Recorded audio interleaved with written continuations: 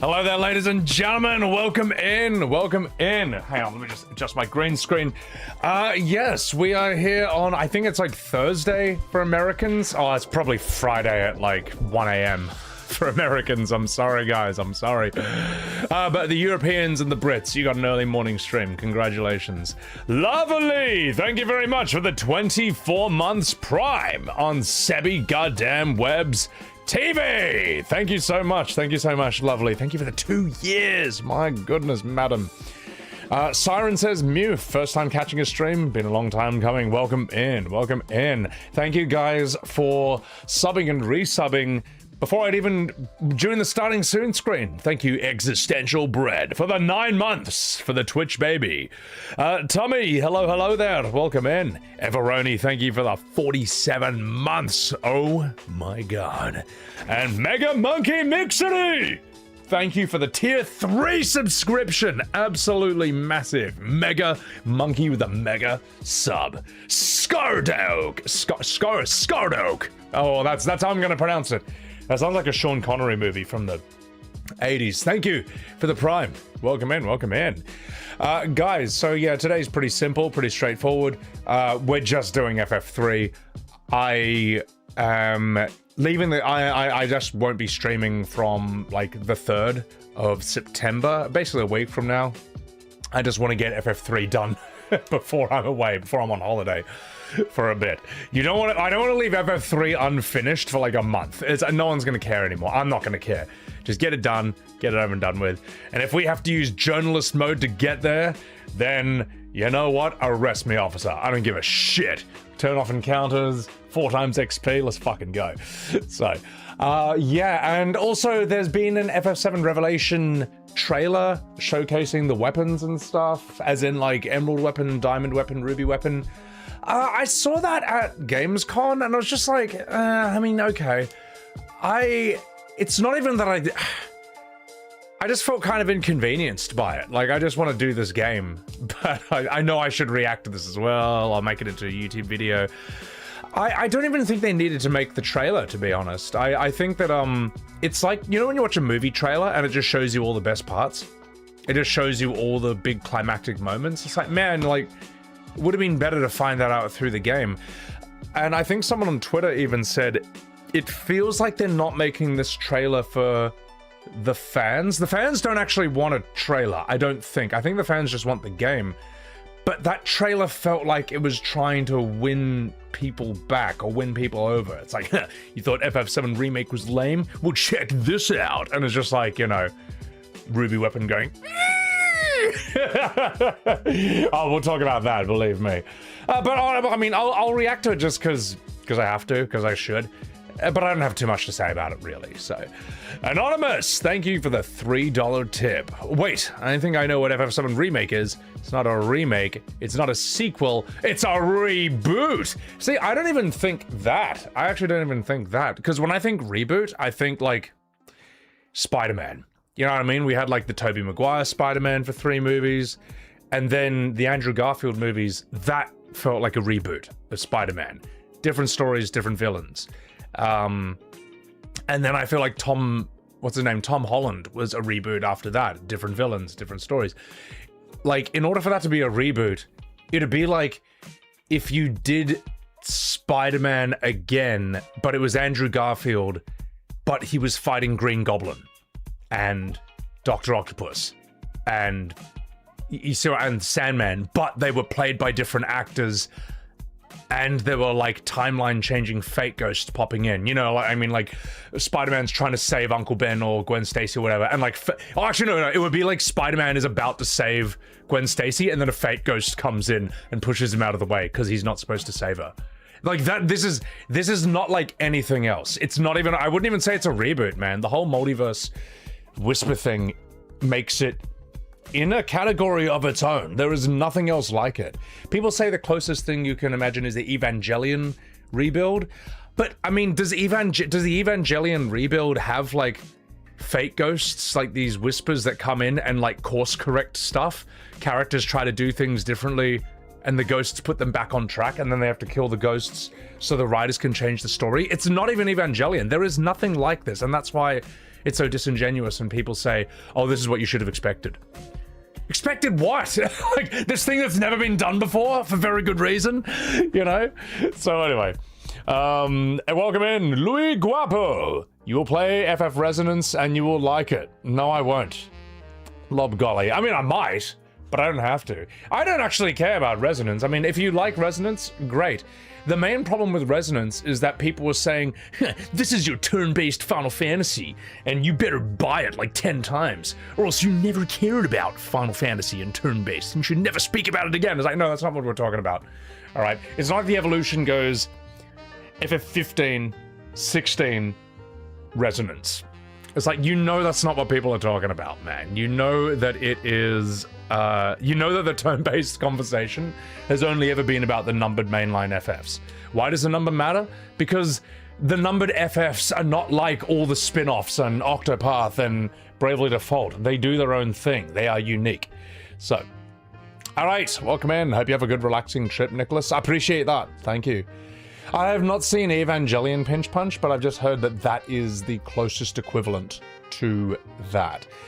And any interest I had in Resonance was kind of dissipated by the fact that its community told me to kill myself multiple times and threatened me and made death threats against me because I said it wasn't what wasn't what I was asking for when we say Final Fantasy should go turn-based again. I mean, I think that like modern FF fans are kind of their own worst enemy. They don't do a great job of selling people on these games when they, you know, threaten you, when they behave in the most antisocial way possible. Basically, they bully you and they lie to you, and if you refuse to get bullied or lied, then they get even angrier. This is not a very persuasive tactic. It doesn't work, but it's fine because they'll never figure it out. So, morning, welcome in, Sedan. Welcome in, welcome in, welcome in. Don't let a few crazy fans. It's not even a few though. Like when someone's telling me to off myself and it gets like 2,000 likes on Twitter, it's not just a crazy few, man. It is a systemic, I hate using that word, it's a widespread problem of that community. I'd say it's the norm. I'd say it is, every gaming community has their own unique brand of toxicity. That's their brand. You know what I mean? I don't even think it's a few bad apples. If it was a few bad apples, it just wouldn't be that big a thing. It's like relentless. It's like non-stop, you know. Dark Red Rose, thank you for the 13 months. I mean, at the same time, it is a vocal minority because if they were the majority, then the games would sell more, which they don't. So yeah, the low sales reveal their true numbers at the end of the day. Liliette, welcome in. Criminal MGA, welcome in. Tom Holland's Spider-Man lacks real villains. I kind of liked the idea of Mysterio. I thought Mysterio was interesting, what they did with him. Because even I was sort of tricked a bit, because I don't really know Spider-Man that well. So I'm like, oh, okay, what planet is this guy from? And it's like, no, it's just gaslighting him the whole time with just heaps of drones and holograms. I thought that was very clever. Yeah, I liked the, what is it? The problem is they're called like Homecoming, No Way Home, and Homelander, you know, and I always get them mixed up. So I'll say Homecoming when I mean No Way Home. I didn't mind the multiverse movie with Maguire and Andrew Garfield in it. I thought that was a clever way. I thought that was something you could only do because Spider-Man got rebooted so many times in such a short span. Ariane Tadita, you're late. It's all right. I forgive you, mate. Journalist mode will get me there, DRD. Good. Shoelace, I'm doing all right. Love FF3 for spoken. Forspoken! That's not happening on this stream, man. Did Twitter summon me again? No. I mean, maybe they are. The thing is, I don't know, actually. HG Holly, it just turned midnight for you. Welcome in. Gizmo Heath, welcome in. Lolox, welcome in. Sorry, let me welcome you all in. Seph of Wrath, welcome in. Also, thank you so much, Deku, for the 13 months. Oh my god, there's a gamer girl in my lobby. That's what I think whenever I think of Deku. Thank you so much. Pisa, thank you for the 8 months. Welcome in, welcome in, welcome in. Balmung Mazamade. Do you like seeing all the Spider-Mans in one movie? Well, they were all good. They were all good. And there's that meme where, what is it? Tom Holland's trying to, like, kill Green Goblin by smashing with that thing, and Tobey Maguire's Spider-Man stops him. And everyone's like, oh, this proves Tobey's Maguire is stronger than him. And Tobey's Maguire. This proves Tobey's Spider-Man is stronger than Tom Holland. I think that's actually missing the point. I think that the interesting thing in that scene is Maguire's facial expression as he's holding off Tom. Like Tom is just pure rage. He wants to kill Green Goblin. He wants to cut him in half.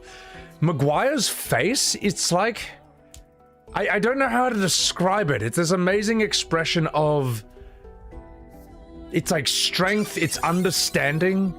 There's anger there as well, like I know.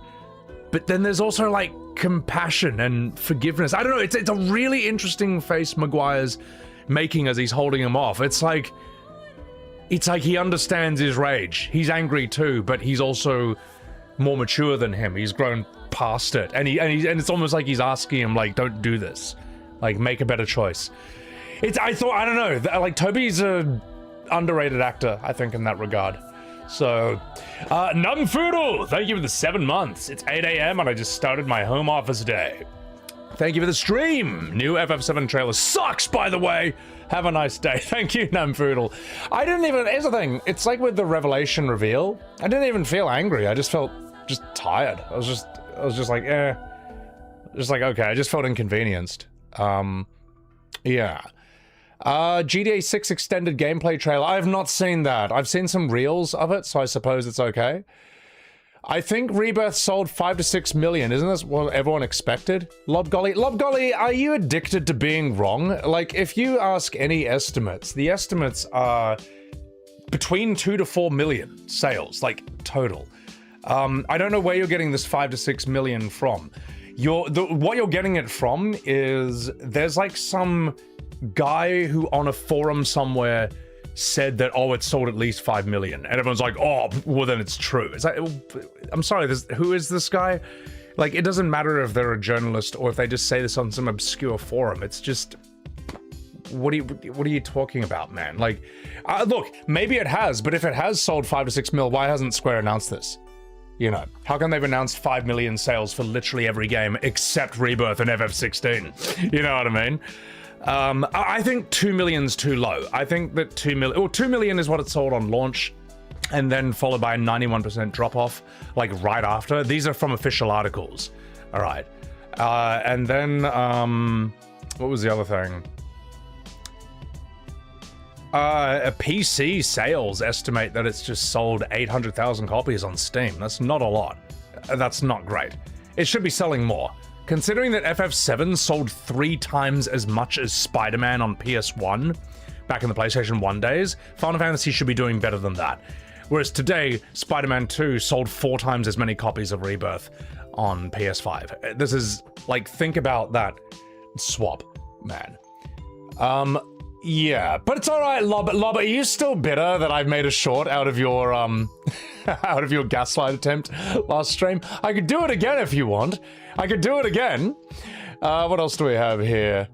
It's not mainline, but it's still a new turn-based FF. No, but it's not the point, Lob Golly, man. I mean, look, I know I'm getting one guide here, but you're just missing the point, man. It's like saying, like, oh, you've got your turn-based Final Fantasies. They're just not called Final Fantasy. They're called Octopath Traveler and Bravely Default and Dragon Quest. It's like, no, stop lying to people, man. Stop lying to people. You know that's not what people want. You know that's not what they're saying. Just be honest, man. Be honest. You're allowed to lie. No one's saying you can or can't like these games. No one's saying you can't like them. Just be honest about them. Stop lying to people.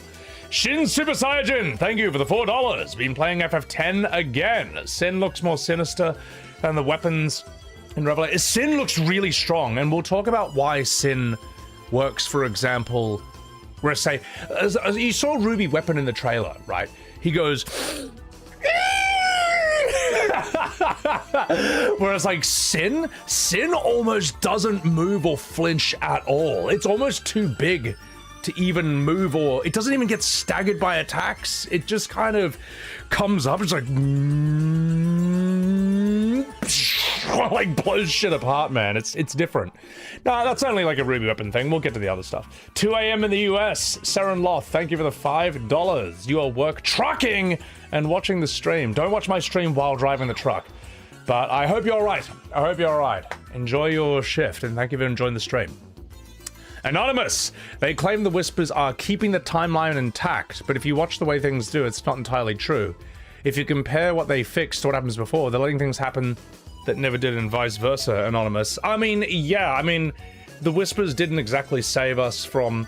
Here's the thing, how come when Cloud does a 5-minute dance number in the Honeybee Inn, how come the Whispers don't float in and be like, stop right there, what's all this then? He didn't do that in the OG.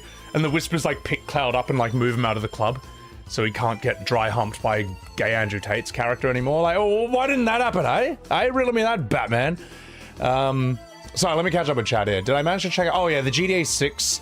The GTA 6 gameplay footage looks better than the leaks or the alleged leaks or something that happened earlier. I think that's a good thing, you know? And I think Rockstar probably felt pressured to do that because they're like, fuck, if people think this is what the game looks like, we have to just damage control this now. We have to release something now. So, yeah. The Revelations trailer has 350,000 views. Doesn't the Witcher Remaster trailer have like 1.7 mil? I thought it was interesting that, Gun Crew, welcome in. Sorry, I know I'm behind on chat. Mr. Haku, welcome in. I thought it was interesting, that Witcher 3 got much more of a, like, crowd pop than 7 Revelation. 7 Revelation trailer was, you know, it's one of the more unique things there, that's true. But Witcher 3 had people just going and going and going. And I think I'll wait till the remaster before I stream it. So, yeah. You want Final Fantasy to taste like real Final Fantasy? Yeah, well, that ain't happening. You're gaslighting me, Geneva? Get out of here. How you doing? Welcome in. You're playing FF13 right now? We both know the suffering. Oh, God, I'm scared. I'm scared of streaming 13. Sorry, I'm very far behind on chat.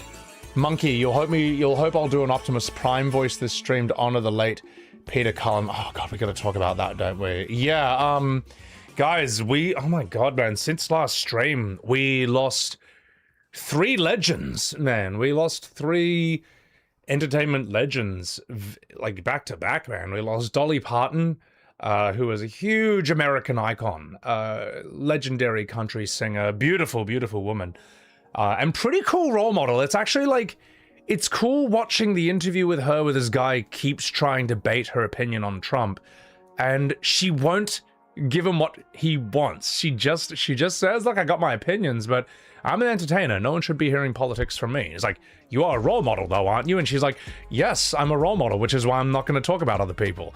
I was like, damn, what a woman, you know? Like, and I think that's fine. Like, whether you're left-wing, right-wing, whether you like the president or not, if you're an entertainer, shut the fuck up, man. Like, like no one wants to hear it, man. Ricky Gervais said it best, you know, like, you know, the millionaires on camera and stuff, or making films, living in gated communities and stuff, you know nothing about the real world. You know nothing about what it's like to be blue collar, or, you know, work demolition, or be a forklift driver, or use a stop slow sign, driver, excavator, so on and so forth. You don't know anything about that, man. Just like, take your award, thank your agent, thank God, and fuck off.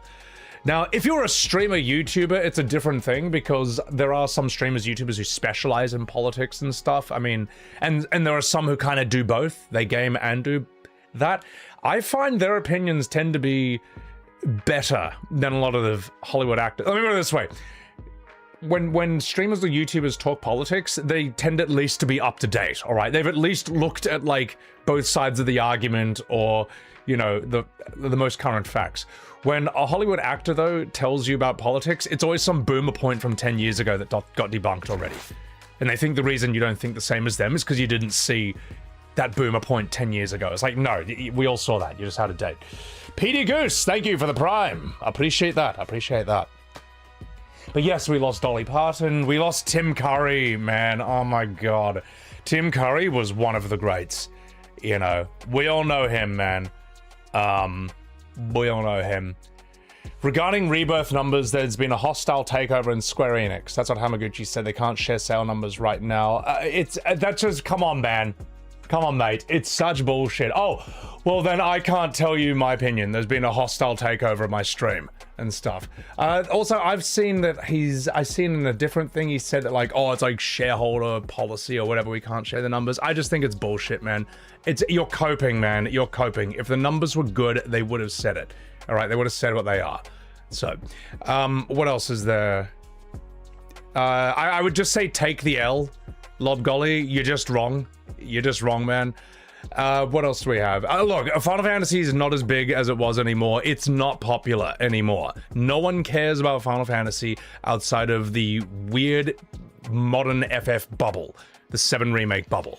And everyone knows this. Everyone knows this. There's a reason that, like, FF7 Rebirth hasn't even sold 5 mil. If it did, they would have said it. If not, if they haven't, why not? Like, Rebirth is like, what, 5 mil? And The Witcher 3 is at 65 million. All right, there's a reason for that. Okay, figure it out, man. Figure it out. All right, enough fucking about. And it's not just that. It's like FF16 can't even hit 5 mil either. Just drop it. You're wrong. So, but back to Tim Curry. Tim Curry was one of the greats, man. What's great about his acting and his performances is that he always looks like he's having a great time. Tim Curry is like, there's a few, I'm trying to think of like entertainers like that. Dolly Parton as well, I think, seems to express the joy of living. I think Bruce Lee as well expressed the joy of living. You know, there's a lot of, he just seems to be having a great time. Tim Curry is one of those guys. Like, he's always looks like he's just can't help but smiling while he's acting, when he's in his roles, whether it's Home Alone, whether it's like, he was even like the Terry Pratchett movies, which I didn't think were that good. The books are great, but he was cool in them. Charlie's Angels, what else is there? Command and Conquer, Rocky Horror Picture Show. You can go on and on and on. Tim Curry's just, it was just fucking awesome. Pennywise, he's loving it. Yeah, he's loving him. He's loving playing Pennywise, man. I always thought, yeah, I really liked him, man. And it's interesting that even through his stroke later in life, which is a pretty terrible thing to happen to a person, he was still able to joke and stuff through that, you know. Like, there's that interview where this is like after his stroke and he's a bit debilitated. And like, who was the one love of your life who you let get away? And he's like, Miss Piggy. Once you've had pork, you never go back. I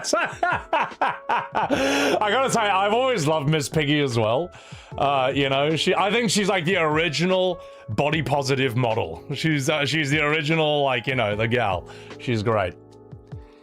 Witcher 3 sold better than any Final Fantasy game, even the ones in the golden era. Yeah, I mean, yeah, of course it outsold, what, FF10 on PS2, you know, or FF7 on PS1. But the thing is, keep in mind, man, FF7 on PS1 sold 3 times as much as the Spider-Man game on PS1. These days, Spider-Man sells 4 times as much as Rebirth. You know, FF10, I mean, that's 20 million copies. It's just sold, like, FF16 will never reach that number. 15 will never reach that number either.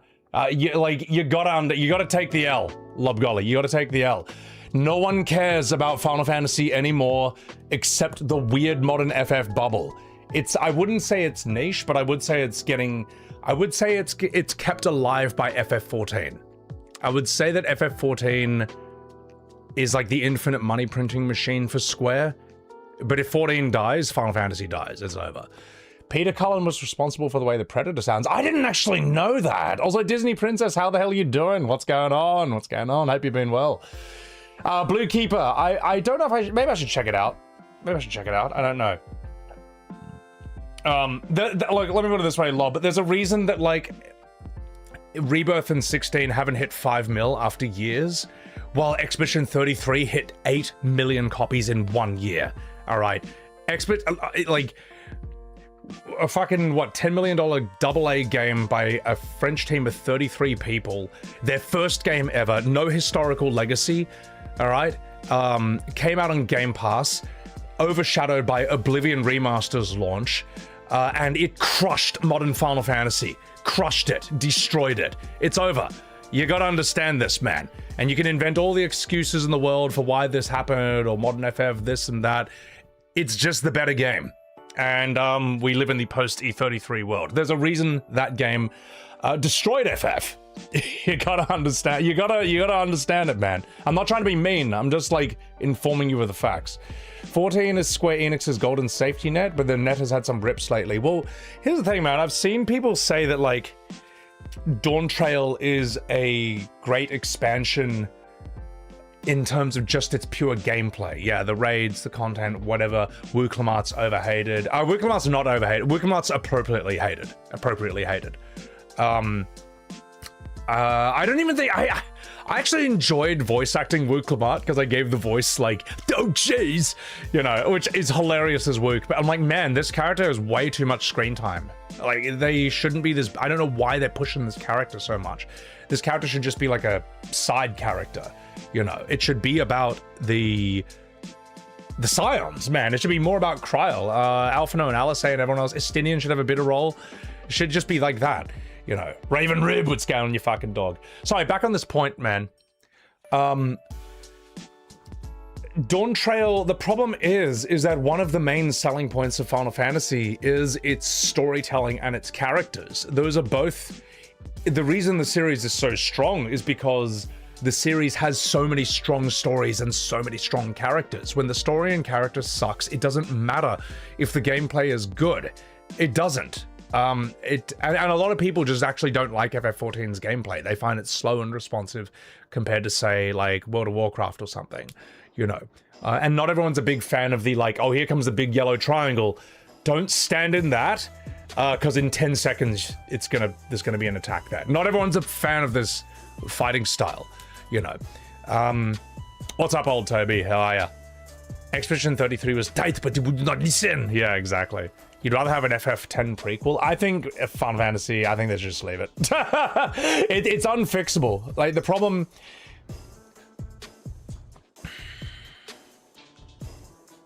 Okay, the reason Final Fantasy... How do I word this? Modern Final Fantasy has two major problems. Its storytelling and its gameplay. And these problems are so big that as soon as you talk about one too much, the other gets brought up and it derails the conversation. As soon as you go in to why its storytelling has been so bad for like FF12, 13, 15, 16, eventually someone says, well, it's not even the storytelling, it's the gameplay. You know, it's a move away from turn-based, and that derails the conversation. But as soon as you talk about the gameplay and how that's a confused mixed bag for like decades, someone eventually says, well, it's not even the gameplay that's the problem, it's the story. And then the conversation gets derailed again. As soon as you make progress with one subject, the other comes up and wrecks everything. And that's why there has been zero progress with the Final Fantasy debate for 25 years. You have to tackle it holistically. You have to argue about both at the same time. And you can.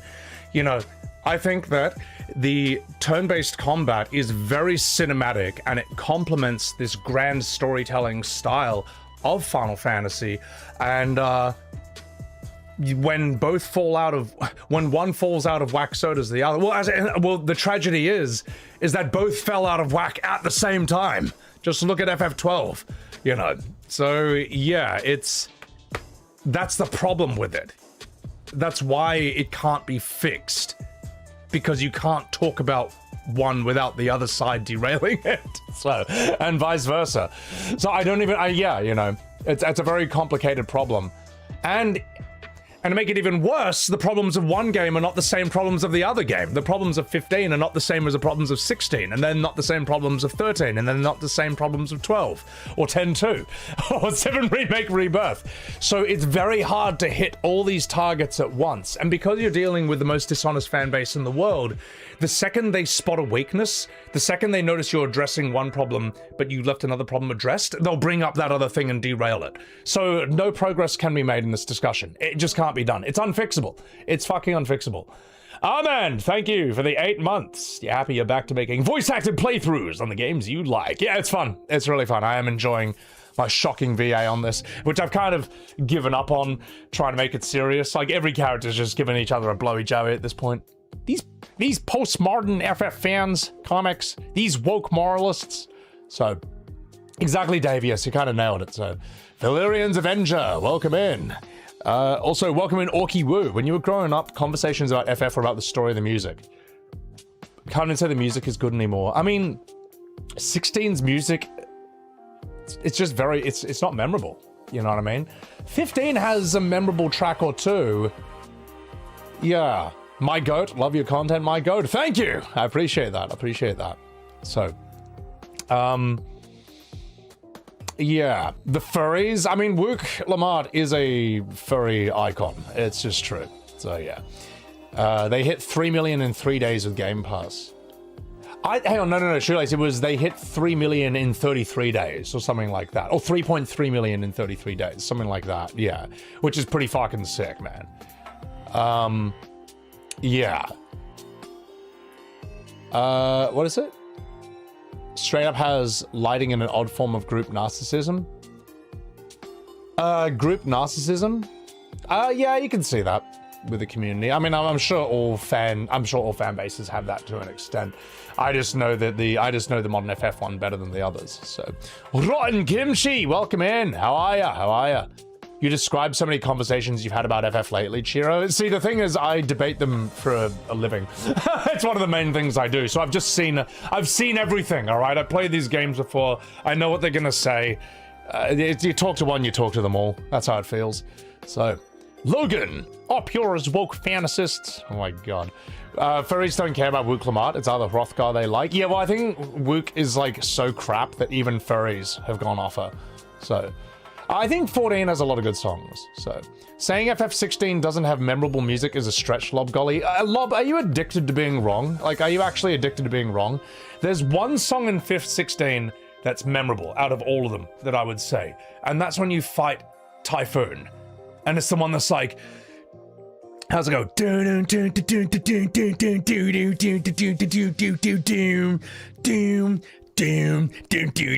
then the phase 2 is like dun dun dun dun dun dun dun dun dun dun dun dun dun dun, and it needs to be punctuated with Clive going fuck. Everything else is just kind of like, yeah, it's orchestral. Yes, it has people going. There's really nothing memorable. There's nothing memorable. If there was, I'd remember it. People would remember it, man. It's like how 7 Rebirth has no memorable new music. The only music that's memorable is the rather remixes of the 97 soundtrack. So, what's your favorite? Oh, I would say 15's music, I think, is more memorable than 16, you know. Although I'd say 12 has the least memorable music. I'd say 12 is the most bland out of them all. I'd even say that, like, I'd even say 16 has one good song over that. 12 I don't think has any good music, to be honest. It's you show up in Rabanastra, it's just like Disney fantasy, Disney final. That's just like, oh, great. Anonymous, thank you very much for that $3.33. You know, I'm just gonna say it. FF7 battle mechanics are boring and tedious. The hybrid turn-based isn't even hybrid. You're pausing the game, going into menus, using an ability like other non-turn-based games. Yeah, I mean, in a way, considering you spend so much time in the menus of 7 Remake, you may as well just make it turn-based. As far as the action side of it's concerned, it's flashy, it's expensive, but I don't think it's that good. Not compared to like real action games, like games that specialize in it and are better at it than Square Enix. For example, the Devil May Cry series, Souls series. Man, when I was playing Monster Hunter Wilds, man, that action felt more satisfying than 7 Remake. I think 7 Remake's combat, I'll say it again, is really carried by the character designs. It's, for those who've been around forever, it's the nostalgia of playing Cloud, Tifa, and Barret, and for those new gamers who don't know these characters, these are still striking, iconic 90s designs. They just stand out more than modern game design. Modern character designs, you either look like Concord, or they look like the peak of generic, all right? They're like peak minimalism. Like, they're just like some guy in like gray clothes, or someone in like a grayish spacesuit with a forgettable face and an Australian accent. It's like, oh god, you know what I mean? Like, even if you don't like that, you can just play FF7 Remake in classic mode if you want. Lob, are you seriously addicted to being wrong? Classic mode is not turn-based. Classic mode, all right, and this is what you saw in 7 Remake, right? Is like attacking, dodging, and blocking. The game does that for you. That's just autopilot. So you just sit there like it's FF12 watching characters auto fight until eventually the ATB bar is filled, and then you input a command, a magic or like triple slash or something, and then you put the controller down and you play it like it's FF12 again. You know that's not turn-based lob. Like, are you addicted to lying, man? No, look, you're allowed to prefer the combat. You are allowed to prefer the combat of FF7 Remake and Rebirth, but don't lie and say there's a turn-based option, man. Stop lying, man. It's ridiculous. It's ridiculous, man. I don't. This has to be a troll, man. But I know it's not. That's the thing. I know it's not. I know that you honestly believe... How would I say this? I don't think you care about being right. I think you care about winning. Whatever winning looks like to you. And I think with a lot of 7 Remake fans, winning is just like silencing the silencing the opposition. You can't win the argument because the evidence is not on your side. So the strategy is to just try and like play dumb, pretend not to understand facts, and attack the reputation of the other person. I think that's what, I mean, what else are you doing, man? You literally just said 7 Remake could be turn-based. If you turn on classic mode, get real, like, as Raiden would say, get real. And I know I'm getting one guide chat, but like, I mean, look, it's entertaining for me. Like, look, here's the thing. I'm not playing Tekken right now. This is the only turn-based combat I got left, right? This is my PvP. So, Darius Field, thank you for the $6.80. Sebi, I started playing the OG games because of you, but FF9's writing is bad except Vivi. What's your opinion on the writing? I think that some characters are written better than others. I think Vivi's quite well written. Amarant, I don't think gets enough screen time. Freya, they seem to forget about after Disc 1, but I thought she was good up until then. Steiner, guys like Steiner, right, and guys like Zidane, this is where 9 doesn't have the same appeal as, say, like 7, 8, or 10. Characters like Steiner and Zidane feel kiddish. They look kiddish. Steiner looks like Buzz Lightyear in a knight, like in knight's armor. You know what I mean? Now compare Steiner to, like, Squall from FF8, or like Auron, or Barrett, or Sid Highwind. You know what I mean? Steiner looks like a children's character. So I think 9 is well written for what it is. And that's kind of how I treat 9. It's not my favorite in terms of aesthetic. I prefer darker, more mature adult sort of looks and feels and story, but I respect 9 because like Nier Automata, 9 looks cute, but what the characters go through is psychologically brutal.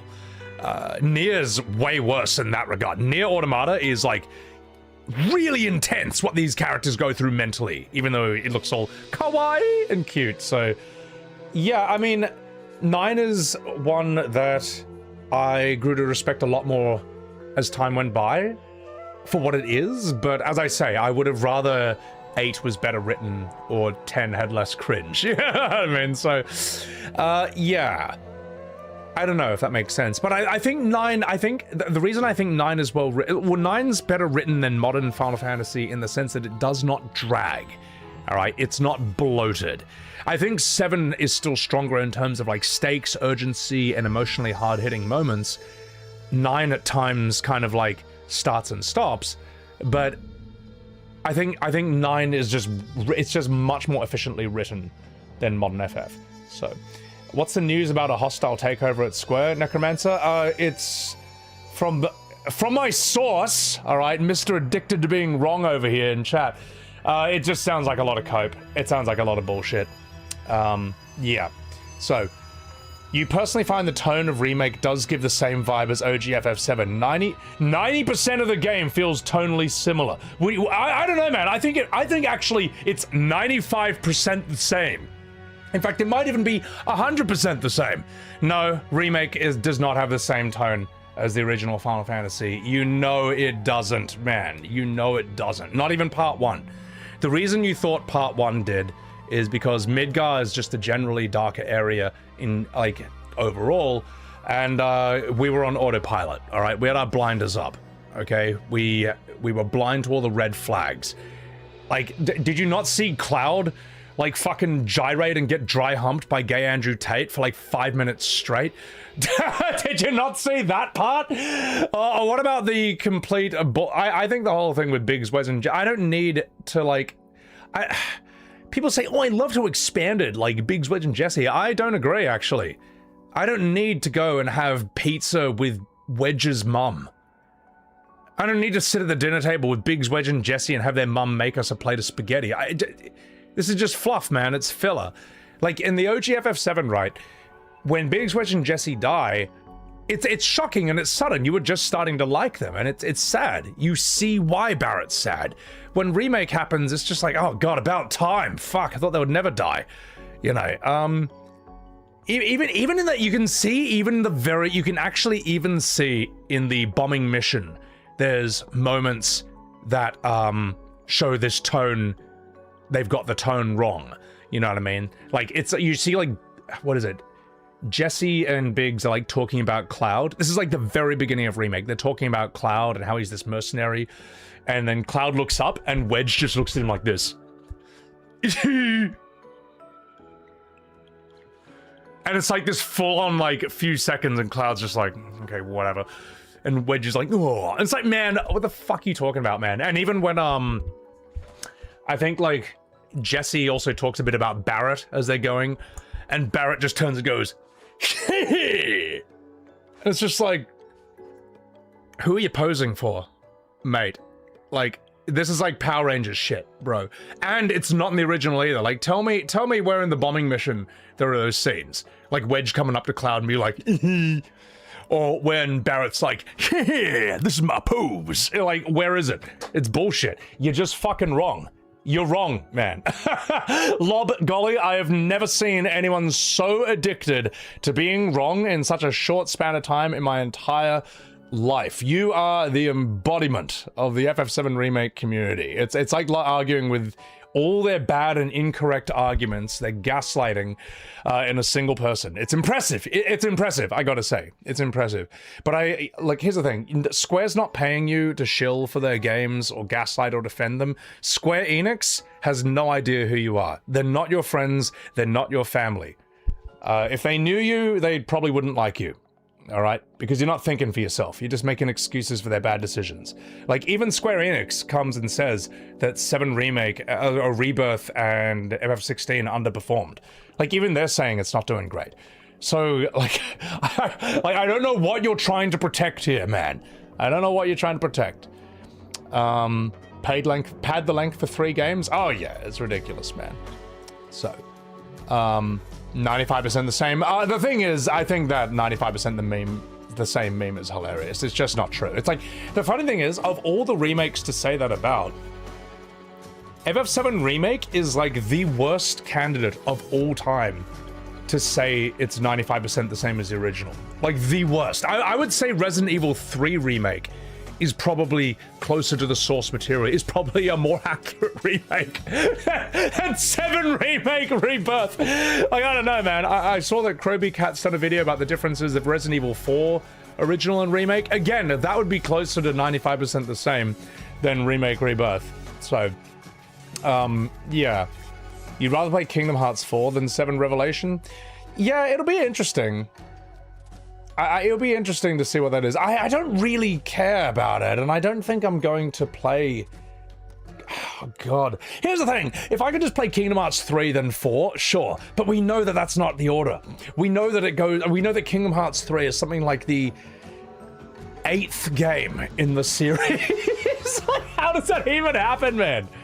How does that even happen? So, yeah. Sega's been winning you over as a studio of late. What has Sega done recently? I tell you what, Capcom has completely won me over, man. Capcom has won me over like crazy.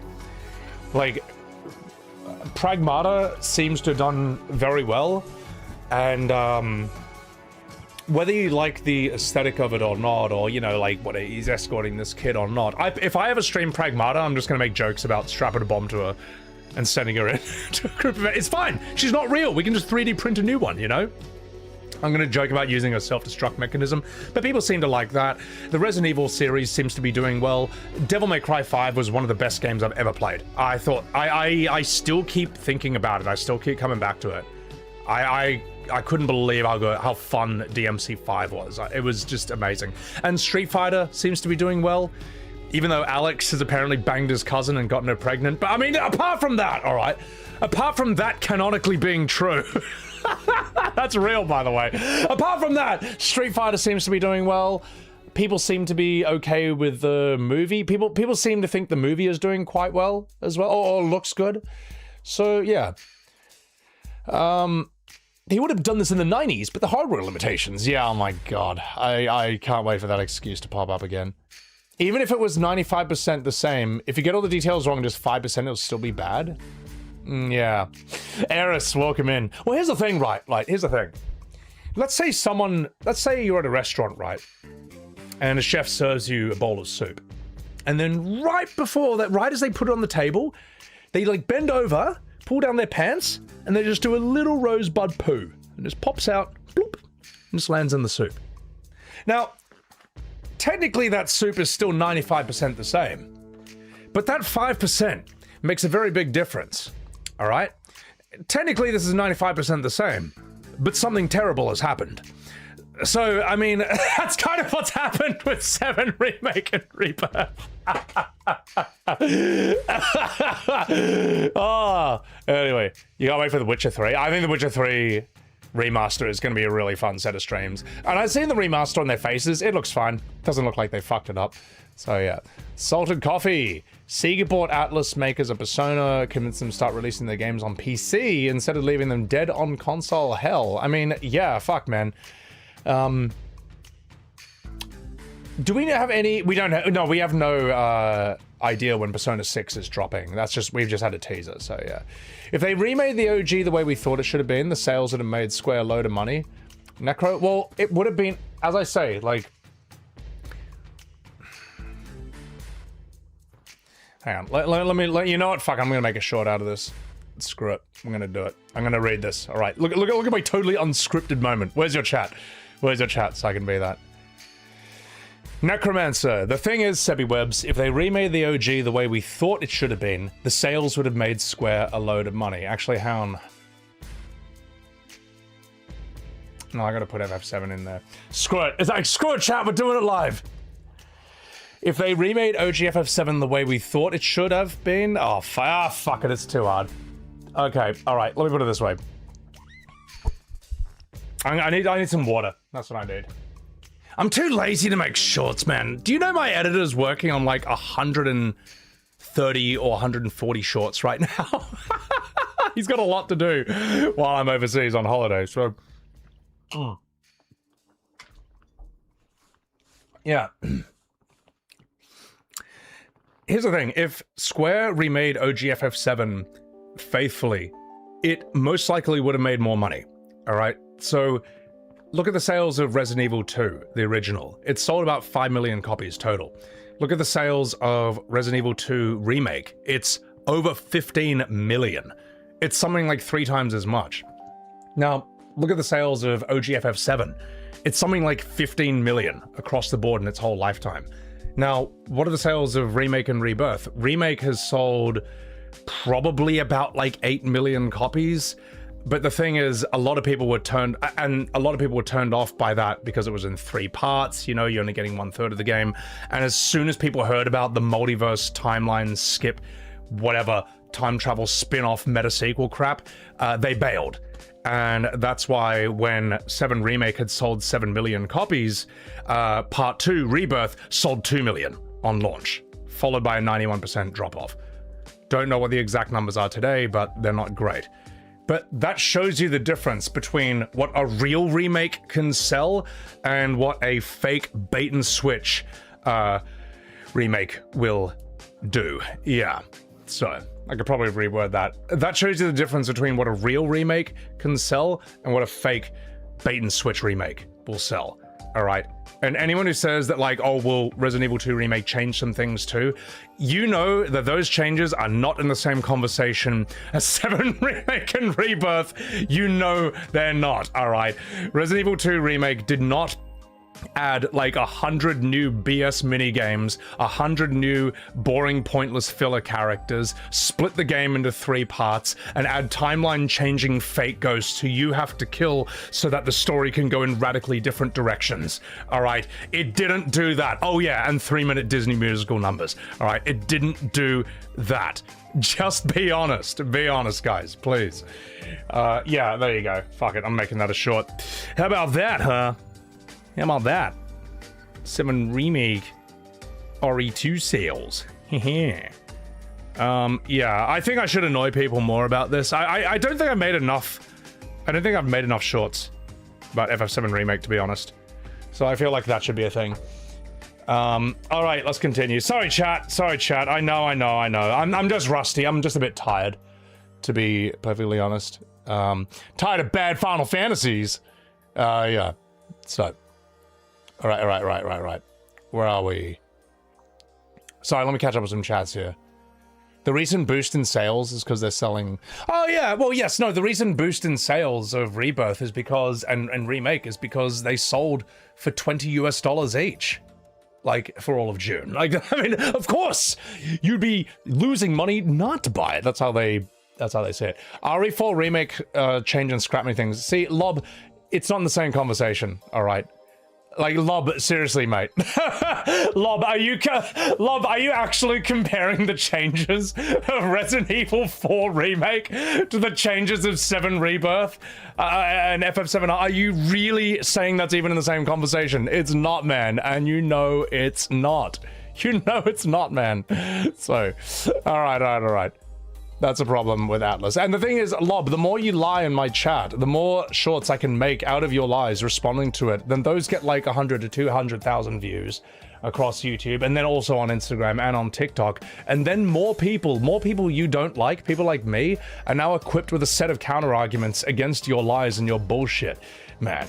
And they also know the bullshit to expect now. They're like, oh my God, they'll say things like that? Like, do you understand? The more you lie, the worse you make it for yourself and for your side. And I don't even know why I'm telling you that, because I don't like the fact that people like you lie, bully, and gaslight. The fact that I have to tell you how to have...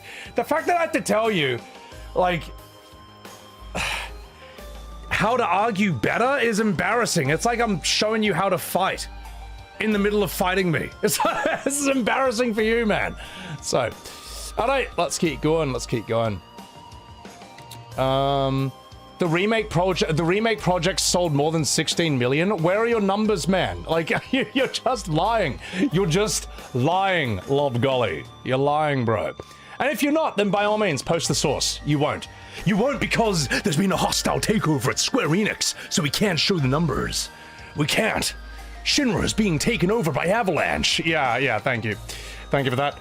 The soup has lost its integrity. What's up, Campo? You just watched my FF2 and 4 VODs. They were awesome. Love that you even play the old games. Thank you. Oh, God, 2 was dreadful, mate. 2 was absolutely dreadful. 4 is great fun, though. 4 is a lot of fun to stream. So, yeah, this game's 95% the same. Oh, my God. Yeah, and the thing is, it's not 95% the same. We all know it's not. You look at any scene, and they're all radically changed. Dark Arrow, thank you for the $5 super chat. RE2 Original and Remake, you'll say it's pretty much the same game, but they turn up the horror on Remake. Yeah, I mean, I know one major change is, like, you don't play as Claire and Leon. You don't play the game twice. You just play as Leon. Like, you can argue that, like, that's just more efficient. In this day and age, people are very unlikely to play the same game twice. Like, Nier Automata barely got away with it. And even I know someone who... I know people who beat it with 2B and they thought that was the whole game. And then they thought it was pretty short. Alright, you know, you're taking a very big risk saying players have to play the game twice. You could get away with it during the PS1 era. Harder to get away with it today, unless you have, like, massive incentives for doing so. Nier Automata, I think, got away with it because the payoff for playing it twice was so gigantic, it was so huge, that word of mouth is what got people to do it. Everyone online was saying, bro, you have to play it twice. Just trust me. Trust me. That, like, no other game does this.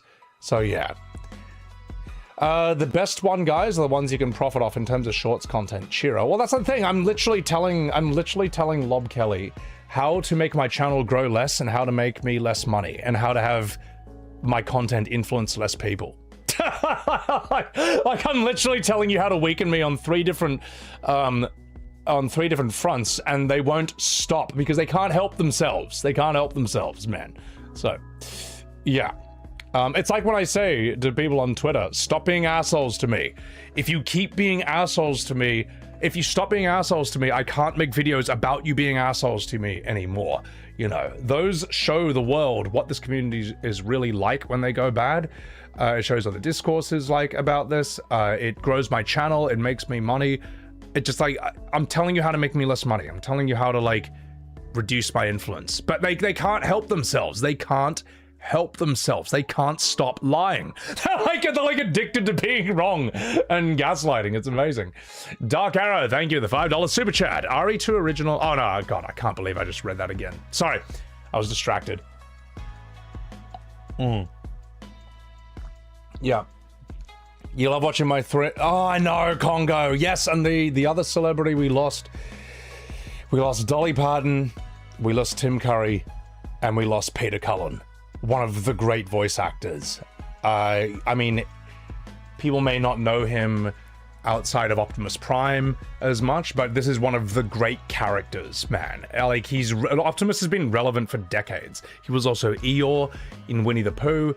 And people are saying he made the Predator noises, which I didn't know, which is crazy because, like, it's like the lion's roar for Lion King, I think, is Frank Welker, who is Fred from Scooby-Doo, roaring into a trash can. Like, these voice actors were, like, legit. This is insane what they were able to do. And Peter Cullen's story about how he found the voice of Optimus is great. It's worth listening to because there's a life lesson in it, which is, I think Peter Cullen's brother was a Marine, and he told his brother, I'm auditioning for the role of this leader. He's like a leader of these robot people, and do you have any pro tips? And I think his brother said, don't shout. Someone who is genuinely strong, a leader who's genuinely strong, is strong enough to be gentle, you know, and shouting actually makes you look weaker. And isn't that interesting? Because when you look at Optimus Prime, he doesn't really ever shout. He comes across as immensely strong and powerful, but you notice he's always just talking. You know, even mid-fight, one will stand and one will fall. You, who are without mercy, now beg for it. I thought you were made of sterner stuff. It's like, oh, so cool, man. It's so fucking sick. It's so fucking sick, man. Lob Golly. Resident Evil 4 Remake has strayed from the source material a lot more than FF7 Remake. At least with Remake, everything has been expanded and not scrapped. You see, this is why no one takes the FF7 Remake fandom seriously, alright? Because you lie to people's faces with absolute confidence. Like, you lie to people's faces with absolutely no shame in full public view, and then you wonder why no one cares about these games. I just, like, I don't even know where to start with that. Like, you know what, Lob? It's been a lot of fun, mate. It's been a lot of fun, but all good things must come to an end. You will be exiled to the Shadow Realm, alright? I think you've wasted enough of everyone's time. It's clear that you're not going to stop. It's clear that, you won't stop lying. It's just, you can shout into the void for a bit. Like, as far as I know, Resident Evil 4 is not split into 3 parts over like 10 years. It doesn't introduce timeline-changing fake ghosts who you have to kill so the writers can completely rewrite the story. When characters die in RE4 Remake, they actually die. They don't split the universe in half where they're alive in one or dead in the other, or maybe it's just Leon crazy and in denial of that death, and it's, you know, it's this and that. RE4 Remake does not add 3-minute Disney musical dance numbers. It doesn't add 100 bad minigames and 100 boring new filler characters. There's no Chadley going, Leon!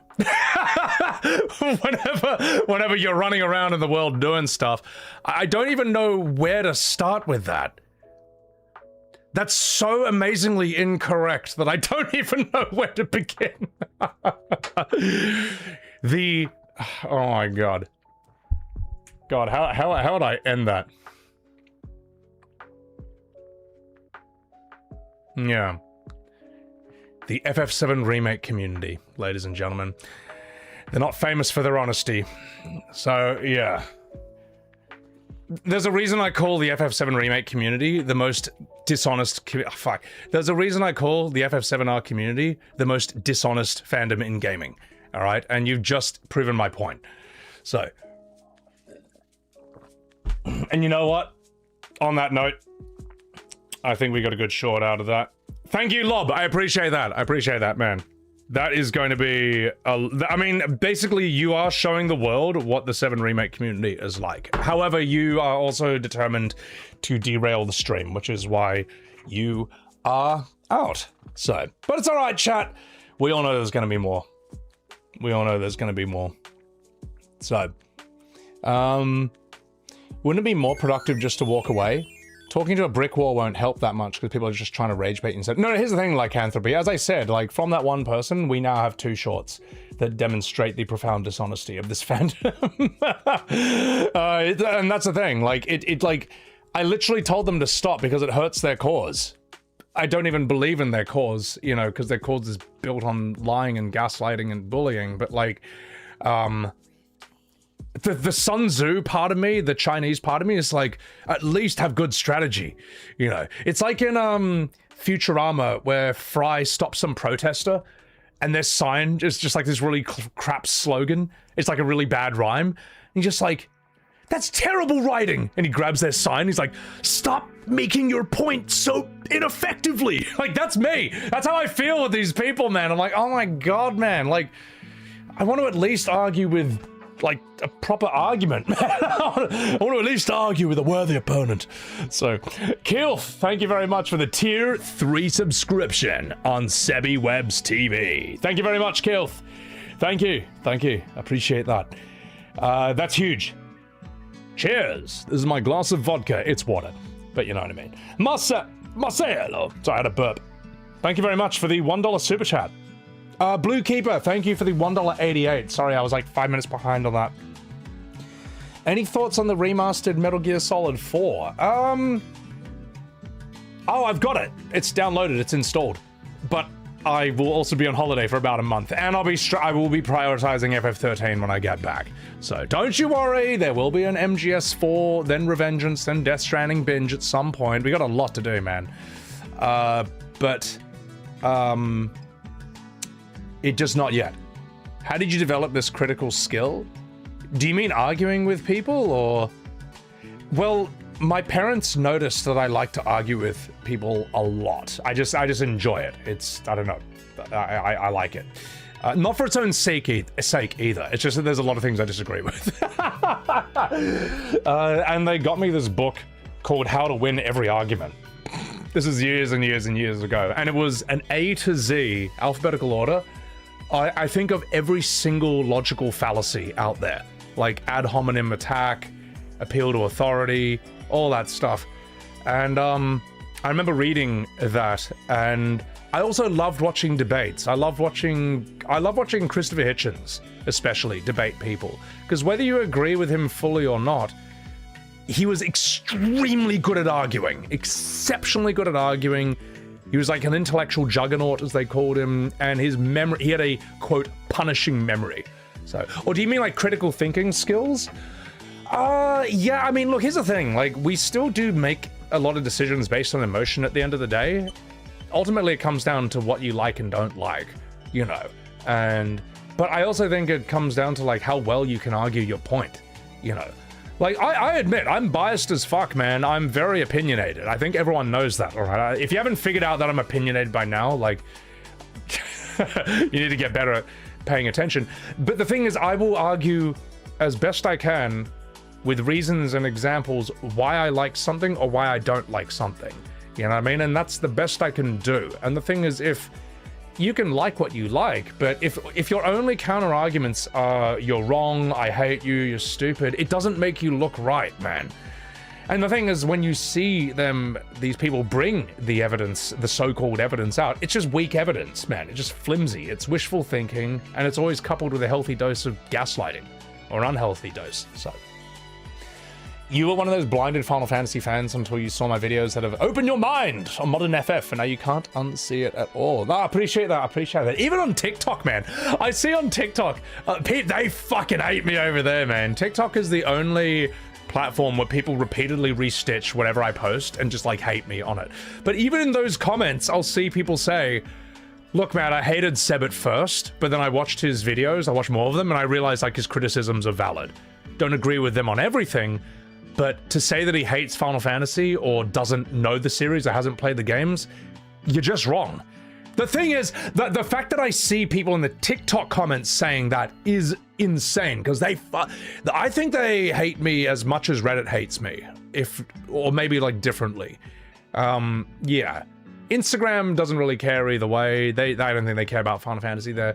Many of them agree with me there. YouTube is like Boomer Central, all right? That's most of YouTube's community, they are the same age as me, and if not older. And for them, they lived through the era where FF7 outsold Spider-Man on PlayStation 1 by 3 times. Like, that's insane, man. That's fucking crazy. Oh, Eris, yeah, Party Animals, we just played as a rabbit and just bashed me. Even when we were on the same team, Eris, all right? You and I were on the same team. And the first thing you did was punch me in the face, all right? You're addicted to beating me up. So, Mount Jeeves, he's trying to make shit up, then contradicts the shit he says in the next comment. Well, that's what I mean. Like I was always gonna get that guy out, because look, at this point, I'm pretty good at spotting a bad faith actor. But I figured I may as well like get a short or two out of him while I'm here. So, Midnight, like the movie Thank You for Smoking. It's not always about being right, it's about making your opponents wrong or some crap. Well, the thing is, like, Thank You for Smoking is a very good movie. And, there's that part where, what is it? There's that part where it shows him, like, talking, and it's like a machine gun noise. It's like, and then it slows down, it's like, boom, boom, boom, boom, boom. Yeah, and I just thought that was really cool. And it's like, you know that guy who can get any girl? I'm that guy. On crack. But the thing is, he's not right. Thank You for Smoking is interesting because he argues in favor of cigarettes. And even though he knows he's not right, he still wins the argument. Like, they bring in the opening, they bring a cancer patient on stage. And he's like, no, we want to keep this kid alive and smoking. And like the audience is clapping and he's like shaking the cancer patient's hand. And then the guy who's like trying to indict him for this, he's like, oh yeah, you're from Vermont, are you? Well, when is Vermont going to apologize for its cheddar cheese and all the cholesterol and clogging the arteries it causes and stuff like that? So, yeah.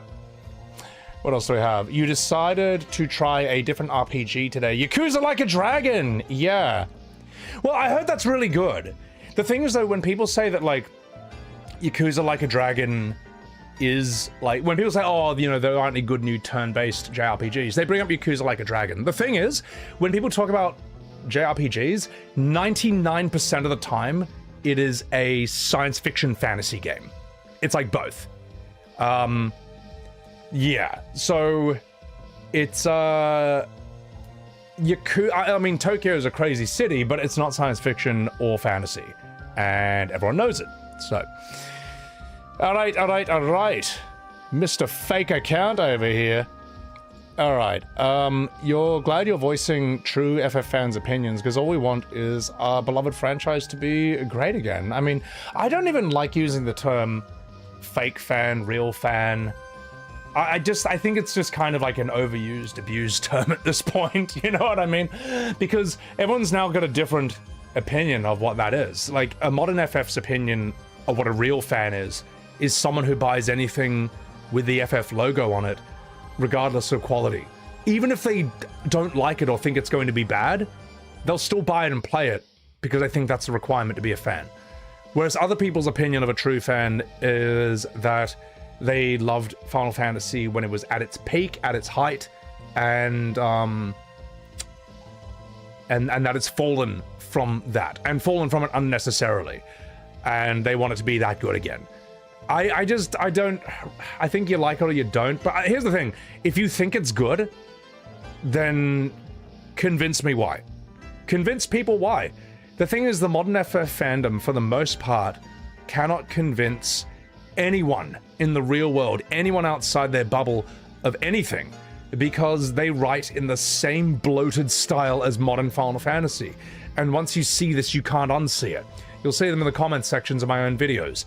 You get 5 pages of TLDR, and it opens with an insult. So right away, you know they're arguing in bad faith. It closes, has many insults sprinkled throughout. All right, they're making it very clear they fucking hate you. This is not a way to win people to your side. The arguments are weak, it's poorly worded, and it's all over the place, you know. Whereas, like, the way that normal people argue, like, notice how, like, the comments that have, like, notice that the comments that have, like, thousands of likes are always, like, one sentence. It's not because people have no attention span, it's because, like, we live in a day and age where you can do that, you know.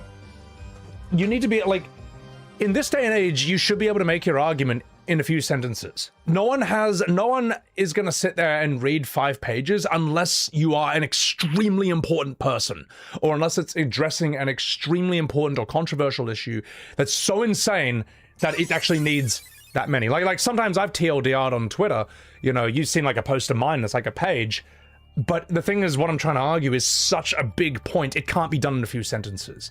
It has to be like, this is, and I try to write it as efficiently and as interestingly as possible, and that's why they might get a few thousand likes, so.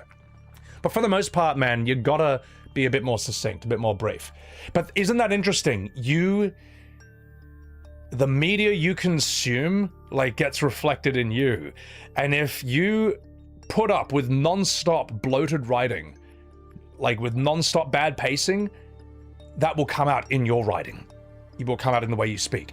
You won't be able to make a point succinctly. You won't be able to come up with a line. Like, notice how it's saying, like, in FF16 or something, there are no lines, or 7 Remake Rebirth, there are no memorable lines. Like, the only one from 16 is, fuck, or, the only fantasy here is yours, and we will bear its final witness. It's like, okay, come on, man. Like, you know what I mean? Whereas, think of a certain other game. Think of the memorable lines from this certain other game. For those who come after, you know. When one falls, we continue. Not if, when. You know what I mean? Parry it. Ready. You know, I mean, those are just like one word. But like, even parry it is like a memorable line. You know.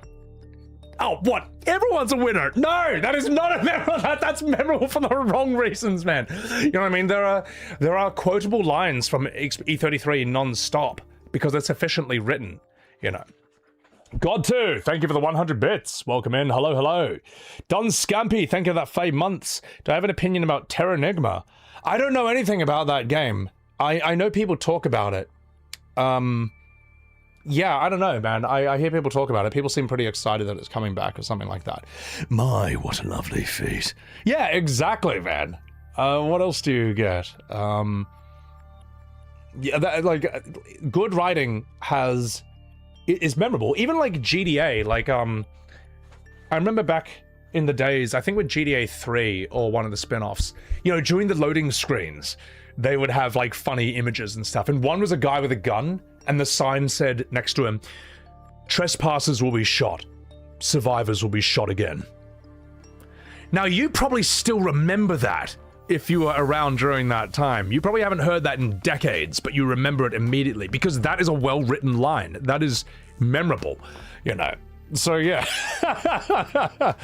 I would say FF14. I'm trying to think of a memorable line. Probably Emmett Selk. I think Emmett Selk has a memorable line where he says, like, if you were in my position and you had to give up, you had to sacrifice half your people, half your own population to save another civilization, would you do it?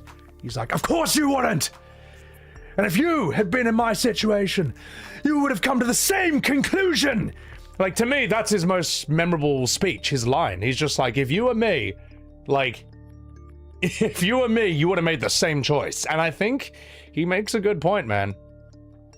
Sounds like that guy on TikTok who sounds like he's reading off ChatGPT. There is a guy who I every now and again his TikTok comes up and it just sounds like he's typed in, how would I say? It sounds like he's typed in, why is Sebi Webs wrong about whatever, into ChatGPT, and then he just reads the answer for about 5 minutes in a monotonous voice. It's not great content. I think it only really appeals to people who hate me. And I know it's not actually that many people because I'm not that relevant, man. Like, I'm not that relevant. So, I don't think it's great content either. I think, like, you know, use your own words. Don't ask AI to write the answer for you. Something about Rebirth never sat well with you, Josh Rude. You couldn't put your finger on it. Thank you for fully articulating your thoughts on the game that you had long before discovering me. Thank you, Josh. I appreciate it, man. I appreciate it. I mean, look, before I made my first Rebirth videos, my mate and I in Discord would just rip on it for like a year straight. So that helped refine the arguments. And then, arguing with people in the comments section has helped refine my arguments too. People would say, why would you argue with people in the comments section? It's like, no, I'm not necessarily looking to make progress. I want to see what their counter arguments are. I want to see what they're going to throw at me. And then have practice arguing with them. I kind of just use them as practice. So, and they have no respect for me. They blatantly show disrespect for me, for my face, so I may as well turn it to some productive use. Eris, I would like Square to make a new MMO with an updated system, learning from the mistakes of the past. Meaning, no sacrificing quality and story for shiny graphics. I would start at level 1 for that.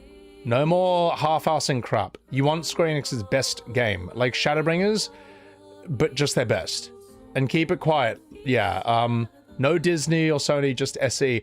I think as long as they're part of Enix, it's over. I just think they can't make a good Final Fantasy game while they're Square Enix. I don't know, maybe they need to... I don't know what they can do, man. Do they split up? I don't know. I don't know how they can fix it, man. But it's not looking great. They need better writers, and they need, like, an editorial voice. An editor. Someone who can trim it. DROD, you think of it like dealing with someone suffering an addiction. You try to help them, buy every game, but they have no incentive to improve as you're just enabling. Most don't get better until the enabling stops. I mean, I don't know if I'd call modern FF fandom an addiction, and maybe I'm misreading what you're saying. But I do think a lot of people get a sense of belonging from being a Final Fantasy fan. It's like what Roger Ebert said about Star Wars fans. There are people who love Star Wars, and there's people who love being a Star Wars fan. And that's the same with Final Fantasy. There's people who, for them, their identity is a Final Fantasy fan. That's probably why they hate me. Bobby Frank, Mixtape pushes an agenda that these people like. Rebirth is just a good game. It's weird that you're comparing them. What are you talking about? I don't compare Mixtape to Rebirth at all. No, the only reason I bring up Mixtape is because when people say Rebirth is good because it got good reviews, it's like, guys, like, didn't we learn this lesson years ago? Like, professional reviewers, their word for the most part means nothing. All right, and it's not just with Mixtape, which got 10 out of 10 across the board. By that logic, Mixtape is better than Rebirth because it got better reviews. 10 out of 10s across the board. What else? Dragon Age Veilguard got like 9 out of 10 across the board. Assassin's Creed Shadows got like 8 and 9 out of 10 across the board. Like, what are you talking about? You know, and Rebirth is not a good game. It's poorly made, all right? They can't get the lighting right. The pacing is atrocious. There's serious aggro problem management in the combat itself. I don't think the combat's the worst thing in the world, but I don't think it's this amazing, mystical system that defies description either. The the acting looks weird. Like they're using theater acting when they should be using realistic, naturalistic acting. What else? The music is, all the new music is forgettable. Everyone hates the Ubisoft like tower quests. Everyone hates Chadley. Everyone hates Red 13's voice change. Everyone hates Sid Highwind's change. Everyone hates Eris's death. Everyone hates Dine's death scene. Like, what are you talking about? It's not objectively a good game. It's not. If anything, Rebirth just shows how strong the building blocks are of the original FF7 in terms of, like, just its characters, its story, its music, its settings. Because even when you screw them up as badly as they have with FF7R, even when you handle them as amateurly as they have done that, it still is somewhat enjoyable to a certain section of people. That's what Rebirth proves, man. So yeah. But I'll tell you what, mate, I do appreciate that. I think we should turn that into a short, because it is a good question. It is a good question. Where are you? What was your name so I can respond to it and make that into a short? I appreciate that. I appreciate that. That will show up on YouTube, TikTok, and Instagram. Appreciate you lying to my face. Whatever. I'll just find it later on. We'll find it in post. Okay, I'm working here. That was, what will we call it? Mixtape FF7? Oh my god. Alright. Can't wait for Eris to get revived in part 3. I have no idea what's coming in part 3. Veilguard ruined all the lore for Dragon Age. Such a shame. God, man. Yeah. They're using Laurence Olivier acting in 7 Rebirth. I still think it blows my mind that apparently Laurence Olivier has a giant fan base on TikTok, and they all got angry. They all got angry when I said Dustin Hoffman was the better screen actor. I didn't say better actor, I said better screen actor, which he was. Laurence Olivier was a legendary stage actor, but found it difficult to let go of all of that when he was acting on film. This is like a known thing, man. It's not controversial. So... Golgoth, there's a lot of overlap when it comes to the debate about the original FF7 versus its modern remake when it comes to the Yakuza series. Writing that feels forced, adding fluff or teen joke humor. From what I've seen, Yakuza understands how to balance these serious and comedic moments. Oh, Bobby Frank, that was your name. Thank you. All right. Thank you for that short. I appreciate it. What do we have here? But in terms of comparing them as games, I don't know, man. I don't think that... I wouldn't recommend either, man. So, yeah, no, Yakuza does have a lot of wackiness, but here, let me put it this way. It obviously gets away with it because no one's saying Yakuza sucks because it's cringe. I've never seen anyone say that. It's part of its character. Whereas this is a major complaint for, like, Rebirth and stuff, so... Oh, I missed a super chat? Oh my god. Thank you, Tiny B. I appreciate that. Dark Typhlosion! I was 3 minutes late to that. Let me respond to this. Sebi, you once said that the FF7 reboot boss fights would have been better as E33 boss fights. I couldn't unsee it, as you are right. It would have been. I mean, yeah, here's the thing, man. Like, as I say, I don't think 7 Remake's combat is the worst thing in the world. I've played worse things. It's clearly put in a lot of effort into it. They're really trying to prove that Final Fantasy can work as an action game, even though at best it's a hybrid. Like, imagine it without the ATB, you know what I mean?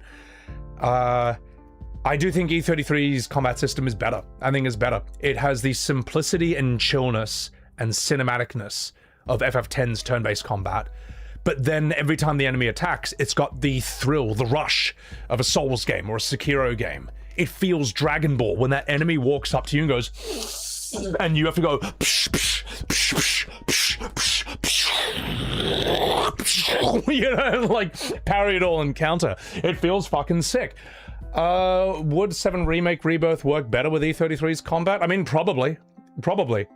I think more people will be playing it. I mean, notice how you never see anyone outside the FF7 bubble streaming Remake Rebirth.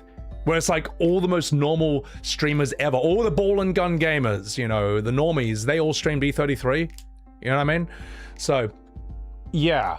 And as I say, I made that short where picture Cloud and Barrett standing in front of the Scorpion, you know, in turn-based combat. Scorpion raises its tail higher, higher. Here it comes. Camera pans out. Boom! Double parry. Cloud and Barrett go.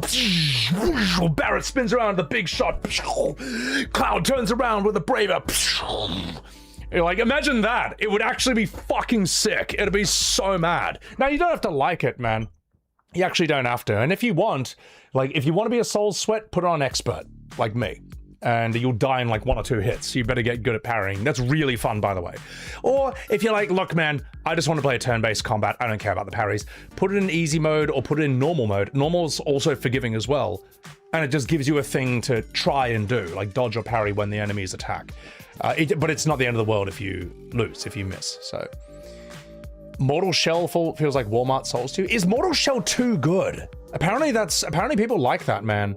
So, you couldn't unsee it after watching my shorts, Dynamic Dark. It would be cool, man. I think it would be sick, man. Was there an option for super chats to linger longer? No, they're here. They're here. They're here. It's just that I sometimes miss them because I'm just pontificating, I'm just rambling and stuff. Logan Bloody Lifts, thank you very much for the 16 months, mate. I appreciate it, you fucking dog. The FF16 months, I'm just fucking about. But yeah, yeah, no, sorry, I do ramble a lot. So, by the way, guys, if I do miss a super chat, always feel free to let me know. At least it's not a reboot. Just be thankful FF7 got remade. Bobby Frank. My God. Some games remakes get cancelled. Just be thankful. No. No. If you're gonna remake the game. All right. It's that meme of where it's like, coming soon, Blue, the movie. And it's just red, but it's called Blue. Just remake the fucking game. The annoying thing about the 7 remakes is that they rewrite the history around the original, all right? You don't like Red 13's goofy-ass Mickey Mouse voice? Well, people like you, and I know you're gonna say this next, are gonna say that, oh, well, he spoke like Mickey Mouse in the original game. All right? No, he didn't, man. The only evidence you have for that is that in Japanese, Red 13 switches from, this is in the original Japanese, Red 13 switches from watashi pronouns, which are like formal in Japanese, to oira, which is like rural, which is like rural country bumpkin pronouns, all right? But here's the thing, man. If you're a 50-year-old Japanese man and you change what pronouns you use, you don't then sound 12 years old, like biologically 12. Those pronouns do not like reverse puberty your voice like by 40 years, man.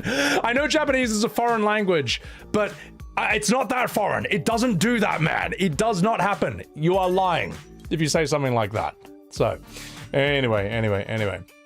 Scouter Bloody V, what's going on, you dog? I think it's funny that people who think E33 can't be a JRPG think FF7 Remake, which was made for a non-Japanese audience. I mean, no, it is. I mean, what, you think, like, do you think Tifa's glorious bobs were reduced, you know, for an Asian audience? They love that stuff. I'm half Asian, okay? I'm walking here.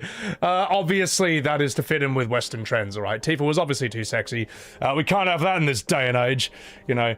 So her bikini has to have frills to distract from those glorious bobs. So...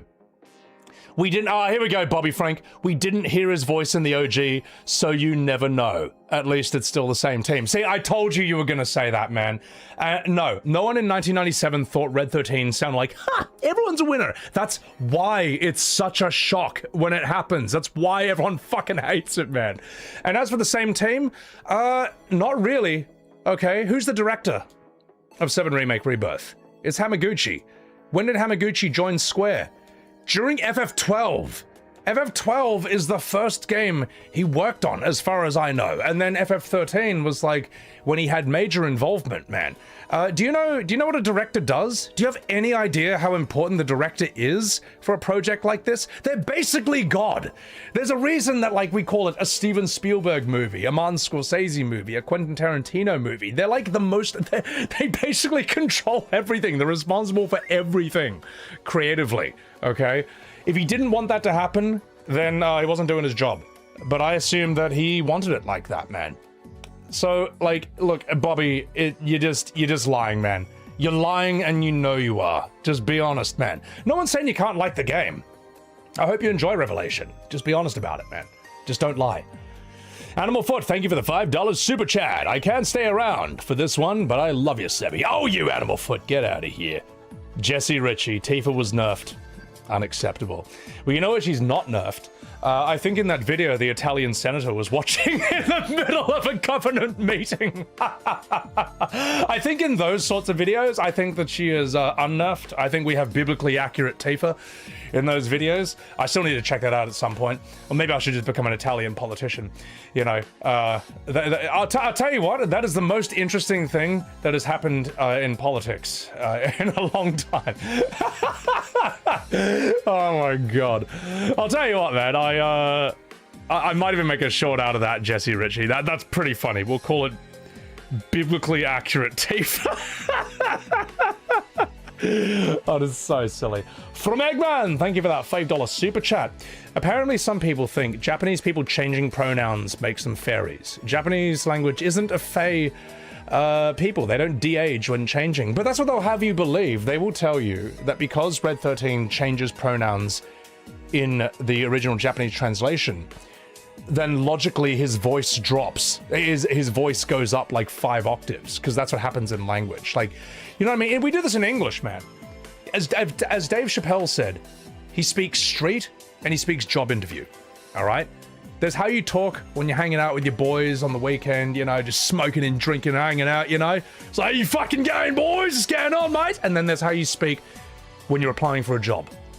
And it's very sensible, and it's like, yes, sir, of course, you know, I've done this for a number of years. My old chum, you know, but notice how, like, I just changed my way of speaking. It's not like it was like, how's it fucking going, boys? And they're like, haha, hi, I'm applying for this job. You know what I mean? Like, fucking hell, guys, please. You speak, yes, Scouter V. I speak Japanese. No one changes their voice. Mass cope. Wait, Scouter, you're telling me that when you change from Watashi to Oira pronouns in Japanese, you don't go from sounding like a man to Mickey Mouse? But are you telling me the remake fandom lied to me? That's never happened before. I'm working here. Anyway, it's ridiculous. Am I going to be playing Notice Falls? Is this a game for me? Notice Falls doesn't look interesting to me. I'm sure it'll be good for what it is, but I've seen too many screenshots of it kind of looking a bit copy-pasted or almost too heavily inspired by Elden Ring. I don't know. I mean, look, here's the thing. I kind of think it's cool that Hoyoverse is using all that gacha money to make this sort of AAA AAA realistic looking game, and apparently they're not monetizing it. I don't know. It'll just be like a normal game. But it's you can't give people these shot by shot comparisons. It's just too nuclear, you know. But I don't know. I actually don't know. I don't have an opinion about Hoyoverse for the most part. I don't play Genshin Impact. They seem to be good at making money, and their fandom seems to enjoy their games. So I'll just leave it at that. So, all right. Chaos. People forget that in OGFF7, Red 13 is described as rough to the point that he doesn't sound like a child. Oh yeah, I mean, like, even the party is surprised when they find out he's a kid. Well, he's not a kid, he's a teenager. And also, he's got like 500-year-old wolf biology. I mean, it doesn't work exactly the same as human biology. I think we all know that, man. So, all right. Guys, I've got to turn my aircon on. I've been yapping for like 1.5 hours. So, I'm going to react to the Revelation trailer. I'm gonna... Hang on. Hello? Oh, no one hanging out with you. No one hanging out with you, wee Billy boy, Mr. Fluffy Floofles. Oh, chat. My housemates are coming back in a few days, so Billy will finally have someone to hang out with, instead of just me. Billy, say hi to chat. Wave. Wave to them, Billy. Oh my god, he looks like a nobleman, like looking away from the peasants as he waves to them. Say, I suppose I shall. I suppose I'll give a bit of a wave. Bit of a wave to the plebs, to the unwashed masses. But I won't look at them. They don't deserve my gaze. Look at them, Billy. Give them a smile. Here comes a smile, chat.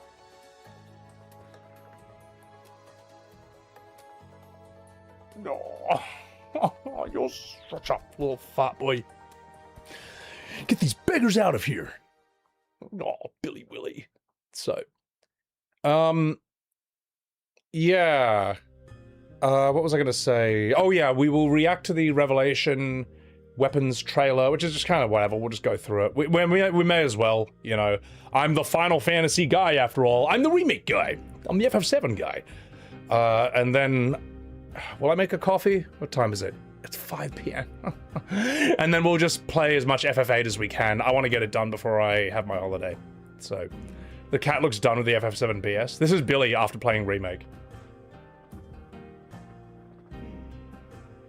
I'm so unimpressed. So, alright, Billy. Up you go in your chair. Up you go in your little bed. His little desk bed next to me. So, Kingdom Hearts 4, is you more excited than Revelation? Yeah, well, I mean, I don't care about either, but Kingdom Hearts 4, people seem to be happy about that. I just think it's funny that, Kingdom Hearts 4's trailer has no Final Fantasy characters in it, from what I've seen, and this is a major complaint about Kingdom Hearts 3, and when people complained about that, when the old Kingdom Hearts fans complained about that, the new Kingdom Hearts fans said that Kingdom Hearts has never been about Final Fantasy. And obviously you never played the original games. I was like, well, because I recognized a few names getting gaslit by the new fans who had, I recognized a few people who had lied to me and gaslit me, or tried to gaslight me about FF7. And then having the same thing done to them by the new fans. Like, well, seems like the tables have turned, Mr. Bond. I didn't say anything, though. I don't want to argue with, I want to stay off Twitter for the most part. I just want to have life outside of it. So, all right, chat. Enough fucking about. Let's do this.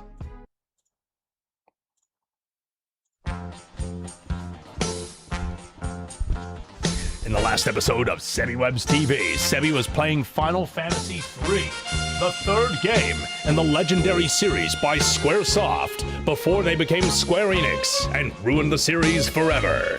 However, FF3, like 2, was a series of experiments leading up to 4, the best Final Fantasy they'd made up until that point. He tried out the job system, which got improved in Final Fantasy III. He then flew off the edge of the world and discovered that he was floating in a giant flooded planet, and what he thought was the world map was actually only a little blip in the sky. But now, it's time for him to react to the FF7 Revelation trailer, where he'll see Diamond and Ruby Weapon, and much, much more. Will he give an Academy Award-winning performance? Will he give the reaction of a lifetime? Find out today, only on SebiWebs TV!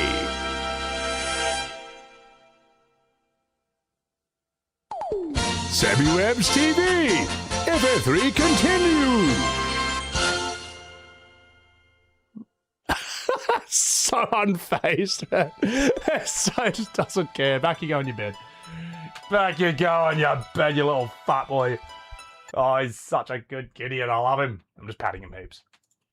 Also, I'm sweaty because my aircon has, needs to be turned down a tad, so. I've gotten better at arguing with FF7, about FF7R, more concise and to the point. Yeah, no, thank you. I'm trying to be.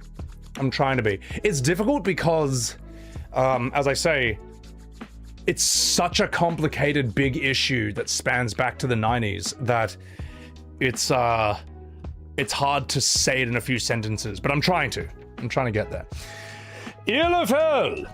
That's why I keep arguing, so that I get better at it, so that I get faster and shorter at it.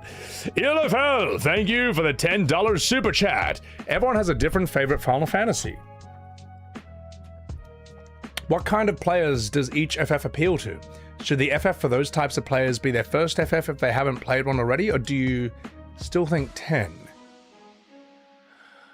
10 is probably the easiest entry point for a new player because it's still really fun, it still looks and sounds great, and it has visually, I'd say, aged the best, or visually 10 will be more accessible to a TikTok zoomer than 7, 8, 9 will. 8 might grab them at first, but the problem is you don't start on 8. You'd be a fool to start your Final Fantasy journey on 8, and everyone knows why. Once you've done 10, then you can do 7 or 9. Save 8 for after 7 or 9. Yeah, because 8 risks turning people off with its bizarre combat system and bizarre story. You can start with 8. Many people started with 8. I'm saying, no, here's the thing. If you started with 8 in the late 90s, that's a different conversation. I'm talking about starting with 8 as your first FF ever in 2026.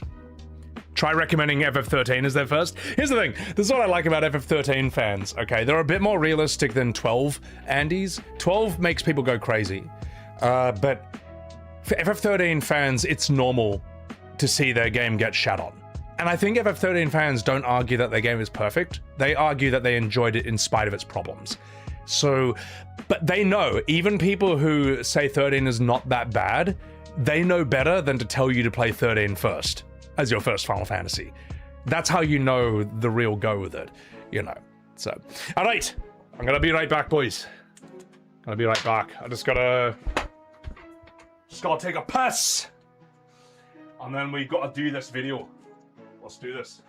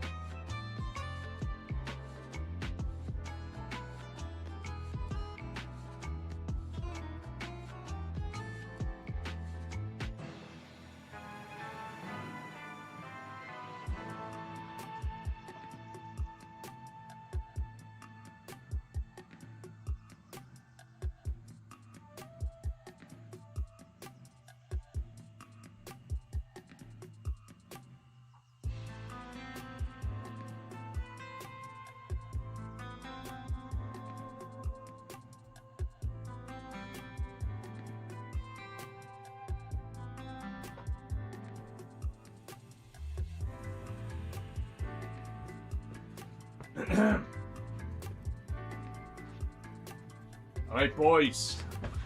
Fucking back. Fucking back, boys. Share someone's trying to find a better angle. I know I look a bit blurry right now. I look focused if I lean all the way back. My camera's focus doesn't work anymore. So, we're getting a new camera. It's coming in. It just has to arrive, and then I gotta set it up. So, yeah, I'm gonna refill my water. You think FF4 is the best to start with, Savage? I think FF4 is excellent, but again, try and tell a TikTok Zoomer to start on 4. Like, try to tell them to play the Pixel. Actually, you know what? Pixel games are a bit of a meta with them. They love Stardew Valley. Maybe they would. Maybe they would like that. I would, 4 is very fun. It gets to the point straight away, and it's very efficient in its storytelling. FF7 was beautiful when it came out. Not sure what you're talking about. FF7 was beautiful when it came out. Also, FF7, no, I'm just saying that, like, there are many TikTok Zoomers, right, who they'll look at the field characters of 7. You know what I'm talking about. Like, the little Hobbit sprites. And they'll just be like, nah, it looks shit, I hate it. Which is pretty hypocritical, because if a new game was made in that style, they would love it. They'd be like, oh, so retro. You know what I mean? There's a lot of FF7 Remake fans who are just, like, dishonest because they can't handle the truth. They can't handle the truth that they buggered it. You're not getting a real remake. Ever. You're just getting this. This is all you're getting is fanfiction Fantasy 7, and they just want to enjoy it. Which is fine, you know, you can enjoy it. But don't try to gaslight me and everyone else about it. So, FF6 looked good when it came out. Well, that's the thing, like FF4, 5, 6, even FF1, they were all aiming to be the best graphics possible of that time period. So, you can't handle the truth, Carmex. Yeah, exactly. Exactly. What you've seen from my playthroughs, Eris? Yeah. Oh, you're talking about 5, 4. Yeah, those are all solid, the ones you listed though. So, great art transcends time. Well, as I say, there's a reason OGFF7 is still relevant today. Like, if you're a streamer, right, and you do your first playthrough of OGFF7, you will pull a crowd. You just will. Now, you will pull a bigger crowd for that than you will for FF4, 5, 6, 8, 9. 10 is the only other one I think you'll pull a big crowd for. There's a reason for that. There's a reason 10 is still relevant, man. You look at 10's combat today, it still looks fucking sick. And it could have just kept evolving along that line. Knows Nobody, thank you for the $2 super chat. Sorry, thank you for the 2-month subscription on Twitch. Sebi, you all right. Appreciate that. Appreciate that. So, yeah, I was talking with a friend the other day in Discord about this, and we talked about how, like, FF10 is such a, it's so sad that they just kind of threw away that formula afterwards, because really all they had to do, all Square had to do, was keep evolving along the formula of 10. In fact, they could have barely changed it at all. It could have just stayed as 10's turn-based combat, and then they look at other indie games and interesting games and weird little mechanics and integrate those, pick and choose. You know, my friend's an upcoming game designer. I'm just plagiarizing his ideas here, but like, this is what E33 did. They basically took FF10's combat, they looked at Soul's Sekiro parries, and they're like, what if you could do that in this game when the enemy attacks you? That's all they did. That's all they did. It's very simple and it works. You know, Growfile, welcome in, welcome in. And the thing is, if they had kept doing that, then Square would have cornered that market literally forever, because they're the only people who would have been making these AAA blockbuster turn-based JRPGs in these fantastical science fiction fantasy worlds. You know, like since E33, before E33, what was there?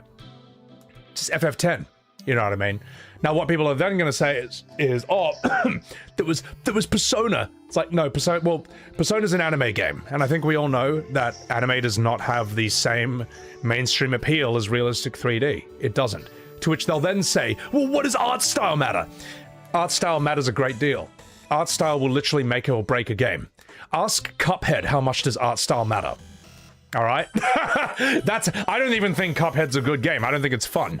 But its art style is S tier, you know. And art style clearly does matter because they love those games because they love anime, so they're lying to you, man. And then they'll say, what about these pixel, you know, low poly 3D, these games? It's like, yeah, that's not what we're talking about either. We're talking about AAA. Why does it have to be AAA?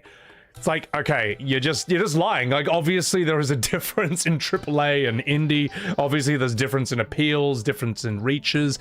Like, if The Witcher 3 was a pixel game and played like Zelda, you know, on like the Super Nintendo, do you think it would have sold 65 million copies? No, it wouldn't, and you know it wouldn't, man. Just be honest, man. Just be honest, guys, please. All right. Enough fucking about. Get these beggars out of here. Let's do this. Let's do this. Oh, I'll be ranting about that more later on. Believe that. So, get these pixels out of here. I'm listening to a lecture series on The Odyssey by Elizabeth Van Diver, and it's fascinating what they're talking about. Pixel Geralt chat, yeah? My god. How can they deal with these heavily financial blows, Giant Rupee? FF14. They run the second biggest MMO in the world, and I think that's just an infinite money printing machine. But if FF14 falls, then I think everything will fall. Because I think that makes more money than, say, the Magic the Gathering crossover. But that Magic crossover probably makes a shit ton of money too. More than FF16 does, at the very least. So, alright, boys and girls. Look, we're gonna do FF3, but first I have to do this reaction video. I have to do this. I'm sorry, guys. It's got to be done. Where is it? Where are you? Oh, God help me. Let me just refresh this. How's that volume? We are a safe. Okay. All right. Get these remakes out of here. Let me just timestamp this. It's a 2-minute trailer. We just got to rush through this, and then we will do FF3. There you are. Come here. And I'll tell my editor I want this done quickly, which will be fine. So, all right. This is part 3. It is. One thing you hate about Persona is the bloated dialogue. Someone hates to read. I mean, that's just what they'll say to you. It's like, no, man, you can tell the story a bit more efficiently. I'm sure I've heard Persona stories are really good, but even people who love those games say that they are not efficiently told. Is your right hand healing well? Take care not to strain it too much. Tiny B. I'm gonna be wearing this. I'm gonna be wearing this while I stream FF3 because I will only need my thumb for that. I'm not taking any risks, but I do. While I'm clicking on stuff, I do need my finger for that. It's actually like good. I saw the doctor about this. He basically said you're doing everything right. Like keep it immobilized, you know, and so on and so forth. And you know, I just kind of move it on its own without using its muscle. Just get the blood flow going in there. It's actually it's okay, chat. It's actually feeling the best it has in months. But I was embarrassed to talk about it earlier because I hurt my finger from playing too many games. It's actually because I worked out. I did a workout at the gym, opened protein shakes that had really tight tops with bad technique, like that, and it like must have pulled the tendons or ligaments on the side a bit. And then when I needed to rest it, I streamed Devil May Cry. Remember I kept complaining how I had to hold down R1 whenever I did anything in that game? That's why I was complaining, because it hurt a little bit. So, so now you know. Now you know why I was actually pissed off about that. So for like, yeah, it was like the worst game series to start when I needed to rest my finger. So it's not a big deal. It's not a big deal, though. I've been hardcore just like strapping it for the last like week, and it's felt better than it has in like months, and I'm just going hardcore on that for the next week because I don't want to have a sore finger when I'm on holiday. Ooh woo. So yeah, and also like, look, I'm not complaining. All right, like on one hand it's annoying, sure, because you use your index finger for everything. At the same time, there's people with like missing fingers, no hands, people who like in a wheelchair for their whole life. This is nothing, man. It's like mildly inconvenient, you know, compared to that. So, but I do like the meme that I can say, I streamed too hard. I have a streaming injury. I played too much Devil May Cry. It's so pathetic. So, all right, chat. Let's do this. God, how are we going to do this? Oh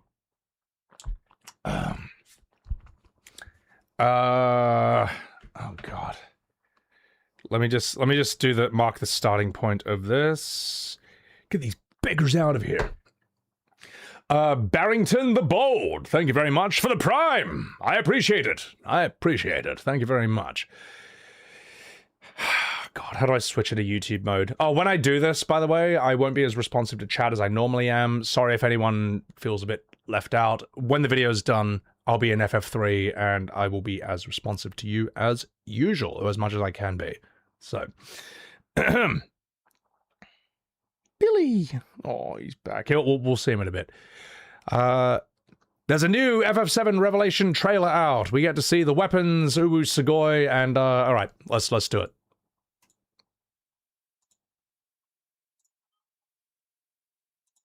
Hang on. You gave me a little meow. It's all right. It's all right. I'm here, Billy. Say hi to chat. I'll put you on your bed. You gave a little sad squeak. I know, Billy. Let me just pat him for a bit, so he doesn't feel so alone. Just to let you know you're loved, mate. Yeah, he left my room when I went to the bathroom, and then he forgot to come back to his bed. Billy the kid. I know, that wee Billy edging us with this trailer. Oh, look, it's my kitty. He's my wee baby. All right. All right. Let us begin. Let's move!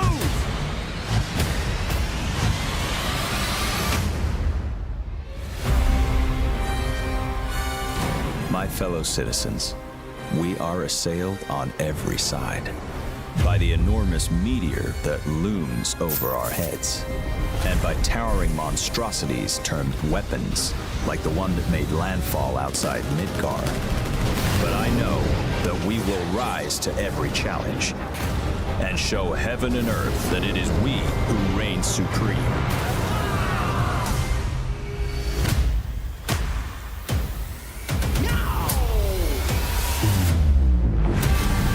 Said weapons are guardians of the planet, right?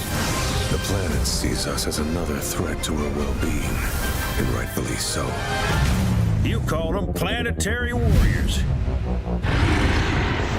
I call them weapons of mass destruction. I think the problem with this Ruby weapon shot, like, if you want to make,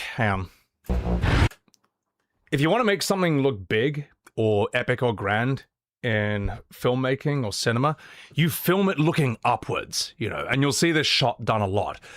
I don't know why they're filming looking down on him, and I think the fact that his head's just going, whee!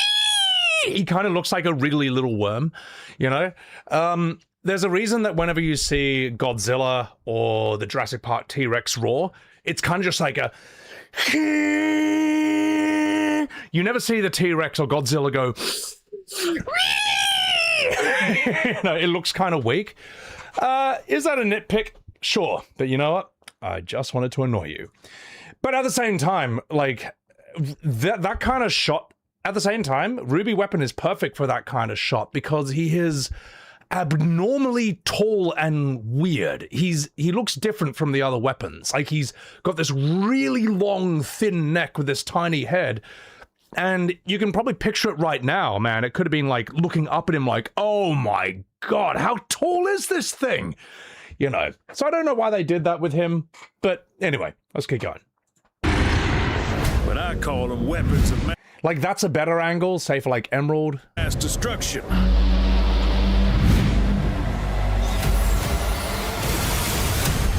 I don't know what this weapon is. Hang on. Where are you? Come here, you fuck.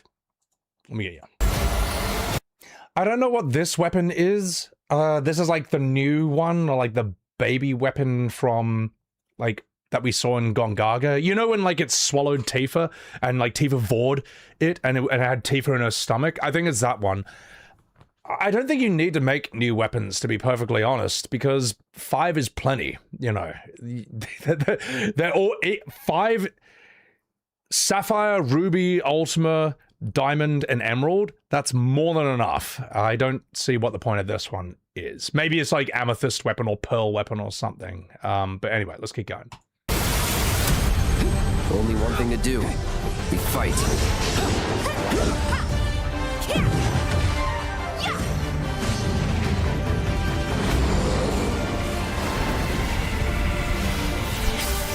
Yeah, it's Typhoon.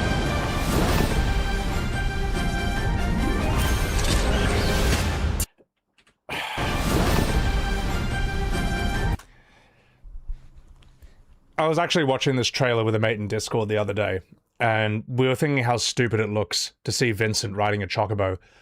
Now, on one hand, you can say, well, what else is he supposed to do? But the creative solution to this problem is like, well, how would I say this? You could say, well, what else is he supposed to do? But like, as creatives, they should have looked at this and been like, this looks dumb. Is there a cooler way we could do this? And the idea that my mate came up with is that when you all get on chocobos, Vincent should turn into like Galleon Beast and sort of gallop alongside you or behind you. And I thought, damn, that's a great idea. I'm totally ripping that off for this video. I mean, is this a nitpick? Sure. As I say, I don't really feel too strongly about this trailer. I kind of felt more inconvenienced by it when it came out. But, you know, I'm the FF7 guy, okay? I'm working here. I gotta say something about it. The bigger problem is actually what they did with Red 13.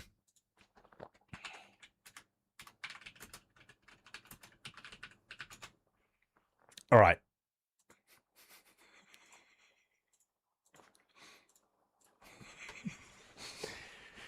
Look at that. Just really look at that. Really let it sink in how unbelievably stupid that image is. just don't look away, man. The more you look at it, the worse it gets. And I think that when you're on chocobos, Red 13 should just run alongside you, like the dog he is, okay? Because he'd have no problem keeping up. Or maybe he should sort of like curl up on the back of one of your chocobos or something and sort of sleep there like a dog. But this might be one of the dumbest things I've ever seen. I think the reason they did this was for like TikTok reactions, because how many, you know, how many videos and shorts are you going to get of people being like, oh my god, is that Red 13? What's he doing, Uwu? but it's at the expense of his character. So yeah, am I having a go at Vincent riding a chocobo? It's whatever. This, I think, is the bigger problem. Look at his face. Just look at it. What have they done to him? Look what they've done. All right, let's get back to the video. Where are you? Let's put you over here. Okay. Taking down weapons, hunting materia. Way overdue for a day off. Marvel has done irreparable damage to storytelling in this day and age. Hunting materia. Way overdue for a day off. Once we've got a future to fight for. Okay, hold the line. Due for a day off. So, oh, hang on. Let's get a better screenshot of this. Weapons, hunting materia. Way overdue for a day off. So it looks like you are going to fight Emerald Weapon in the story. Some people are annoyed that Emerald and Ruby Weapon may be forced into the main story. They may not purely be optional super bosses. I can see the argument here, because obviously Square Enix will be spending a lot of money on these things. And we also live in a different time period. What they'll probably do is you'll fight Emerald and Ruby maybe as like a bit for like the story segment, and then they both bugger off. And if you want the really hard optional super boss fight, then you go out of your way in a side quest and you find them, and then it's like busted as all hell or something like that. Also, for those of you who don't know, back in 1997, Emerald and Ruby Weapon were many gamers' introduction to the idea of the optional super boss. You know, you thought you were tough because you beat Sephiroth. Well, Sephiroth has something like 65,000 HP. It's been forever since I played it, I forgot. But Emerald and Ruby Weapon have roughly 1 million HP each. And they have bizarre mechanics that you've just never seen before. They will pull out shit that will destroy you. If you go and you try and just fight Emerald and Ruby and wing it, not knowing what you signed up for, you will lose. So, like, Ruby will suck 2 of your party members out at random into like a whirlpool, and you just can't use them for the rest of the fight. So the way we dealt with it back then was you just go in with 2 party members dead. It's like, fuck you, I'm using this guy, he's soloing you. Emerald, you had like a 20-minute timer to beat him, unless you got underwater materia. And Emerald also had some move called like Air Tam something, which would just come and just like, it could just like one-shot you. So a way of dealing with that was like using Final Attack linked. A way of dealing with that was using Final Attack linked with Phoenix, so that when you die, you summon Phoenix, reses the whole party. And look, I only know the 90s strats of this, because, you know, I was a kid back then. It was something like using Knights of the Round mixed with HP Absorb, and then everyone else just like mimes it, which means they copy the exact same move, and you just smash him that way. Or like Omni Slash or something. So these days, though, people are absolutely cracked at this game, and they probably have strats for dealing with Emerald and Ruby that you wouldn't believe. I imagine it's evolved massively. Like, I've heard of like Vincent doing some overflow thing where he just like one-shots you because he breaks the game's damage limit. Also, let me respond to these. Fizz Whiz Biz, thank you for the 12-month Prime. I hope we get Red 13's voice in that trailer. You know that's not going to happen. You know that's not going to happen. Look, here's the thing. I think Square Enix knows they screwed up with Red 13's voice. There's a reason you never hear Red talk in any of the Revelation trailers. And I wouldn't even be surprised if in Part 3, he stops talking like, everyone's a winner. And the characters say, hey, what happened to your voice? And Red says something like, when Eris died, Nanaki died. All that is left is Red 13. Or something like that. They're going to probably invent an excuse because you can't have a whole game of Red talking like that. But if you do, I'll be there. We're going to have a lot of shorts, Sonny Jim. In fact, it is quite funny that if you YouTube FF7 Rebirth Red 13, you get about 5 of my shorts. 2 of them, to this day, one's getting 50 views an hour and the other's getting 150 views an hour. Still, to this day. And that says bad things about a game. When content that is ripping on the game is getting more views than content praising it, that means your game has a problem. I couldn't do the same for a game that's actually truly good. Sways, you fucking dog! Thank you for the 52 months. 52 of the gayest months ever. Listen, mate, it's not FF16, but if it was, I'd be Clive and you'd be Dion. And I'll make a coom on you. Sorry, I couldn't help it. So, yeah. All right. So, also, guys, follow my man Swage. Fucking love this man. All right, so, yeah, anyway. The other thing I worry about is I think these weapon fights are going to be really gimmicky. I think they're going to be full of mini-games. There'll probably be a segment where you sort of fight them for a bit, but it will also probably be like you have to run these characters to these guns, have the guns all focus on him at the same time. Oh no, you took too long to get your third character to the third gun. Now it's reset, you have to do a lot. It's probably going to be something like that. With Chadley yelling at you the whole time. In fact, I wouldn't be surprised if Chadley sweeps in and kills one of the weapons at the end of the day, and then Barrett says, "You know what, Chadley? You all right. You really are the best character." Once we've got a future to fight for, nothing will stop us. Ready? Aim! Fire! We'll finish this together.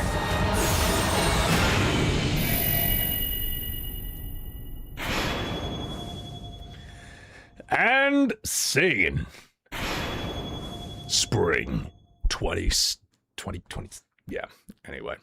Spring 2027. I mean, that's the trailer. I don't really know what else to say about that. As I say, I wasn't really... It was interesting that the crowd reaction to this, they were like, yeah, you know, okay, whatever.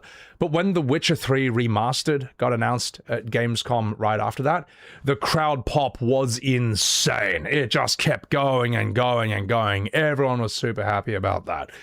Here's the thing. I don't think this trailer was actually necessary. I don't think people who love FF7R really wanted this what am I trying to say here? I don't think this trailer was necessary. I don't think you needed to... This feels like those movie trailers where they spoil all the good bits. You know, they show all the climaxes, all the fights. It's like, oh man, hang on. I'd rather find that out through the game itself. In a way, it feels like this trailer's trying to convert people who've gone off FF7R or trying to win new fans. You know, it's like, huh, you thought FF7 Remake was lame? Well, check this out! And it's Ruby Weapon going, so yeah. But I mean, you know, there'll be like new fans, there'll be normal gamers who look at all the weapons and just like, what are these Godzilla kaijus? You know, might be interested in that. I just don't think it was that necessary. I think they need to... For any game... I think once the buzz is there, if people like the concept of the trailer, then drop the final thing? I don't know. Why wouldn't they show the best parts? Nothing about the remake series has any sense of mystery without being answered 1 second later, except for the whole Whisper BS. Yeah, I don't know, man. So, how well is this going to sell? I don't know.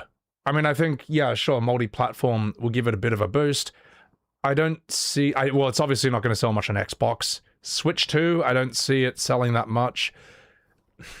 Steam, maybe, but anyone who's been around long enough knows that you don't trust Square Enix PC ports, alright? I mean, I'll be doing it on PS5. I don't know. There's people who've been waiting for this, for like all 3 parts to come out first, but they've been dropping off like flies over the years. I don't know, man. It might just sell 1 million on launch. I know that sounds really harsh, and that sounds lowballing it, but think about this. 7 Rebirth sold 2 million on launch, followed by a 91% drop-off right after, and turned off tons and tons of people. So many people, man. I I've just seen like a million stories of people saying like where they quit the game. You know, Costa del Sol, Cosmo Canyon, after Dine's death, after Gongaga, Red 13's voice, this, that, and so on. Eris, oh, they made it all the way to like the Eris death scene. And they're like, ah, fuck this. You know what I mean? I don't know. I don't think it's going to sell well. So, yeah. Anyway, that's the video. Like and subscribe. Catch me live on Twitch. Support me on the Ko-fi. Or just, you know, I'm working here. Get out of here. Video's over.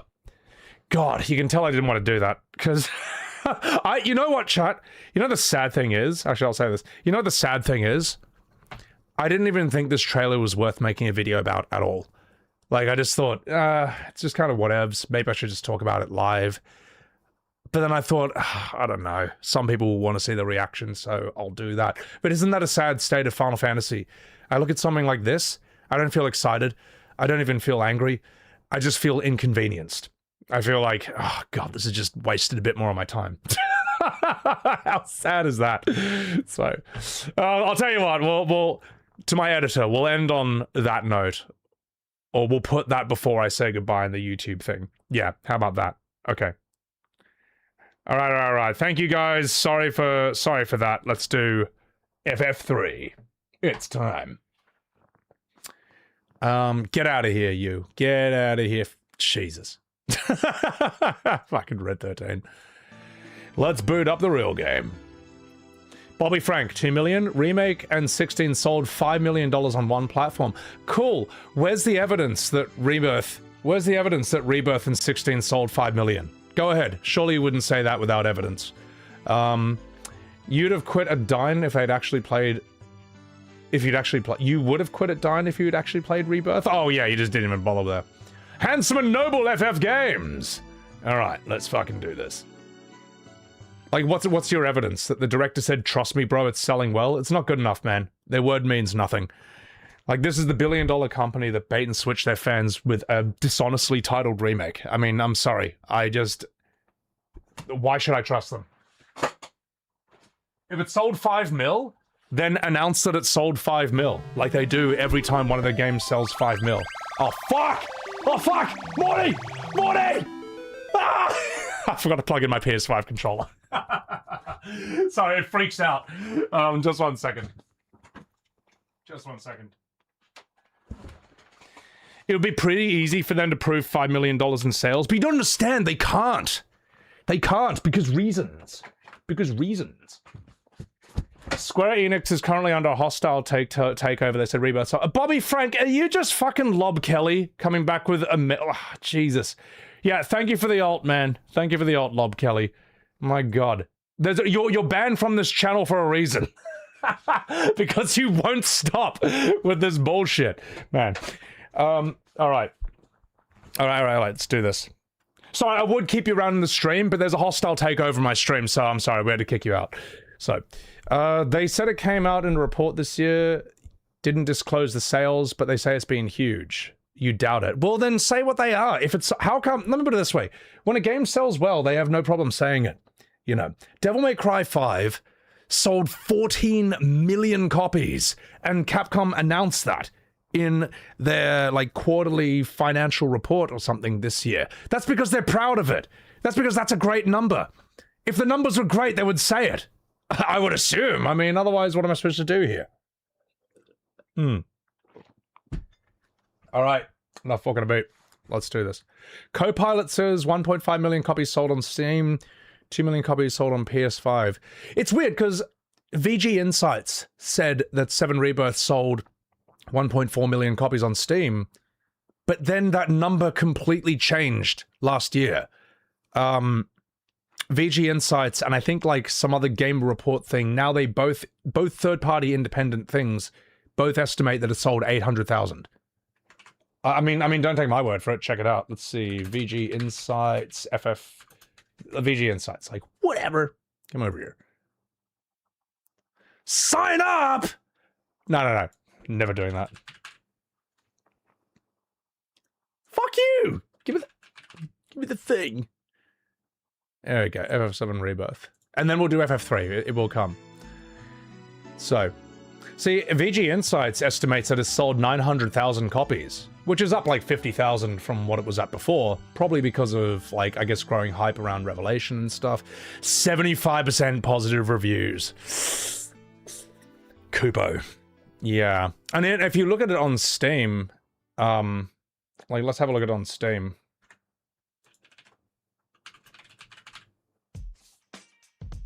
Give me Rebirth, you bastard. Come on. Come here. There you are. Like, you look at it on Steam, recent reviews, mixed. Yeah, because I think what happened is that it went on sale for $20 in June, as we all saw, and then a lot of people just would have bought it. It's like, oh, whatever, you'd be losing money not to buy it. And then they bought it, and they're like, Jesus. So, like, normal people bought it when it was $20, and all the I was looking at these reviews, all the negative reviews are complaining about the minigames and the bloat. So, yeah, it's not looking good. Great games don't have, like, mixed reviews on Steam, for the most part. I don't even trust Metacritic at this point anymore. I just think it's sus, man. Obviously, no one trusts, like, what are they called? Professional reviews, but, like, even the user ones on Metacritic, right? If 90% of the people who played it loved it, how come there's, like, a million stories of people just, like, fucking hating it, man? How come my content grew from criticizing it? My content would not grow if I was saying that, like, Elden Ring was objectively bad, or Baldur's Gate 3 was objectively bad. These are great games, man. It just doesn't work that way. Or Devil May Cry 5 or something. You like 16? Listen, Chris, we don't take kindly to you folks around here. I'm just messing. You like 16, you like 16. But I will argue why I don't like it. So. Fuck, this music's sick. Subnautica 2? I thought the first one... I don't think you need more than the first one, man. It's kind of perfect as is. Knowledge. Yeah, I mean, it would have been very expensive to make. Yeah. $20 is devastating. Mixed reviews to $20 is devastating. Yeah. Trophy guides have an online list of players owning the game due to the amount of trophies earning it. By that, it sold 400,000. Surely it sold for more than 400,000 on Steam. I can believe like 900,000. I think even 1.5 million is a bit high. But also, a lot of people who bought it on Steam are people who bought it on PS5 because they wanted to mod Tifa so they could RP as an Italian senator. So, do we have the numbers of who finished the game? The thing is, with most games, most people who buy it don't finish it. That apparently is like a fact. It's like, I think like a quarter or a third of people who buy any game finish it. But like, say for example, look at the sales of a game's DLC compared to its original game. So like Monster Hunter World, Elden Ring, both sold 30 million. The DLCs, Shadow of the Erdtree and whatever Monster Hunter World did, 10 million. 1/3 of the people who bought Elden Ring and Monster Hunter bought the DLC. That's insane, man. That is nuts, bro. That's huge, man. I doubt FF16's DLCs did that well. So, yeah. The numbers are huge. Literally every CEO to shareholders ever. I mean, why should I believe them, man? Like, why should I believe them? Like, at this point, man. All right. Let's keep going.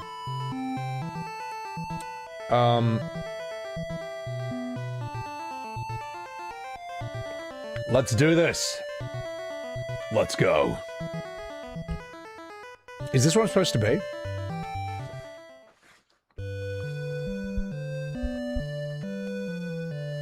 We have a legend here in our village. It says that 4 warriors will appear. Oh yeah, we've already done this.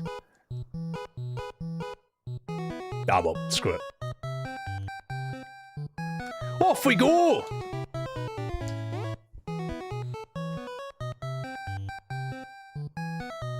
What was that? Who are those bloody guys? Oh, don't mind them. They're harmless. They're fellows who think they're the 4 warriors of legend. But really, they're just a bunch of filthy Scots. Alright, so this is where we left off last time. We talked to someone on the left. Let's have a chat with you. If you're looking for info, I'll suggest the tavern. All the blabbermouths in town hang out there, you fucking minge. Well, maybe I will. The True Heroes. You love both OG and remake, but you keep quiet now, and thank you. You're allowed to like both. You're allowed to like both. I'm just saying why I don't like one of them. So, stay a while and listen. What happens to be the problem, youngsters? We need to get into the sewers to retrieve some living grass shoots. Wait, I think I'm Australian. There we go. The sewers? Oh no! You can't go in there. Too many monsters. That's why they're sealed. Don't you see? Listen, mate. We're on a mission, and we need to find the final crystal. It's bloody important, Deckard Cain. Did you say crystal? So you four are the real warriors of legend to save this town from Diablo. Who are these assholes? Did you hear that? These kids think they're the chosen ones. Don't they know it's us? They seem so convinced it's them. They seem dead set on getting into those sewers. Well, I guess we gotta beat them to it. Yeah, beat him to it, you fucking minge!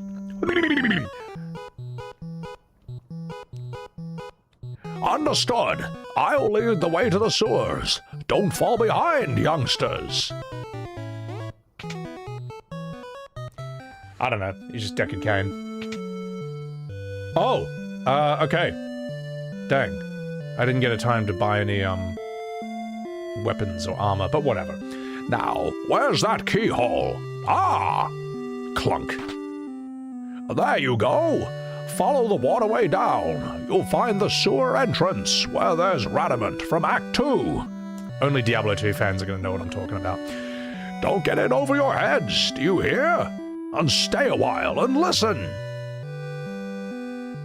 Listen to the sound of Diablo clapping my cheeks. Ah, here we go. Let's get some weapons. I thought you were the FF King. How can this be your first playthrough if you made a tier list of FF games? I haven't made a tier list of FF games. I've listed the ones that I've played. I need to finish playing 3 and then 13 so that I can make a tier list. The thing is, though, you don't need to... Let me ask you this. Do you think that unless you played FF2 or 3, you don't understand Final Fantasy? Like, from what I've seen of these two games, there's almost nothing of significance. Yes, you don't believe that. All right. If you want to, and if you do, you're just wrong. You want to know Final Fantasy, like, at its best, you got to look at, I would say, FF4 to 6. Primarily 6, sorry, FF4 to 10. Primarily 6 to 10. But we'll throw in 5 and 4 there as well. And we'll throw in Tactics as well. Like, 7... you know, it's not even, there's not even any point arguing this. You know you're wrong. Thank you for the bait. I appreciate it. But, like, it's not like, oh, you've missed out what FF was all about if you haven't played 2 or 3. No, 1, 2, and 3 are a series of experiments leading up to 4. 4's the first great Final Fantasy. The first one where they really nail, like, a great story and a great cast of characters. What can that do for you? 10, 2, and 12 is where it falls off and never recovers. Let's see, what can we get for you? We've already got the Thunder Spear, we've already got weapons for you. Yeah, oh, actually, we got this shit. How's my money? 42,000. Alright. Cool.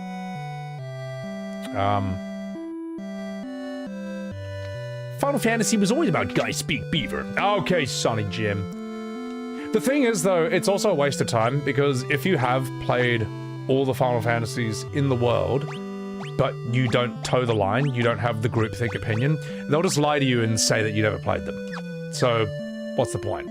Like, all over TikTok, they're saying they're not sure if I've even played these games.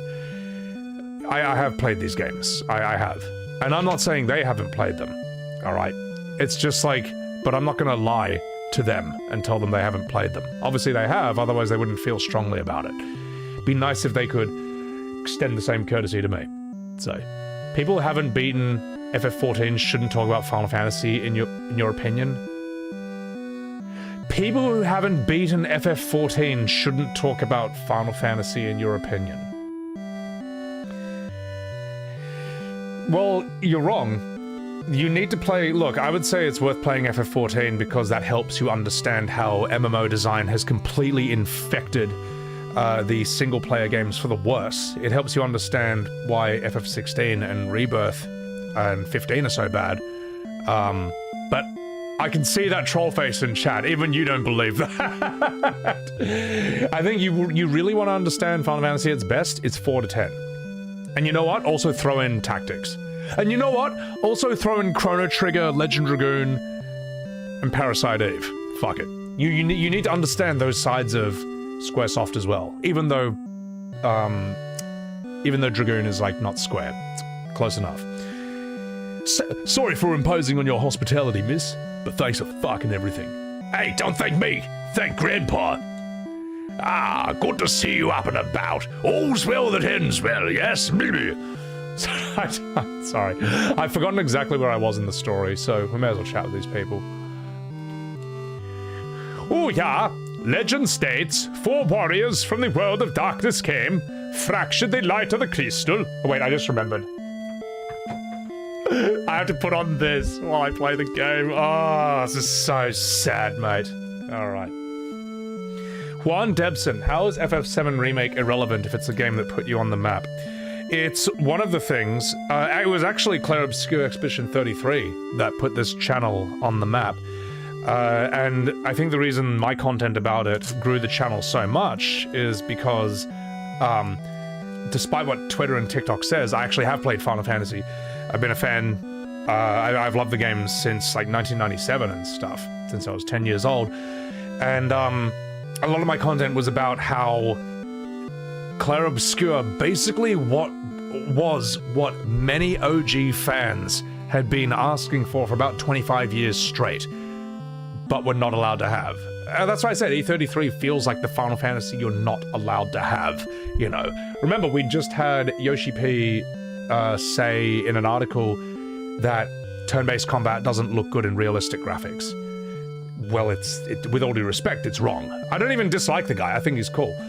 But then a lot of 7 Remake Rebirth criticism came out of this channel, and that also grew it like crazy because, again, tied in with E33, there were millions, tons and tons of OG Final Fantasy fans who were sick to death of being disappointed endlessly, lied to, gaslit, and bullied by modern FF fans. And there really weren't many other channels, if any, on YouTube at all, which were challenging this bullshit and these lies.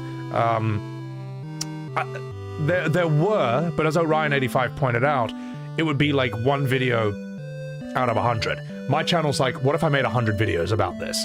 So, it turns out there's actually millions and millions of old school Final Fantasy fans who are sick to death of all the lies and the bullshit and the word games, and they tended to like my content out of that. It wasn't that 7 Remake or Rebirth is relevant, it's that a lot of OG fans were sick to death of the current situation, and my channel addresses that. As for FF7 Rebirth, FF7R is irrelevant outside of the ever-diminishing 7 Remake fandom bubble,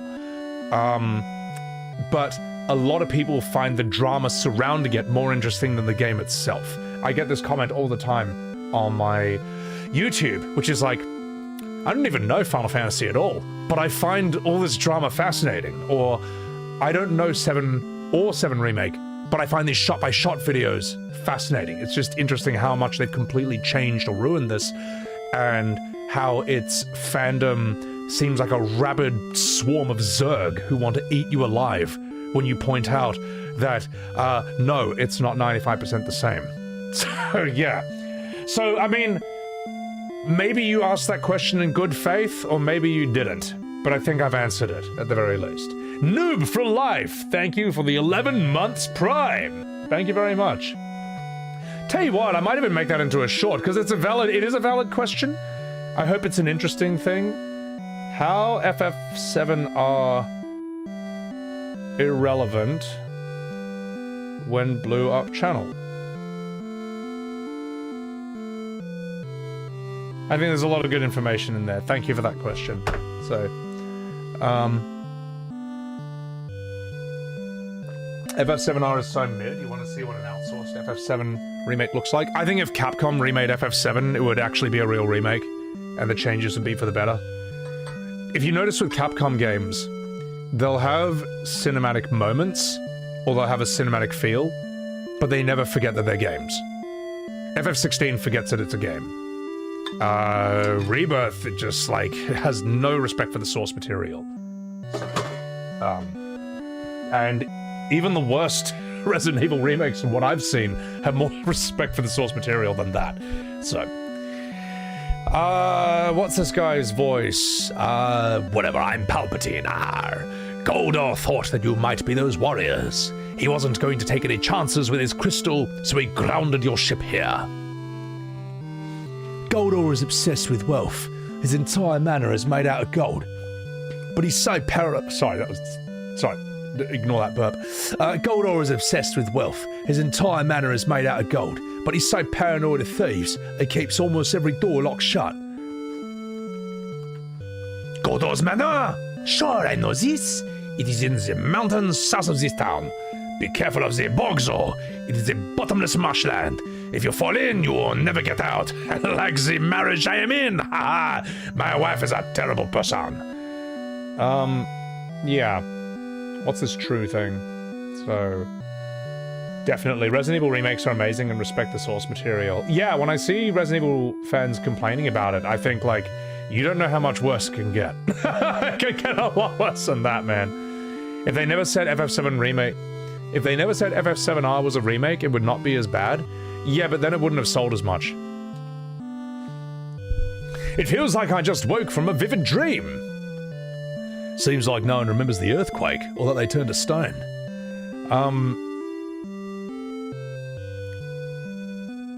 A huge number of FF7R's problems stem from that one word, remake. If they removed that word, then a lot of its problems would go away. But then no one would buy it. So, yeah. If they called it what it is, like FF72, Electric Boogaloo, Multiverse Adventures, no one's gonna buy it, man. Or significantly less, that's the problem. So,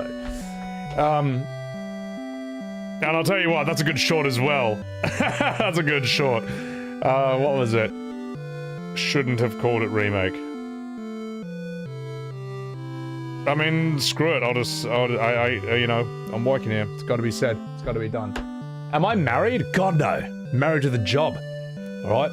Doesn't mean I can't have a couple of floozies on the side, if you know what I mean. But no. No. Besides, can you imagine a woman putting up with me? She'd be like, shut up! Shut up about Final Fantasy! I'm like, no! I need to tell you more about why it's bad before we sleep. You need to know 3 more reasons. DDDDD Darlene, welcome in. How you doing? Good to see you, Darlene. Midnight, thank you for gifting a Subaru to Siren. I appreciate it. Yeah. The whole remake versus remaster discourse was invented after a remake. It's not a legit argument. It's not. It's not. All the word games began after that, and everyone knows it. But don't worry, I've already got a short about that coming out. Kubo. So.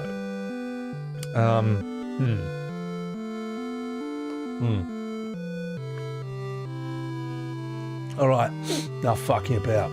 Let's keep going. Sorry if I'm missing any chats, guys. I'll tell you who put that funny-looking chain on your ship. It was Goldor. That's who. Goldar. What, from Power Rangers? Well, fuck. Goldor is not to be trifled with. He's so strong, not even magic works on him. Listen, you fucking dickhead. A pair of Levi-Grass shoes will get you over the bottomless bog easily. Didn't that eccentric old Delilah have a few pairs? If you want to check, she lives down in the fucking sewers. What if I play the piano? Now that's a toe tapper! Come on everyone, let's boogie!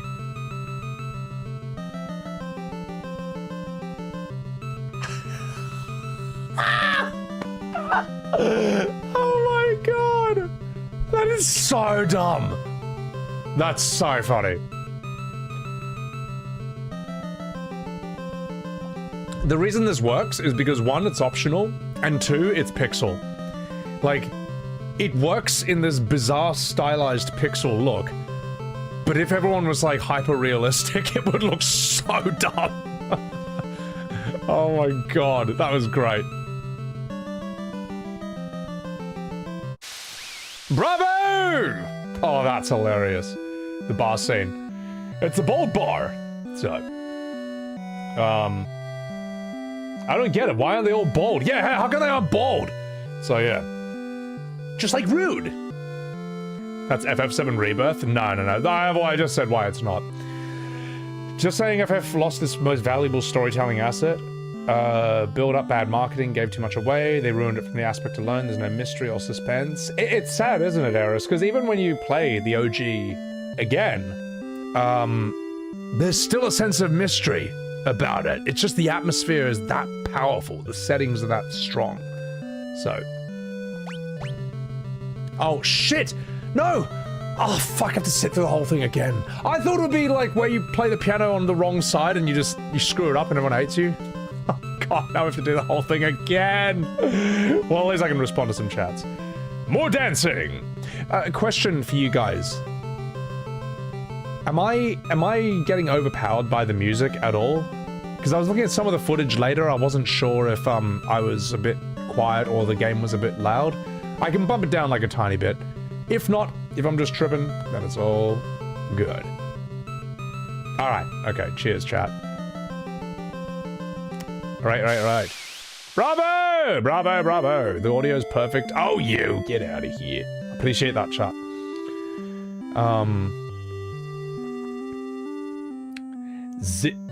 Dom plays. Sebi, love when you do the VO in these games with different accents and sudden cursing ad-libs. Fucking how's you dying? I appreciate that, thank you. Thank you for enjoying the voice acting. The very questionable voice acting that goes on in these streams, my god. So. Alright. Alright, Gentimon, me6, please just either take it outside or it's not worth, like, we don't need to have any arguments in here. Even though I'm a very argumentative person, let's leave it outside. There's a man named Goldor. The stream needs more blowy joeys. It certainly does, mate. Let's fucking do it. You bet the FF team and Dragon Quest should just work more together? Dragon Quest just feels very kiddish to me, very young. I don't know, it's not for me. But it has its audience, and it doesn't have an identity crisis either. It knows... Hey! Fuck you, man! It knows what it is. You bastard! You dickhead! Oh. Right, well, oh, that's right, we have to... we have to go to the sewers. To the bottomless bog. I'll just save before I go down. So... The Christopher Walken, I need to use that more. I need to practice that more, man. I've kind of, like, gotten a bit shit at it. I've just forgotten. Not forgotten, I just haven't done it in a million years. So let's try it on this old man. Hey, I'm walking here. Hey, it's the man who rescued Arya. Where is she? Did someone... Oh, I see. You have her watch in your ass. This is regrettable news, indeed. But Arya, she wanted you to bring this light back to the world. So, what are you waiting for? Get to it. I'm walking here. God, that's shit. Problem is, I do a better walking after a few whiskeys, but I don't want to drink just yet. Alright. Aha! Oh! Geishel Greens. Ah! You'd be surprised how good the Dragon Quest stories can be if the art style has people thinking it's kiddish. The problem is it just does. Like, I've seen the art style, I've seen the voice acting. I'm not saying it's, like, bad, you know, but it is what it is. It looks very kiddish, and it's voiced very kiddishly, too. Do not make me pull up a scene from that game and prove my point again. Please. I don't want to piss off the Dragon Quest fandom. So, Dragon Quest always had a first JRPG style to it, and you never liked that? Well, I've played Dragon Quest 1 and 2 on NES. Final Fantasy 1 just blows it out of the water. Straight away. It's just... It's insane how much of a step up 1 is. And it's just like 1 year later. There's a reason Final Fantasy buried Dragon Quest for like 10 years straight. You need to read your super chats as Walken. Oh god, if there was one written in a Walken script, I could try. So... Alright, let's do this, boys. Let's do this. Oh, I should probably... let's see what enemies we have here. Let's turn off journalist mode for a second. Whee!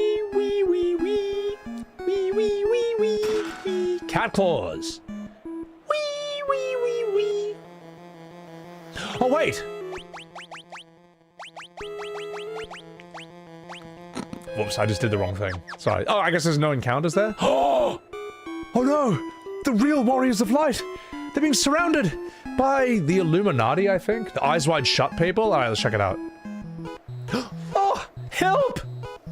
Hey, it's those old timers from earlier. We can't just leave them to fight on their own. Oi! The fuck are you doing? Ooh! Jump! Sing! Oh my god, I forgot these names. Gronk, Minge, Soylord, and Dr. Pooh. Boost. What does boost do? Let's do kick. Oh, this is an FF5 move. Okay. Dr. Pooh gets... Okay, we need a summon.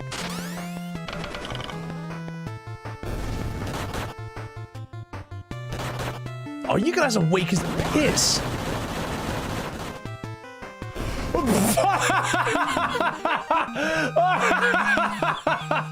Okay, that's good.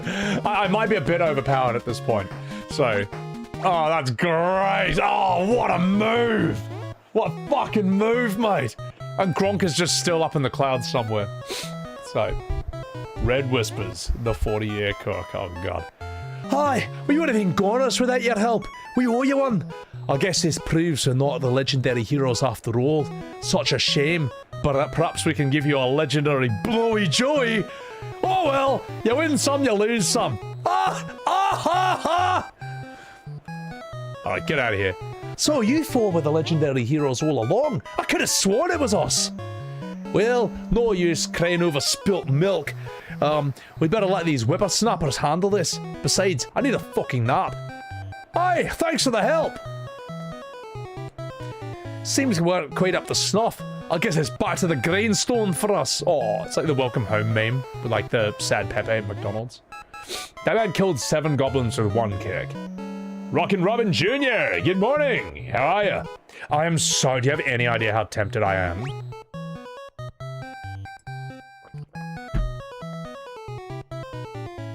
So tempted to make everyone a black belt.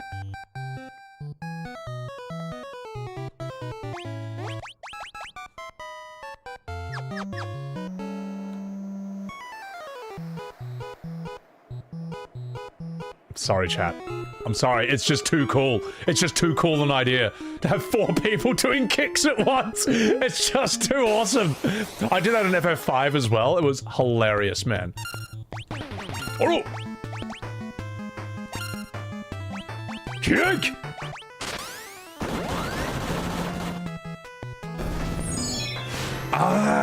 Ooh. Yeah, we'll level some other things later on, but this kick is just so fucking sick. It's so mad. It's so sick.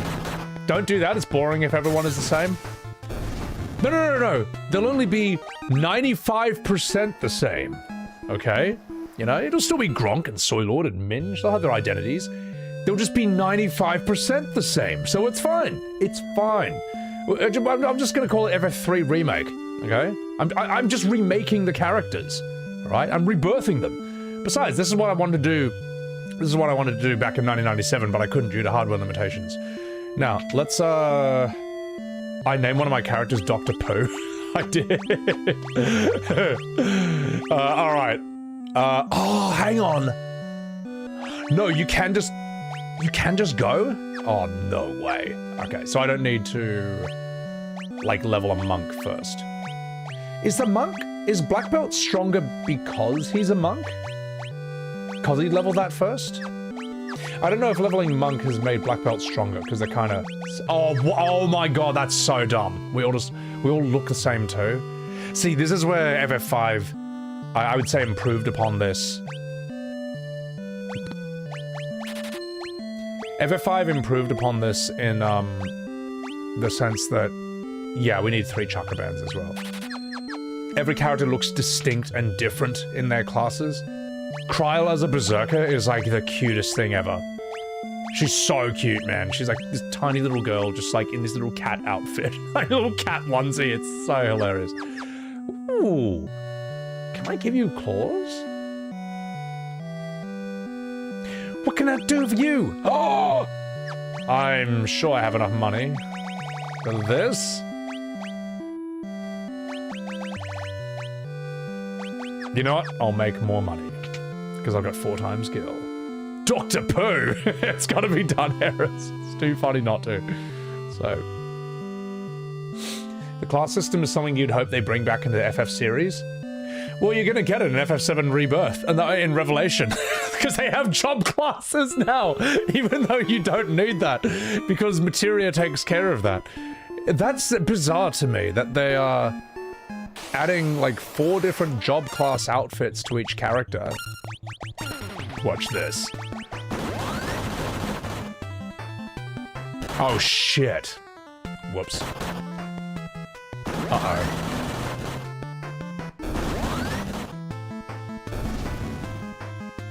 Okay, so why are you so weak? Why are you so weak? Are you telling me that being equipped with these weapons is making you... I fucking knew it. I fucking knew it. This is a monk, alright? Monks don't use... Monks get weaker when they use weapons. Nothing stronger than the bare fist. Yeah. So... Hey, you think guild grows on trees? Yeah, exactly. Yeah. I think 7 Revelation, instead of adding job classes, they just should have been cosmetics. Like, fuck it. You want to put Cloud in a maid's outfit? Like, do it. Fuck it. Like, actually, fuck it. Let people do that. Shinku! Stab at him! Salute! It's so lazy.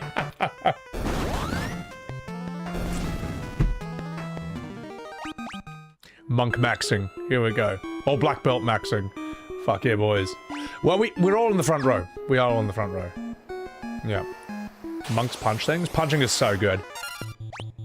You know what? I might set my cursor to memory, because this is all I'm gonna do. I just... Let me do this, chat. Let me do this. So. That is fucking amazing. Oh, it's so good. That's so good. How do I... Cursor memory on. There we go. There we go. There we go.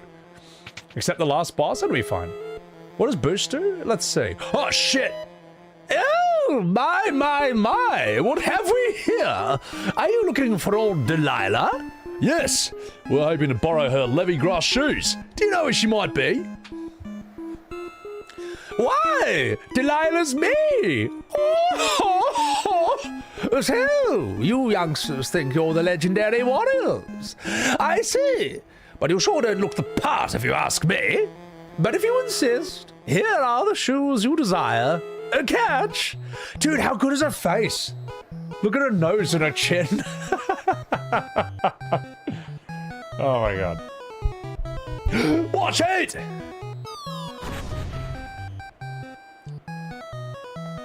The shoes were a trap. How could you tell? Ah, just the haunch. Nah, I'm just joshing. I've seen the real shoes before. Delilah, stop! These youngsters are telling the truth. I'll vouch for them. Oh, my word! I took you for liars. My mistake. Let me make it up to you with a sloppy, blowy Joey. Oh, I'll be all right. Would you mind just giving them your Levigrass shoes? Well, if you gents trust them, I'll take your word on it. Here are the real shoes, and the blowy Joey still stands.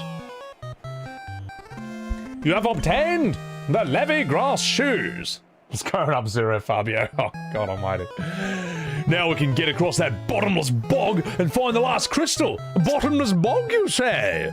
I've got one of those. You 4 may not be the chosen warriors, but you are true heroes at heart. Thank you. Also, we look exactly... It just looks like we've copy-pasted the same sprite like 4 times. Okay, I have to take a piss, chat. This looks so stupid, man. Like, they're all copy-pasted, and my entire party's copy-pasted as well. Oh, that is so crap. All right, I'll be right back, guys. I'll take a piss. This is so dumb. It's so silly. Oh, it's like Mario Paint, though, yeah.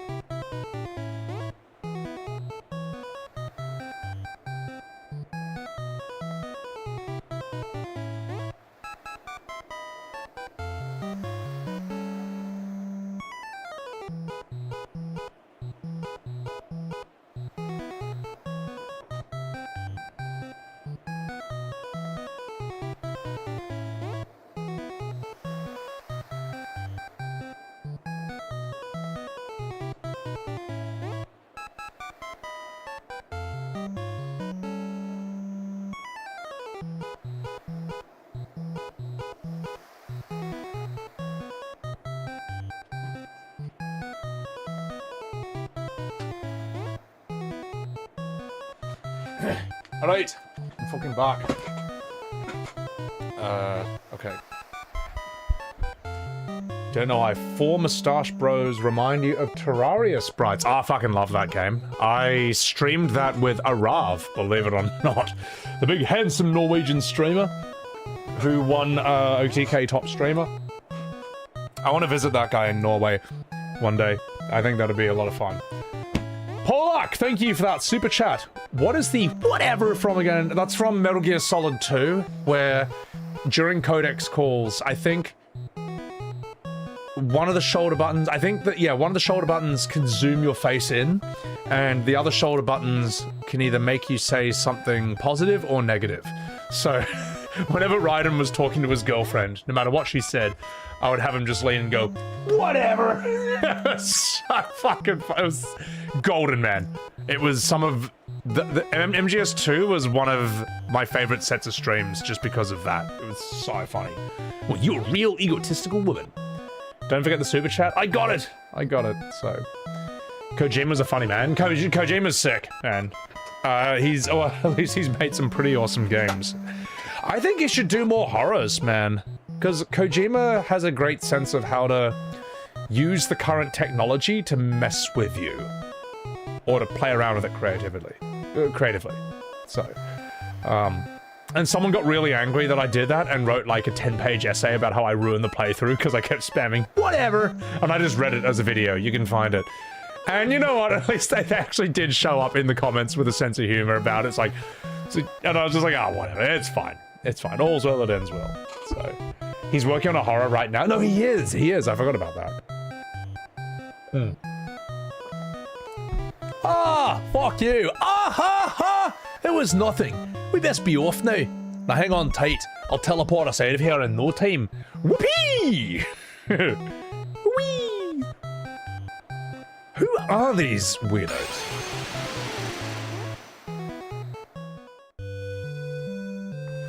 Right. So now we can go to the bottomless bog. Okay.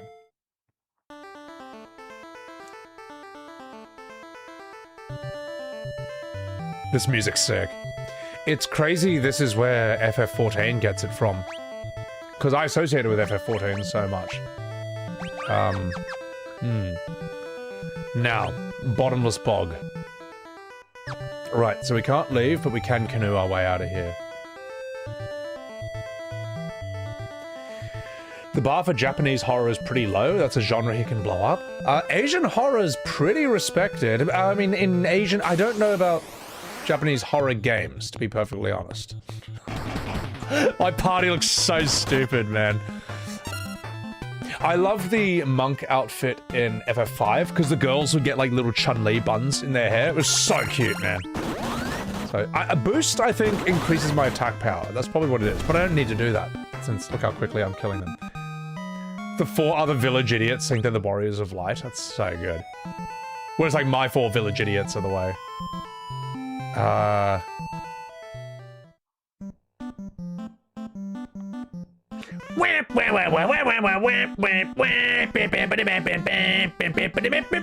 No, we have no time for chocobos. You think Japanese horror games lean too heavily on the tropes? I don't know many Japanese horror games when I think about it. I mainly know their movies.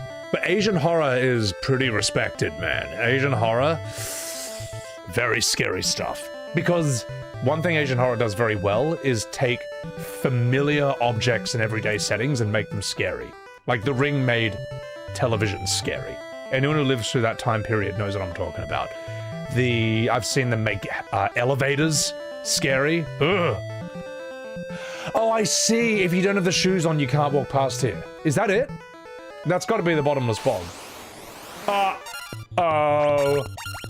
Looks like my ex-wife. This is such a lazy way to fight. Oh, this is so good. I love this. Oh, I have no regrets. No regrets, chat. I feel no shame about turning everyone into a monk.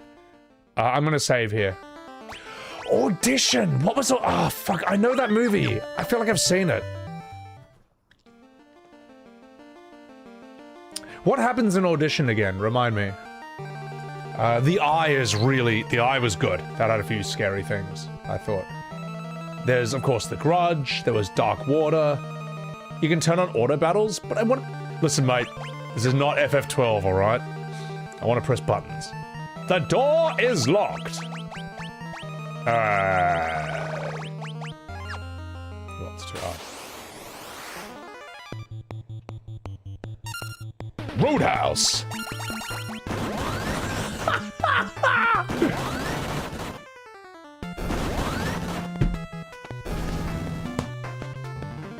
This is the best strat I have ever come up with in the whole game. This is I could beat the game like this.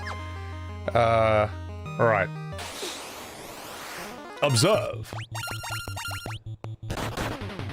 Oh, it's fine. He'll be fine. Everything is weak to kick. Good. I don't know what Terranigma is, but I know that it's getting re-released and a lot of people are soy-facing over that. So maybe, I don't know, maybe it's good.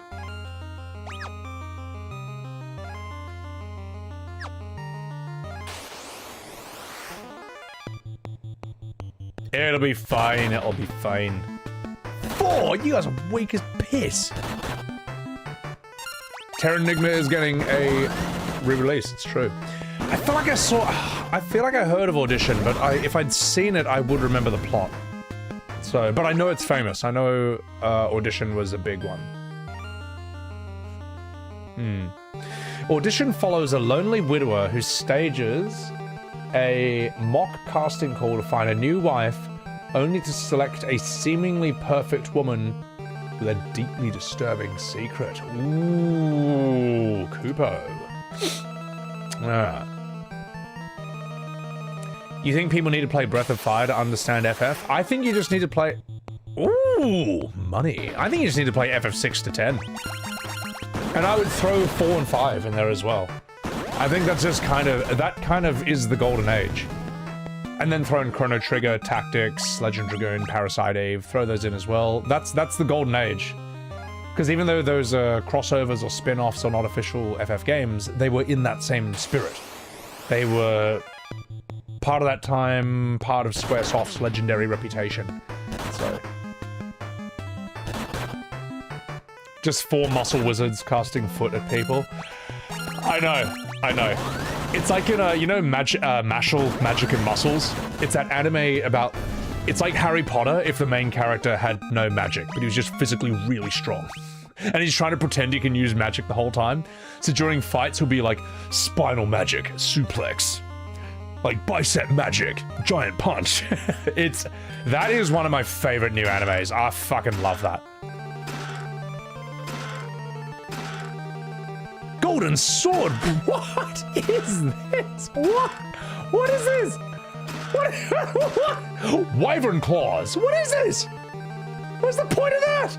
Do I open those doors with golden swords? What's the... I'm puzzled. Yeah.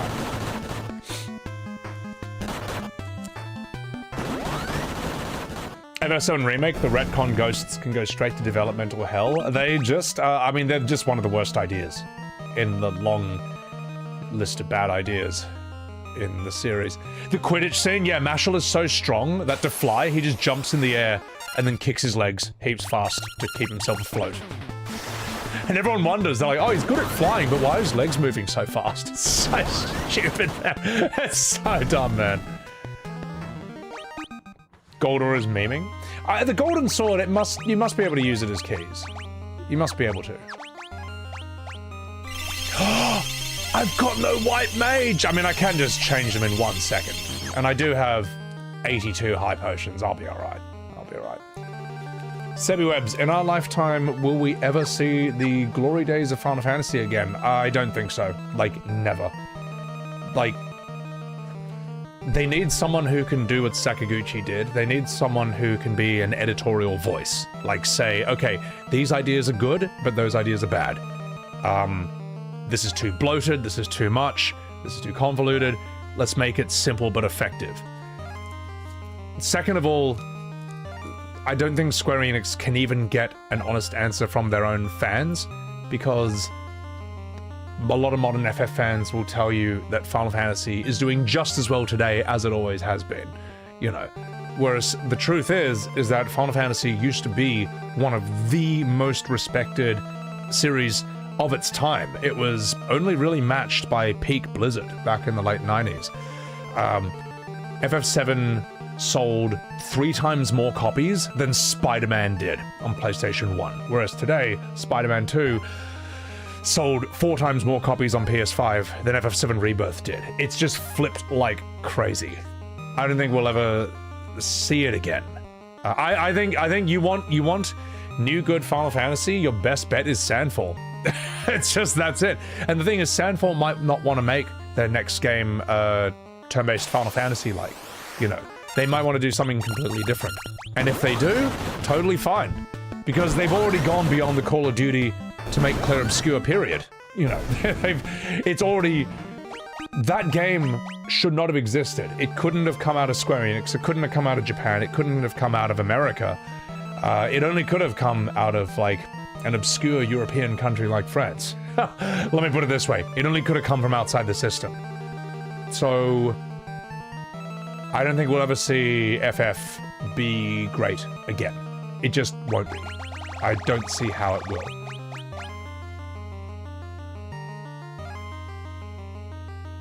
What is the puzzle here? I thought the golden sword!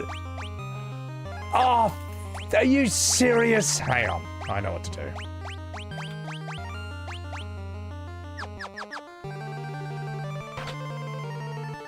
That's what we do. See? I've played these games before. There we go, alright? Thief can open doors without a lock and key. So, yeah. That's a good, I'll tell you, that's a good short. Will FF ever be good again? Oh, it's so sad. But that is my honest answer. I don't think it will ever. I don't think it will ever be.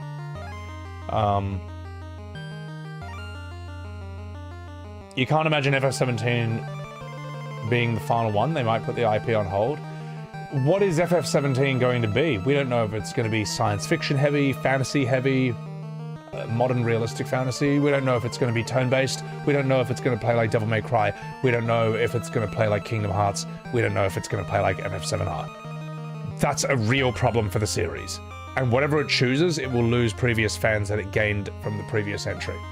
You're just fucked. No other series has this problem. So, yeah, I'm kind of done with Final Fantasy, to be honest. I don't think it will ever be good again. I have no hope left, you know? Like, I actually even had some hope during, I remember seeing 16's trailer, and I'd never played Devil May Cry, and I knew it wasn't going turn-based again, you know, and this is the pre-E33 world. Many of us had just kind of given up, you know. I thought, oh, maybe this could be good. It wasn't. 7 Remake, I even had some hope, believe it or not.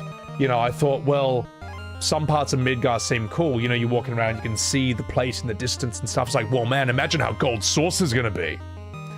Imagine how Cosmo Canyon's gonna be. There's no way they could fuck that up.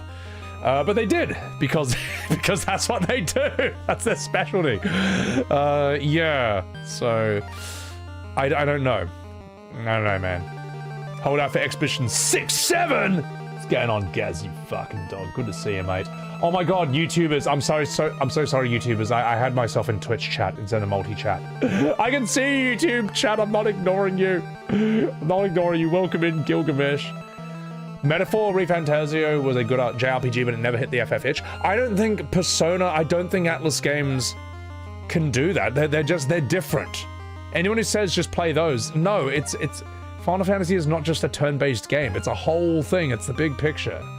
It's the full shebang. Another factor is that SE talent like Katase have been promoted to working upper management. They're not working on games anymore. I don't know how much I trust that guy, to be perfectly honest, because I think he is responsible, from what I hear, for the aesthetic of, say, like FF7, 8, and 10. But I've also heard that he wanted to change FF7's story even more, and Nomura, of all people, was the one who held him back. Which I also find hard to believe. You mean you independently on your own came up with the most Nomura-esque idea ever, and then Nomura of all people said, no, anything but that? I just don't, I don't know. I don't know what to trust or who to trust in that. I think you just kind of have to follow the money. You just kind of have to, follow the money, and you have to just look at the actions. Yeah, something like that. You gotta look at the, you gotta look at the actions, and you gotta look at, like, the results. Oh, what happened to my hand? This is what I've been wearing! This is what I've been wearing for the last week, chat. Basically, I hurt my finger from, I worked out heavy, then I opened, like, some tightly sealed protein shakes with bad technique. Basically, pulled the tendons, I think, or the ligaments on the side of the finger, and then when it should have been recovering, I streamed Devil May Cry 1 to 5 in, like, back-to-back. Like, you remember me, I was doing, like, 2 or 3 streams a week.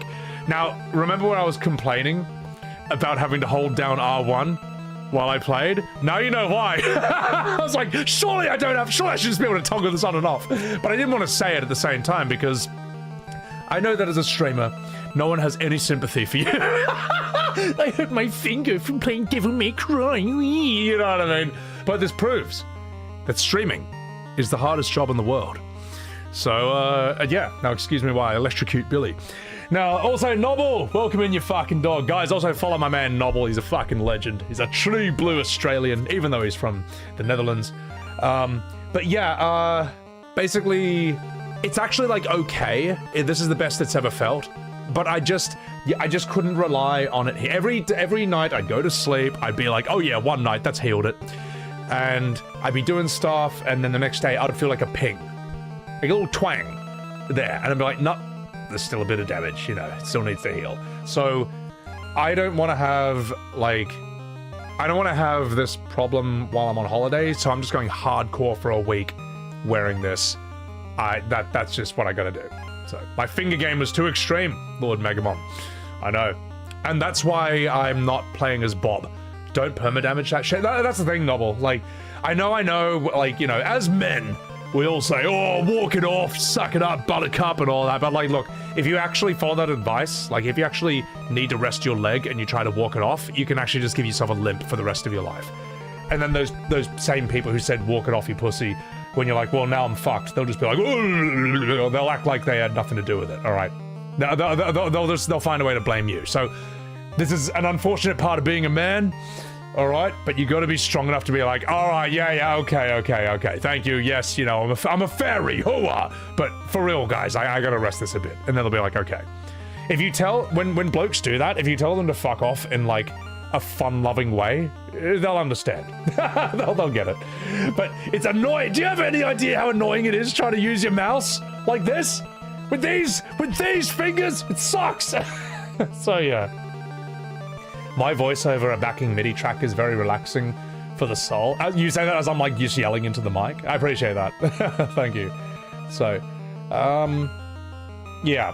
So, they'll blame you for following their advice, Tiny. Well, the thing is, they're right, though. At the end of the day, if you let peer pressure bully you into hurting yourself, I'm not saying it's right, but I'm saying there's a life lesson in that. It's why Australians tell you about drop bears, all right? It's your fault for believing us.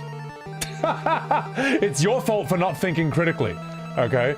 It's your fault for blindly trusting authority. That's why we do it. That's the lesson. Because we are descended from a bunch of criminals. Alright? And every bloody crim knows that you don't blindly trust the coppers, mate. You don't blindly trust the guards. Alright? They don't have your best interests in mind. I don't know if I'm talking like an orc or an Australian at this point, but close enough. So, alright. Sorry, Golgoth, that's too long for me to read, but I'm just doing this instead. So, hang on. This is interesting, though. Actually, I will read this.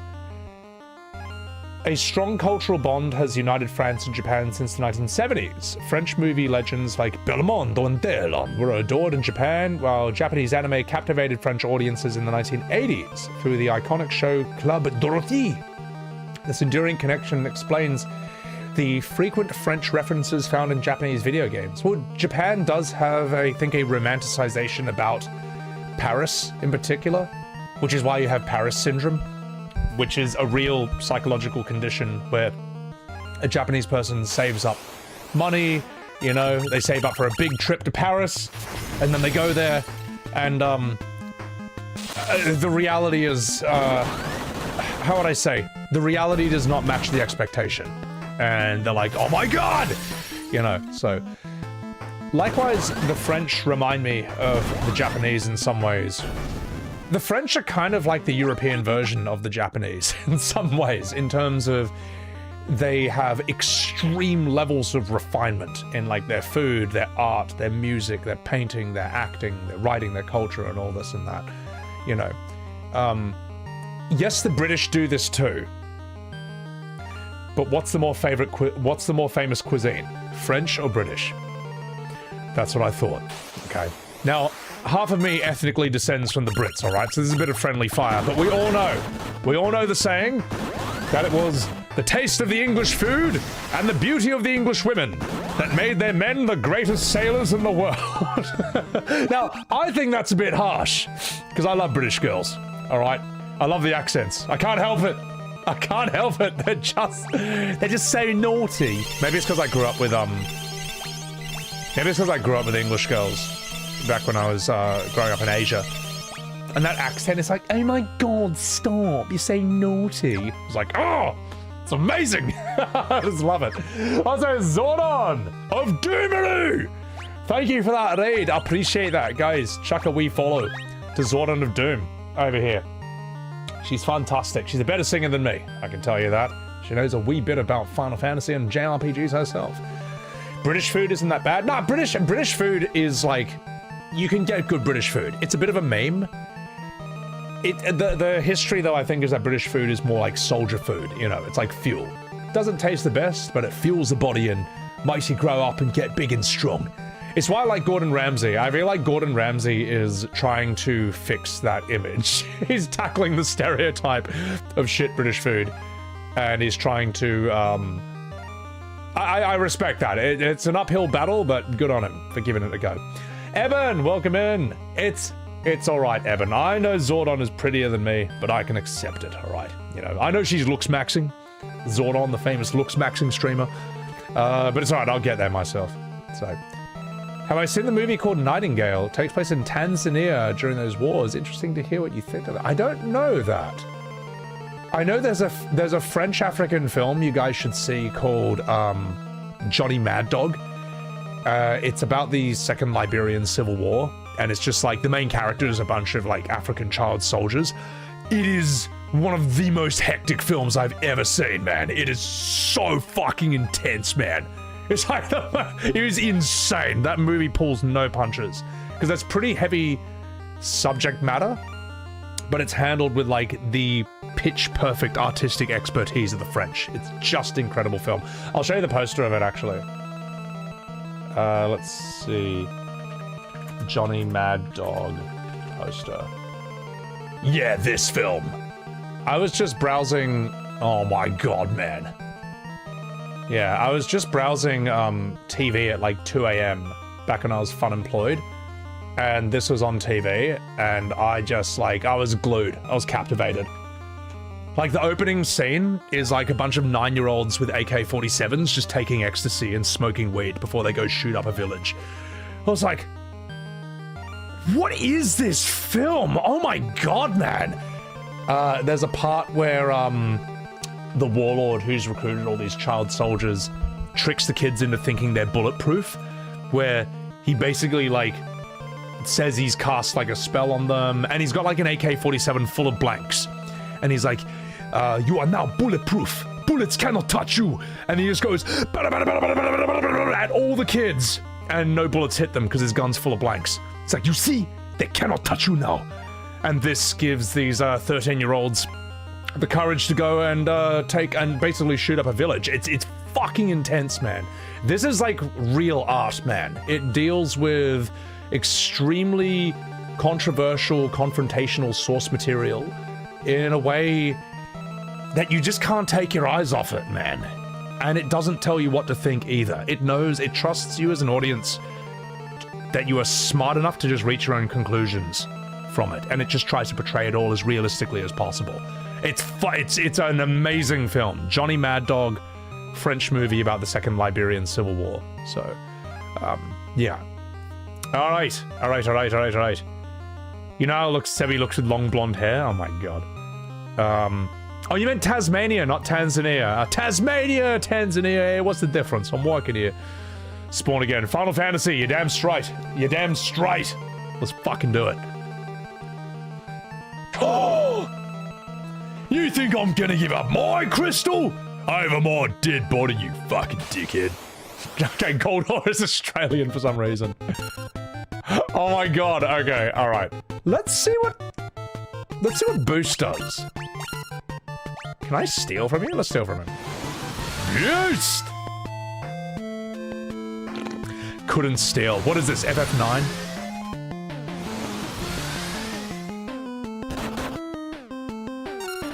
Alright, let's see how much damage we do after one boost. Steal!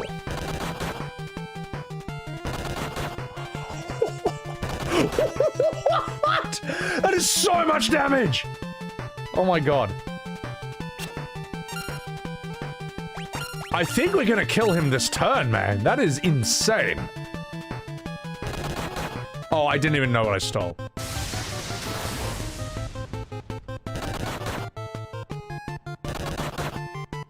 Does that boost only last for one turn?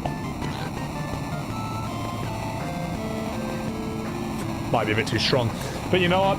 Let's just get this game done. Am I cheating? No. I'm journalisting. It's different. I love how monks have always been broken. No! Not me bloody crystal! I'll smash it before I hand it over! Smash it and smoke it! Because I'm also a drug addict! And Centrelink funds me! Haha! Here we go, boys! Off to the dole! The crystal broke into 1,000,000 pieces, then Goldar smoked it! No! Not the bloody crystal! How could you, mate? No, it will never be yours!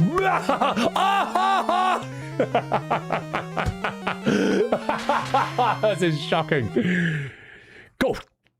Goldor dropped the key to unlock the chains around the ship, but as soon as you grasped it, it disappeared. Like your ex-wife. The curse is lifted and the ship can be flown once more. Kupo. Our ship is unchained, mate, but the crystal is gone. The fuck do we do now? God, this is so stupid. This is so dumb. That's so funny how petty he is. I love villains who are like, if I can't have it, then nobody can. So dumb. Yeah. Elmer, that story I mentioned is based off the Mahi Mahi Rebellion, which is a massive armed uprising against German colonial rule in Tanzania. You remember it as one of the bloodiest, most tragic anti-colonial struggles in African history. Basically, the rebels were deceived that they were given magic water that would protect them from bullets by a false prophet. They might have been referencing that in that movie, but Liberia and Tanzania, you know, these are different countries at this point. But, yeah, I'll try to avoid getting political here, but there's a lot of intense history in that part of the world, and it's worth learning it, man. I mean, it's our planet at the end of the day. We may as well know what's going on in it. Let's, I'll keep Dr. Pooh as a thief. I think 3 kicks is more than enough to take out everything, but I will need to heal people. So. Kuja is interesting in FF9, because he does have that sort of, if I can't live, then no one can. But he does it in a way that's quite... I thought it didn't feel comical or silly, or the way he did it. There was quite a sinisterness and a sadness to it, and that scene makes good use of silence in that as well. I love voice acting that scene. I thought it was great. So... And I do like that Kuja actually does have a bit of redemption, a bit of an apology moment. You know, he actually does help you out at the end. And I think Kuja has one of my favorite dying lines of any villain, you know. He helps you escape after you beat Necron. And Zidane's even like, you helped us out, didn't you? He's like, well, you know, maybe, you know. And then he's like, I'm glad you got out. And Kuja learns for the first time how good it feels to help other people. And he has this line. Breaks my heart just to say it, but he's like, I think I only just discovered what it means to learn to live. Yeah, what's the quote? I think I only just discovered what it means to live. And then he's like, I guess I was too late. And that's it. And that's the last line he has. And it's heartbreaking to me, that line. Because it's, I think that's an example of how good OG FF's writing used to be compared to the new ones. Like, I mean, look at, say, Joshua dying in Clive's arms at the end of FF16. He monologues like he's Alphino in A Realm Reborn. Alright, it just goes on forever and ever. He's like, he literally is lore dumping for minutes while he's dying in Clive's arms. It's so stupid. And if that spoiled it for you, I'll tell you why that didn't spoil it for you, because if you cared about FF16, you would have played it by now. If you didn't, and also no one thinks about FF16 anymore. It just came and went, no one cares about it. It's done. And I just saved you. I saved you a waste of time and money from playing that game. So, yeah, how about that? Sorry, maybe that's a bit slack, but like, if you cared about 16, you would have played it by now. So, am I wrong? Am I wrong? You like that scene, East Blue? Yeah, but you like a lot of rubbish. Sorry, that's mean.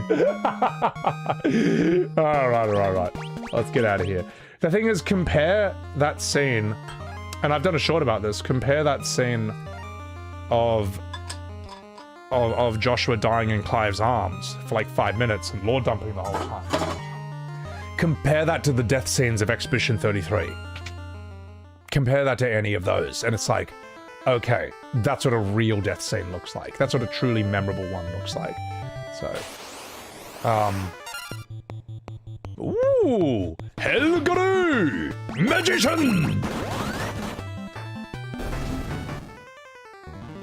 Yeah, Kuja is a villain who, at first I didn't like him. I thought he was a bit too camp. But as time went on, I like him more. Also, I'm gonna say something controversial. I can totally see why they added Necron into it. A lot of people say Necron doesn't make sense, you know, he just comes out of nowhere. He's whatever. Thing is, Kuja still redeems himself as a good guy at the end. Necron is just kind of like your big god-level boss fight. It's like, oh, whatever, let's just chuck it in. Here's a big floating thing covered in discs and spikes in space, you know. Whereas, like, Kuja is, Trans Kuja doesn't compare to, like, One Wing Angel Sephiroth or Angel Kefka, you know. So, but that's not me saying he's a bad character. I think he's cool. I didn't know that Necron was a hated villain until I saw online discourse about him. But if you think Necron is the worst thing that happened to Final Fantasy, you haven't played the new games. So, what can that do for you? Sniper, welcome in. I followed you because I felt I was wasting my time royally deciding to 100% FF7 Rebirth. Oh, I'm so sorry you were trying to do that. When I searched for Rebirth being bad on YouTube, my stream gave you solace about the time I wasted. I now just view watching your stream as more productive than spending it on current Square slop. Thank you, I appreciate that, Sniper. I'm sorry to hear that, man. It's sad what happened to, you know, a certain game and to the series as a whole. I'm gonna go rest in an inn. But that's what I say. I was saying this earlier, chat. I get comments saying they don't even care about FF7 Remake anymore, but they find my streams and my videos about it fascinating. They kind of just like watching the drama. They like watching the criticism that few other channels are going to make. Ballsy, thank you very much for the 13 months on Sabby-Webs TV. Thank you. Appreciate that. Little Scarlet Rose. Kuja is there to be a fabulous theater kid. I actually agree with that. I would say, like, Kuja is like...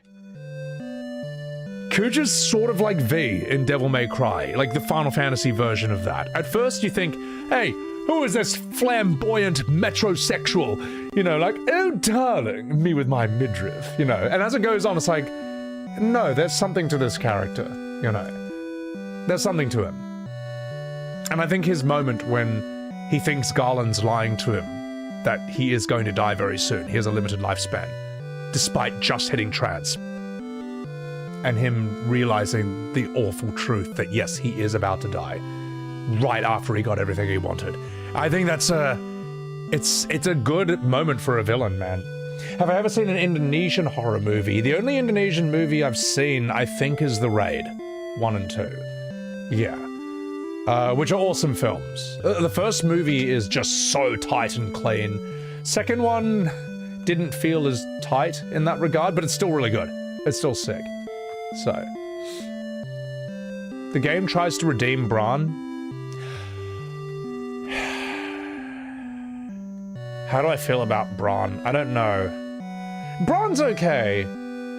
I think it's fine that, like, you can say she was sort of, like, mentally corrupted by Kuja and stuff, and the grief of losing her husband and all that. The thing that blows my mind about Bran, and I never thought about this until someone pointed it out, I think Bran is the same species as Amarant. Look at them. They're both these huge blue humans. Both Bran and Amarant are abnormally large, like way, way bigger than anyone else. Amarant is something like twice as tall as anyone else, man. In real life, Amarant would be something like 3 meters tall. And so would Bran. And it's like, okay, so where do these people hail from? And you never see their village. You never see where they're originally from. Oh, shit. Ah, whatever. Get real. Oh, wait, no, not boost. Fuck you. That's such a sea monster now, are you? Soy Lord. Did it really try to... I don't think it... Yeah, did it try to redeem her? Well, it's one of those things where even though she can't undo the things she did, I mean, she nuked Freya's entire home tree with Odin. It's pretty fucking bad, man. It's not much redemption coming back from that. You do get an understanding of why she's like that. They do that at the very least, so... Wee, wee, wee, wee, wee, wee, wee, wee, wee, wee. Wee, wee, wee, wee. Wee, wee, wee, wee, wee, wee. What am I supposed to do? I'm lost. I don't know where to go. Where do I go, chat? Where do I go? Oh, fuck it. That's too hard. You know what? Here's how we find out. Where do I go in FF3 after beating Gold? It's too hard, chat! Unchain your airship. Now, walk back out of the head to the mountains, go back to Armor where the ship is chained. Yeah. Fly into the skies. Obstacle Mountain. Look for new towns or contents accessible. Where? I don't know. So Fratly was never talked about again. Well, that's the thing. Like, you do get one scene with him with Freya. Like, he falls back in love with her, but he still never gets his memory back, and that's a bittersweet ending. You know, they still naturally love each other, but he's lost that entire part of himself. This is something Final Fantasy does quite well, and I even think it did this sort of well in FF15. Final Fantasy always deals with, like, real loss. The loss of a person, or a loss of a part of yourself. Like, even in FF15, Ignis loses his sight permanently. And there's a bit of denial about this at first. He keeps thinking it might come back, or it will get better, just give me time. And there's a whole segment where you're running around with him blind, and he's just like, keeps falling behind because you're moving too fast.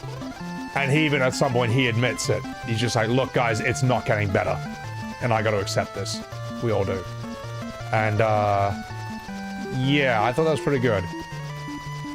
And, you know, there's that whole time skip thing, and it just never comes back. They talk about how it just never came back, but he learned to adjust. He just became a really good fighter in spite of that. So, the guide says Northwest Continent. Thank you! Whee! Hey! Let me in! Let me in! Where's my climb materia? It's gotta be there. Thank you. Thank you, chat. So... a sea serpent? What if I do this? Stupid claw. Unequip that thing. You'll zero, you fucking dog. What's going on, mate? How are ya? Get rid of this. We're monks, alright? We fight. Barehanded. Okay? We don't use weapons. None of us. Ever. So.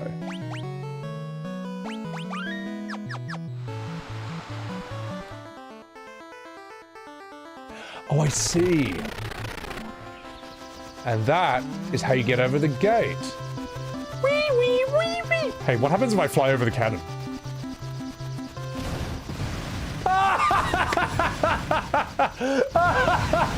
I may have deserved that. Yeah. Is that game over? It's not! It was all just as planned. So. Grok, not Gronk. I mean, well, Grok can be a bit of a Gronk these days, depending on the question you ask it.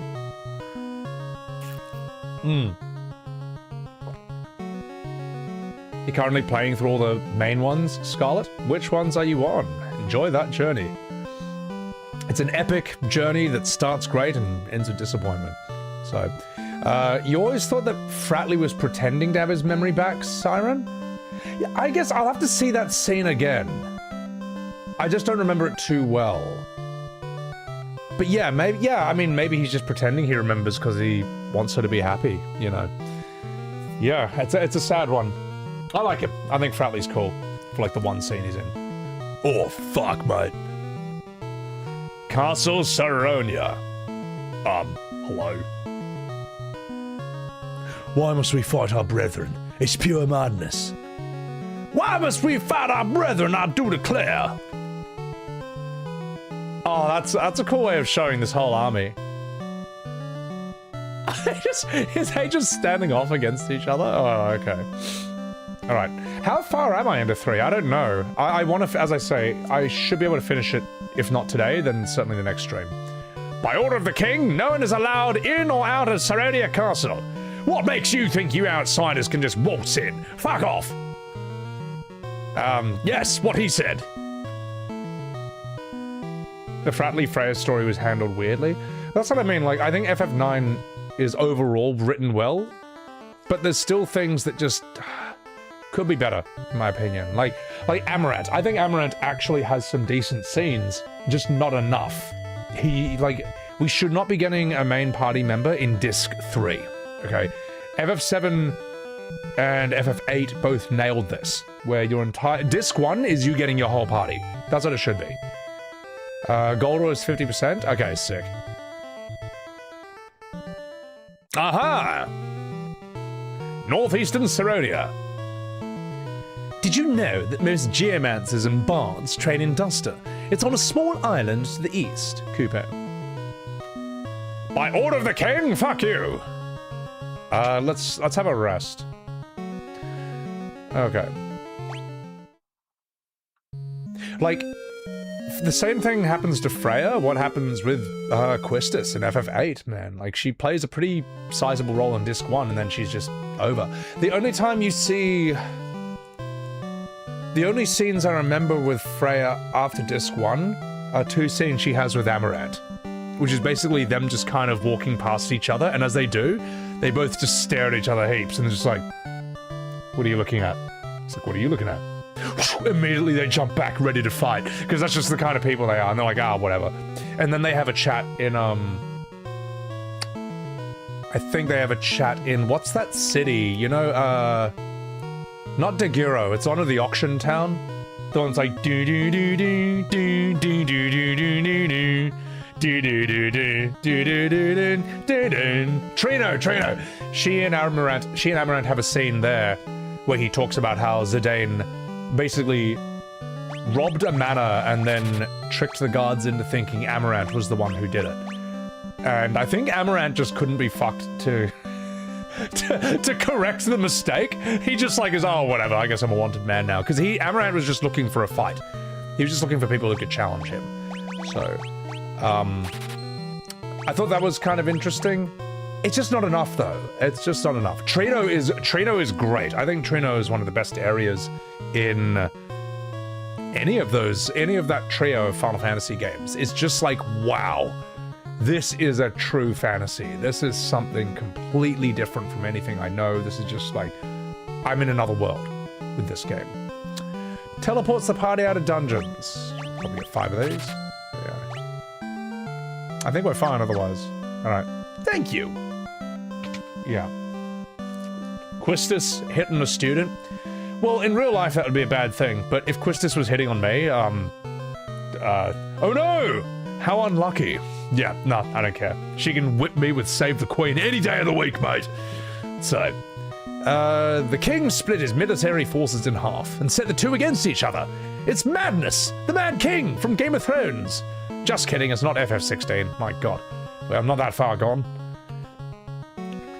Trino in 14 was pretty pog. They have a Trino in 14? The Bird Lady? Yeah, I liked how FF9 had animal people just wandering around. Like, you just got like a hippo boy wearing overalls. like a duck woman wearing a dress. She takes your Stelazio, whatever that is. Oh gosh, I can't believe my eyes. Minister Gigamitz's shadow looked like a giant Boyd, like a mythical Garuda. Orchard, bro. The king refuses to hear counsel, bro. If anyone dares speak out, he puts them to death right then and there. He won't even give us our fush and chops, bro. Oh, sealed shut. Kupo. Hippol rules, man. So yeah. Quistis pulling out Quistis with a Gatling gun is one of the hottest female moments in all of Final Fantasy history. It's just one of the coolest images ever. Hello, I am South African. I can't do the accent. Only a dragoon can defeat the avian monster Garuda. That's what I heard, bro. Sorry, South Africans, that's a bad... I need to practice that. So I gotta use a dragoon to beat Garuda. Okay. Haha! There was once a tunnel that connected the dungeons of Castle Saronia to the bottom of the ocean. That's blocked off now, but maybe you can get in from the ocean floor. Haha, G-swell! Yeah, Mickey Mouse is in this game. This is, Kingdom Hearts. So, Quistis got great pull-out game, my goodness. Thunder Spear. Wind Spear, we'll get that because, actually...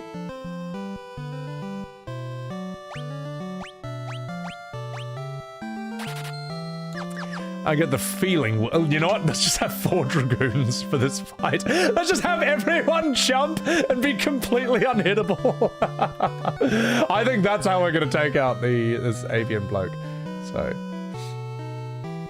Oh my god, Eris, the Predator 2 story. So sad. For those of you who don't know, there's this really hot actress woman who wanted to take me home or wanted to leave with me after a bar, or at this bar when I was in America. And, let me put it this way.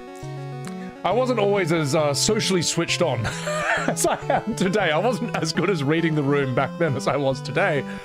And, instead of being like, oh, she wants to come home with me. All right, let's get out of here. I was like, oh, sure, just as soon as I finished watching the scene from Predator 2 on the bar TV. Look, man, it was a scene, you know, where the Predator, like, changes all his vision? It's like, infrared, he goes to all these different vision modes. And I knew he was about to, like, throw a disc with all these guys. And, the worst part is I'd already seen the movie. I just wanted to see the scene again. And this was like in 2009. I could have just gone home and YouTubed it. Oh, anyway, she found another man. And as soon as the scene was over, I looked and I'd see her dancing on the dance floor with some other bloke, and I'm like, shit. Blew my chance. Now no one's getting blown. Certainly not me. And the thing is, like, today I would probably be a bit better at, like, navigating that situation. Just like, I don't know, turn on the charms. But back then, I was just like, oh fuck. I just took the L. Oh, these are the pickup techniques of Sebiweb's TV. All right, this is Sebler's University. Anyway. Oh my god. I feel like I should turn that into a short. That was so dumb. That's the Predator 2 story. And how, like, I didn't get laid. Because I was too busy. I wanted to see, you know, it's a cool scene, man. He changes his vision from infrared and then he throws the disc.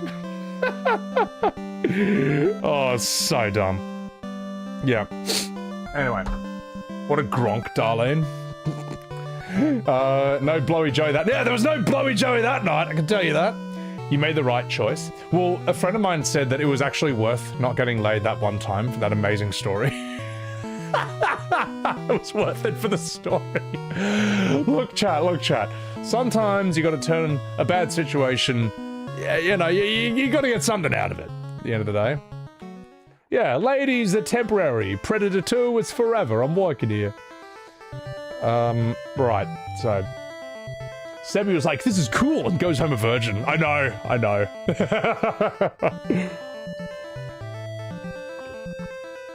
All right. Enough fucking about it. Old Toby. Hope you have a dope and fun weekend. Thank you, I appreciate that. Also, I'm sorry, guys. I know this is like not my usual stream time, but I hope you guys are having a good time regardless.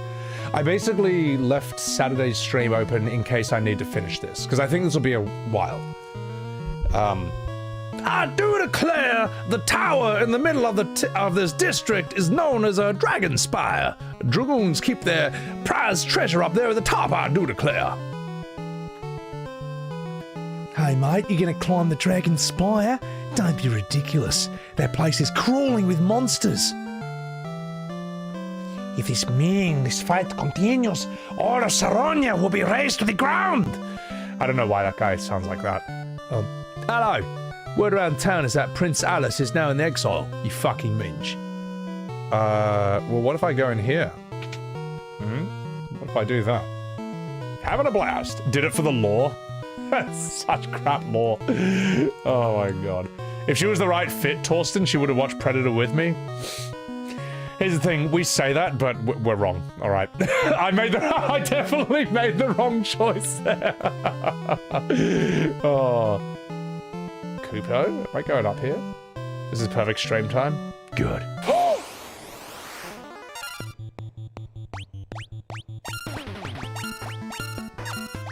All right, watch this. Watch my 420 IQ strats.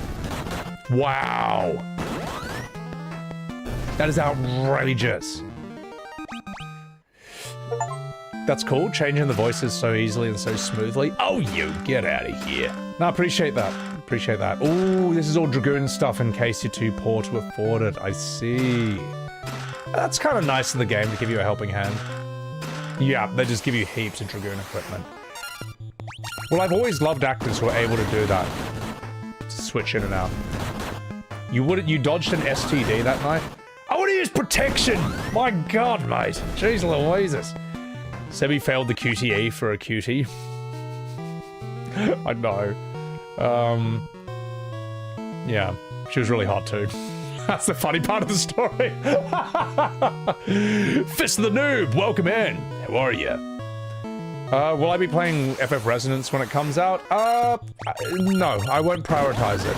Maybe, I mean, if I got time, sure, but there's just too many other things I want to do first. Like, I want to do Metal Gear Solid 4, Revengeance, Death Stranding. I want to do Resident Evil 1 to 9, including the remakes and the originals. I'm the remake guy, okay? I'm working here. See if they really are 95% the same. But, there's Witcher 3 remastered, Mass Effect, like all those take priority over games like Octopath or Resonance. Only a Dragoon that can defeat the avian yeah, we know that one. Oh, Chocobos! Gog!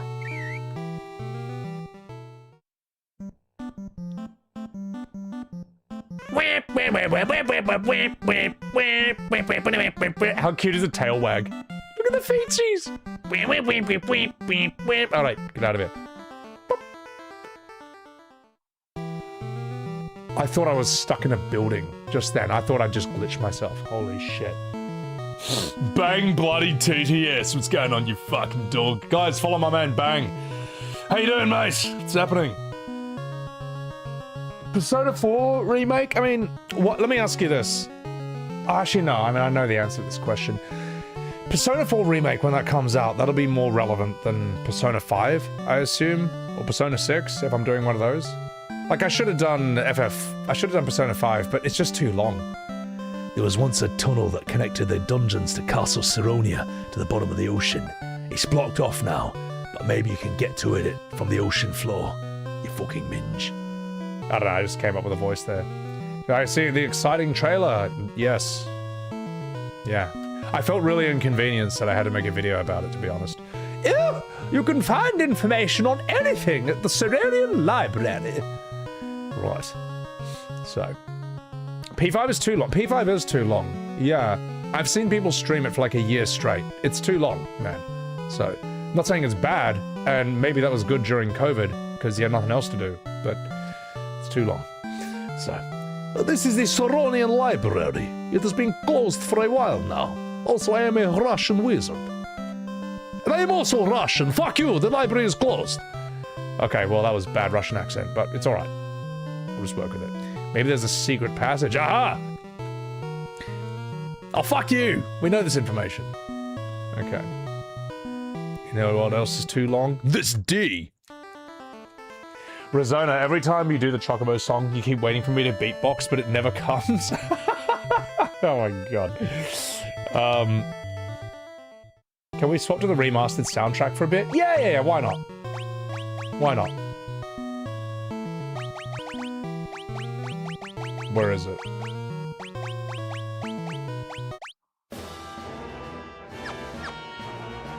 I don't mind it. I mean, look, I have no nostalgia or childhood memories of this game, so I'm sorry for those of you who do, but I think it's fine. I think it's fine as is. We'll have it on for a bit. We'll switch back and forth. So, it's good hearing both. You like my Russian accent? You're saying this as a Russian? Thank you! I've been told it's terrible. But that's... I just have to work with that. Chocobo, giddy up, asshole!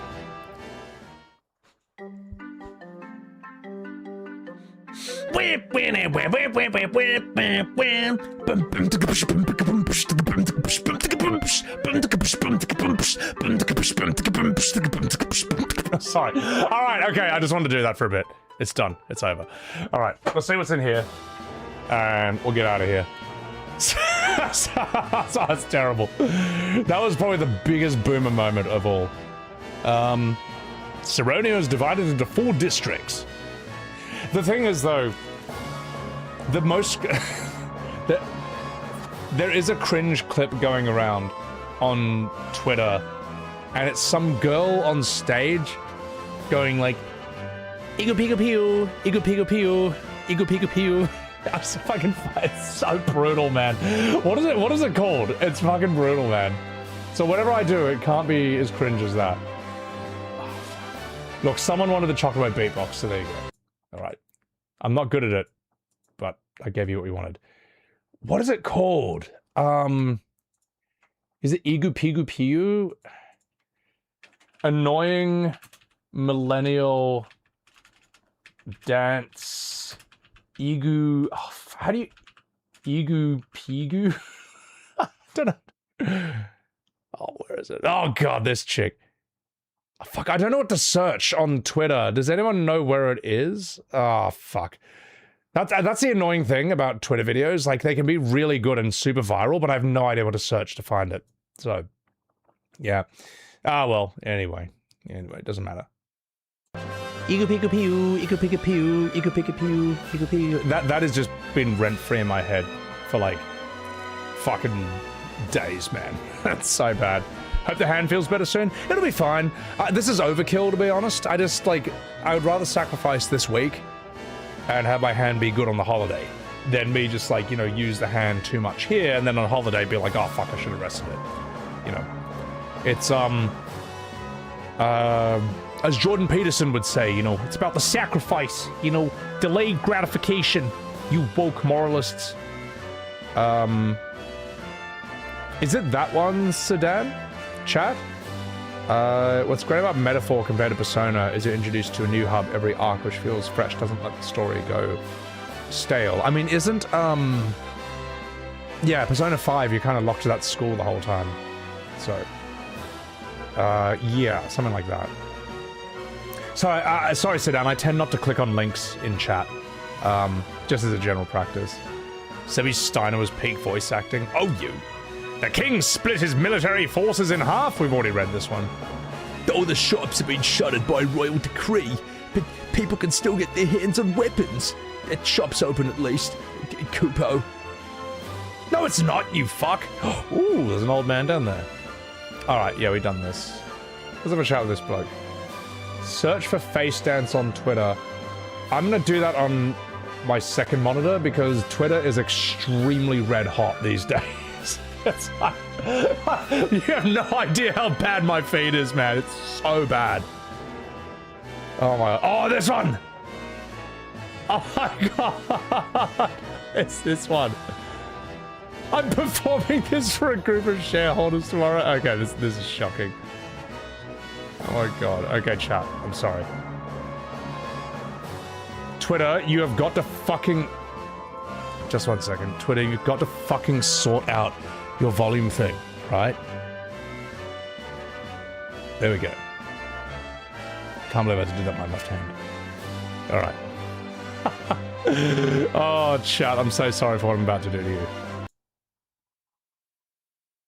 Hang on. It's hard doing this with, like, the wrong finger. There we go. This fucking song has been rent-free in my head for, like, days, man.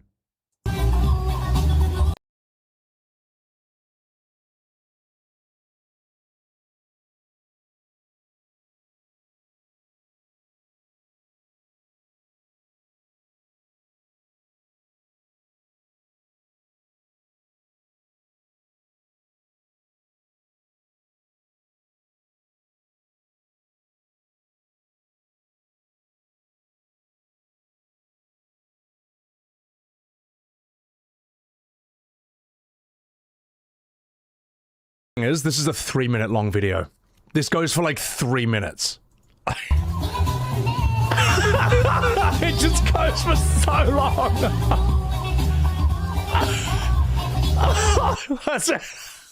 You know what? As someone who's engaged in a bit of trolling myself and the occasional rage bait, I respect the technique, all right? I respect the skill. This is so amazingly infuriating. It's unbelievable. I admire her technique. It's so annoying.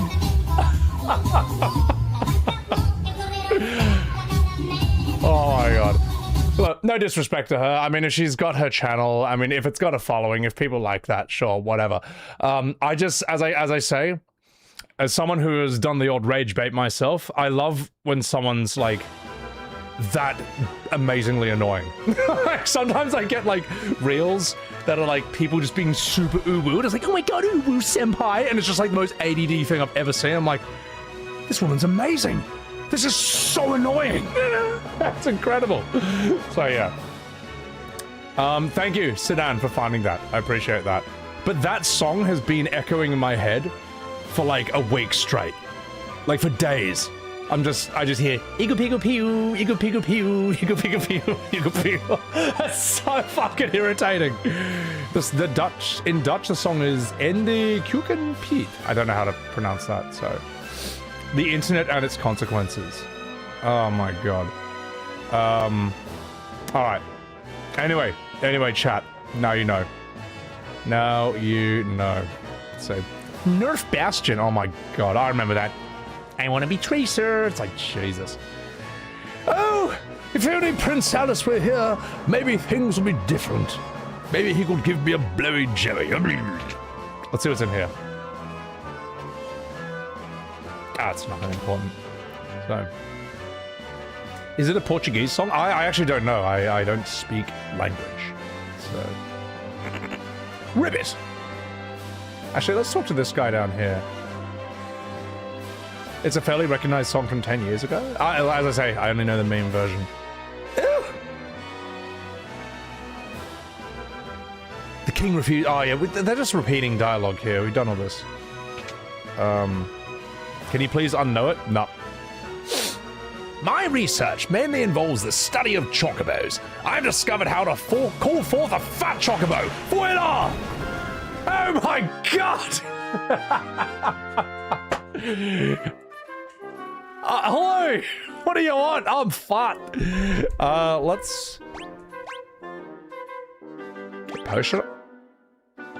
Oh, I see. He's your storage. Okay, never mind. Look at that, man. That's pretty good graphics for its time period. I gotta say. So.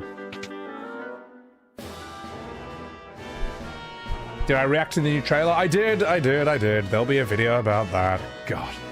I was like, God, just go away. I'm trying to play this game. There was a young man in the tavern who was a dead ringer for the prince. What voice am I? I'm Sean Connery. He was in this tavern, right here. Oh wait, that's Sid. We need a new character. Oh! Hey, get a load of this, Brett. He thinks he's the prince of a kingdom. What a laugh! Ah ha ha! Hey you, little prince, what's the matter? Cat got your penis?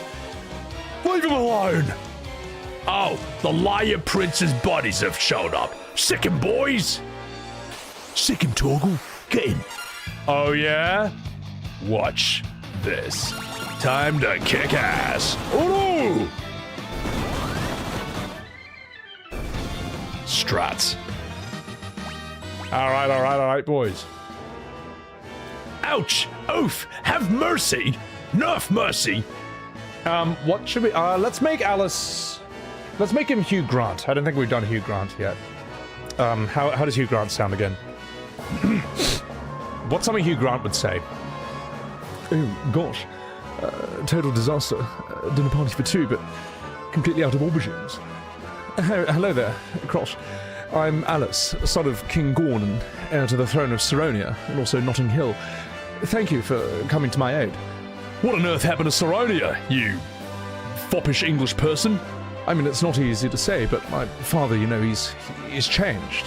He suddenly pitted our armed forces against each other, and completely out of aubergines. I tried to talk some sense into him, but he couldn't be swayed. He sent me into exile, which is why I live here in Notting Hill with Julia Roberts. I don't know if I like that voice. I might change it up. I might change it to... What's a good princely voice? The only thought in my head is that girl just going, eagle pew pew, eagle pew pew. That's all I've got in my head right now. It's like the cartoon where like that's the whole brain activity. Just like that's so shit. You crumbs, alright. I realize that you are but travelers to our land, but would you lend me your aid? I must return to the castle and reason with my father. Of course, you bloody highness. I thank you, peasants. You filth, you plebs, you scum. Ah, close enough. Try Woody Allen. Ah, that's also really hard. Hypoxia, thank you for the 100 bits. 2 quick questions. What FF world would you like to spend a month in? And what job class is Billy? Probably FF8, man. Probably FF8. Just hang out in Fisherman's Horizon. Or like Barlam Garden. Just banging the hot co-eds. Is that what they're called? Is that like... Is that what it is? I don't know these American words. Yeah, screw it. I'll hang out in Barlam Garden trying to root Quistis for about... That's what I would do. Otherwise, what class would Billy be? What would Billy be?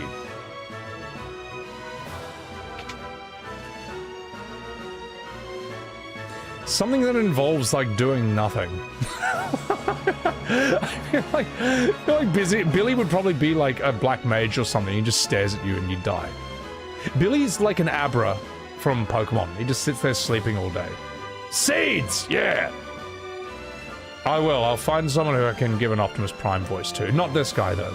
My father behaves like a man possessed. What could have happened, Kupo? Oh, Uwu Sugoi. Alright, let's take him. Esther? Esther's a cool city. Yeah, no, Esther's sick. I guess now we can go. We got the prince. Alright. Let's go, boys. Scholar? Billy is a scholar. Billy is a bard. Billy doesn't sing, though. Alright. I want to give Optimus's voice to someone, but like a cool character. Prince Alice! Let me pass, you bastard, you pleb, you filth. But you've been exiled, me lord. I can't let you through. What is it? Has the king given them permission to enter? Oh, yes, sir. Well, forgive me, your highness. Please come through.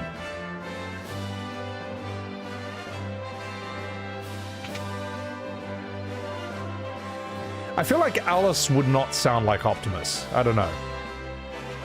We gotta find a character for him. 1Z, 1UQ. Sebi, I usually have no chance to see you live, but the vast majority of your comments and analyses often resonates with my own opinion. You become my compass when it comes to play. Oh, you get out of here. Thank you for enjoying the content.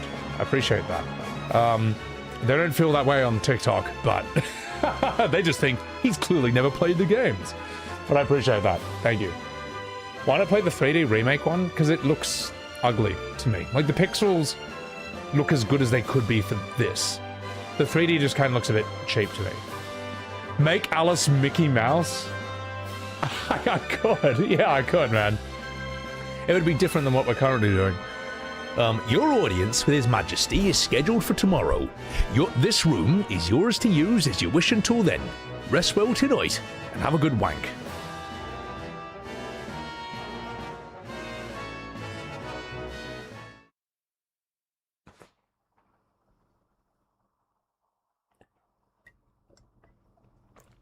Oh, am I disturbing you? No, Your Highness. Why? Would you like to? I'm sorry. Take it seriously. Oh, jeez. I cannot sleep for worry. What would my father be thinking? Am I not his own flesh and blood? Does he not care for me? How could a father exile his own son? Kupo. Listen, he cares for you, Your Highness. There isn't a parent in the world that doesn't love their child, except for that woman who's trending on Twitter right now. But we're not going to talk about that. There must be something else to this. Oh, gosh. Well, perhaps there is. Tomorrow we can meet with the king and ask for an explanation. I mean, that does...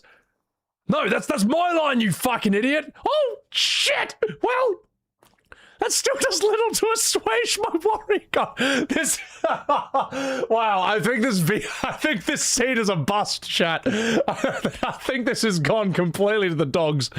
Oh, God. Well, yeah.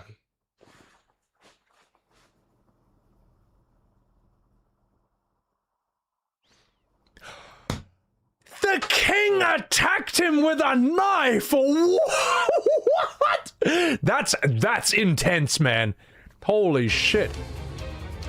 Hooah! Death to the prince! I'm Al Pacino in the role of the Mad King. Hooah! Oh, father, stop! What has come over you? Minister Gigametz entered the room. What are you doing? Oh, wait, no, I see he's a bad guy. Hey, what are you doing, sire? Don't stop. Kill the prince. Take the watch in his ass. I'm walking here.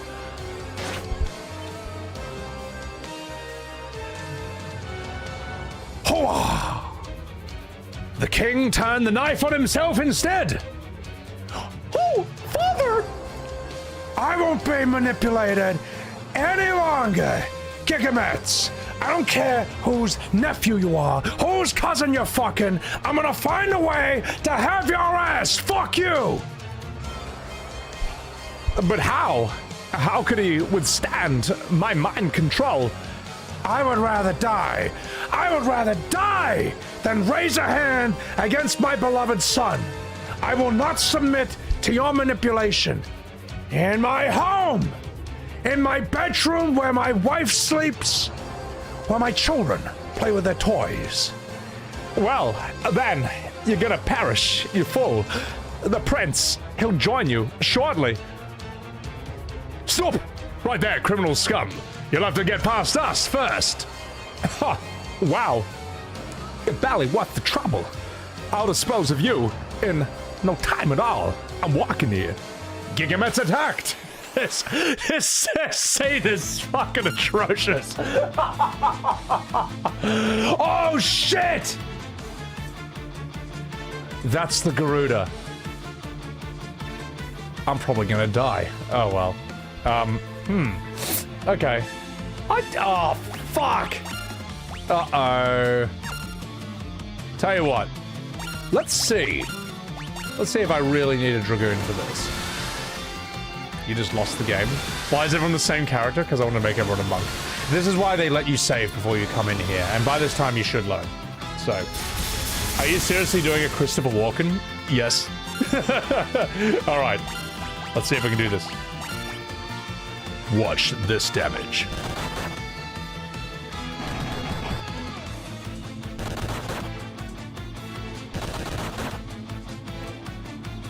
I think I actually might be able to pull this off.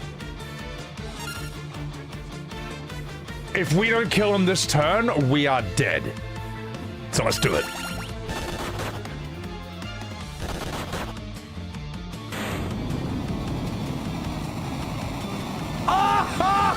No Dragoon for you, mate.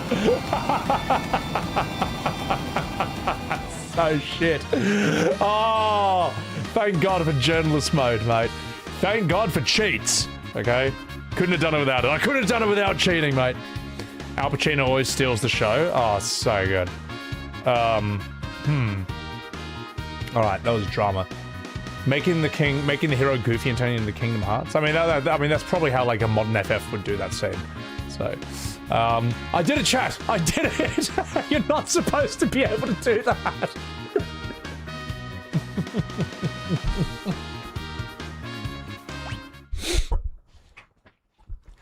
Oh, Father! Hoa, my son! I have been under the minister's control for too long. I'm too fucking old. I'm too fucking blind. But Father, it's not your... I don't deserve forgiveness. Nor do I expect it. I chased away everyone who ever loved me. And these days, I can't stand to see the man I see who looks back in the mirror. Just know that you'll return to save me. My soul is now free from that torturous hold, because the inches I gained are everything. It's what made the difference between winning and losing, between living and dying. So Alice, please, you must take your rightful place on the throne. Bring peace to Sardonia once more. Father! I love you, my son, even though you are a fairy. Whoa.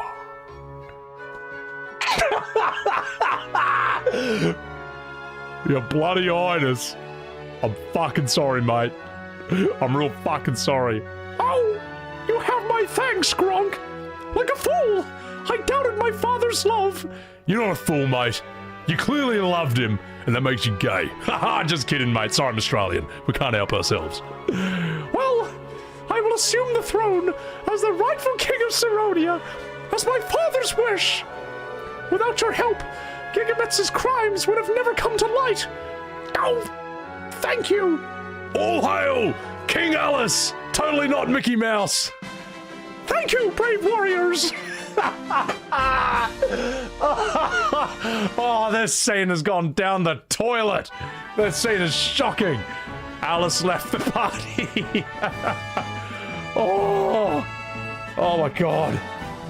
That was atrocious, chat. That might be the worst scene I've done. That might be the worst I've ever voice acted a scene in a really long time, man.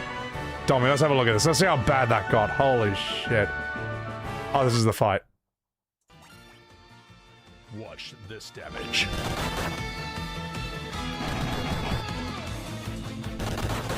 Yeah. This stream gets a thumbs up. Thank you. I appreciate it. I think I actually might be able to pull this off. You thought it was so bad it was good, but it was so bad it was just bad. If we don't kill him this turn, we are dead. Oh, man. Thank you for enjoying the Christopher Walken voice. I appreciate it. That's one of my favorite impressions to do, because it's so, like, interesting. It's such a unique voice. No one else sounds like him. Or ever will, either. Well, there we go. That was Kingdom Hearts, mate. Alright. Let's get out of here. Shocking. I don't know why you guys are watching this stream. It's terrible. Let's have a look up here. Oh, fuck. I have to do his voice again. Hooray for the Warriors of Light! Ho there! Listen to this song of mine!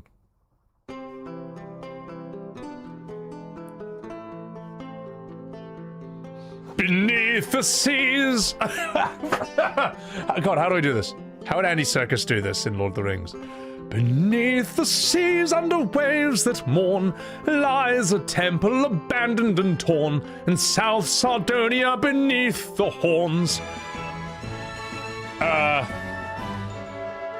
And seen. God. Oh no, not another one! Noah's lute resounds within dreams, but now it lies dormant, some would seem. In the temple of time, or so it seems. There's a girl on Twitch, so now I will cream. All right, okay. I'm gonna take a piss, and we'll finish the end of we'll finish this scene later on. And scene. Sevi the Bard? I don't know about that. Pacino almost didn't do Godfather 2. Coppola told him to stop shouting. Pacino got absent. Okay. Well, it's interesting. In Godfather 2, I think there's only one shout I remember. And it's when he's like, in my home! I did that scene already. You know. But after that, Pacino is like turbo. Pacino after that. Trek, thank you for that $2 super chat. Let's go. Love the streams, brother. Thank you, Trek. Appreciate that. I might pour myself a whiskey. I think it's time. I mean, it couldn't make it much worse, could it? It could always get worse. But anyway, I'll be right back.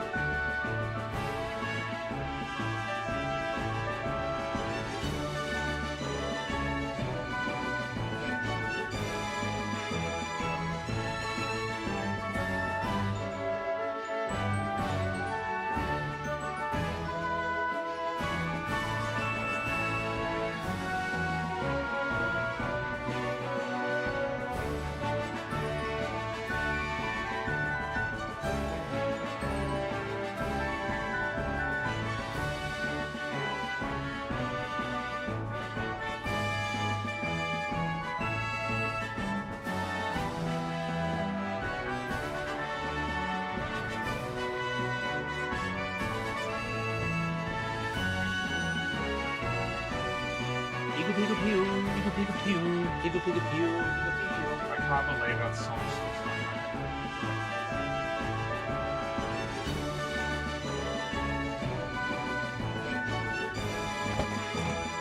Sebi is the best. Damn straight. Also, you just got off work at 5:30 a.m. You could use a drink. Hey, I'm having one right now, guys. I think it's time. You gave it and bought some Nautica 2? Is it good? Young Turks, what's going on? You found me through the Expedition 33 videos. You're a great addition to YouTube. Keep it up, buddy. FF10's the best. Much love from Germany. Hey, you know what, mate? Dankeschön. Thank you. I appreciate that. It's Prost. That's cheers, isn't it? Thank you.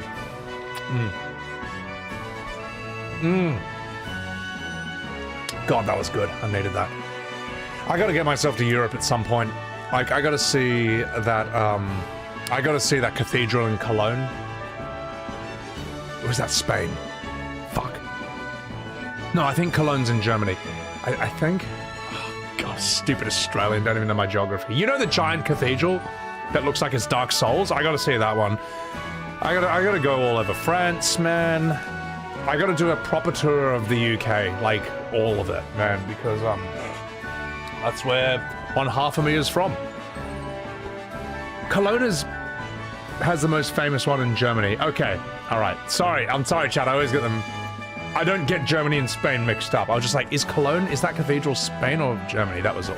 No, it is Germany. So... Spain is the famous one they never finished building. Yeah, true. So, yeah. If you ever see me in France, you'll buy me a beer? Ah, well, merci. So... It's gloriously gothic? Oh, yeah. No. I mean, well, you want to see Dark Souls world, Dark Souls inspiration, you look at those cathedrals, you look at a lot of, like, European stuff. It's nuts, man. Sagrada Familia. France has them as well. Alright. No, fuck you, bitch, chat. Let's do this. Who said Mickey Mouse for this guy's voice, man? Seriously. As my father wished, I will usher in a new era of peace in Sardonia. No, not just Sardonia, the whole world. I cannot wallow in self-pity forever. Hurrah for King Mickey! I grant you free reign in my kingdom. You are free to anything you may deem useful to your noble quest. All right, well, let's get out of here. Jesus. Oh, Afro Man, you found me through the video where I'm reacting to the guy who got Barrett and Cloud to level 99, the first reactor. That video is amazing. The one I'm reacting to, not me. And there's that other video of the guy who got Cloud to level 99 in the first screen, which is nuts, man. Who does that, man? That's insane. That will never be topped. Oh, yeah. We are the Saronian Engineer Corps. You are to take our Nautilus airship. It was dug out of some ancient ruins, and we have fixed it up because we are Swedish. Okay. All right, boys. Thank you.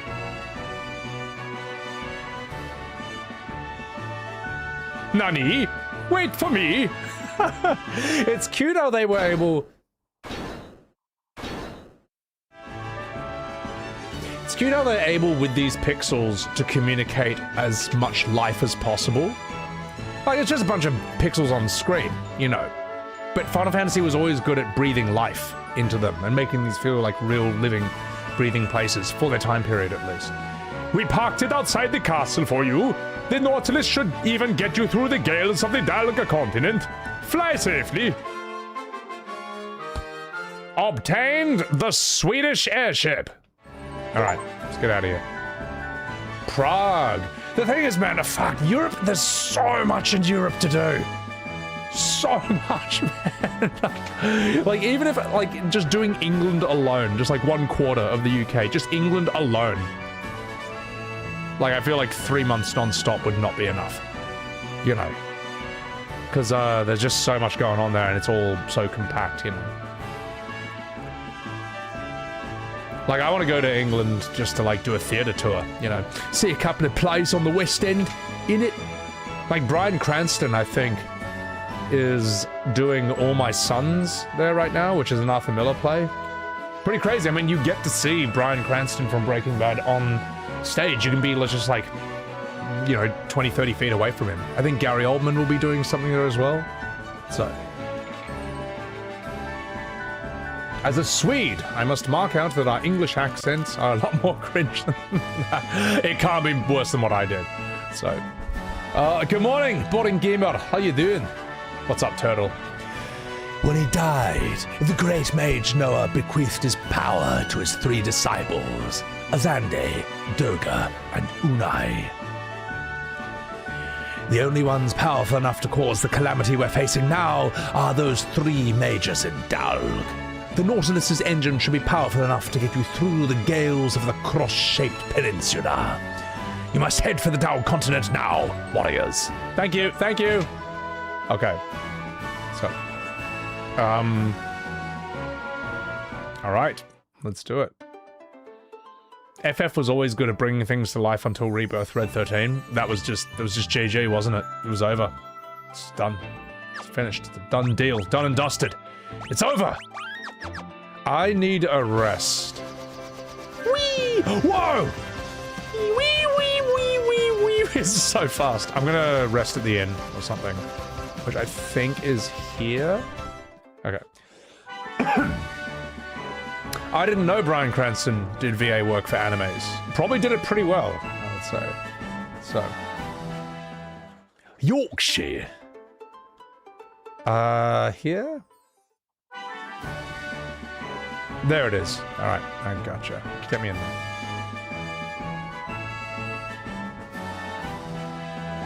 Hello there, have a bloody rest, y'all. I really want to do Scotland, man. I want to do Scotland. I want to see like Scottish theatre, Irish theatre, see a lot of the traditional stuff. Sure, I'll be like, you know, a tourist and all that, but I feel like I could have a booze up at the pub as well. Not a true Englishman. Well, at least half of me. But anyway, correction, FF was great at bringing things to life until FF7 where we just left Eris in a lake. Listen, mate, alright, it's too soon. You live in the UK and all we do is complain about the weather, the government, and drink tea. That is a very British thing to do, isn't it? Living in the UK isn't bad, but you are right, there are loads here to do. Look, I'm in Australia, man. I'm in Sydney. It is boring here, man. Like, it's safe, but it's dull. It's, yeah.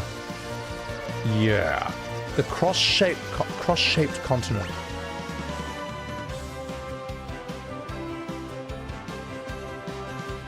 Don't know if there's anything that really fits that description. But yeah, like, that's why I gotta get out of the country for about a month. In a week's time. Just get me the fuck out of here. There's nothing to do in Australia, mate. There's nothing. Like, all I've got really left to do, see Uluru, you know, the giant rock that used to be called Ayers Rock in the middle of the continent. Go on a saltwater crocodile tour, see the Great Barrier Reef. That's it. That's it, man. I don't know what else I would do here. Like, it's not that it's a bad country or a bad place to live. It's like a giant retirement village. So it sounds a bit harsh, but this is really how I feel about it. If you want to do sports, if you're an athlete, it's a mad place to be. But Australia's not really where the party is at in life. You know, that's happening in like Asia, that's happening in America. Can't speak for the UK, but I bet you there's more fun stuff going on over there than there is here. Australia being safe sounds like an oxymoron. Australia is insanely safe. It's just propaganda. It's propaganda, man. All right. Spiders, like you know the last time I saw a spider?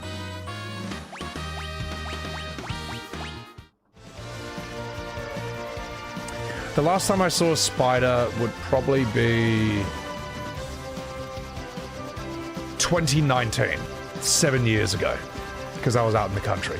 All right, you're not going to see them in the cities, and the cities are where you're going to be because you're a filthy tourist. All right, yeah, sure, you get like out in the wilderness, like whatever, man. Drop bears are the worst, but go to Brazil. I feel like you want to see bugs. Go to Asia. Go to Asia. That's where the bugs are. All right, get used to it, man. There's a lot over there, big ones too. So. New Zealand? New Zealand's going to be really safe, I'd say. New Zealand, the animals look comically cute and safe. Yeah. Isn't theatre where Shakespeare... Is the theatre where Shakespeare works still running? I think it's the Globe Theatre, yeah. There's the Globe and the Rose. I gotta see both of those. As a thespian. Doesn't a person eat 5 years of spider when they sleep? How did they measure that? How did they find that out? I remember this fact back in like the early 2000s. Did you know people swallow 8 spiders a year in their sleep? Cool, how'd you find that out? Yeah, that's right. It never happened. It never fucking happened. No, there was no test, man. This is just a bullshit lie to make people paranoid when they're asleep, okay? It's like saying you only use 10% of your brain. No, you don't. It's bullshit. Who thinks that, man? You don't use 10% of your brain. Why the fuck would you? Why would you not be using it, man? You have any, your brain uses like 1/5 of all the energy. Or something like that. It uses 20% of all the energy from all the food you eat. Why the fuck would it be so inefficient? Why would it evolve to be so inefficient? So, anyway, not fucking out. Brazil? Brazil's South America. That's got bugs, man. From what I see. So where am I going? Where do I go? I'm lost. Where's the yellow paint? Where's the yellow paint, chat? Where do I go? I can fly over something. There's something I can fly over now. I'm gonna pause. Sorry, not pause.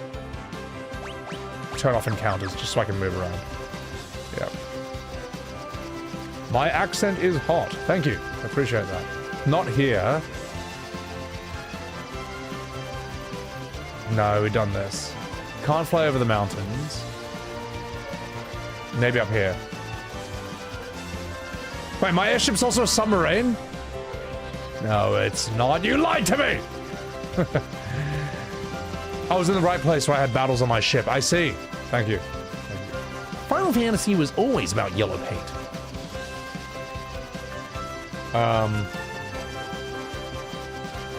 The 8 Spiders a Year was an experiment by Lisa Holst, a journalist in the 90s, to see how well unchecked facts were distributed. Well, people cared less about facts and truth back then and more about just telling a good story. Like, I know it's frustrating when people get out their phones to, like, fact check you on something. The reason people do that is because back in the 90s, truth was determined by whoever was the most stubborn asshole in the room at the time. Alright?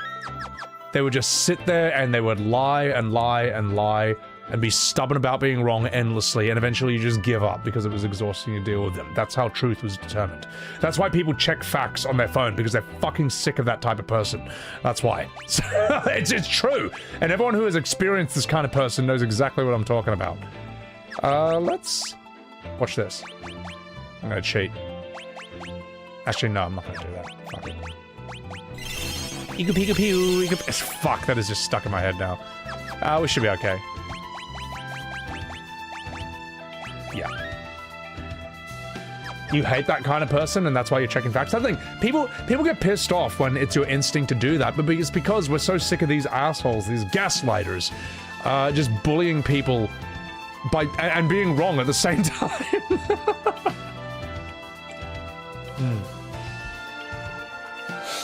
FF3 was a big deal at the time because you had multiple worlds you could explore. First time for an FF series that pushed the NES to the practical limits. I could not believe when I finally flew off, like, the floating continent, and it was just like, here's the whole world. And what I thought was the entire world was just this little dot there. That, I think, is the best part in all of FF3. That was the best part. I even think, like, even though I ruined the scene by voicing the guys Al Pacino and Mickey Mouse, I thought that scene was actually good. That he takes himself out instead of his own son. That was sick. And that's pretty, like, heavy stuff for a game of this time period, so. Your friend visited Japan and it said it feels like a tropical island with all the stuff flying around. Oh, fuck, that would be sick. Doga. Who can we give you? What voice can we give you? I do declare, who's there? How to ha? He's a bad guy, I think. Trespassers! Seize them! I accidentally skipped my own dialogue, Sonny Jim. Kupo! Oh! Oh my god. The first time we ever saw Moogles. Wait, no, he's a good guy. No, you know what? Let's see if I can pull off this voice. I apologize if I do it wrong. Wait, are you for... My word, if it isn't the Warriors of Light and the Flesh with the Energon Cubes. Well, If the crystals have chosen you, far be it from me to question them. I have something to tell you. I know who is threatening this world with darkness. It's my old colleague, Megatron. Along with Starscream, we were Sorry, it's not. No, he's allied with him. Along with Bumblebee, we were disciples of the greatest master of them all, Unicron. I don't know who the... whatever. I'll try and mix and match it. When Master Noah died, he gifted me with his magic. He gave you and I powers over the dreamscape. And finally, he gave Xandi the gift of human mortality. Enraged by what he considered to be a slight, Xandi sought to poison this world. He used the power of the Earth Crystal, combined with the technical know-how of the ancients, to bring about the Great Earthquake. But the crystal, the Earth Crystal, is bloody gone. Goldor destroyed it, and then he smoked it like an absolute druggo. Nani? Oh, that wasn't the real Earth Crystal. That was just some crystal meth I enchanted to produce gold. The real crystal is still hidden away, undisturbed, unsmoked. Xandi has tried to rid this world of light. He is trying to harness that darkness and use it for his own power. Oh, how the mighty have fallen. He cannot be allowed to unbalance the world. I will come with you and aid you in your quest. Fuck yeah, boys! We're here! Optimus Prime, join the party. Warriors of Light, transform and roll out. Fuck yeah, let's go. Alright. Xandi's voice needs to be Sandy from SpongeBob? Oh my god. So we got two other characters. Grimlock? Grimlock's good for really dumb characters. I love Grimlock. Yeah, no, Hypoxia. Like, Peter Cullen did this story where he was auditioning for Optimus Prime, and he asked his brother, who was a Marine, any pro tips? This guy's like a military leader, you know, of robots. And apparently his brother said, don't shout. People who are truly strong are strong enough to be gentle. And when you know that, you can't unhear that with Optimus. He almost never shouts as far as I know, but he always sounds really strong. He always sounds totally in control. He sounds like this awesome fatherly figure robot who you can just depend upon. He's got the touch, he's got the power. And R.I.P. Peter Cullen, one of the greats, one of the great VAs. So, you would crash out like Xandi too if your fellow students got cool abilities and you got a human mortality. Yeah, it'd suck ass, man. Beast Wars? Beast Wars is okay. I don't know, it always looked cool, but every time I watched it, nothing was really happening. You know, my favorite character was in Beast Wars was the Decepticon. You know how, like, animals were the good guys and dinosaurs were the bad guys?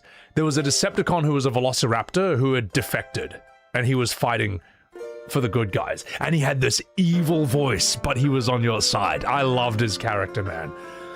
The Dinobot, yeah, and there was that part where I think they, like, cloned them. And he transforms into human form, ready to fight this clone of himself. And the Velociraptor clone, he can't transform. He's like, you can't transform. You're just a clone. Fine. I'll beat you in this form. You know, I thought that was so cool that he was like, oh, well, I'm not going to beat you with an unfair advantage. And he had to, like... He was evil, but, I mean, well, he has the evil voice, but he had honor. You know? He had a warrior spirit. Why? I never understood that, because I was late to the show. Why did he defect to the side? Why did the Velociraptor... Why was that Predacon helping out the good guys? Because he seemed like he loved being evil, even though he was helping him out. I was like, this guy feels different from everyone else. So, Asen Kyrax, thank you for the 300 bits. Appreciate that. Appreciate that. So I read your message already. Okay, I get you. Beast Wars is highly regarded as the best written Transformers thing ever. I think I'll tell you why, because I always came in and had no idea what was going on in the story. And Beast Wars was different from other shows where, like, every show was a self-contained episode. That was how it kind of just was back in the 90s. You could just kind of come in. But Beast Wars seemed like it had this full narrative. So... How many seasons did it go for? I'll fucking watch it. Screw it. It's good voice acting. You know, it was cool. The Dinobot was lied to by Megatron that Optimus Prime was trying to destroy the planet, and the Dinobot realized it was the other way around. Okay, that's cool. That's sick. My favorite, probably my favorite Transformers villain of all time is Starscream, though. Starscream is such a wonderful piece of shit. He's such a villain who you love to hate, and his voice acting is great. Like, of course, Megatron. It's like, all hail King Starscream. He sounds like his own version of the Joker somewhat, but he's always kind of crap. He never actually, like, he just sucks as well. He's just heaps shit. I think that Megatron shooting Starscream in the Transformers movie, the 1986 cartoon, is just fantastic. Like, Starscream's last words are, Megatron, is that you? And Megatron just transforms into a cannon and just destroys him. It's fucking, it's really violent, man. It's so sick. So, yeah. The finale of Beast Wars was bad. Oh, so it does have an end. It's just not that good. Okay. Don't watch the follow-up Beast Machines. It's absolute trash. Oh, I'm sure. Yeah. There's a reason people talk about Beast Wars and not the other one. Casabella, welcome in, mamma mia. 3 seasons, Jazzy. Okay. Rhinox saying slag as a cuss word was hilarious. Wait, he says slag? That's like a salute in our language. You fucking slag. It's awesome, though. I love slags. All right, we need them. What can I do for you? Let's give you... Oh, you got everything. Transformers the animated movie. The 1986 movie is, like, literally S tier. Like, it's actually, like, 10 out of 10 in my opinion. Hey, Master Zandy. He used to be such a good person. Kupo. But he was so disappointed by Master Noah's gift of immortal life that he left without a word, Kupo. They're so fat. How good are the little pot bellies? The little fat belly's so cute. Hey, what can I do for you? Kuraga, I'll take that. I'll take that. I'll take that. I'll take that. Ooh, I'll take that. I'll take that. And I'll take that. And I'll never use it until I need to. So, technically, Beast Wars doesn't have an ending. Oh no! So it's like another one of those shows. It just got discontinued. They just fucked it up. It's so sad how many shows just don't have a good ending. Billy Moogles. I know. Yeah. I'm dying that Overlord has no conclusion, man. You know the anime of Overlord. Enzo Ghoul. It just 4 seasons sets up some really important shit, and it's just that's it. I think they've caved and they're making season 5, but I hope they don't fuck it up. I hope they make it as good as the OG. So, your fiance overheard and just complimented your voice acting. Oh, you get out of here, based fiance. I appreciate it. Hey, Master Runai. Okay, he's the guardian of the world of dreams. Oh, sorry, she's a lady. She sleeps in the shrine south of Saronia. Kupo, I'm working here. Overlord is such an interesting concept. Overlord is a fascinating concept because usually in an isekai, you wake up and you're there to fight the main villain. Overlord, he wakes up and he is the main villain. And what he does is pretty fucking evil, man. He does a lot of really bad things, and he never feels bad about it because from his perspective, none of them are human. They're all NPCs, which they are. But the show goes out of its way to really flesh out these characters and show that they are as alive as you or me. And it annoys that I have no idea what the hell is going to happen in that story or where it goes at this point. So, yeah. Oh no, Master Doga, you can't go into the Cave of the Cycle. Please, Kupo, it's too dangerous in there. I'm working here. Oh my gosh, the Cave of the Cycle, it's connected to the world of darkness. It's teeming with monsters, Kupo. Oh gosh, I hope that Master Kupo will be okay. Sorry, Doga, close enough. Can I talk to you? This oin, it contains wellspring water, Kupo. Since you received the Lydia crystal, you can revive or heal your wounds by drinking it. Oh yeah, but don't drink too much or you'll get drunk. Enjoy the high potion, asshole. Alright, get out of here. Yeah, without spoiling anything about E33, a similar conversation gets raised. I think E33, right? I think look, even though it's a fantasy, I think it is reflecting the conversation that we're going to have about AI. And Black Mirror has already done this. Also, thank you, Nobody Jones. Thank you for that Prime. I appreciate it. Because Black Mirror was able to humanize AI to the point that you feel bad for it, and you don't think it should be tortured. At least I don't think it should be tortured, man. I think it's wrong to, like, invent something that can feel pain and upset and then torture it. I think that's just kind of a bit wrong. But it's interesting that Claire Obscure also tackles the idea of, like, how alive is it? If AI is indistinguishable in terms of its intelligence and emotions to a human being, is it human? To which I think there's one key difference between what's discussed in... I'm trying not to spoil it a bit, but there's a key difference between what's discussed in E33 and humans as we know them, is that if someone dies in the painting, they can be revived. It's like AI. It can be killed, but it can also just be brought back. Whereas humans, you die, you're not coming back. And our relationship with death is one thing that sets us apart from immortal AI, no matter how human it becomes. And that relationship with death is going to change. It is a pretty big thing at the end of the day. So, yeah. But I don't want to spoil too much. It's interesting. As a fan of traditional JRPGs, E33 can be improved to hell and back. To you, it's not the greatness you see. What it did for us as fans of the genre, I'm grateful for. Here's the thing, though. Compared to what? That's the thing. Compared to what? Compared to what? What do you have to compare it to? Nothing is the answer. You have FF10 from 20 years ago. Sorry, from 25 years ago. You got nothing, man. That's the problem. So, you can argue that, hypothetically, this and that, but the thing is, if Square Enix was doing their job, they would be dominating the market in games like E33. Instead, they're doing everything except trying to make what a Final Fantasy should be, or what OG fans want Final Fantasy to be. They'll do anything but that. I think they'd rather go bankrupt than do that. So, Barley, welcome in. Joey Guinness, thank you for that Prime.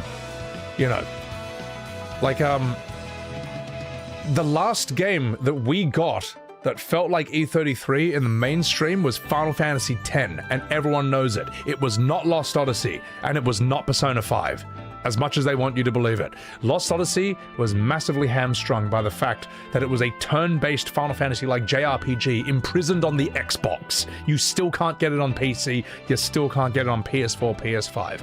And it wasn't Persona 5 either. It wasn't. As much as Persona fans want you to believe that P5 was as big as FF7 or FF10 were back in that day, there's two major reasons why they're wrong.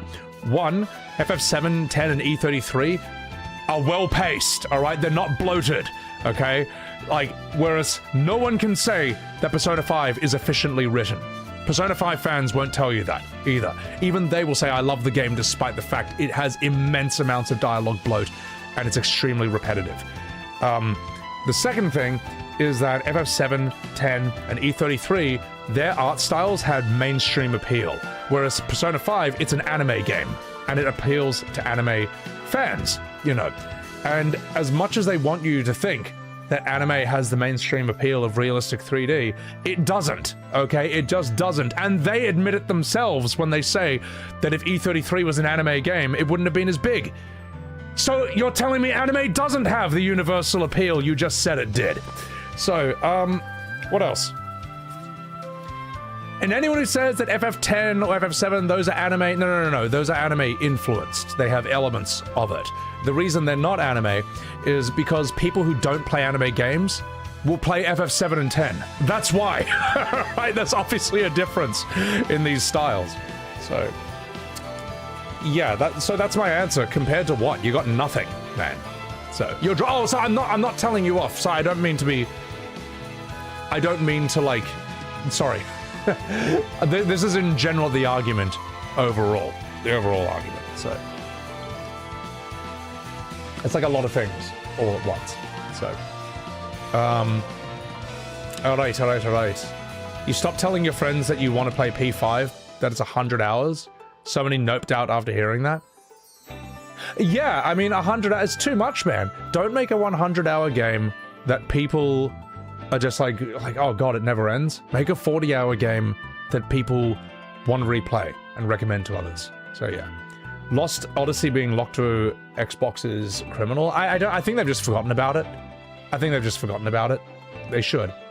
So, yeah. Anyway, I'm walking here. Blue Dragon? Yeah, the whiskey's doing its job. You're damn straight it does, Sonny Jim. So, Uwu is common only amongst a limited audience. Yeah, and also, I think Persona 5 was helped massively by the fact that it was during COVID, man. People couldn't go to school, they couldn't see their friends, but you can go to anime school and hang out with your anime friends. Uwu Sugoi. You know, I think it's a product of its time in a lot of ways, or it did very well for that specific time. Yeah. And it didn't sell that much. It sold like what, like 1.5 million in its first year? It took 10 years to sell 10 million copies, whereas E33 sold 8 million copies in its first year. That's the difference between the appeal. And I'm not saying that Persona's bad or you can't prefer it, but people have to understand, anime fans have to understand that anime does not have this universal appeal they wish it had. Alright, you can always point to a few outliers, yeah, sure, that everyone played, but you gotta understand, like, the people who say, oh, I won't play that because it's anime, alright, that's like... If you tell someone to watch an anime, many people will say, I don't want to watch that because it's anime. But if you tell them to watch Lord of the Rings or Breaking Bad, they're not going to be like, oh, I don't watch that because it's real. Alright? Like, you know what I'm talking about here.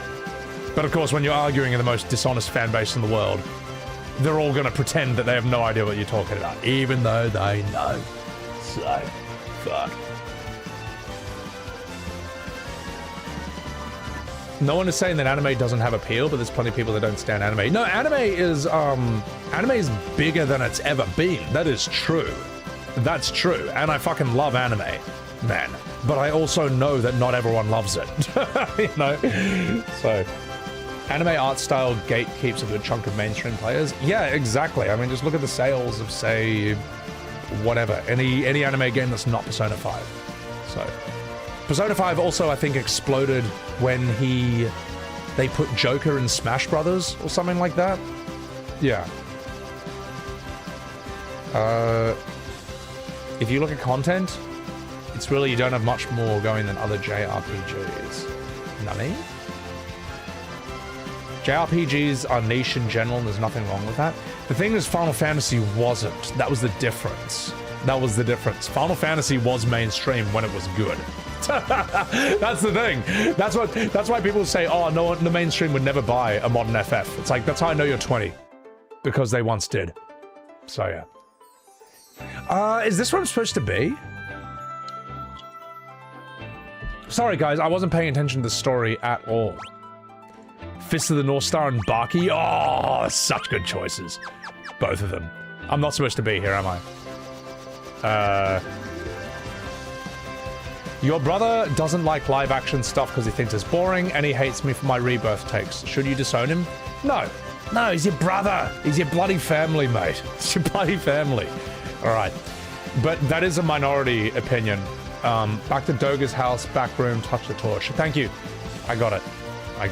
People who hate stuff because it's live action, they are the minority. People who hate me for my takes, they are the minority too. I mean, there are, I think, at least 4 Twitter accounts that are dedicated only to hating me. That's actually a thing.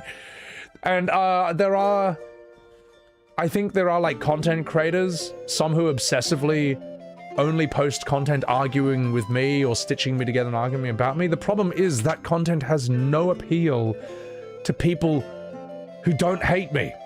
That content only appeals to people who hate me. And, there aren't as many as they wish they were, man. Because remember, they're already a minority, modern FF fans. They're already a minority. And a majority of that minority don't even care about me. They just ignore me and move on.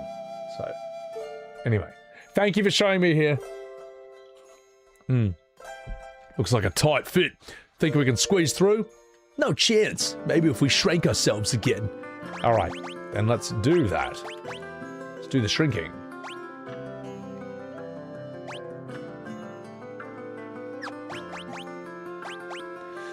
I don't know. I mean, look, it's your family, not mine. I personally think, like,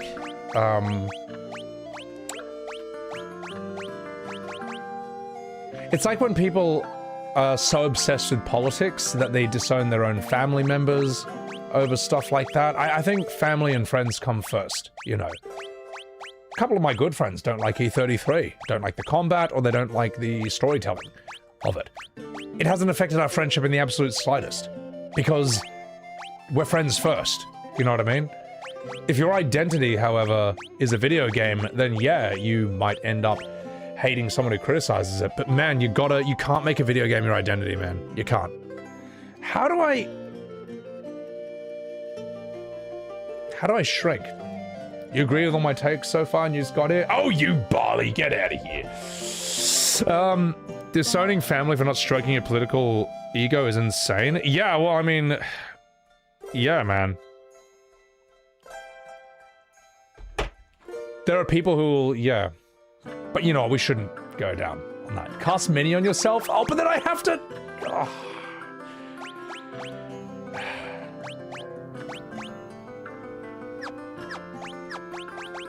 I don't...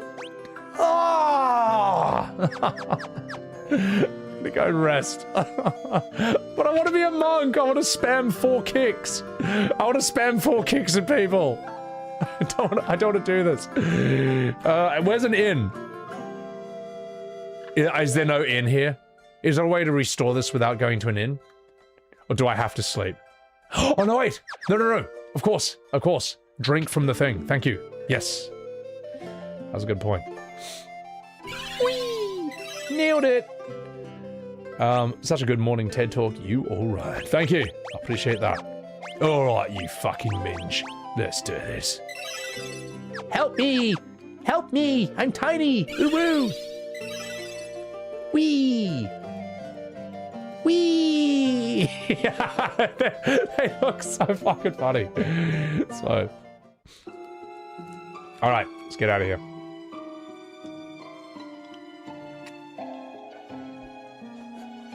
Let's go. Whee! The run animation's so cute, man. So dumb. Wee, wee, wee, wee, wee, wee. Wee, wee, wee. You wonder if I'd try Dragon Quest one day? I've already done it, man. Oh, I've done Dragon Quest 1 and 2 and NES. I love the Toriyama art style in Dragon Ball. Like, it's iconic to that. It just doesn't grab me at all in the games, and I just think a lot of the characters and scenes and voice acting is a bit kiddish. It's just too kiddish for me, you know. I know that's rich as I run, me saying that as I run around in mini form just going, help me, wee, wee. There's a difference though between like pixel, 3D, and anime. They are all different styles. You can do dark anime games, but for the most part, English voice acting for anime, for the most part, is bad. It's generic, it's bland, it's forced, it's unimaginative, and quite a few of you guys saw that actually firsthand when you watched me do all my Total War Warhammer shorts, you know. When you heard the voice acting in Total War Warhammer, you got to hear what really, truly good voice acting sounds like. Oh, fuck! Uh-oh. You know, you hear the Skaven voice acting, you hear the Lizard Man voice acting, it doesn't even sound human. Your brain just believes that's a rat talking to you, or like a lizard talking to you, you know. Whereas if it was like an anime, they'd just be like, Run, flee, flee. I'm a Skaven. I'm a rat. Uwu. It's just bad for the most part, and everyone knows it. So, right, let's do this. I could do the mini voice. How would Optimus Prime sound if he was mini? If he was shrunken? He would sound like this. we made it, but we can't rest. My life force. It won't last much longer, buddy. Here, let me cast a spell on your ship. It will allow you to travel underwater, Uwu. Zephidu, Muwu, Kane. The Nautilus can travel underwater thanks to Doga's spell. Listen, this is my real voice. I was faking my voice, like Red 13. Ha! Everyone's a winner. You must go to the Temple of Time, under the sea at Cape Twin Horn, south of Saronia. There, you will find Noah's loot. Let me just read that so I don't forget the directions, otherwise I'll be lost again. Temple Time, under the sea, Cape Town, Twin Horn, south. Okay, cool. Why do we need that, mate? The music of that magical lute can reach the world of dreams. You must use it to wake up Unai and bring her back to our world. I, on the other hand, must go and fetch the Energon cubes. Once you have found Unai, you will need to commandeer the Invincible, a colossal battleship. Now go, find the loot and awaken Unai. We will see each other again, young Autobots. Transform and roll out. Doga left the party. Oh, I'm gonna miss that guy. Oh well.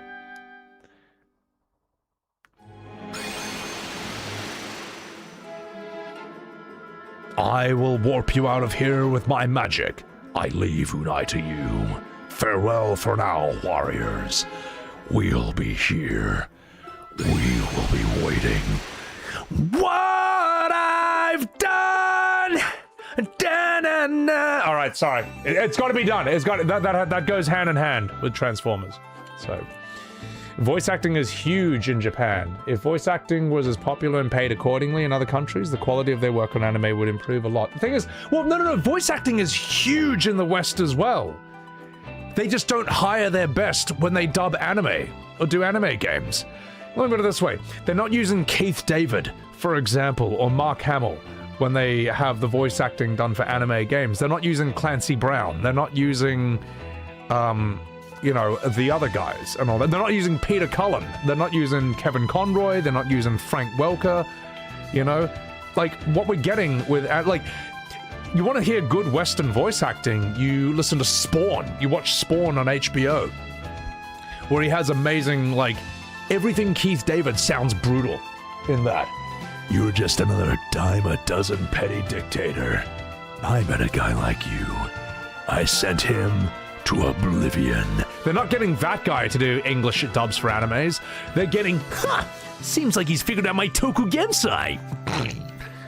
But Kenichi, what about Daisaburu? That's who they're getting. And it sucks 99% of the time, and everyone knows it. Studio Ghibli does good voice acting for their animes because they're getting like Kirsten Dunst, Anne Hathaway, Liam Neeson, Cate Blanchett. You know, they're getting them, those guys. Christian Bale, Billy Crystal. But instead, that's the rarity. That showed you how it should be done. But instead, we get, nice one, Daisaburu. It's like, wow, great, thank you for that. So yeah. Yeah, so that's why it's not good. It sounds, yeah, sure, is that harsh on the voice actors? Well, prove me wrong then, be better. Fuck, I don't know. It's not like I'm doing any of that work anytime soon. I'm probably blacklisted from the industry for my opinions, but fuck it. If you gotta choose one, I'll choose saying what I think. If I want to voice act, I can just do some Academy Award-winning VA right here on stream. Kilth, thank you for the 100 bits. Do I like Aaron Paul in Dispatch? Yes, Aaron Paul in Dispatch is very good. I thought he was great in that. He carried it, so. Yeah. Freedom. What's your opinion on always switching party members compared to a fixed set? I don't know. It depends on the game. FF9 does it a lot, for example. So does 6. Whereas 7 for the most part, you get to choose. For the most part. So, yeah. Yeah. Tell you what. It's a good question. Maybe I could turn that into a... Maybe I could turn that into a short. Why VA in Ing dub's bad? Someone who is a voice actor, an English dub voice actor, is going to say that, and they're going to use their power to blacklist me from the industry. But you know what? It's got to be said. So, alright. These VA streams are more entertaining than most games VA anyway. Well, I'll tell you what, you're certainly not going to hear, like, my VA and, like, you're not going to hear some of the shocking lines in, a game that's actually voice acted, alright? Like God of War, you're not going to hear him get offered a blowy Joey. Actually, no, he kind of does in the third one. Okay, or in the other one. Never mind. So, I can switch Minge back now? Alright, sweet. Let's get out of here. God of War has very good voice acting, you know what I mean? Yeah, let's change it back.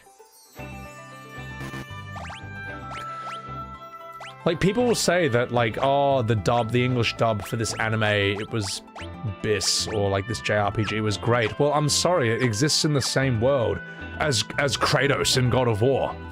As soon as you look at, like, Western voice acting at its peak, it fucking destroys 99% of English dubs in anime.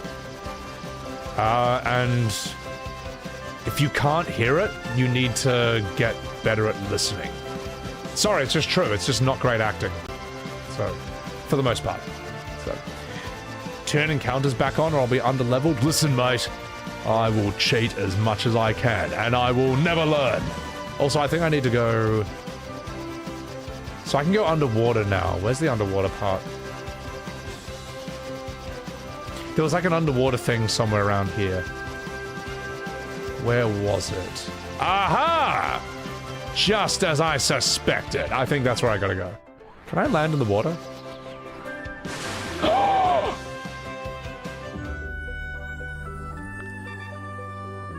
Wow. You couldn't do you can't do this in any FF up until this point. This is the first FF with a submarine, isn't it? FF4 has an underwater part. No, sorry, it's got that underground part with the lava and the Dwarf Kingdoms. But this is the first FF to have a submarine area. That's cool.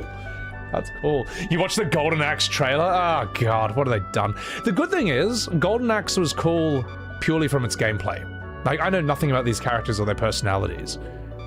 I mean, I think, yeah. It's stupid that they millennial cringed it, but could be worse. I don't know. Not too much was lost, I would say. Seb's voice gets interesting after he's had a few whiskeys. Look, it's got to be done, man. There's a cove near Saronia. Where's Saronia? Where is it? It'll be around here somewhere. It's got to be on this continent. So, FF4, the Dwarven Kingdom, yeah. Golden Axe is mindless fun. Golden Axe, yeah, it was just like, you know, it was one of the earliest hack and slashes of its time. And it was one of the best of its time. Those who lived through, like, the 90s, you know that it was down to 3 games. Golden Axe for fantasy, Alien Storm for science fiction, and Streets of Rage if you just wanted some good old-fashioned contemporary brawling. You know, it was top tier. Those 3 games, we were eating well back then. Altered Beast? Altered Beast is different, though. Oh, I see where to go. Ah, I see. Altered Beast was side-scrolling, whereas Golden Axe had the sort of, like, walk up and down. You know what I mean, that style. Yeah. I forgot Saronia, it's too hard. Wee, wee, wee. Wee, wee, wee, wee, wee, wee. Okay, nailed it. Okay. Oh, and then I guess you got, like, other 3D ones that came from a different era. Like, there was that Simpsons 4-player fighting game, but I only ever saw that in arcades. I don't know if you could get that at home. There was a fucking sick beat 'em up. What was it called, man? Let me find this one. I gotta show you this. This is the one I always wanted to play. Let's see. Alien versus Predator. It's like a beat 'em up game. Oh! If you're a boomer, you've all seen this game in the arcades. This looks so sick, man. Let's see if they... please show the opening.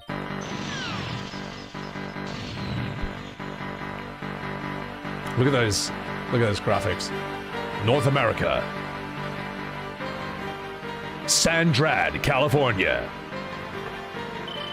Emergency!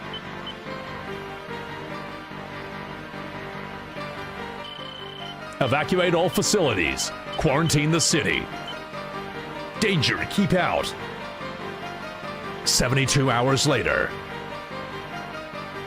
The largest city on the West Coast has become a living hell. Xenomorphs! Oh, look how cool...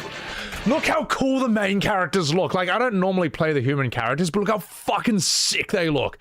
Like, she's got a samurai sword, she's got cool hair, she's spunky, she looks strong enough for the job, but also super sexy as well. And him, he's just a big old pile of muscle with a huge metallic arm. Eat this, you scumbags. And then this happens.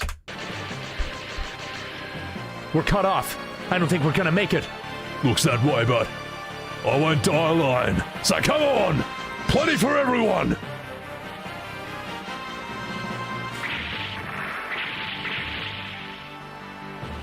It's time to hunt. Oh!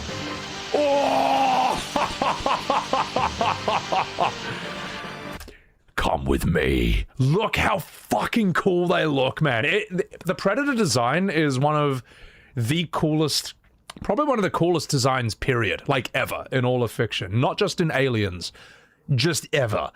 Like, it's this amazing combination of looking really ancient and primal, you know, the bone necklaces and stuff, like a lot of just like, they're kind of just almost naked somewhat, but then just all this alien tech, the shoulder cannon and stuff. The mask looks insane, you got the dreadlocks. Oh, fuck, it's so sick, man. The invisibility, the green blood, the alien numbers. I love the alien digits. Like, it's just, we don't have anything like that on Earth, you know, written on their arm pad and stuff. Oh, it's so dope, man. Insert coin. Alien. Predator. Whoa. It's like, what's the cooler writing? You know what I mean? Like, which is the cooler font? The Alien has this sort of, like, otherworldly, unknowable mystique to it, but the Predator's like just pure jungle awesome with electricity. Fuck, so sick, man. Time to hunt. And it was cool, you could be the Predator warrior or the Predator hunter, and they're both different. Yeah, you got the Predator Hunter, he's got his mask off and he looks horrifying. Predator Warrior has the mask on. I always thought the Warrior looked cooler. It was sick. City of Despair. Oh shit, he's the Warrior, boys! This kind of game was like fucking crack back then. Ah, oh, it's so good! Anyway, you get the picture. It's just a pity, and it's sad that we don't have this kind of game today. Like, I can't think of a game where you get to play as, like, humans and predators brawling the streets, just bashing aliens and stuff. There's types of games that we have just lost in this day and age. Usually because, and I understand why, you know, games are big business, you don't want to lose millions of dollars. Companies are trying to play it safe. It's like, well, we don't want to put $50 million into this and just no one plays it. But you gotta, we're forgetting our sense of fun, you know. Schaefer is Arnold, basically. Ilzero. Yes, and I never made that connection till now, because I hadn't seen Predator as a kid. But now you mention it, I can see it straight away. Yeah, I mean, it's not that we're forgetting fun. There's a lot of games on the market. There's a lot of amazing games. There's more good games than there ever have been, but I guess in terms of, like, the mainstream ones, the AAAs. It feels like it's locked to a few genres. And some genres that were very popular for their time are just lost. So, I mean, that's why Clair Obscur, that's why Expedition 33, a major reason why it was so big was because OG FF fans have been starving for a game like FF10 or FF7 for decades, you know. And we weren't getting that. You weren't getting that from 16, 15, or 7 Remake, I can tell you that. You're playing Star Wars Zero Company right now, lots of fun. Yeah, no, exactly. But it was an independent studio, as you say, you know. Look, I'm playing the shit out of Total War Warhammer, man. I mean, that didn't exist back then. It's just... It's weird. It's a weird paradox, isn't it? That, like... There's more good games today than there ever have been, but it feels like there aren't. And maybe it's our obsession with, like, the new. Maybe it's our obsession with FOMO. Because you can look at some great games. Oh, look at this. This game is really good. Yeah, but it's old. You know, it's like, oh, I guess it is. I guess I can't play it then. It's like, no, fuck you. Subnautica 1 is like, what, 2014? I still think it's one of the best games I've ever played. And it's 12 years old. So... yeah. They tried to revive the Double Dragon franchise a few years ago. The titles are mediocre compared to the original. I think what they got to do today is they have to look at those games and then just, like, soup them up, you know? That's why I thought Devil May Cry 5 was so good, was because it still felt like a game from the early 2000s, but with all the trimming and all the good stuff of today's gaming. It never forgot that it was a game. Whereas you play, like, say, FF15, it just feels like friend replacement simulator. And I don't think that's a healthy thing, you know. So, Kanbei Alex, he entered the stream and he's saying good things about E33, and he's right. Finished it a week ago, doing the post-game content now. Amazing game. It's fucking awesome, isn't it? It's so sick. There's nothing else like it, man. There's actually nothing else like it. So, well, at least not in the last 20 years, so... back in the day, you needed a little more than something than dinosaurs are cool. Dinosaurs are cool. Dude, a game where you just play as dinosaurs would be really fun. But it's got to be a good game at the same time. So, yeah. E33 only vibes with people because of this moment. But you're wrong. Well, here's the thing. You can say all this hypothetically, right? Like, people can say, oh, E33 was only popular because we haven't had a good Final Fantasy in 25 years. You can say that, but that's what we've got. You know what I mean? There is no... We don't live in the reality where Final Fantasy didn't fall off 25 years ago, and it just kept getting better and better and better. We don't live in that time period. And I'll tell you what, if that helped E33, well, then that's good marketing. Because you know what you're supposed to do in marketing? You're supposed to find a gap in the market. You're supposed to find a thing that everyone wants, but no one else is making. Or other people are making it, but no one's making it the way everyone wants. Or you could make it better than everyone else. That's what E33 did.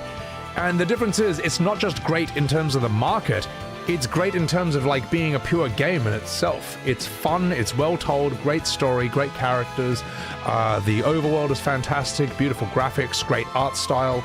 Like, the reason people sometimes just say it's perfect is, for lack of a better word, it's as close to that as many games get, you know. I don't think it's perfect, you know. I think it didn't... I think they said fuck a bit too many times in the beginning, because I'm PTSD'd by FF16, and I get lost in the menus as well. So, you dismiss every great JRPG in that gap because anime... No, I'm not saying... You're missing the point. I'm not saying that Persona isn't great. I'm saying anime games do not have that same appeal. Alright, we have been missing a AAA turn-based JRPG for, like, decades. Decades, man. While yourself enjoy anime, yes, I like anime. I don't like anime games. Don't know why that is. Maybe because animes, for the most part, are held to a better standard of storytelling than anime games. Alright? The bloat you see in Persona 5 would not survive in a normal anime. It's just not true, man. And you know it's not, man. You know it's not 10,000 Noodles. There's a reason... If people say that E33 feels like the best Final Fantasy type game they played since FF7 to 10, they're not lying. They're not lying, man. That's how they feel. Now, if Persona or Xenoblade or all the other anime games scratch that itch, then it would have scratched that itch, but they didn't. That's why. That's why people say it about E33 and not P5, not Xenoblade, not Octopath, not Bravely Default, not whatever else you got. It's just not, man. So, yeah, you gotta understand it, man. It's not that people are unaware of these other turn-based JRPGs, it's that they just don't care about them. They're not interested in them. Because they're not interesting to those people. Because people who don't like anime games. It's just so simple. People who want a AAA game, a pixel game is not going to cut it. So normie shit, no, you're just missing the point. You are missing the point on purpose, and you know you are. You know you are. I know I'm getting one guide, but this is good practice for me. This is practice for me. So 10,000 noodles. I would respect you more right now if you would argue honestly, and you're not. You're not arguing honestly. You really aren't. I think you're just trying to win the argument. Like, you know what a normie thing would be? Like Demon Hunter or Demon Slayer, whatever. That's normie. Yeah. So yeah. Look, you're a bit emotional right now. You did say you're a bit drunk, but you know what? So am I. But just argue honestly, man. You know that's not true. Let's have a chat with this bloke. This is Dogar's village. All the spells sold here were restored from ancient texts by Master Dogar himself. I'm evil. I don't know, Black Mages, that's their voice. Telemarie, welcome in. Chained Echoes, I gotta stream that at some point. So, anime has become normie culture, to be fair. No, it hasn't. You know, okay, let me put it this way. You know people who watch reality TV all day? Real Housewives of Atlanta? Okay, tell me this. How many Swifties watch anime? How many people who watch The Real Housewives of Atlanta watch anime? Yeah, that's what I thought, okay? So, but the thing is, those same people, they'll watch something with live action, because that's what they're already fucking doing. So, yeah. Anyway, let's get out of here. Let's have a look at it. What? Hey! Anyway, let's get out of here. Swifties love Attack on Titan? I didn't know that. Maybe I'm wrong. Maybe Swifties also love Demon Slayer. Maybe Swifties watch JoJo's Bizarre Adventure and Magic and Muscles and Delicious in Dungeon. I didn't know that, but I don't think they do. So. And that's also not what we're talking about either. Anyway. Alright, let's get out of here. Swifties love Sailor Moon. I love Sailor Moon. What can that do for you? Let's... Ooh, Blizzaga. What does Shade do? Inflicts paralysis. Do we need... Oh, this is Final Fantasy. We don't use statuses around here. Okay. Ooh, I will take that, though. We just do pure damage.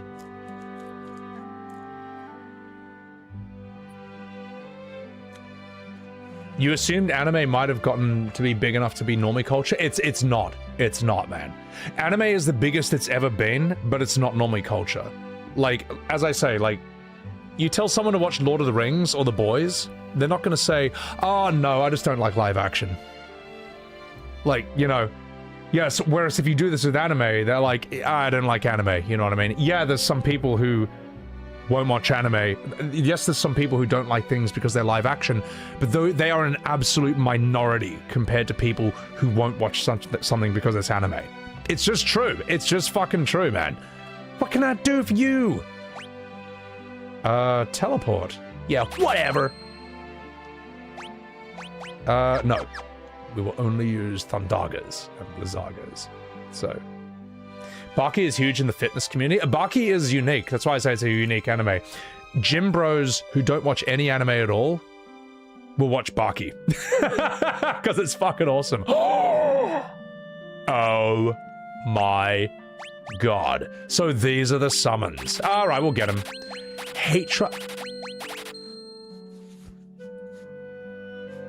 Summon Shiva. Okay, I was gonna say, they have the names of these things. Okay, I was gonna say, they didn't call him Hetra originally.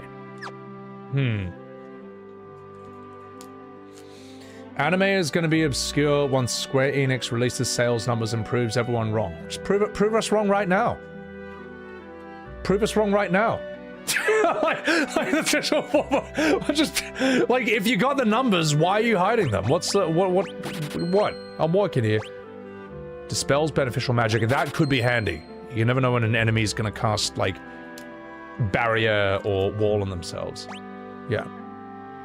Instant KO to all weak enemies? Nah, it's pussy. So evoker class for summons. Don't worry, I got that. Jimbro's pretending anime isn't pop culture. Look, 1,000 Noodles, you just...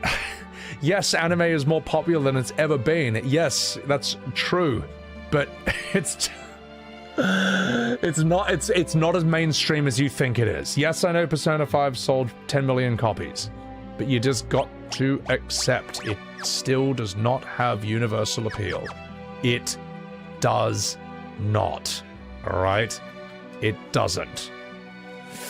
And I say this as someone who's been watching anime since I was 4 years old. So, we've got all, yeah, we got all this stuff. Would I give Notice Fall a try?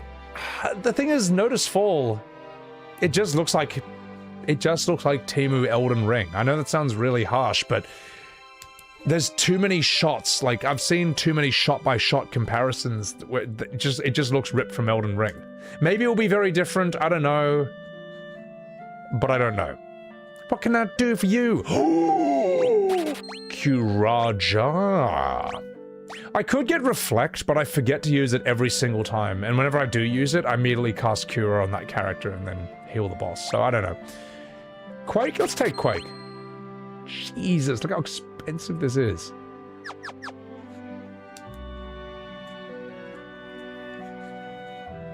GTA has the most universal appeal.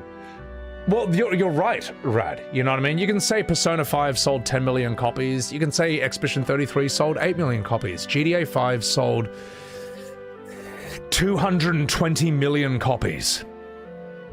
That's the difference between the appeal of realistic 3D and anime. All right, I can't think of a single anime game that is in that league, man. It's just... I'm not saying I even want this to be true. I'm just saying it is, man. You gotta face the facts, mate. You gotta face the fucking facts.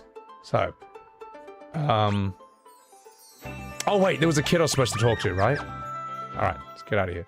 Does Pokemon count as an anime game? I don't know. I'd say Pokemon. I actually don't know.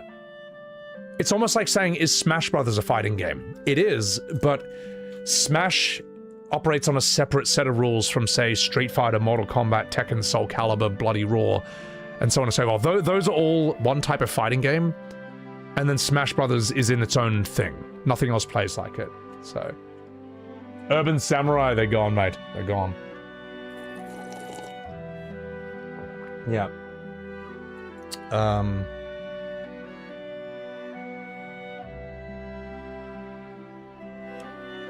Where's it? What am I doing in here? There's like nothing but shops. How's FF3 so far? Ah, it's okay. What blows your mind are people who love Stone Ocean but hate Stardust Crusaders. Is Stone Ocean JoJo's daughter? That's her in prison, right? Yeah. There's JoJo fans who love the most jack dudes ever. They love season 1 to 3. Everything after that, it was a thing of the past, I'm afraid. You know, season 4 is when you realize, like, oh god, where's Jotaro's testosterone? What have you done to him? But, season 5, I feel like, is where it sort of got back on track. Everyone became much more lethal and dangerous in that.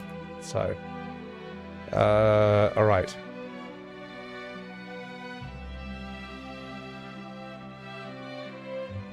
Even in Japan, you've heard this? Juan Debson, why are you telling me this? And I don't want to know that, man. Just like, I mean, I know that, but like, just leave that outside.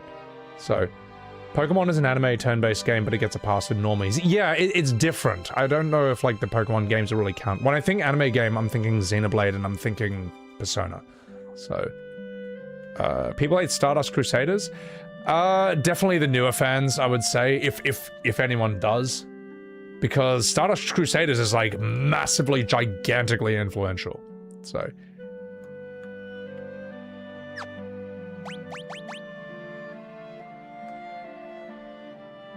what was the point of being here? I thought there was a story thing. I mean, whatever, I'll take it. I'll take it.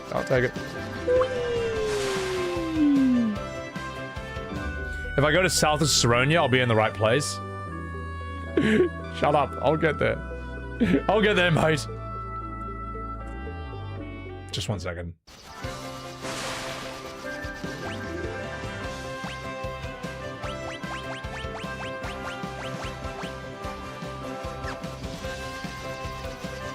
I forgot that kingdom was called Saronia.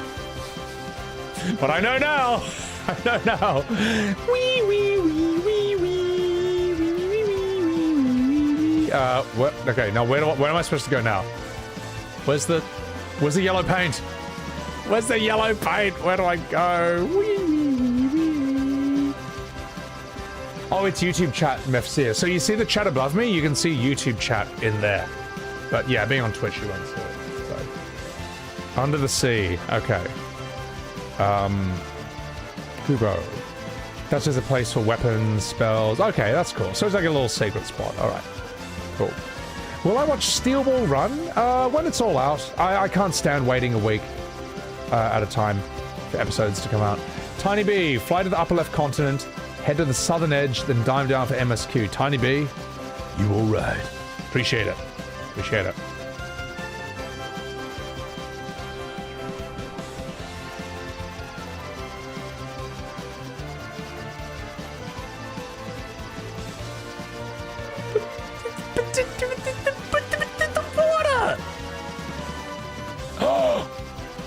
Aha! Just as planned. Where's Billy? Billy's having a little sleepy snooze. Wait.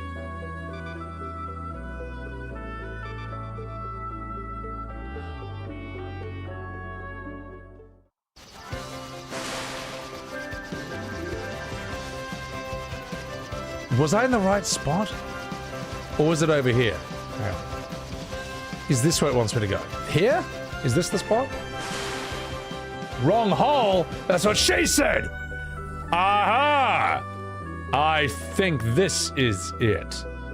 Maybe, I don't know. Jack Rowell, you've been trying to platinum Kingdom Hearts 1 and 2? I'm sorry to hear that, mate. Is this the right spot? Also, welcome in. I'm good, Genesis. I'm good. I'm just trying to remind anime fans that anime does not have the universal opinion that they wish it had. Cabin in the sea? Fuck. Whoops. Was it? I don't know. Where? Ah, fuck it. You know what? Screw it. FF3. Where do I go after getting the submarine? Screw it. We'll just get AI to do it. I'm sorry, guys. This game's from, like, what, 1990? I'm out of patience. Head to the Temple of Time on the ocean floor to find Noah's loot. Dive underwater, southernmost point. Oh, the southernmost point! Oh, the Saronia continent! I thought it was Saronia City. Because I wasn't listening. Aha! Well, I was in the right spot. Fuck realism anime? Again, you can say that, but you are alone in that decision, or you are in the minority in that decision, and you know you are. So yeah. Anime's been dead to you since 2008. There's a lot of good news stuff. There is actually, like, good news stuff. So, are we talking about anime games or anime in general? I'd say that I would actually say they're both their own things at this point. Because look, man, as I say, I love anime. I'm just not interested in anime games for the most part. It just... Why is that? Probably because when I watch anime, it looks like that's the best it could possibly be for that medium. But when I see an anime game, I don't see the best that a game can possibly be for its medium. Does that make sense? I see a game made for people who want to play an anime. That's what I see. So yeah. If anime games aren't popular, gacha games wouldn't be the billion-dollar industry it became today. I mean, that's fair, but let's be... I mean, that's fair. But what does that say? It's more... That feels like it's more about, like, gacha, in a way. Or about gooning. Like, how many times do you see someone say, oh man, I spent like 10 grand trying to pull for this waifu character This woman who looks exactly the same as all the other women characters, but she has different hair and a different costume. I don't know, man.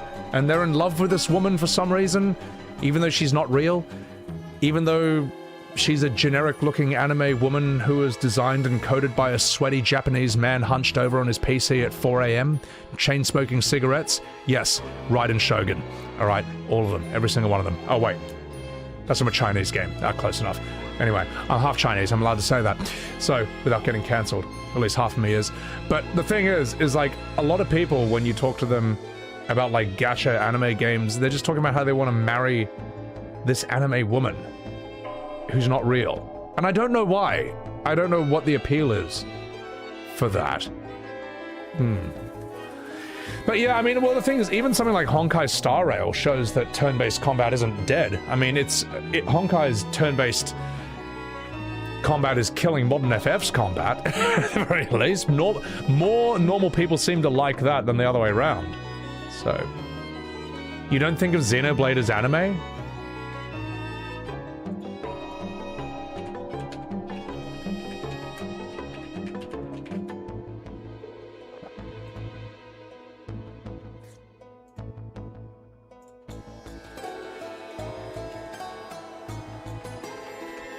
Xenoblade is anime.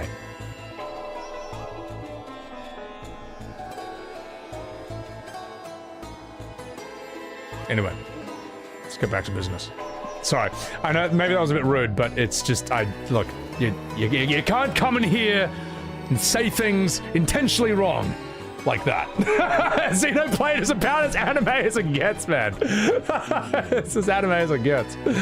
So, alright, let's keep going. Sorry, that was mean to me. Cancel half of me? Oh my god. Minecraft sold 400 million? Well, that proves Minecraft is an anime, I guess, because apparently that has universal appeal. The door is locked! Why is Rex soy? I don't know. There's a lot of soy anime, you know? If that's your thing, by all means. But it's not mine. And you can't make it mine. Why is everything locked? Oh, fuck! This is why. Listen, you poo. Alright, Dr. Pooh. You're up. Dr. Pooh. Let's go. Where do you get these keys from?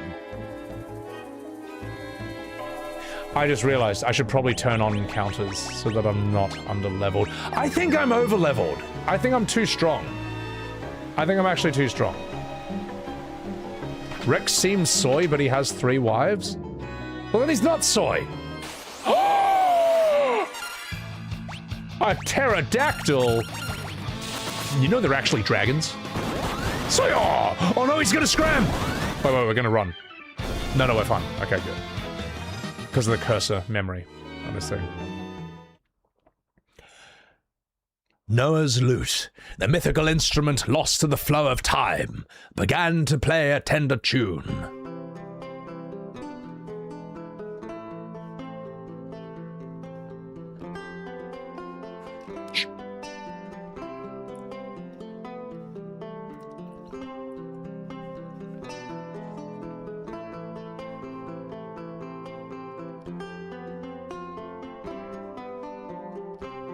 Top 5 90s animes.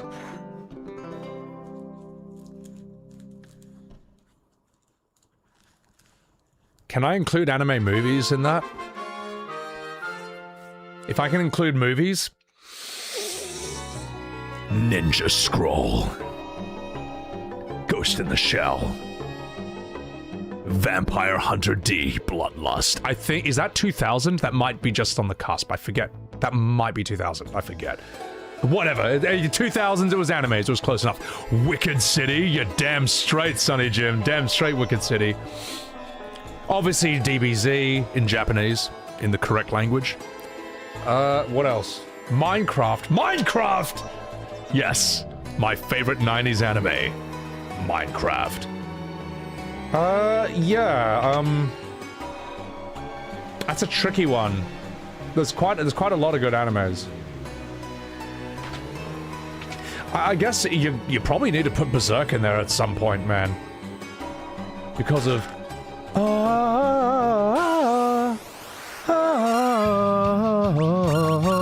so fucking sick. That's such a great song. Yeah. What's the line between anime and not anime? Well, I mean, like, an anime movie or a show, that's pretty easy to pick in 1 second. OG FF7's unique, I would say, out of them all.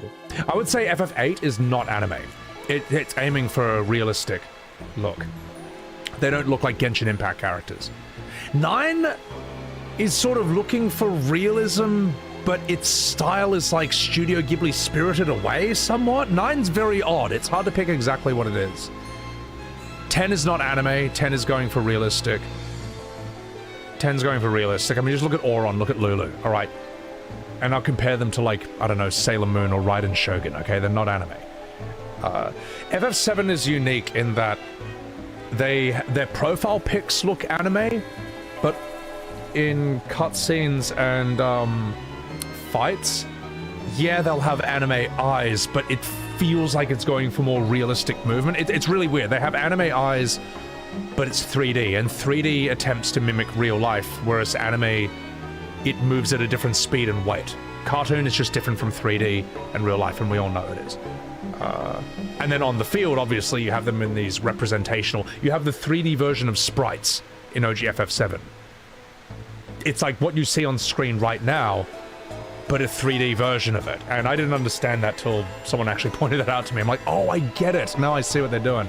And it's weird, when you look at all of them, when you look at all three of them together, it's weird, your brain kind of completes that into one image. Does that make sense? Your brain kind of, when you look at a character's profile pic, like if you look at Cloud, for example, as he gives you the 1,000-yard stare, you kind of just see him like that, even when he's just running around on the field. Same with Barrett, same with Tifa, same with Eris, something like that, yeah. So, 7 Remake is, sorry, OG FF7 is unique in that regard, so. 9 has a children's storybook style, yeah. 9 isn't looking for realism, it's made to be a diorama, which is why they look like puppets. I can see them looking like puppets, yeah. But as I say, with 3D, there's always an element of, it has to move realistically. In a way. It looks weird when 3D stuff moves like a cartoon. Like a cartoon, it looks odd. So, Sailor Moon is 100% an anime. Oh, absolutely. Fucking banger song as well. And her name is Sailor Moon.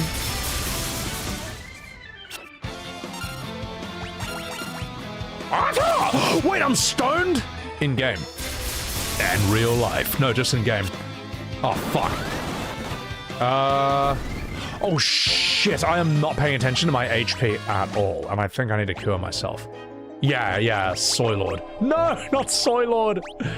What cure is this? Gold Needle? Alright, I gotcha. Alright, let's high potion up, boys. Who needs a white mage when I can do this? When I have money. 33,000 gil. If Sailor Moon made a turn-based game, I would fucking play it, man. I actually would. You know? I mean, fuck it. It would be fun. Screw it. It would do a better job at being FF10-2 than FF10-2. All right? Fuck it.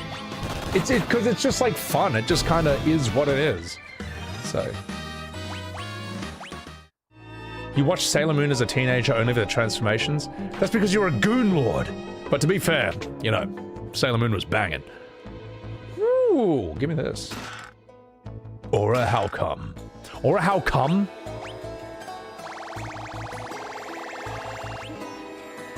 Aura how come? Hey!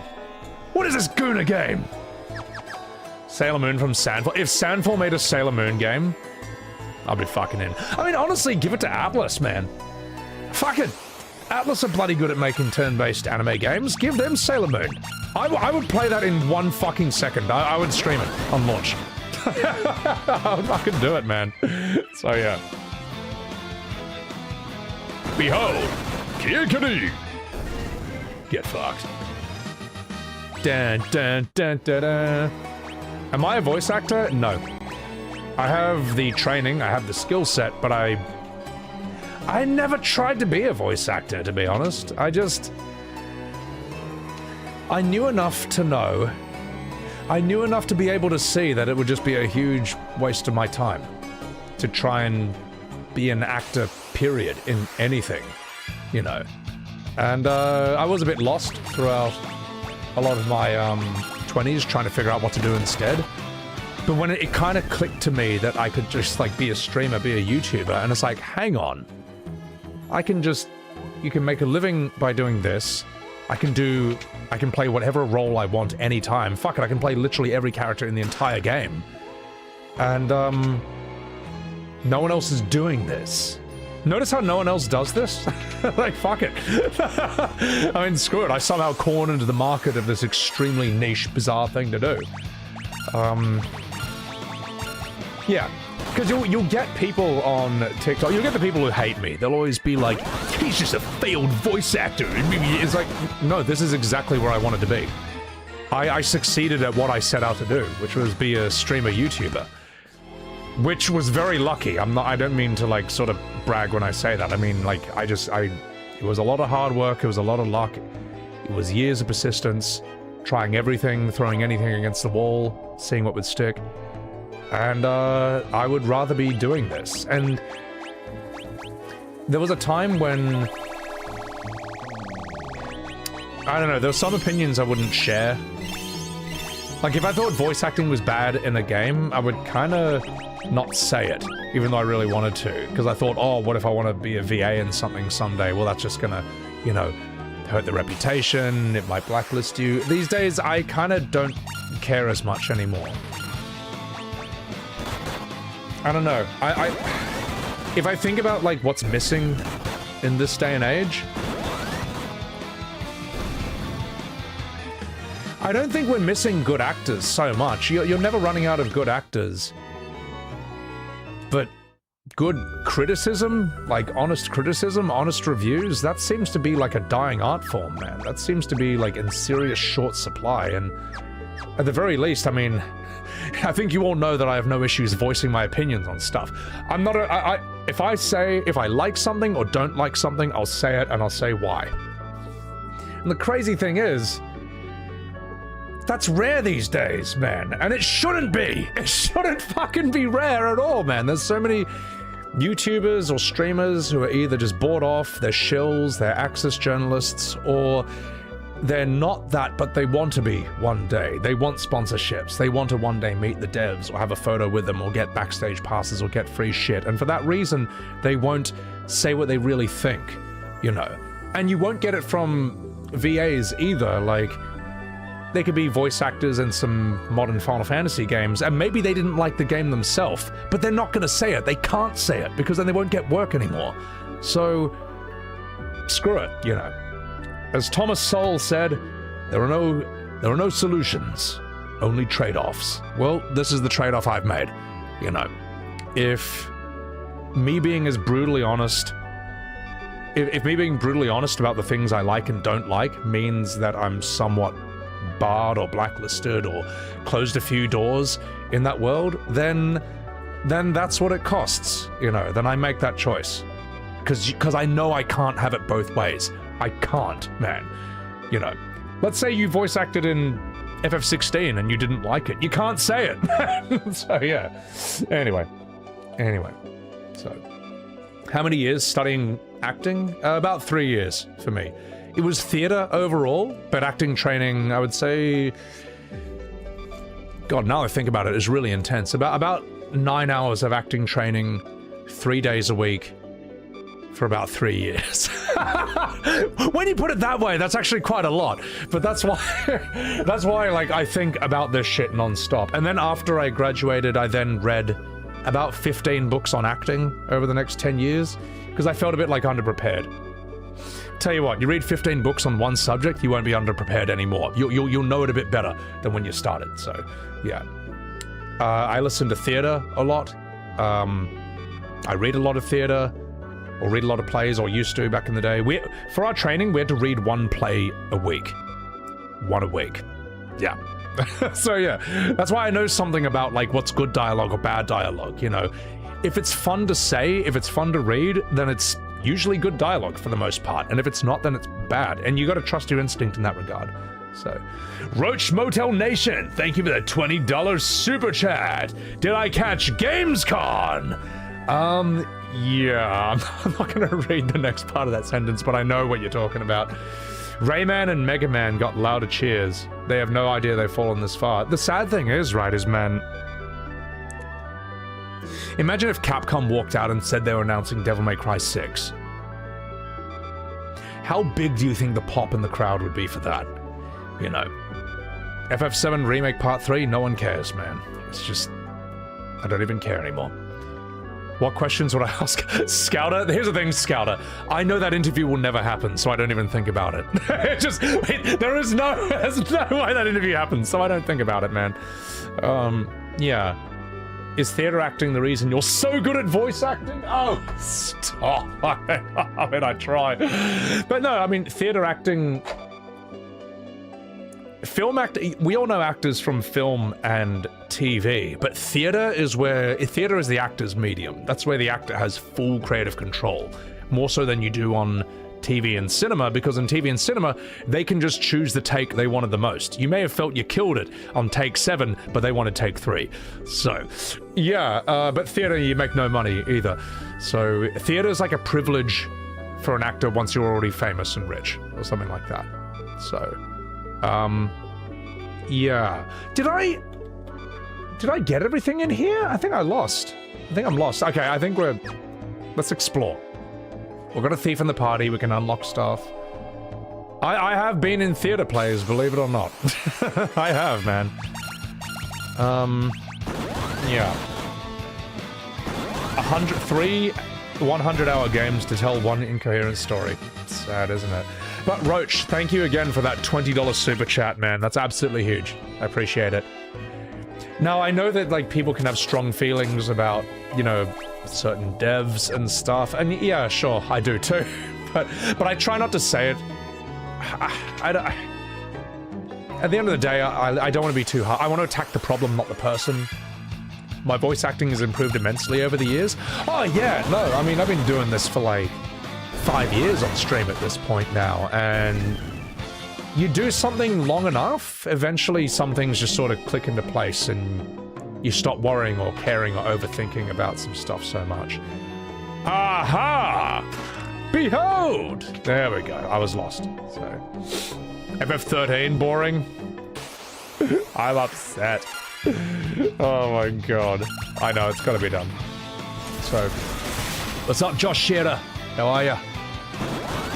Imagine if I took not getting lost lessons for 9 hours a week. Here's the thing, look, I'm like Zorro in One Piece, okay? You put me in the same room as the enemy, I can probably beat it. As soon as I'm in the same room as the enemy, I can probably win, eventually. Getting me into that room is the hard part. Alright? That's the hard part, man. I get lost very easily. And it's also because I'm streaming, you know? I get distracted by chat. It's not your fault, I want to be. Was that a Whiplash reference? You're damn straight it is, brother. Well, Whiplash is an important movie to watch because it raises and discusses some very uncomfortable questions about art and what it takes to be a great artist. You'll have to sacrifice. Sometimes you'll have to sacrifice almost everything, man. Maybe... Well, there's a reason the word is called sacrifice. You know what I mean? Because you're giving up something meaningful in order to get something else. That said, I think Whiplash also, it's not trying to tell you that this is what it needs to be and how it is. It's also showing you real life, you know, like the personalities involved. They can get too intense with this. They can... The teachers... I mean, I think J.K. Simmons' character drove a student to offing themselves because he was too harsh on them. Oh my god, a behemoth! You know. Was it the right decision for Miles' character to break up with his girlfriend so he could practice drumming more? I mean, how important is this to you? Hey! Are you wearing claws, you stupid bastard? Hang on, let me just take those off him.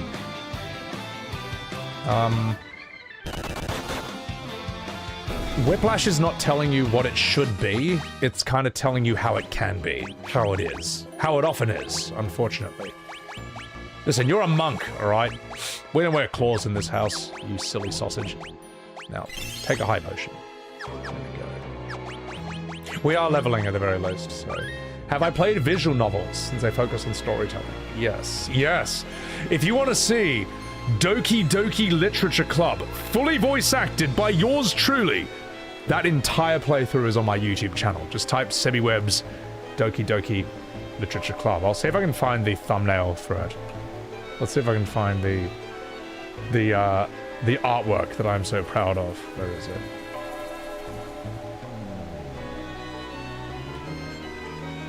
Where is that? There you are. There you are.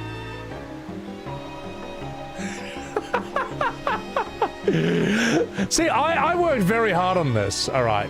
Because all the girls have very specific faces, you know, or personalities. So I had to find the right face that matched the character. Now, I think I look rather good as Natsuki on the right. I feel like this kind of sums up who she is. In the middle we have Monica, you know, she's pulling all the strings. She knows what she did. Yuri, I think, is looking rather ravishing. Also, I got that ass. But I think that, what's her name? Sayori, who I made Scottish. You can just see the joy of living. You can just see the absolute joy she feels on the left over there. Soy Master, exactly. It's beautifully cursed. It is, isn't it? So, now this, I think I voice acted the entire thing in one 12-hour stream. A lot of whiskey was involved and my voice was fucked the next day, but you know what? It was fucking worth it. Yeah, it's on my YouTube. Doki Doki Literature Club. It was one of my favorite streams. That, oh my god, when that game reveals, you know the thing I'm talking about. That is the most jump scared I think I've ever been on stream. Like, literally ever. It was not like a normal jump scare. Normal jump scare, let's see, where are you? There you go. There you go! A whopping 1,000 views for that 6-hour video. I wonder why no one clicked on that. Also, no one knew who the fuck I was at that point, but you do now. You know what? I'll give it to you in chat. Right. Anyone who wants to see my prize voice acting, there it is in Twitch. If you're in YouTube chat, you're already there. So there you go. And I outlined their faces to try and make it pop a bit more. Add some saturation and some vibrancy. Where was I going with this? Yeah. There we are. I look cute in a college student uniform. You disgust me. But also, thank you. I think I do look rather good. So, that pic is amazing. It's so bad. Oh my god. That was actually some of the best VA I did, I think, for certain characters. But, oh yeah. After a certain shocking thing happens in Doki Doki, I was, like, scared of the game for the next hour. Because I knew the game was trying to fuck with me. It wasn't like a zombie jump scare. It was like, bleh! But it's fine, because it's a zombie and it's not real.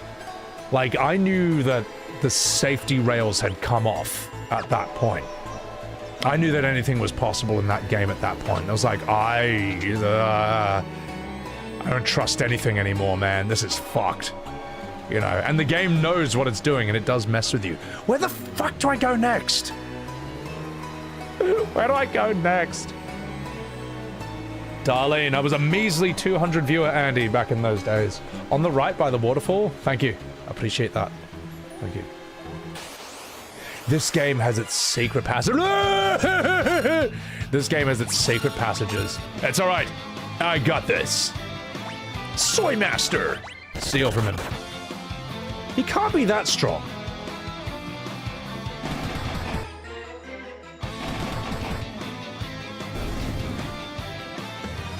I was right. Fuck you. So, alright. Now I can go to the next story area. Go out and fly north. Okay, got it. I think I'm strong enough, chat. I think I'm strong enough. Oh wait, I can just use a spell, can't I? Oh, I'm too lazy to. I'm too lazy to change my job class and learn the spell and use it. Wait a minute.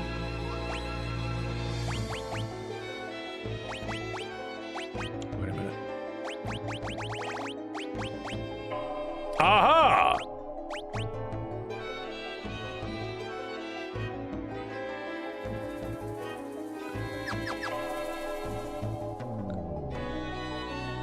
That was my teleport item! Sacred Pain. When watching the MGS1, VODs? Oh, yeah, no. Psychomandus has a very Doki Doki part right there, doesn't he? Yeah. Okay. Otter Shroom does teleport. Okay, cool. It's this one. Whee! Aegist! Welcome in, welcome in. Whee! Okay, so where do I go now? Let me have a read of this chat.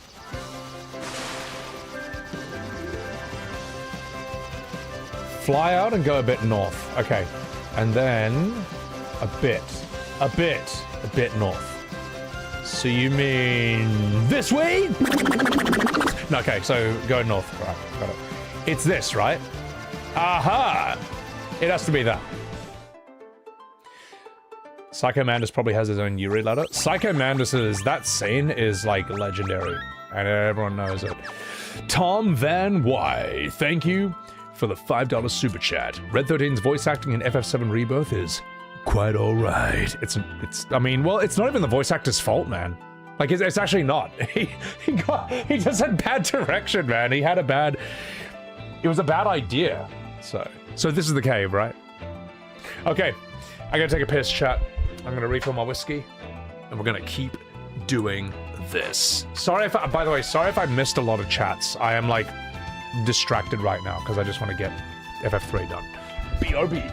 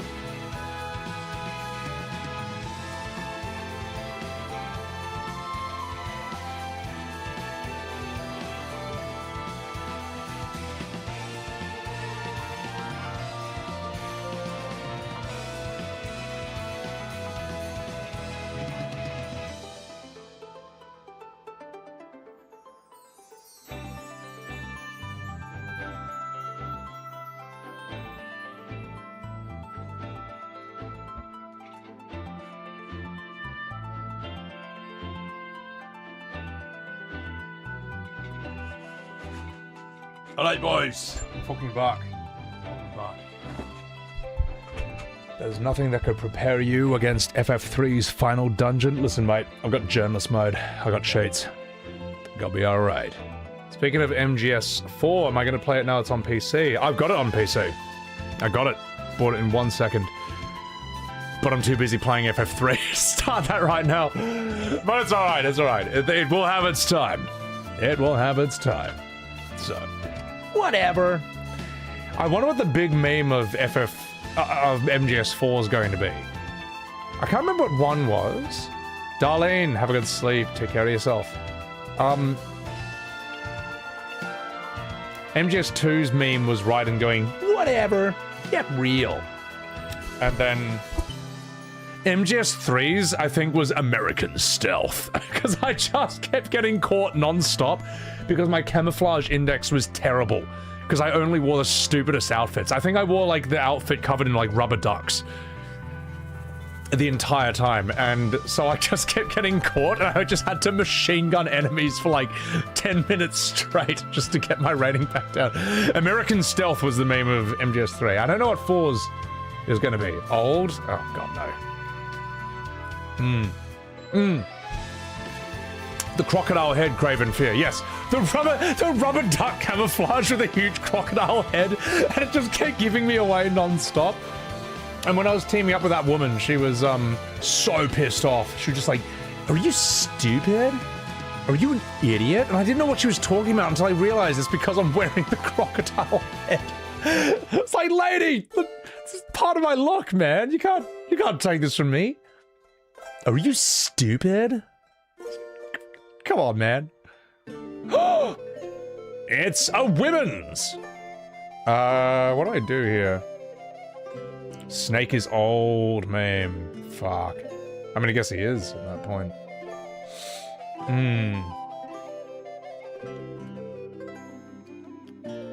Aha! There's a crack.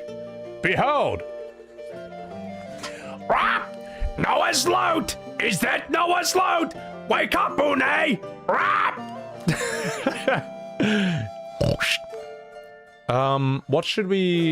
How should we voice Une? God. The sonorous strumming of the lute reverberated around the room and passed into the world of dreams.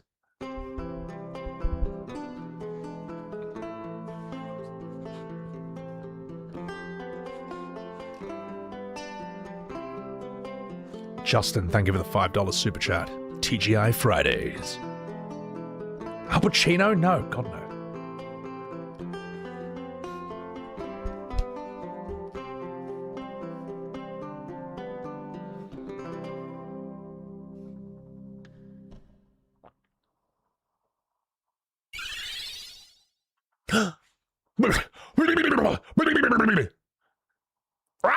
Une's awake! Une's awake! Is she an old lady? I think she is an old lady, isn't she?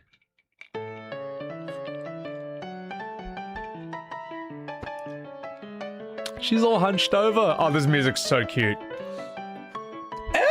Hang on. Oh, make her Betty White? What would be an old lady voice? What's that voice I gave to Monica? It sounds familiar. That's my bad Valley Girl accent. Oh, that was quite a nice nap. Come here and sit on my shoulder, sweetie bird. Yes, ma'am. Squawk! Oh, I'm still a bit stiff from such a long sleep. I see that you're a bit stiff too. I see that you're into gilfs. I've got to shake off the cobwebs. Sorry, chat. I'm on my like third whiskey and just immediately it's all gone straight downhill. The name's Une, overseer of the world of dreams, at your service. And I suppose you want a bit of a service right now, don't you? Oh, let me gobble that knob. I've been asleep so long, I hardly know what to make of the world nowadays. Oh, the real world is impressive, don't you think? That's a rather impressive sword you've got in your pants. Or are you just happy to see me? What? That's your penis? Okay, all right, okay, sorry, okay, it's out of my system. It's out of my system. Okay, now it can be normal again. But enough about that. Dolga managed to reach me in my sleep and told me all about you and what Zandy has done. First things first, we need a ship strong enough to transport us up and over the mountain ranges. We should find what we're looking for in the ancient ruins to the north. Well, what are we waiting for? Let's be off. You're coming with? What? Are you embarrassed to go on an adventure with a venerable old gilf like me? Am I sloppy blowy Joey's not enough for you? Here, I'll give you another one right now. Oh, no, that's not what oh, God, it's everywhere. Oh, fuck. Well, I'll go get you a towel. Shall we go? Okay, all right.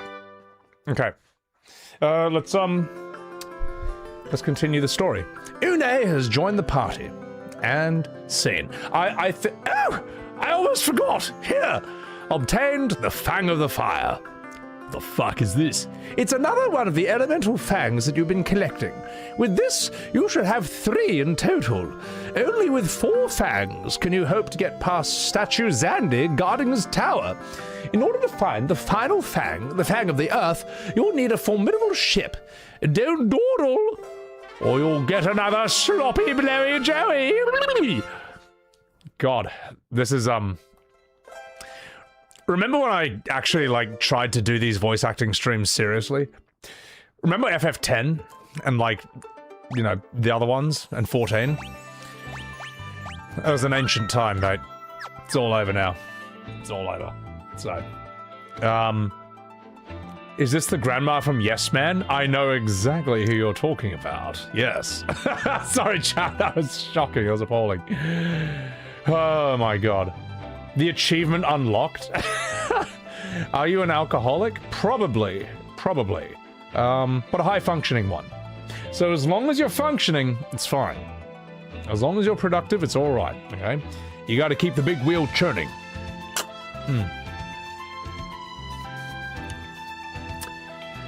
Where is FF11 part 500? Oh, God. 0.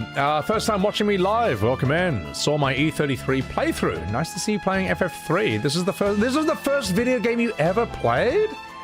Awesome. Hope you're enjoying my, extremely questionable voice acting. So, I haven't played the 3D ones. The pixel ones are the only ones I ever wanted to play.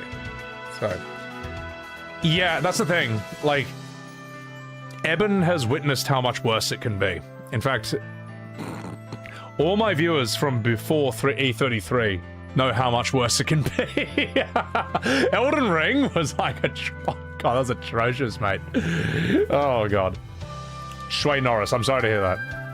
These vlogs about sloppy blowy Joes, oh god help me. Okay, let's get out of here. Let's go. Soy Master. Where do I go? I'm lost. I keep forgetting. Where's the yellow paint? Where's the quest markers? Oh, God. Well, the thing is, man, you know all the games I talk about, like, that I would love to stream, that I've been putting off to play this dreadful series for? Dude, I go north? Okay. Like, I would love to do, like, a Souls run as well. I've never done Demon Souls, never done Lies of P. Black Myth Wukong doesn't play like Souls, maybe, but it will still, you know, it's a boss rush fighting game, it's close enough. And I don't think I ever played Bloodborne properly. So I'd love to do one of those as well. You worried about my liver, Eben? I got it tested and they said it was, like, good. I was like, Omni-Man, are you sure? I was like, are you sure? I'm like, no, it's fine. I was like, but how? Well, the thing is, I actually don't, I do drink a bit, but over like a long period of time. It's not like I'm just slamming. I think you fuck your liver if you slam like 4 shots in a single sitting or something. That's not a good idea. Maybe it's because I drink a lot of caffeine. Seriously, look it up. Apparently drinking coffees is good for your liver, apparently. According to a thing I looked up. I'm not a doctor. Don't hold me liable for that, so. Oh, Sifu, I want to play it as well. There's so many good games I want to play. And instead of playing Final Fantasy, why am I playing this? The series is horrible. It's dreadful. It's dreadful. It started as one of the best series in the world, and then it became one of the most disappointing, one of the most dishonest. Why would anyone play this? Why would anyone play this game? It sucks. It's terrible. All right. Where should we go? So we gotta go north. Where north? Here? This one? A streamer being responsible and telling you he's not an expert? What is this? I know, it's gotta be done. It's gotta be done. Peterman salt. It is actually controlled, yeah. Oh yeah, my whiskeys are diluted. This is like, whiskey's like up to there, and the rest is like water. And then just heaps of ice, you know. And it's easier to control it with like a glass of whiskey like that than like just pounding beers and refilling them every single time. Because beers are weird. They're like the lowest alcohol of any drink, like 5%. But somehow you get the most fucked up on them. Somehow you just drink them non-stop once you start, so.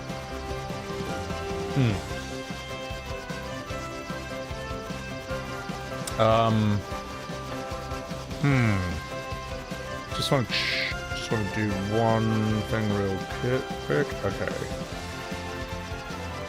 Okay. I was just wondering if I should make a short out of those blowy joes. So, you have to go to the cave near Uni's cave. Okay. How's the finger doing? It's okay. It's okay. I know this looks worse than it really is. It just needs to be immobile for a bit. It's just one of those things where it just needs to sit still, heal up, and then you can be a normal person again. There's a cave near Uni's cave. Okay. Somewhere around here, you reckon?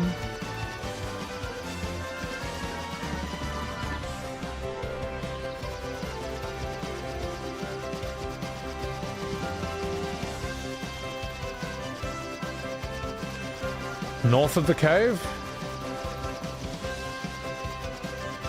You got hand dexterity problems due to your fibromyalgia, so you understand why I'm strapping it up. Yeah, I mean, look, it's one of those things where you don't want to... People say walk it off, suck it up, buttercup, you know, princess and all this. It's like, yeah, sure, thank you for that. But, like, if you overuse a joint and don't let it heal, it just can fuck it up in the long run. And I just don't want to do that. And the people who make fun of you for not sucking it up, buttercup, if you actually do get that permanent injury because you let them make fun of you, they'll just say it's your fault. You know what I mean? It's like, oh, you should have stood up to us, mate. You know, you should have said something. It's like, you did say something, and they called you a pussy. So, you know. It's in the middle content in the river maze. Do I have to be underwater to get there? Ah. Alright, that's it. Fuck it. It's time for Dr. Google. It's too hard, chat. It's too hard, alright? These old games is too hard and I have no patience. They call you a pussy until it happens to them. Yeah, exactly. Well, if something does turn out to be their fault and you following their advice gets you hurt, they're just gonna be like, and they'll rationalize in their head why it's not actually their fault. But it is also your fault. You shouldn't have let yourself get bullied. Alright? I know that sounds harsh, but it's real life. It ain't fair, Sonny Jim, but it's how it is. Okay, so you need to go to the ancient ruins located to the north.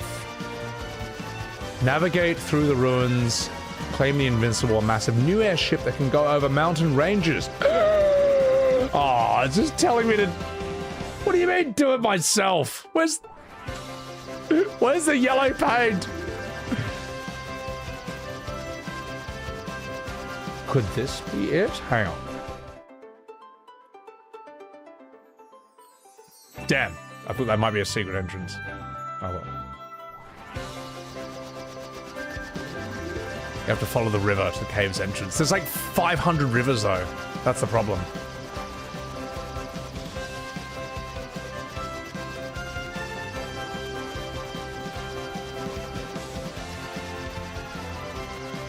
This one? Oh, this one? Oh! I knew that was there the whole time. I thought it was a different cave. Oh, these are the streams of Semi-Webs TV. No sense of direction until we actually need it. Voodlo, how deep am I in FF3 right now? I don't know, man. I don't know. You're playing OG FF7 with limits turned on and counters turned off most of the time? No, seriously, like, when I streamed FF7 back in 2022, I mean, there's parts where I'm just like, all right, look, guys, I just want to get from one side of the map to the other without it taking 8 business days. I'm turning off encounters. Or, like, fuck it, I'm just gonna do this. I'm just gonna turn on limit breaks. Like, I've already grinded this game, all right? I've already gotten, like, level 90 back in 1997. I'm not doing this again. I don't have to prove this to anyone. It's fine. So, 67%. Oh jeez, there was a cave-in, and now we're at an impasse. Literally, we can't go further. Oh gosh. Oh, crumbs. We are researching the artifacts excavated at the ancient ruins. I'm Hugh Grant, by the way. Oh, yeah. We sent a team deeper into the ruins, but an earthquake collapsed the adamantite wall. Now no one can get in or out, and I have no IKEA meatballs. Oh, yeah? What if I do this? Oh! Let me handle this rock. Sorry. A part of my mind was like, ooh, let me handle this cork. All right. If I demolish an obstacle in the dream world, it will get rid of one in the real world, too. Not even adamantite stands a chance against me. Stand back now.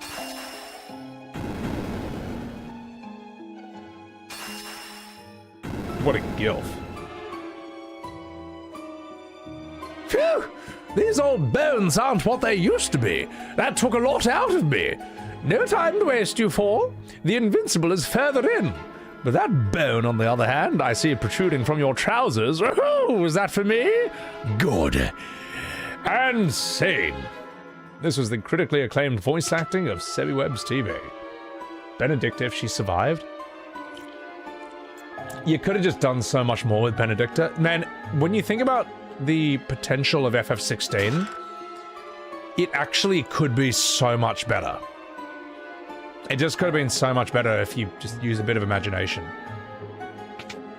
Like, imagine FF16 if it actually was like a turn-based game like FF10, and on your side was actually, like, Benedicta, Cid, Jill, and maybe you gotta fight Benedicta and fight Titan to get them on your side. Fuck it, Dion, get him on your side as well, Bahamut. And now you have a party made up of these heaps intense humans, and their limit breaks are based around them, like, using their summon powers or turning into the summons. And then have them fight really extreme monsters where it's intense even for you. You know, and fuck it, have Torgal be a party member as well. You want one of your party members to be a dog? Fuck it, he's there. It just would have been better. It would have been better, man. Anyone who says that, like, oh, you know, how would that be better? Because it's more unique. Because there is no other game in the world right now doing that. Whereas, what do we get with FF16? We've got Devil May Cry 5. And that fighting style makes no sense for FF6. And that fighting style makes no sense for a Final Fantasy. Devil May Cry, like, combat is about... Let me put it this way. If you're playing a Souls game, you should play it like David and Goliath, alright? You should be somewhat wary and respectful of your opponent. That's not how you play Devil May Cry. Devil May Cry, you should play in a way where the enemies should be scared of you. And canonically, that kind of, like, their world reflects that, you know what I mean? Like, there's a scene in Devil May Cry 5 where a demon's sneaking up behind Dante, and you just see him go, whoop, and the enemy's like, and jumps all the way back, and Dante's like, you know, because enemies should be rightfully scared of this dude. He's descended from Sparta, who kicked the shit out of hell for, like, a really long time. But that's not how Final Fantasy is, you know what I mean? Let me put it this way, if a behemoth snuck up behind Zidane or Tidus or Squall or even Cloud, if they're like, that behemoth isn't gonna jump back terrified, you know what I mean? That's not how Final Fantasy is. It's not who they are. It's more about you getting, like, insanely strong. And I was talking with a friend of mine who's an up-and-coming game designer about that, and I'm just basically ripping off and paraphrasing a lot of what he said, but it's true, man. Think about this, right? Like, when Clive... Notice how in FF16, Clive is often fighting a lot of, like, bandits and stuff? Like guys who have nothing more than a sword and a spear, or a shield? They should be running in terror from Clive. Like, the moment they see Clive sprout flaming wings, you know, turn his arm into a giant piece of rock, cause an earthquake, and shoot a Kamehameha, they should run away in terror. Because I think only 7 people in the entire world are able to do that. It's basically Sid, Jill, Benedicta, Titan, Dion Bahamut, and, Odin. No normal person can do that. So as soon as you see someone using these, like, godlike powers, you should be like, oh, wow. My sword and shield aren't going to do much against this. Like, people should be terrified of Clive since he's blatantly doing this out in public all the time. But it makes no sense. Like, it doesn't work in a Final Fantasy. But it works perfectly in Devil May Cry. You know what? Fuck it. I need to show this thing right now. This is my favorite Devil May Cry clip. Where is it? This is so good. Skyrim bandits should run away as well. I haven't played Skyrim. I can't comment on that. Here we go. Final Fantasy is somewhere between DMC and Souls. Yeah, you're stronger than Souls, but you're weaker than Devil May Cry. But you're not a Devil May Cry character. It just doesn't make sense. It doesn't work. Yeah. Alright, here we go. I've been watching this so many times. I fucking love this so much. I fucking love Virgil. He's such a good character. This combo is outrageous. Alright, here we go.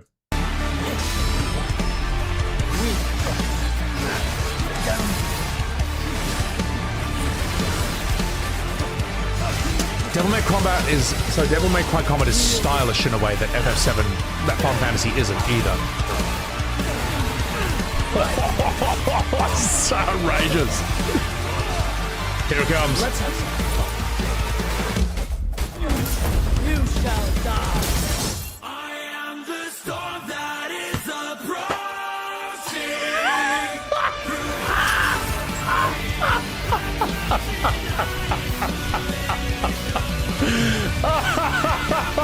That's so good.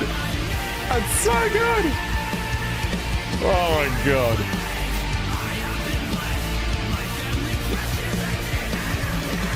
Fuck, it's just it's one of the fucking best games ever. And there's a thing to pay attention to about this combat as well, right? Notice how everything is over the top, but you can still see what's going on. It's never too much. It's never blinding. It's never like, oh fuck, I don't know where to look at. Everything you do is as extreme as it can possibly be without it being distracting or you lose track of what's happening. But if it was any less, then it would be underwhelming. This is why Capcom is so fucking good at making games. It's like pitch perfect in how extreme, how over the top it needs to be. So, it's just so good, man. And also, it's just not FF, man. FF is not this guy. Like, Devil May Cry, you're playing as someone who is basically Sephiroth power level. Yeah, that's what I'd say. When you're playing Devil May Cry, you're basically playing as a Sephiroth. And that's not who you are in FF. It just doesn't feel right. It's just wrong. So, I don't know. I'll maybe make a video about that later on. But yeah, I fucking love that clip. I've been watching it like 500 times. It's just so good, man. The aura farming, I agree, DRD. The aura farming of Virgil is out of this world, mate. Out of this world. Yeah. Also, Voodlo, thank you again for the 9 months for giving birth to Sebi Low or Voodlo Webs. So, as far as how far we are into FF3, I don't know. But also, notice that move Virgil does here, right? Like, hang on.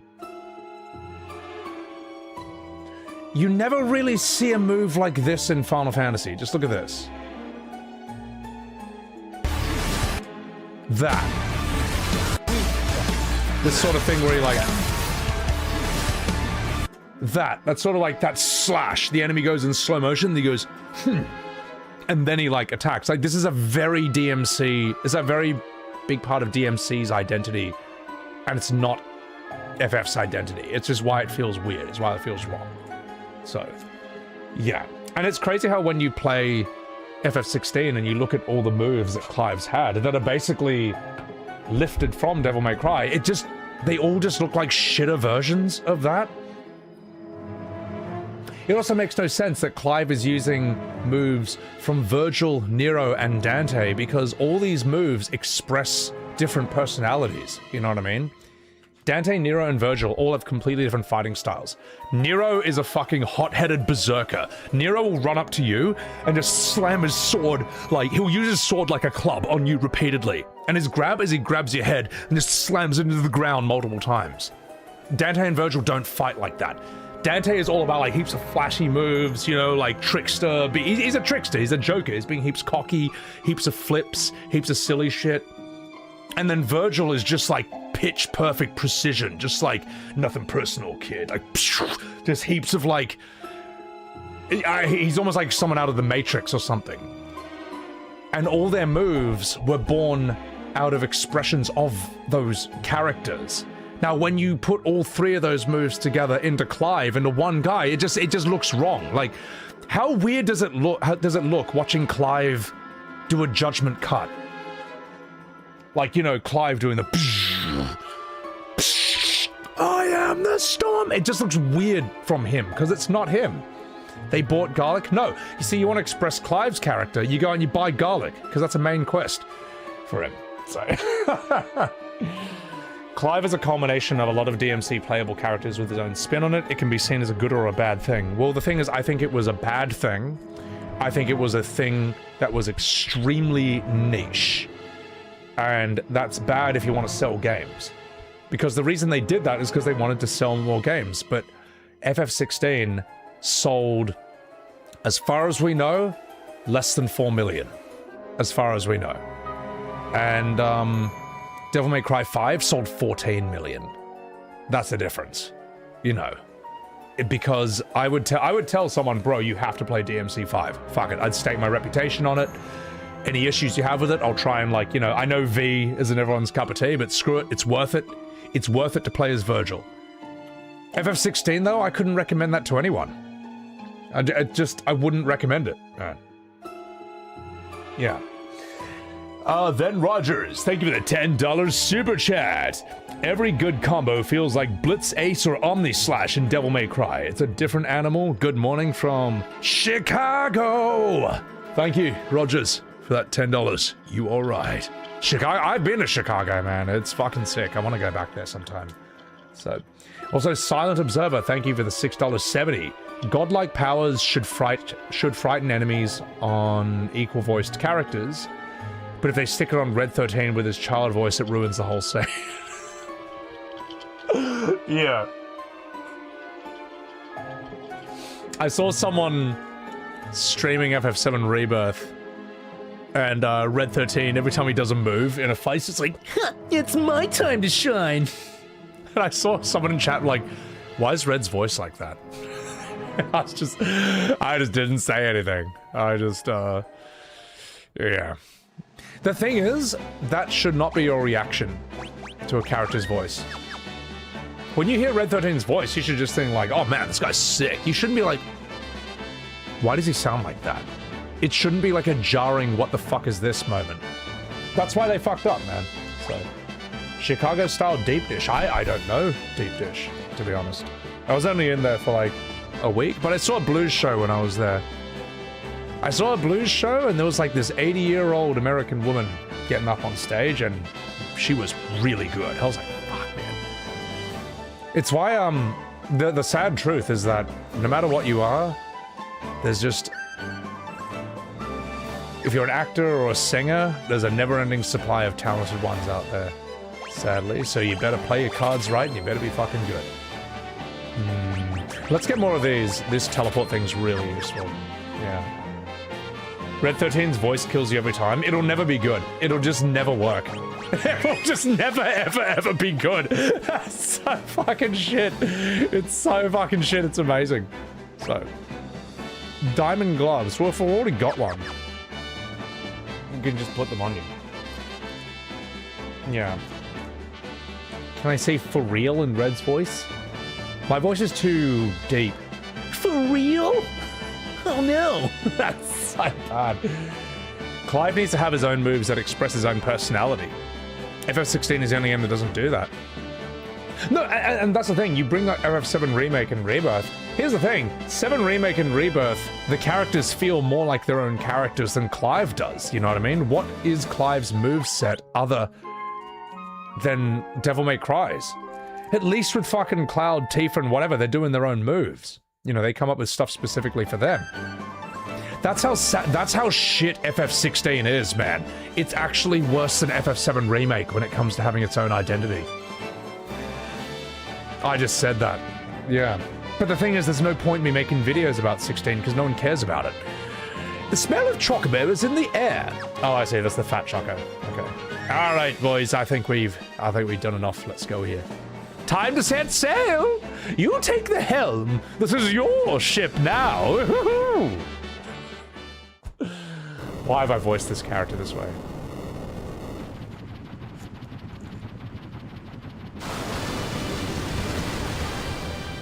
This is a cutscene back in the day. I'll give you a guided tour of the ship. Just use that ladder when you want to disembark. When you want to come back aboard, stand directly below the ship and press confirm. Press confirm to redline the engines so the ship can clear small mountains when you fly them. Okay, so I gotta hit X, okay. Heave to a halt by pressing the cancel button whenever land. You can steer from the helm. Are we clear? All right then, follow me to the bedroom. Woo-hoo-hoo. This is the vending corner. Yes, we all know that. Thank you. This music's sick. I also use my magic so that fat chocobo can be summoned to come behind me. Come on out, you fat bastard! Fat chocobo appeared. Hello, boys! You can rest up in that bed over there. I'll join you later on. Gobble gobble. Now, if you'll excuse me, I must go to Doga. You're leaving already? That's right. I trust you can handle what lies ahead. I'll be handling you later on, like a gilf. What matters now is that you obtain the Fang of Earth. It rests in the Cave of Shadows north of Amur. Once you have it, return to Doga's Manor. There's something we still need to give you. Something I need to give you. Woo-hoo-hoo! It's up to you now. We'll meet again at Doga's, I'm certain. Unai left the party and left you with blue balls. Because you have a thing for gilfs. And scene. Will Sebi finish FF3 this stream? Can I finish FF3 this stream? I'm six and a half hours in. Sebi's ad-lib is unmatched. Belter shock. Thank you, appreciate it. Oh, I'll tell you one thing you get better at doing from voice acting on stream for years straight. You get a better sense of, like, you can kind of pick the line in 1 second and then think of something to add to it. Whether the thing you add will be good or not is a different question, but, you know, you get better at that thing. So, yeah. Silent Observer, thank you for the $6.80. In the OG FF7, you always have Red in your party, but since Rebirth, you never have him in the party, so you don't hear the voice, even though he's a badass. It's a shame. Yeah, isn't that sad, right? You know, for a lot of people, Red 13 was one of their favorite characters, you know, and he would always be in your party. But after Rebirth decided that he needs to talk like Morty, like Mickey Mouse, and then the fans try to gaslight you that he always talked like that, it's over. It sucks. He's ruined. R.I.P. Red 13, you know. I knew him well.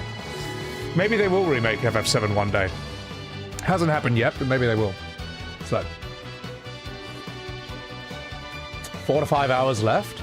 Okay, 4 to 5 hours off stream is like 8 to 10 hours on stream. That's the problem. So it's okay. I don't need to do all the optional content. I don't need to like prove how many. I don't need to prove myself at this. I just want to do the story for the most part. So, W voices. Thank you, Kuroko. You immediately took Red 13 out of the party after the voice change. Biggest disappointment in FF history. It's just so fucked. The funny thing is, my very first video where the very first short I ever made ripping on Red 13's voice, that has 550,000 views right now. And it gets 50 an hour. It still gets 50 views every single hour. And it's a year old at this point, so it's still relevant. It's like, that's just, well, I'm sorry, man. You shouldn't have done this, man. You shouldn't have done it. There was no reason to do what they did. So, good night, Shadow Rolkin! Have a good sleep. Sorry if I missed your chats. I'm sorry, chat's been going like crazy. Has anyone told me I sound like Josh Lawson, the actor? I don't know who that is, but that's cool. Half the views of the Revelation trailer? Wait a minute. You're right. Oh my god. Oh my god. My short saying my first short ever saying Red 13's Rebirth voice is dog shit has exactly half the views that FF7 Revelation's official trailer has pulled. See, that's a bad sign for a game. Okay. When the videos you make ripping on a game get more views, or are starting to somewhat match the views of the official game videos themselves, that's a bad sign. That is not good.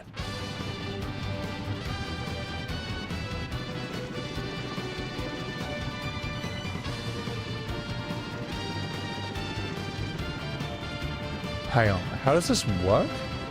You can fly over mountains.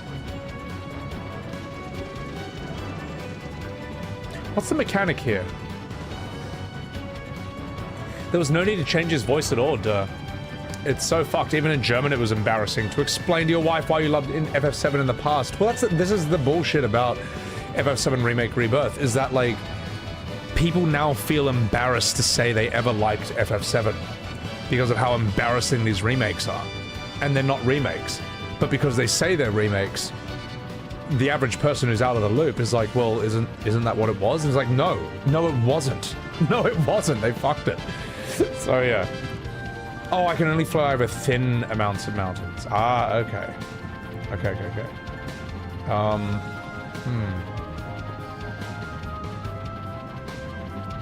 The crazy thing is that there is dialogue with a random villager the first time you enter Cosmo Canyon, where he tells you that Nanaki is young, and it's a surprise given his very mature and deep voice.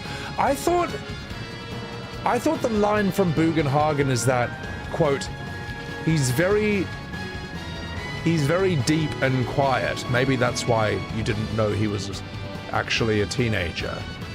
I don't think that's implying that his voice is deep, but it's implying that Red is quite a thoughtful, like, mature. He's like an old soul. He's wise beyond his years, because he's 48 as well, you know. And hang on, can I fly over this? Aha! So that's how you do it. Okay, I got it. But the thing is, no one thought this, and it's just anyone who said they did is lying. Anyone who said that they thought Red 13 was like a Mickey Mouse uwu character in the 1990s is lying, and everyone fucking knows they are. It's just fucking bullshit, man, and you know it is. So I think they wanted to make a furry mascot to get like younger kids at the expense of the older fans. I think Square Enix doesn't actually know how many OG FF fans there still are. I think they think the OG fans don't exist anymore because they're not buying the new games. It's like, no, they're still there. They're still there. They're still waiting. And they don't like when their childhood gets rewritten, or when they get lied to by new fans. So no one thought Red 13 was Usopp. No one did. Yeah. I'm ashamed of being mature and wise. Here's my real voice, uwu. Swag Beardy, you been waiting since FF10? I've been waiting. I've been waiting, man. That's why Clear Obscure Expedition 33. It's a big reason why it was so successful, because it tapped into a lot of people who've been waiting, and we're never going to get it. So, all right, let's get out of here. I always imagined Red 13 having a Mufasa voice. It was very sad. Well, don't worry. In my playthrough, you're getting something like that. Who is Usopp? Usopp is the pirate with the long nose in One Piece. I just want to head straight to MSQ. So wherever I'm gonna go next. OG fans would have managed to cross the 5 million sales easy. OG FF fans would have, if it was a real remake, it just would have sold more. It's true, you know. Splitting into 3 parts was a mistake. Multiverse Fate Ghost was a mistake. The right continent, cool, appreciate it. East continent, you'll find mountains you can fly over, pretty much in the middle. Got it. There'll be like a grid-like area. Okay, sick. Thank you. Sorry, chat. I know I'm just like letting chat play the game for me, but it's got to be done. It's got to be done, mate. I'm just getting this. I'm trying to just get this over and done with. Oh, it's the grid. Oh, it's something. It's something like this. Okay. I think. Aha! I've never seen a mechanic like this in one of these games. All right. This is so dumb. What did I think of Chupon or Typhoon in FF7 Revelation? I mean, he's there. They did it. Didn't really think much about it either way, to be honest, man. So, sorry, Asen. I'm sorry I went the wrong way. Backseat gaming is a great thing sometimes. Oh, no, it's great. It's fantastic. I have no shame about it at all for stuff like this. So...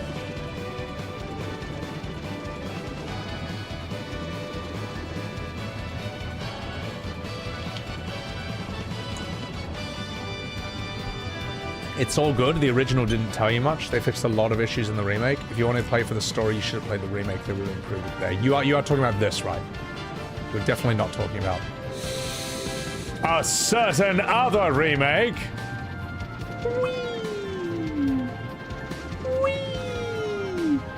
How does growing older make you sound like Mickey Mouse?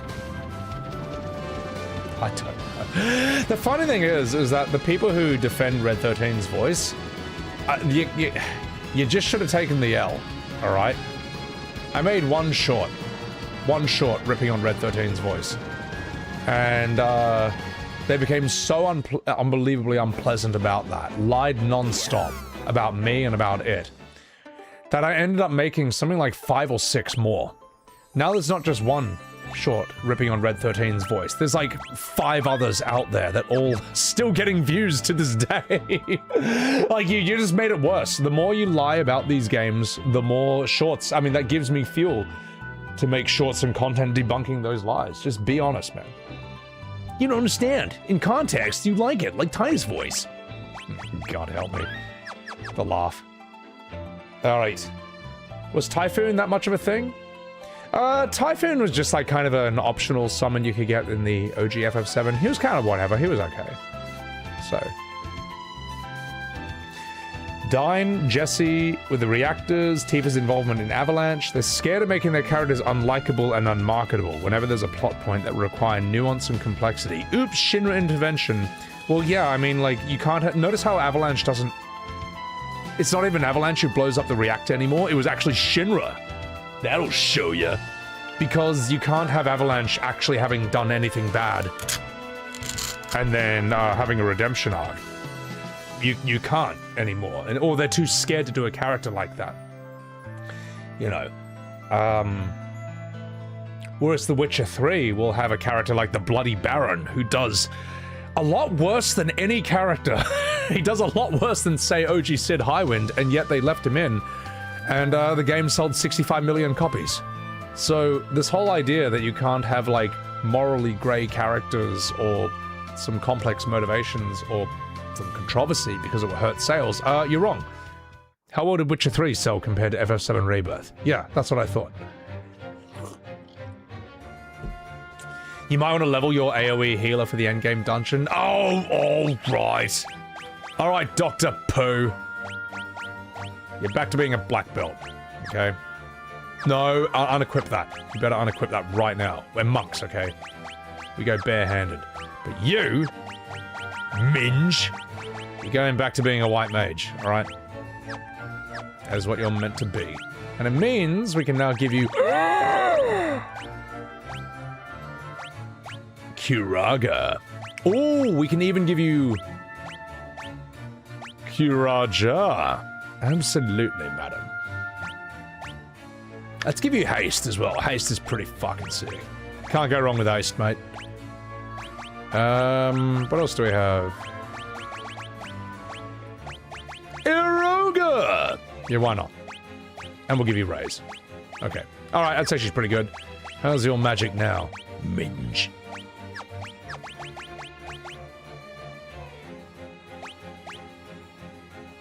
I'll see it in battle. So. Comics, you hear that when they test... You hear that when they audience test shows in America, they give the audience a dial to spin clockwise when they feel happy and anti-clockwise when they feel bad. Naturally, when a villain shows up, they twist it all the way down. Then the producers tell the writers to make them write off the villain or make them likable. That is a terrible idea. That's a really, really bad idea. That's an awful idea. You know, if we would have never seen villains like Nurse Ratched in One Flew Over the Cuckoo's Nest if you did things like that. Or who are some other good villains? Joffrey wouldn't exist in Game of Thrones. You know, that's an awful idea. I think better than that. Like, yeah, you gotta. Yes, business will always be intertwined with art, but you have to have more confidence in the art, more confidence in the in your craft. You know what I mean? They're trying to make Cloud into Sora. I mean, it certainly feels that way. It certainly feels that way. Let's do this. I have come here from Falgabard to, like, further my training.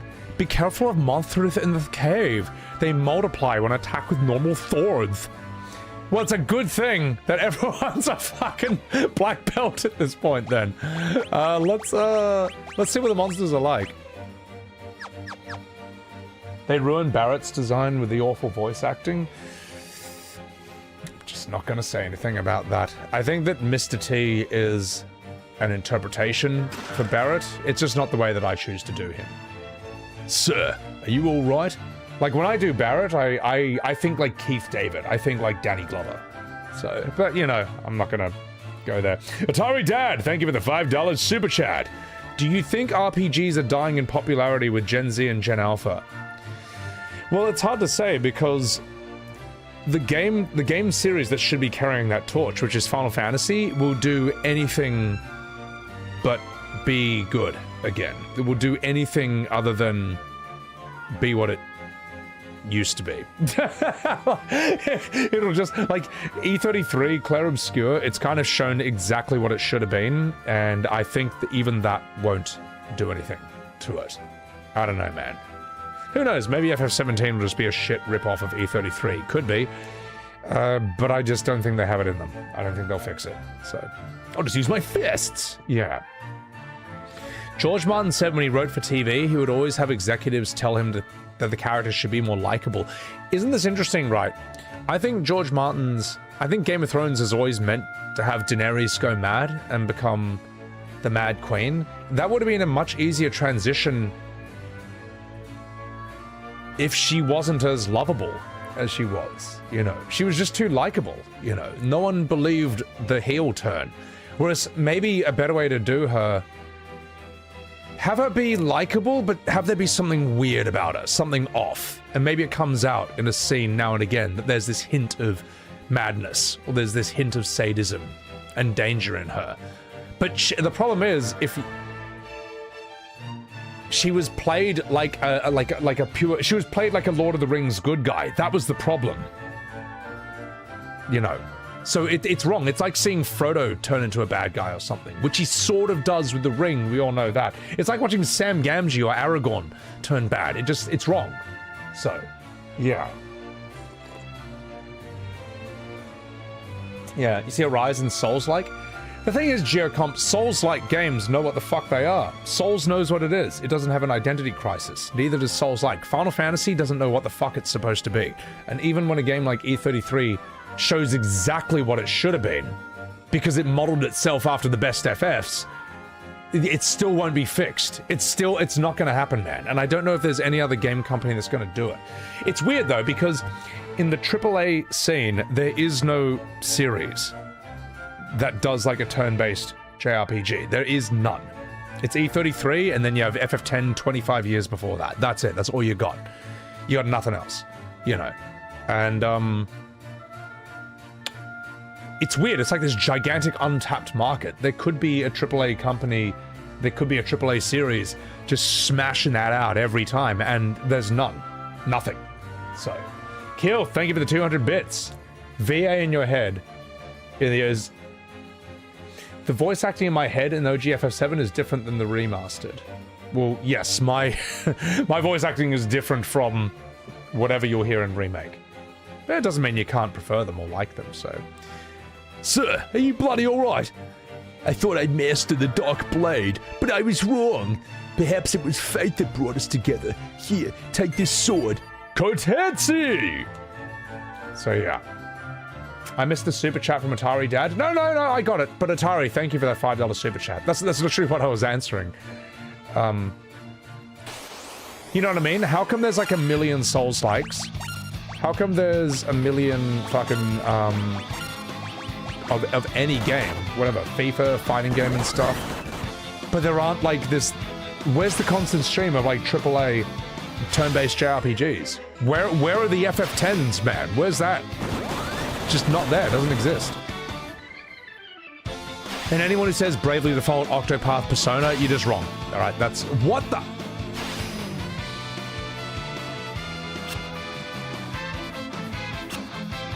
Uh-oh.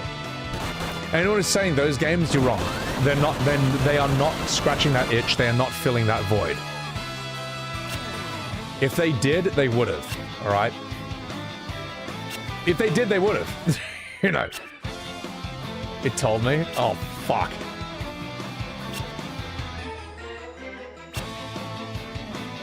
I might need to run away. This is the Dark Knight dungeon. Okay, so we are going to be Dark Knights for this. Ah! Ah! Come on. Can we just...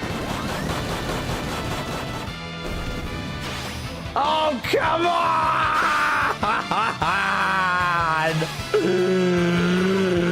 I think I might have lost this fight. It's okay. It's okay. We saved outside this. Fist is a sword! And yet I still won, thanks to cheating. So it's fine. It's fine. It's fine. With the power of cheating, I won. Oh, I should not have won that, man. That should have been the death of me. That actually should have been the death of me. That is insane that I got away with that. That's shocking. You're telling me that when you die, you lose all your magic? So not happy about this. So not happy about this. Was that a Steve achievement? I don't know, man. If there's a dungeon not to bother with, you're looking at it. I think I might turn off encounters for this. What if FF17 copied Expedition 33's style for a new game? Would I hate it? Well, I'd just be disappointed in Final Fantasy. That's the thing, FF17 is in an impossible position because if it goes the ARPG route, if it plays like a bad Devil May Cry or like a bad Kingdom Hearts or whatever, people are going to say like, man, this series never learns. Like they literally, E33 show them how to get back on track and they won't. But at the same time, if FF17 just plays like E33, let's say it's a copy-paste, whatever, then it makes Square Enix look completely unoriginal and have no confidence in their new ARPG direction. I don't think that they need to have parries and stuff in Final Fantasy. Maybe it will work, maybe it wouldn't. We just don't know because they've just been they've turned the series into a series of experiments for the last 25 years and has no idea what it is anymore. They have no idea what it is anymore, man. Like, I don't know, man. They've got to learn why E33 worked so well, why it was so good, but also, tell you what, I'm just getting the fuck out of here. Oh, I can't... Ah, screw it! They need to look at why E33 works so well, how it reflected OGFF, OG Final Fantasies, but then they also got a... Oh, fuck! Oh, no, wait, no, I can do it back in here. How do I get... How the fuck do I get back into the ship? Oh, come on! How do I get back in the ship? How do I get back in there? Stand up. I'm standing under it! It's not doing anything! It's not... I'm hitting confirm! Oh! It's so high up that you gotta be one pace down. Okay, now I understand. Well, that's too realistic for me, alright? It's too realistic. It's too realistic. It's so high up that you have to be here. Okay, now I get it. Yeah, that kind of bugged, man. They have to look at Clair Obscur, they have to look at the big picture of why it works so well, and then make a Final Fantasy like that without copying E33. It doesn't mean, you know, make an Attack on Titan Paintress, you know, every time this happens, everyone under the age of 33 dies, and it's like turn-based with parries. No, that's missing the point. That's not what it needs to do. Oh, hang on, ladder. There we go. It needs to be a Final Fantasy that has a strong story, strong cast of characters, well told, good music, turn-based combat, whatever other cool gimmicks you want to throw in that make the turn-based combat more interesting. It's just got to be that. It's not going to work. So, Alejandro, thank you for the $10 super chat. I just want to say, I appreciate you, man. I watch your VODs while I work. Makes each day more fun. Oh, you get out of here. Can I recommend a really funny stream? Heavy Rain was your favorite. The pizza cutting scene was top tier. Oh, God. My Heavy Rain stream was so stupid. Oh, my God. That was so dumb. That was great. That was really fun. I'll tell you what, Alejandro. Some really good ones were... Madison was good.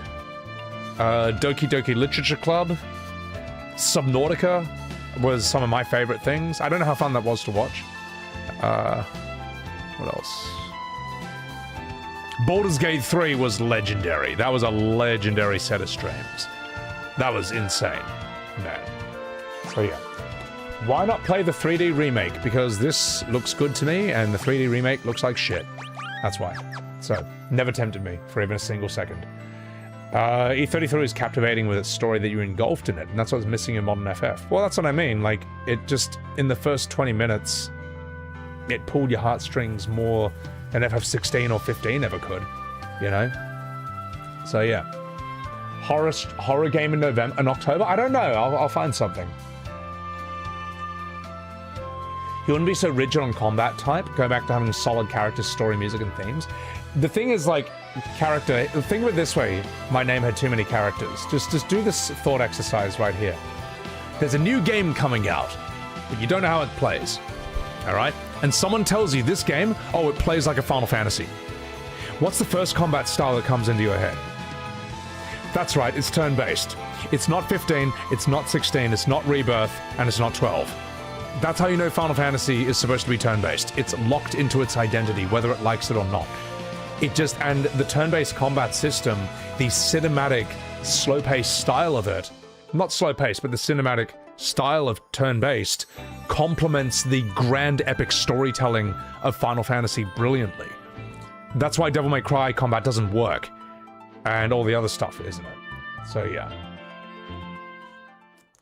What do you call a man who can't stand? JoJo's Bizarre Adventure. I don't know. Neil. Sorry, that was so dumb. I'm just not going to fight this at all. It's not even worth it. I think I can beat the boss with 0 leveling. So, soon a game that plays like FF will mean nothing in a couple of years. No, I mean it really will. But unfortunately for those people, I'm still alive, and I will keep making videos to annoy people for fun for a long time, because it entertains me. Ponto, what's going on, you fucking dog? Yeah, guys, follow my man Ponto over here. A man who loves this Final Fantasy XIV and his filthy ad plates. I've seen quite a few of those.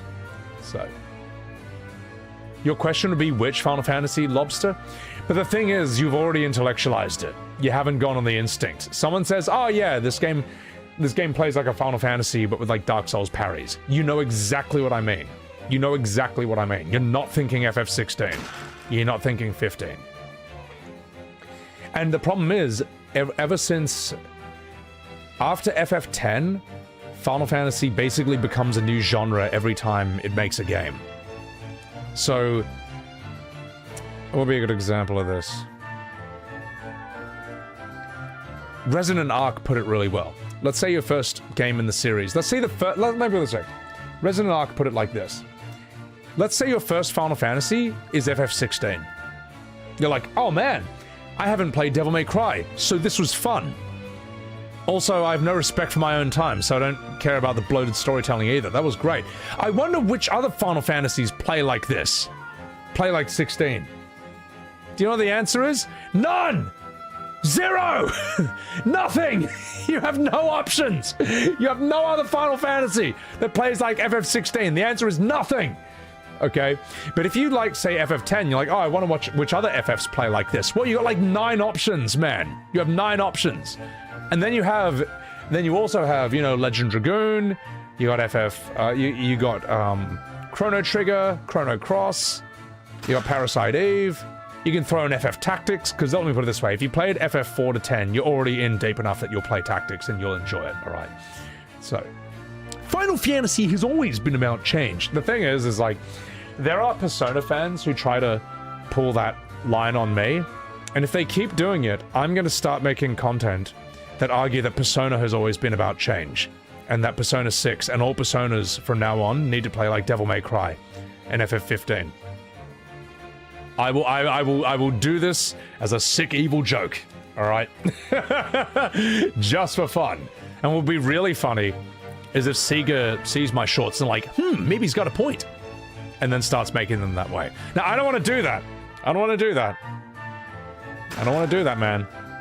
But if Persona fans keep being assholes to me, I just might have to give it the old college try.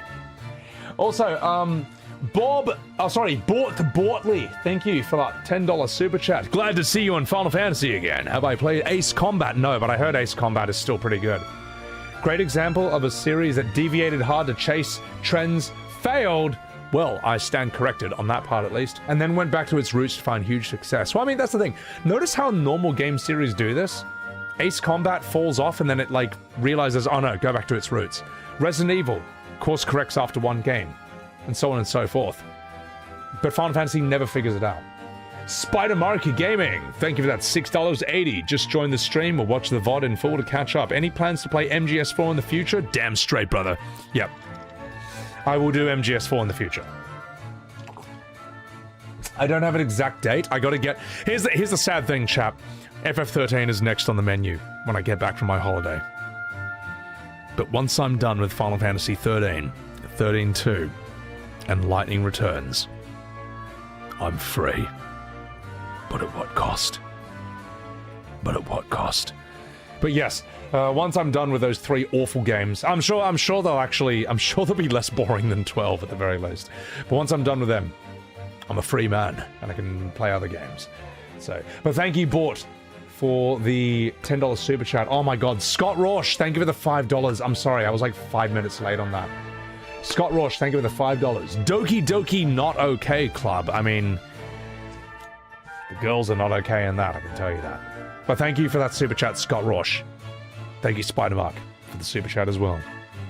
At least Sebi won't be lost playing 13. I'm sure I'll find a way. So, yeah. So, but I am memeing. I'm not going to try and make Persona an action-based series, but I will. Let me put it this way: I will. If modern FF fans keep using their shit arguments, then I will use those shit arguments on every other game series I can find. The funny thing is, just doing that once reveals how shit those arguments are. It just does. You know. Like when people say Final Fantasy always has to change its each Final Fantasy game is always a new story with a new cast of characters. That's why its combat had to change from turn-based into action. Well, can't you say the same thing about Persona? Like Persona 3, 4, 5, these are all completely different stories with completely different characters. Surely by that logic, then Persona 6 needs to move away from this dated system and play like Devil May Cry, or maybe a bad Kingdom Hearts? I mean, why not? Why not? I mean, Persona has always been about change. Don't you understand?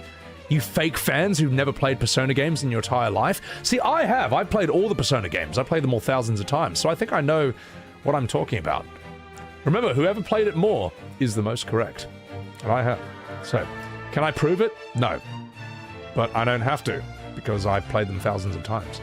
I'm a real fan, unlike you fake fans who never played it. So, also, Silent Observer, thank you for the $6.80 super chat. The Trails remake has turn-based and action combat. It lets you switch between them, which is the best compromise between the two playstyles. That surely would be a lot more... that surely would be a lot more expensive than just doing it.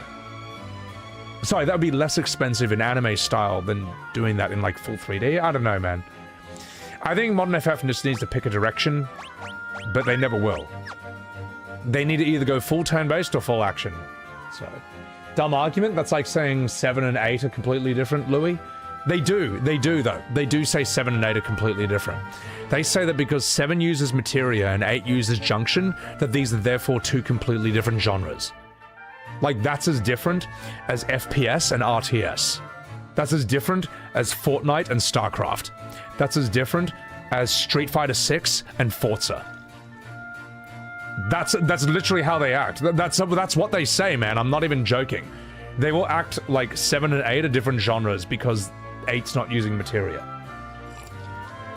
They act like they're different genres because 10 is turn-based and 4 to 9 are ATB. No one says that. See, the thing is, Thriller, you don't live in... Go to my TikTok. Just go to my TikTok and just go to any of the fucking things I make arguing about Final Fantasy. Look in the comments section. I wish no one said that. But I argue with this lunatic fan base on a daily basis for probably like the last 1.5 years. They say that. They do. What happened to her hand? Oh, it's fine. It just needs to, like, just be immobilized for a bit. These people argue that ATB is radically different, like a different genre from turn-based. They do. It's the fang of the earth. Who was it who broke the seal and released me from my slumber? Something attacks the party. Oh yeah?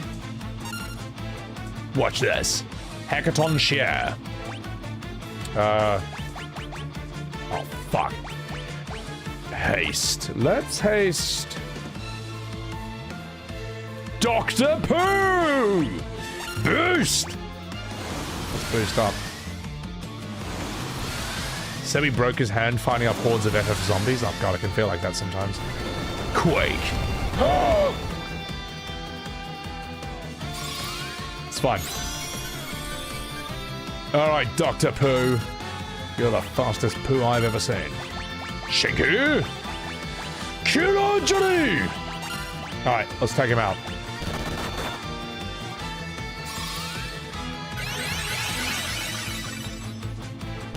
What's the black stuff on your hand? Arthritis? Does this look like arthritis to you? Like, there's a lot of medical conditions you can get in this world, and literally none of them look like this. None of them look like a hand strap, like a thing you tie onto your hand to keep your fingers straight. No, it's, I've already said it before. I'm not going to say it again. It's a long story. It's not a big deal, though. It'll be fine. Luckily, this kind of game doesn't require, anything, really. Ooh, let's cue Raja, everyone. This kind of game doesn't require, oh, fuck! Shoulder buttons or me to use my fingers. You can just do everything with your thumb. Yes! I won! With the power of cheating. With the power of journalist mode. Oh my god. Let me respond to these super chats before I continue. Shmeny finally finished with work. Time for quality content. Thank you for that 4 months. Mega, thank you for the tier 3 on Savvy Webs TV. Thank you. for that Giga Chad Tier 3. You really want to see them remake FF8? Wonder how they can fuck up a fuck up. Well, FF8 probably needs some timeline-changing fake ghosts to fix its story, because it's a bloody mess. Also, yeah, sorry, Skrilla, I didn't mean to be mean to you when I said that, like... Sorry, Thriller. When I said that, people actually do say that. Let me put it this way, I've had people on TikTok in the comments argue that FF12's combat, that 12, 15, and 16 are all completely logical, like completely obvious logical evolutions of turn-based in the comments section. And they are just aggressively, wrong.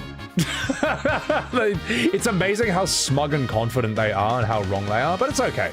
I argue with them for practice. No one agrees with them. No one really likes them. But you may as well get some practice, you know. You love how Brits and Aussies say Forza? Is it Forza or Forza? I have no idea how to pronounce it. I didn't play racing games, so... Yes, Tiny B, thank you for saying... I explained a couple of times earlier in stream what happened with my hand. I'm not doing it again, it just takes too long. So... They give the benefit of a doubt in their arguments the way you do, that's the difference. They will? Or they won't? Well, I'm trying to argue in good faith, but they're not. But I still try to win the argument in good faith, even though they're blatantly lying to my face. Because I'm trying to see if I can.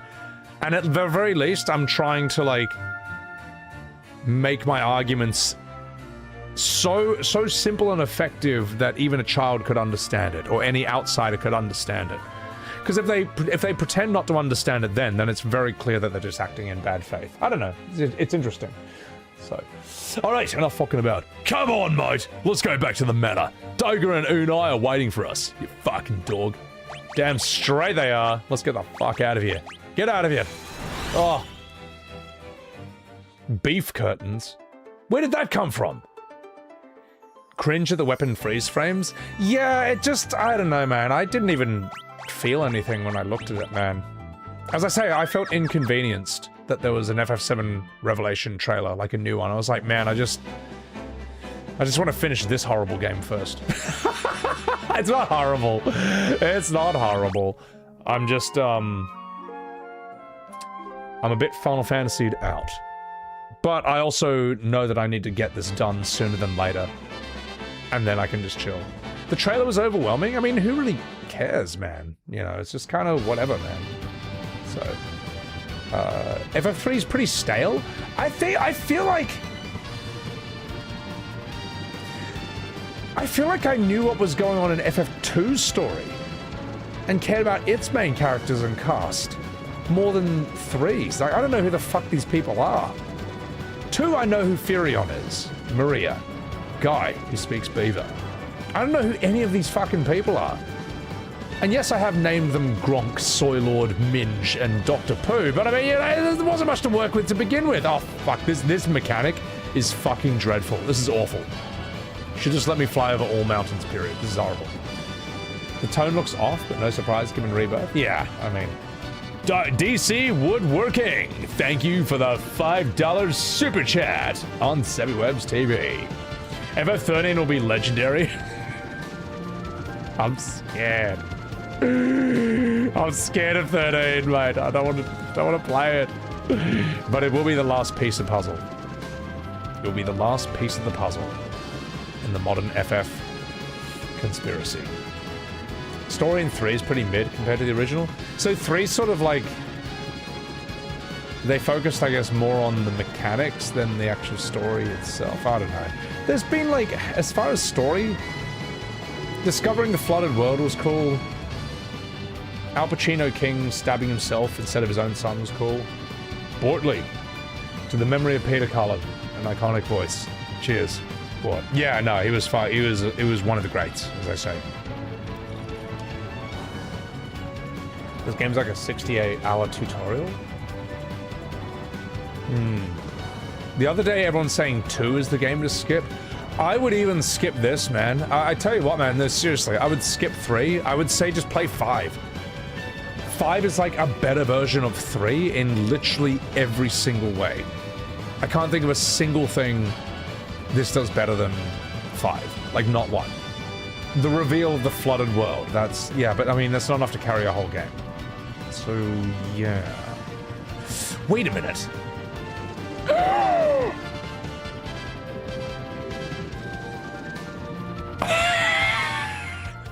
Kupo, what do we have here?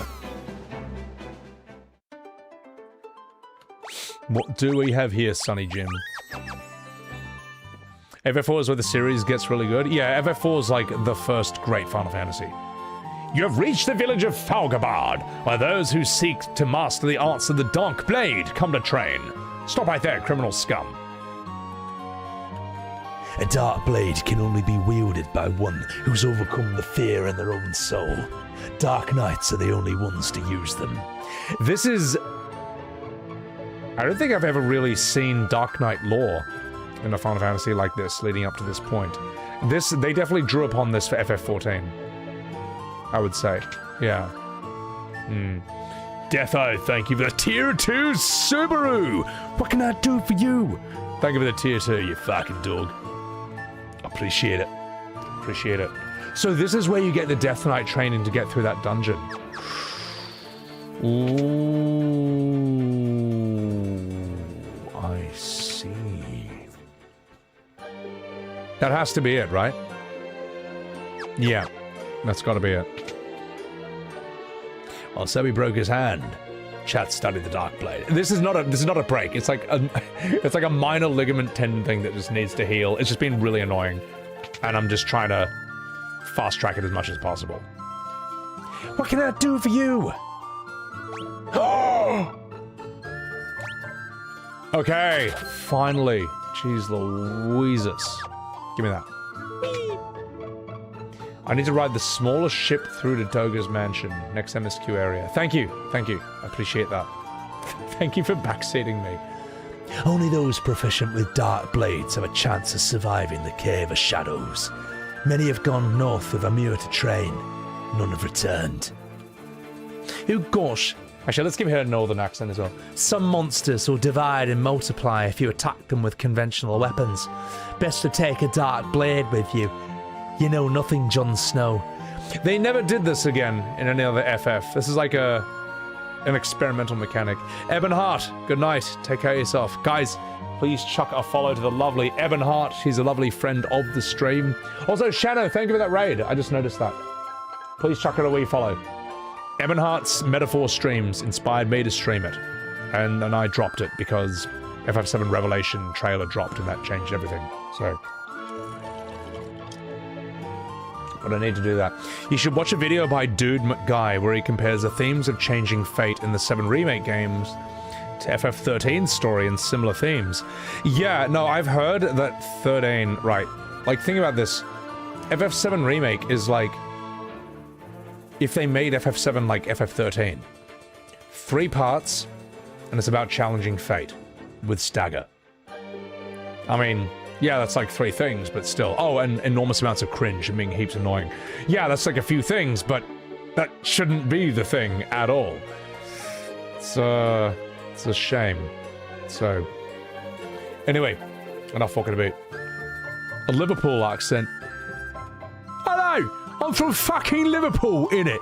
Before our time, there was a game of Tottenham versus Arsenal. I don't know how a Liverpool accent sounds. I'm so sorry to the British people. I'm sorry, I don't know a Liverpool accent.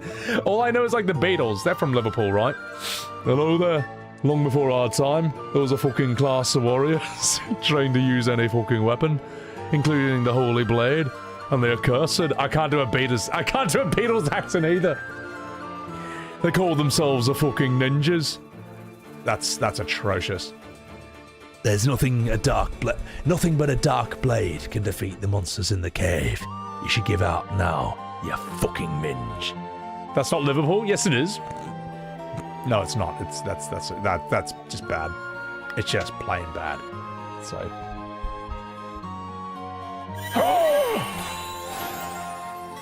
What can I do for you? Happy Friday, Gemini. I appreciate that. Scousers! Listen to Jamie Carragher if I need a Liverpool accent. Yeah. You can fight a guy for... Do I need Dark Knight Sword? Am I done with that dungeon? Let me ask you this, chat. Are there any more dividing enemies? Are there any more dividing enemies at all? Or can I just kick and punch my way through everything once again?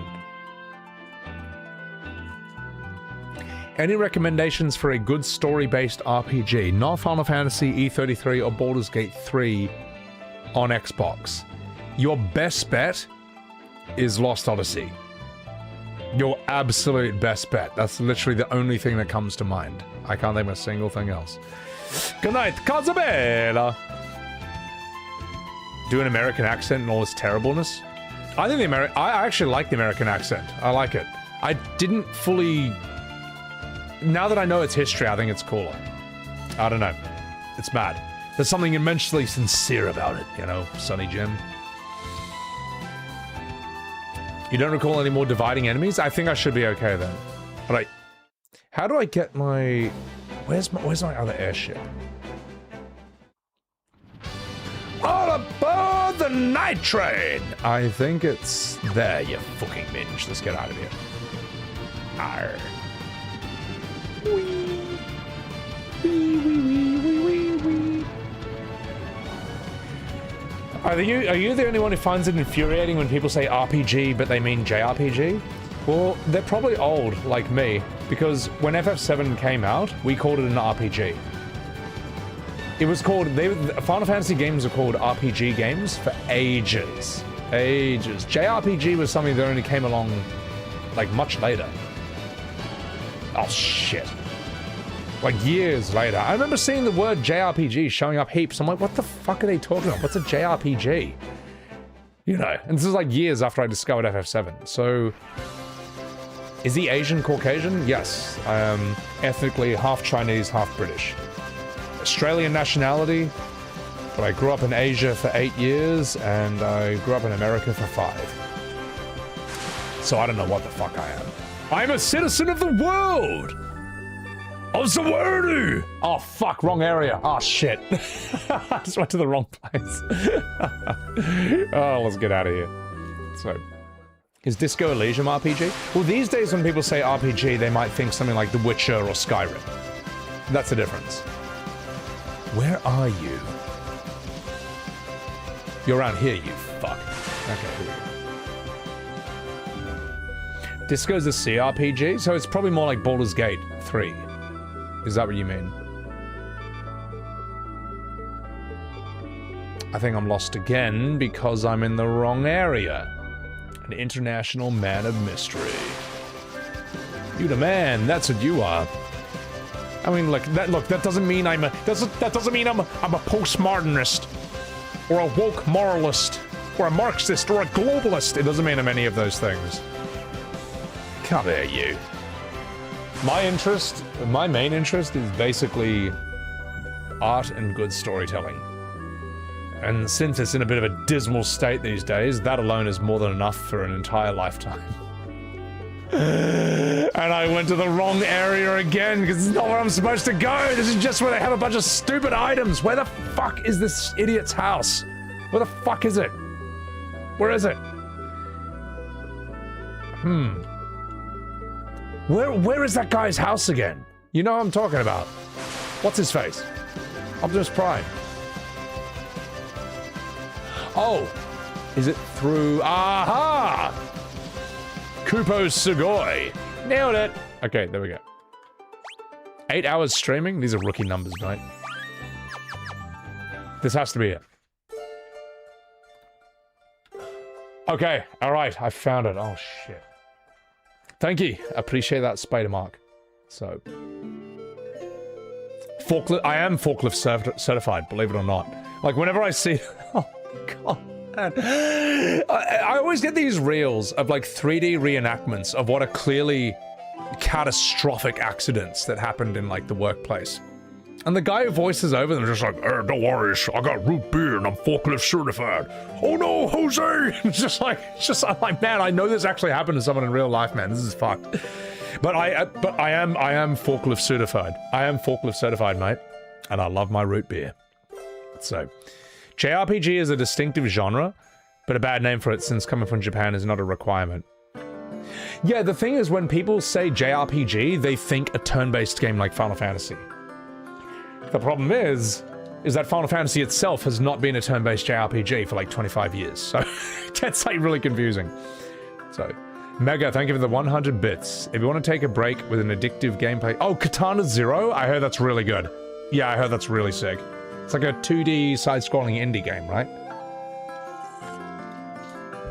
Being from Japan has very little to do with it.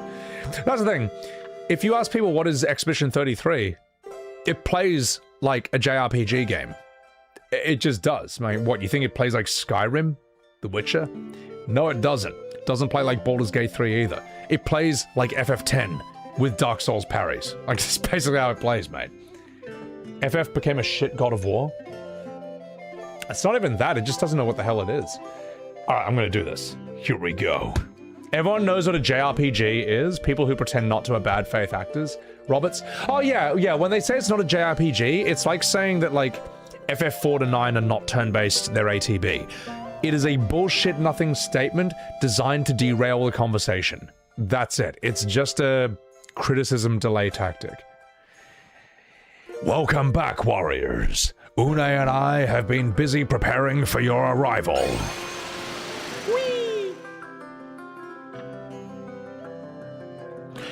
Doga's voice echoed down the hall. What does the TB stand for in ATB? It doesn't stand for active turn-based. It actually stands for active time battle, which means that Squaresoft, even before the Enix merger, has always been giving things the wrong name and confusing the hell out of everyone. So yeah. It actually, I know, it should be turn-based, because that's what ATB is. It is active turn-based. But it's stupid. I think ATB is dumb. It's just like, ATB is like playing chess, except you have like 3 seconds to make your turn. To take your turn. It's stupid. I think it's actually dumb. So, yeah. Alright, enough fucking about. Make your way through the tunnel. We await you at the end. Maybe I could turn that into a short, about like bad faith actors. Everyone knows what JRPG is. Yeah. Plus bad faith actors. There you go. I feel like this shit needs to be called out. It does deserve to be called out. You know? Because I'm just sick to death of these bullies and gaslighters and liars, just doing that thing. It's not right, alright? It ain't fair, Sonny Jim. Is it a cliche for me to say it's wrong? And I want to make content opposing it? Well, then arrest me, officer, for being too sincere. Chess equals turn-based. Chess plus time equals... No. Then it's active time battle. Stupid. 20,000 gal! I don't know, man. ATB was invented to add urgency. I think ATB was invented to trick people into thinking that turn-based combat was more active than it really was. It's a bad idea. It's just never needed to be done. Never needed to be done.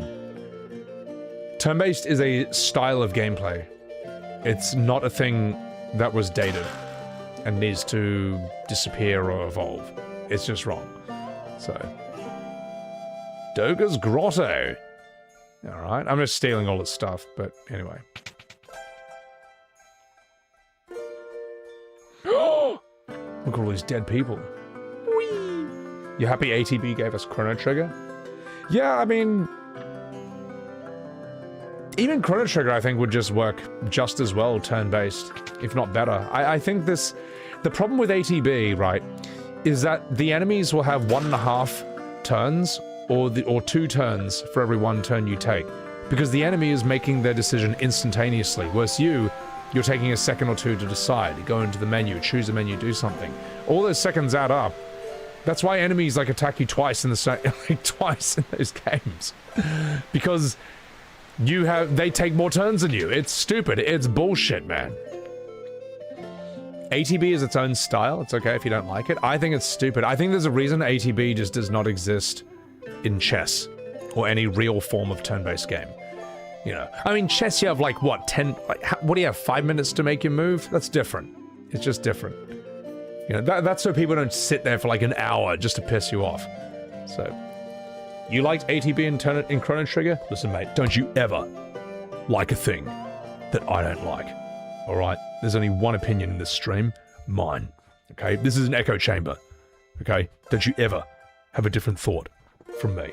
You believe turn-based is better than ATB? You can design tighter encounters with more control? No, absolutely. ATB, you can't set anything up because you can't set shit up in ATB, whereas in turn-based you can. ATB, you don't even know whose turn it is next with the enemies. It's this mystery. ATB ruins the ability to actually plan and think about what you're going to do in a fight. Well, yeah, you make your decisions in ATB, and then the enemy does something that fucking nukes you, and you're like, oh man, if I knew that they had a turn coming up, I would have done something differently. It's stupid, man. It's shit. There's a reason, right? Like, what is... Well, we all know what Persona uses. We know what Metaphor uses. It uses turn-based. Shin Megami Tensei, turn-based. What does Octopath use? What does Bravely Default use? What does Dragon Quest use?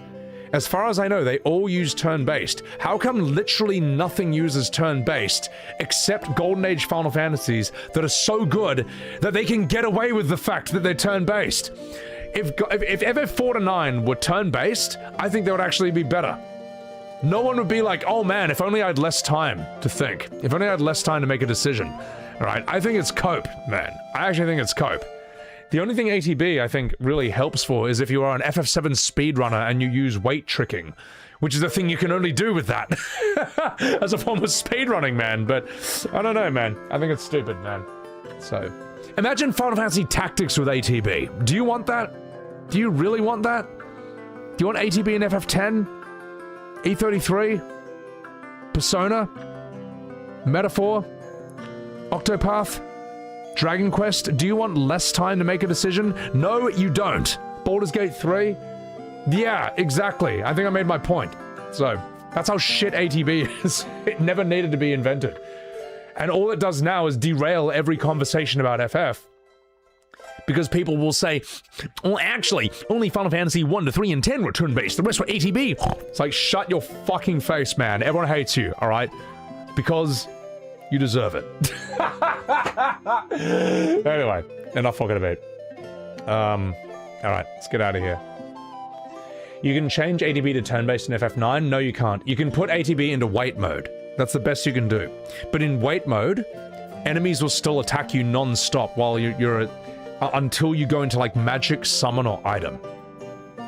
In wait mode, you have to go into, like, one of those sub-menus. Like, as I say, magic or item, and then it's paused. But if you don't do that, and it's your turn, the enemies will just keep attacking you until you, like, move that. You cannot turn it into pure turn-based combat. Except in, like, FF10, because that's what it is. So,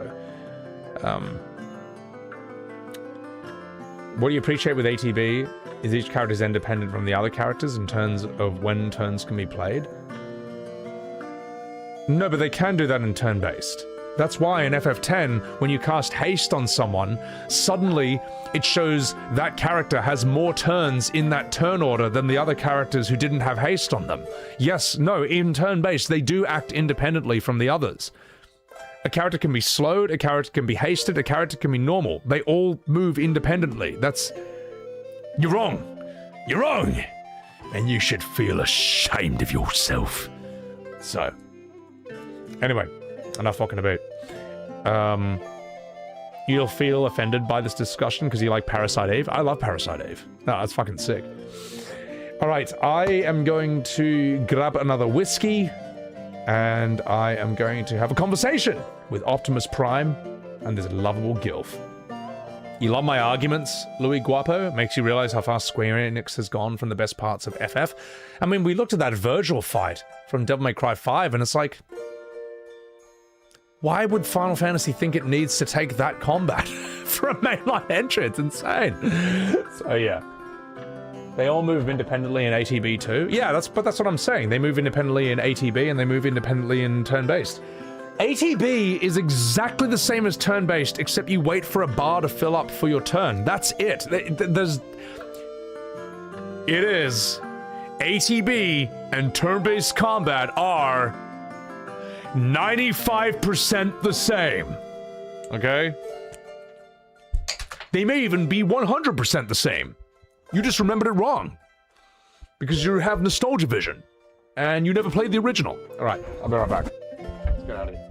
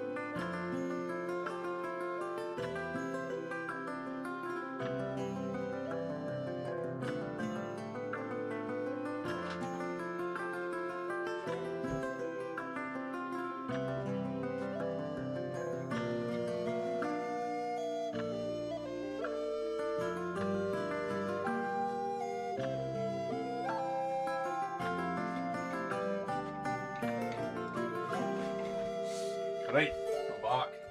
Fucking back. Third Birthday was to Parasite Eve, what FF16 was to Final Fantasy. I just think Third Birthday is a really bad title for a game. I think they've got some very bad titles for their games. I think Kingdom Hearts 358/2 Days, I think that's what it's called. I think that's a bad title. That does not excite me. You know what I mean?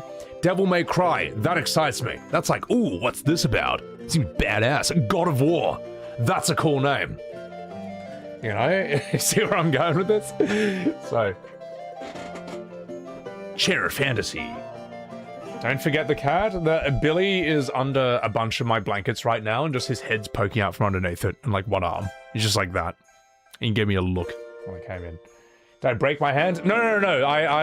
It's fine. It just needs like a bit of mobilization. It's a minor tendon thing. It should be fine. The advantage of playing a game like this is I only need my thumb. But I'm not playing... This is why I'm not playing Bob in Tekken, because in Tekken I use both my middle finger, my index finger, and I press the buttons like that. Not when you need recovery. So, yeah. Same with Devil May Cry. I would love to do it, but you gotta hold down that R1. So... Kilth, thank you for that 100 bits. Cheers!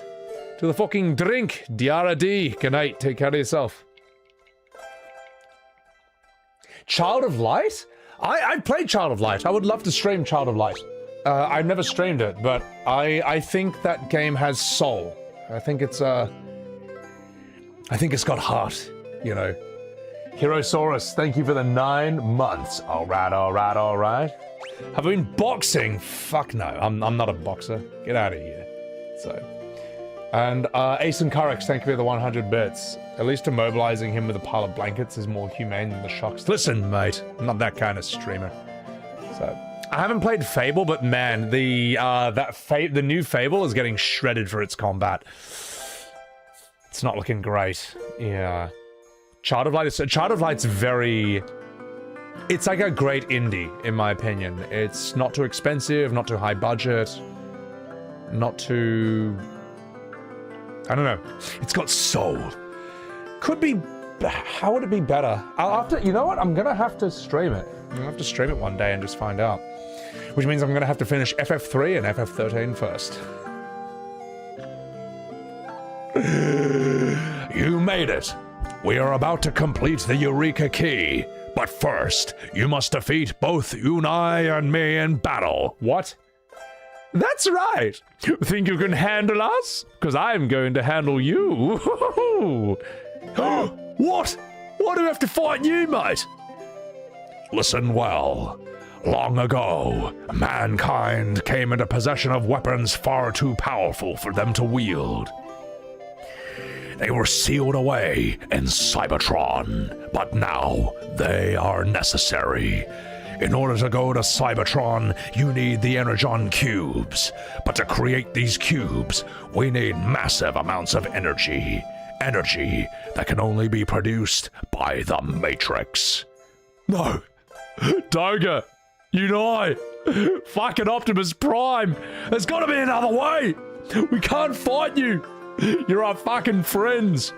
Innocent fools. If you will not attack me, then I will take the initiative. Transform and roll out. You got the touch! Bam, bam, bam. You got the power! Why does he look like that? Yeah! Bam, bam, bam. Ba-na-na, da-na-na-na-na. I fucking love that song. I love that movie, man. And also, R.I.P. to Peter Cullen, one of the great voice actors. One of my inspirations, to be perfectly honest. Both as a VA and also bit of life, man. Like, look up his video where he talks about how he came up with the idea for Optimus. His style, his delivery, his feel. So... It feels right, Eris? Oh, okay. Here I come. How do you do that sound?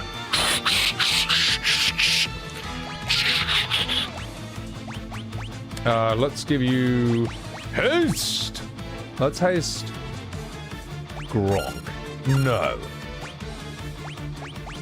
Let's haste Soy Lord. Boost. Boost.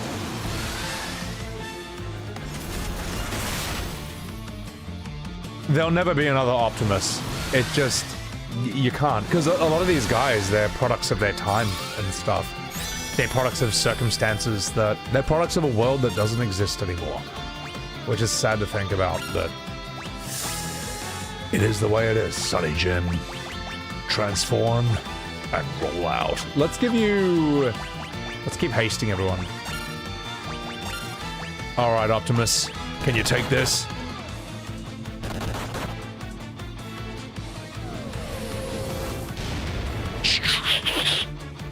Ooh, that's a big fucking hit, mate. Haste! I should have hasted her, just in case we need a heal. I reckon we'll be alright. Ooh!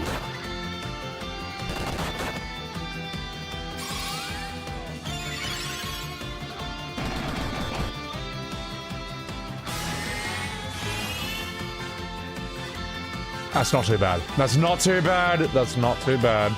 All right. Soy Master. Let's give you a Cura. Soyo! They are getting stronger, but I think we can do this. I think we can pull this off. Some say, welcome in. How are you? I think we're strong enough.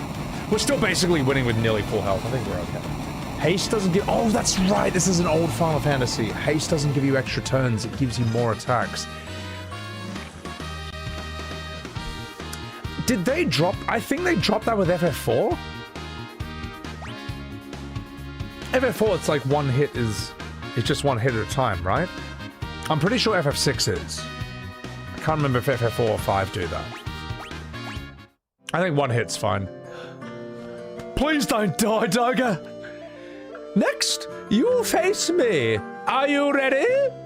You know, don't. We don't want to fucking fight you, mate. Now is not the time for chit-chat. Don't worry, even if our bodies perish, our spirits can't be destroyed. Now fight me, so I can give you some ghost blowy jerries. She's a gilf, that's canon. Oh! You know what? This is something they did in FF7. I think it was up until FF7 they did shit like this, where a character might look like a human on the map, but when they fight you, you're fighting some weird, like, monster and stuff. So sick, man. So cool. Alright. Let's heal us up first. She got a great ass! Hooah! Yeah, she transformed. Ow, what? Uh-oh.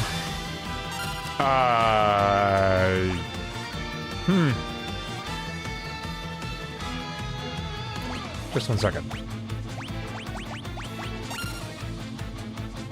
Fuck. Does that boost last for the next attack, or does that, like, go away? Oh, fuck. Oh, fuck. Oh, fuck. This is bad. The healer, man. The healer. Come on, mate. Shit, I don't have a black mage to remove that. Oh, fuck. It's alright. We can get it back up. Oh no! Shingen! Kiragiri! Saya! Oh, fuck, raw monks. Damn. Please don't die. That just reduces you to 1 HP. Okay. Sawyer Studio, welcome in! Hey, thank you for catching the stream. Appreciate it. Your dyslexia is kicking in with Dr. Pod? Yeah, he's he does. I know, the O does look like a D. Nico, thank you very much for the Subaru on SebiWebs TV. Peanut, you fucking dog, thank you for the 58 months on SebiWebs TV. You alright? Transform and roll out. Thank you, Peanut. Appreciate that. Red Rain, have I heard of Thaumaturge? It's a Polish persona. No, I haven't seen that. I'll try and check out a trailer of it later on. Pure Aura, welcome in, welcome in. Appreciate that, Peanut, you fucking legend. The first FF you enjoyed was 10 because it had no ATB mega. When I realized what real turn-based was when I was playing FF10, I was like, this is so much better. It's just better. Like, FF7's my favorite one out of them all, but it's just better, man. I'm sorry. I don't care what anyone says. Alright, let's Kiraja this. Screw it. Boost! We'll just have to punch through.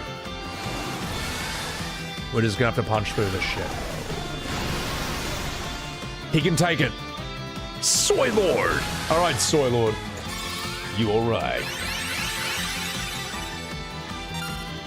Alright, you fucking minge. Oh! Screw it. I, ain't taking any chances.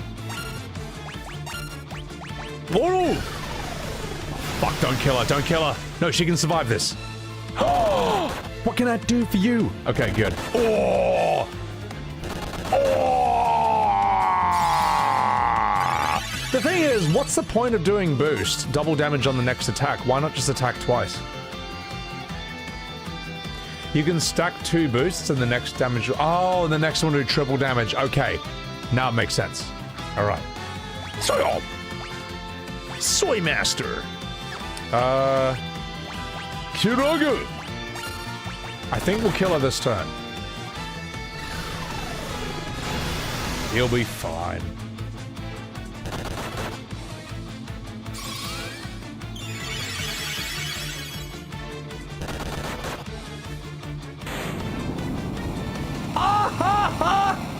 Fuck you.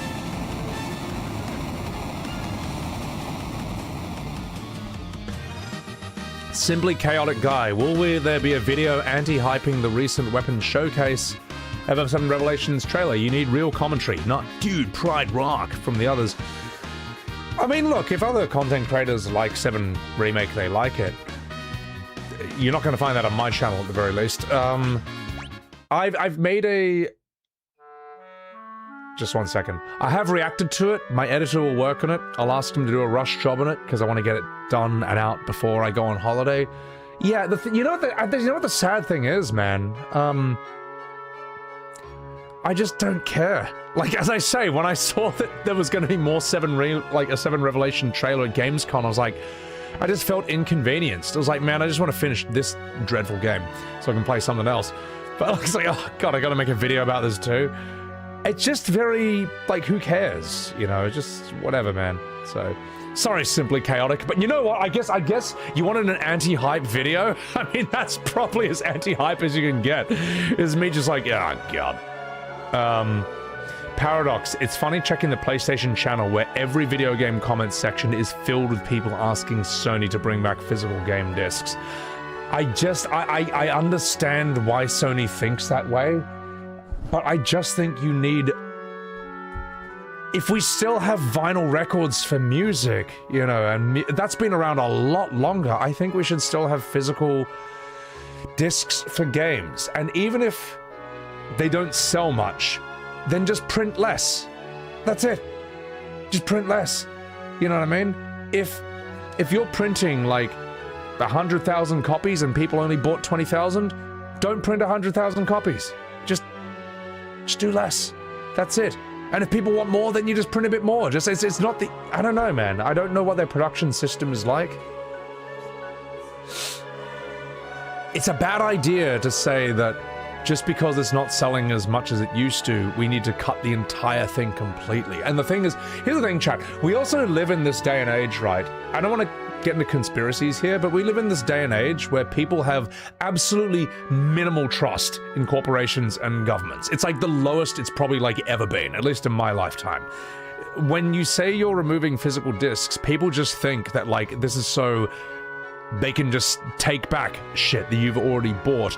Or, oh shit, that game or that movie that came out, yeah, that's actually a bit problematic. That maybe hasn't aged so well. So we're gonna go in and we're gonna like change that. We're gonna cut parts of that. We're gonna remove it. We're gonna censor it, or maybe even just pull it entirely, and there's nothing you can do about it.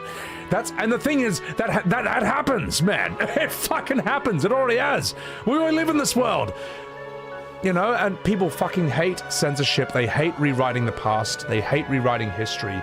And if you remove physical discs, it just makes that world far more possible. So yeah. Now, didn't Xbox basically come out and say, didn't Xbox make a statement where they're actually like pro physical discs or something? I don't know. If buying isn't owning, piracy isn't theft. Well, like, how do I say this without getting into trouble? I'm not doing that myself, but like, if someone bought something and you took it back from them digitally and didn't refund them, what kind of a message do you think you're sending to them? like, don't be surprised if they're like, well, fuck you, I'll do it the other way then. I mean, I don't know, man. It's not good. It's not good, mate. So, happened with FF7? Well, the thing is, though, it didn't happen with FF7, thankfully. It can't. The beauty of FF7, of the original FF7, is that it is one of the best-selling games of the physical era of PS1. It sold like 10 million copies on PlayStation 1. You cannot get rid of it. You can't destroy it. It's too many physical copies, too many digital copies as well. It's like one of the OG emulated games. You'll never be able to wipe it from the internet or the real world. And, as if they ever try it and everyone starts to catch on, the internet's just going to produce 1 billion copies of it and flood it everywhere, so it can't be done. You would have to literally make a law. You would have to make a law making it illegal to play or download the original FF7. That's the only way you could do it. And if you did that, I mean, that's a scandal of the century. What kind of a law is that? People would just say, fuck you, man. It would just get challenged. It would get thrown out. So all that Square Enix really can do when it comes to FF7R is flood the airways with so much FF7 Remake content that it just dilutes it. You search FF7, you get Remake Rebirth stuff. But here's the other problem, is content creators can play that game too. And that's why when you search... that's why this happens. Hang on, just 1 second. Just 1 second. Watch this. FF7 Rebirth, Red 13. That's why when you search this... you immediately get 3 of my shorts when you search Red 13. Just ripping on him. 500,000 views from a year ago, 50 views an hour. 265,000 views from 2 months ago, 153 views an hour. You know, oh my god, you get 5! You get 5 of my shorts when you search this. Now this is me actually enjoying a bit of the moment. A bit of the combat of 7 Rebirth. That's when I streamed it. And then you get this, me ripping it apart again. I think if the Marble Shop, if you scroll down... Oh, that's me. I like Mirabuns. She's cool. And then you get like this stuff. Notice how these all have less... Notice how all these shorts have less views? Like literally all of them. When the content ripping on your game gets more views than the content praising the game, then your game has a problem. That's a fact, man. You can try and dilute this, but I can do this all day. You know. And I don't even want to, man. I want to do other things, man. But look at this. 40,000 views on this. Now look at these. These are shorts praising it, enjoying it, liking it. 12,000, like 6,000, 20,000, 500, 400, 600. Look at this. I got 40,000 views posting this. How FF7 Rebirth destroyed Red 13.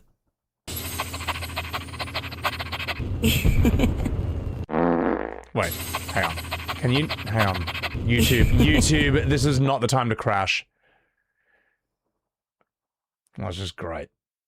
YouTube, come on. For fuck's sake. Hang on, let me get that back. Let's try that short again without YouTube crashing this time. Alright, here we go. Come here, you. Come here, you. Red... Was it Red 13? FF7... Rebirth. There you are. Come here. There you go. Alright, 40,000 views on this rubbish.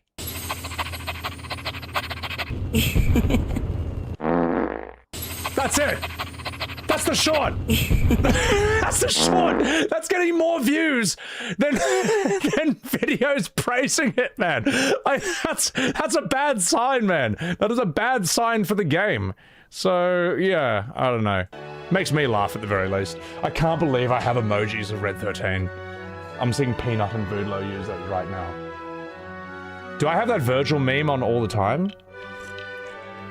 Oh, I just just forgot to close it, but I fucking love it. I'll rewatch it afterwards, so.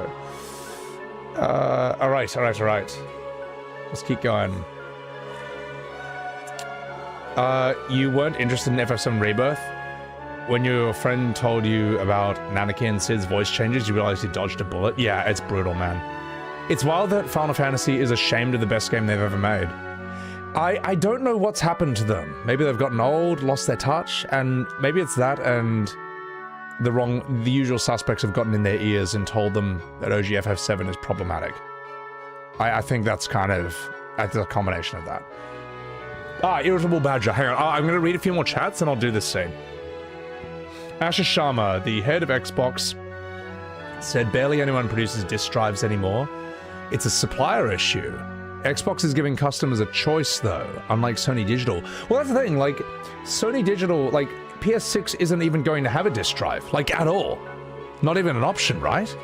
It just feels wrong. Like, let me put it this way, chat. I did the unthinkable. I bought an Xbox Series X just for Final Fantasy 13. All 3 games. 13-2 and Lightning Returns. And Lost Odyssey.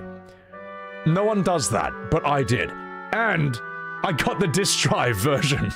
It just felt wrong not to have it without a disk drive. I was like, fuck it, I'm just getting it. Also, I need to respond to these super chats and then we'll do this. So, alright. The Madman, you're damn straight, I'm a madman. I had to do it. So, here we are.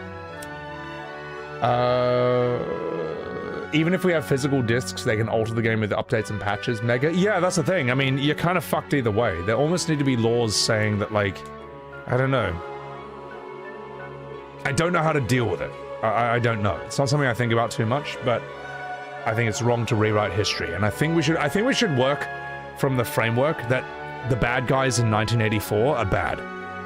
I think we should work from that framework. So, Silent Observer, thank you very much for the $2 super chat. Removing physical media will kill the secondhand market. Yeah.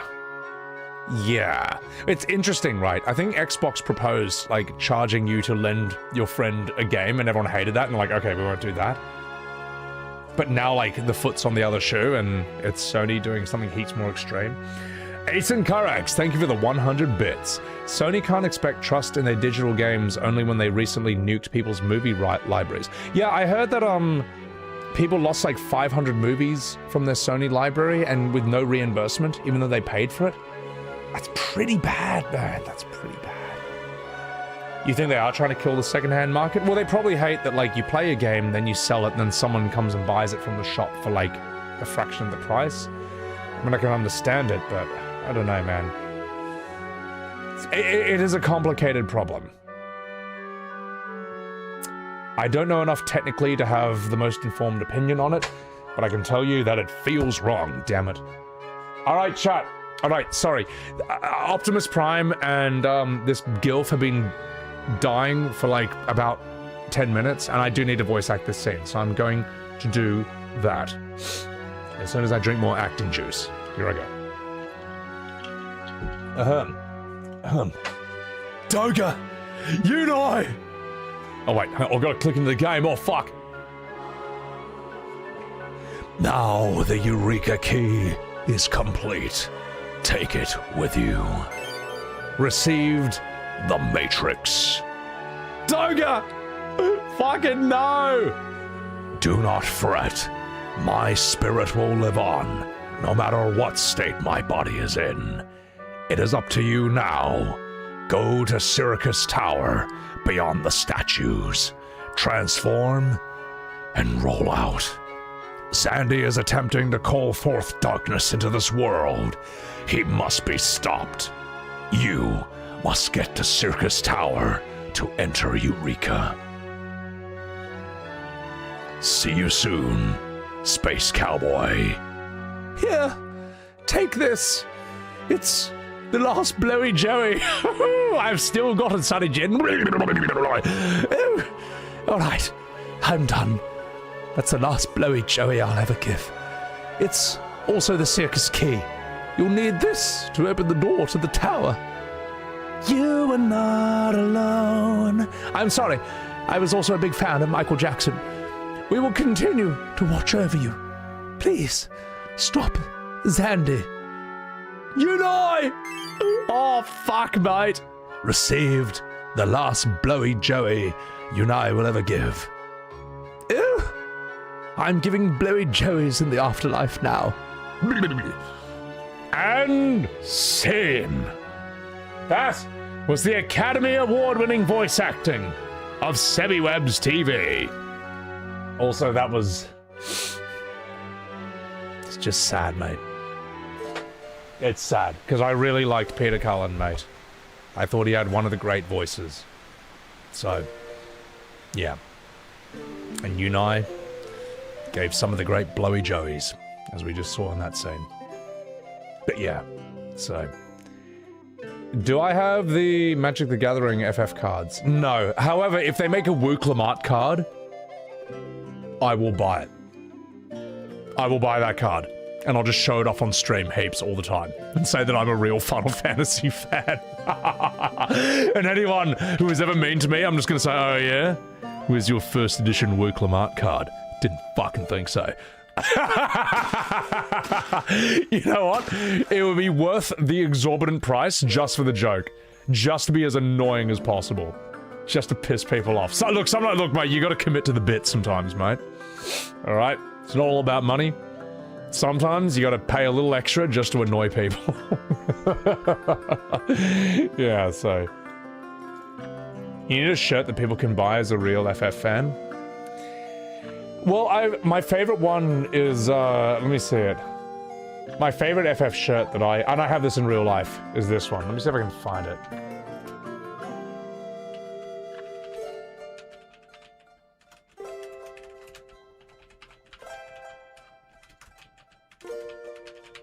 God, I can't.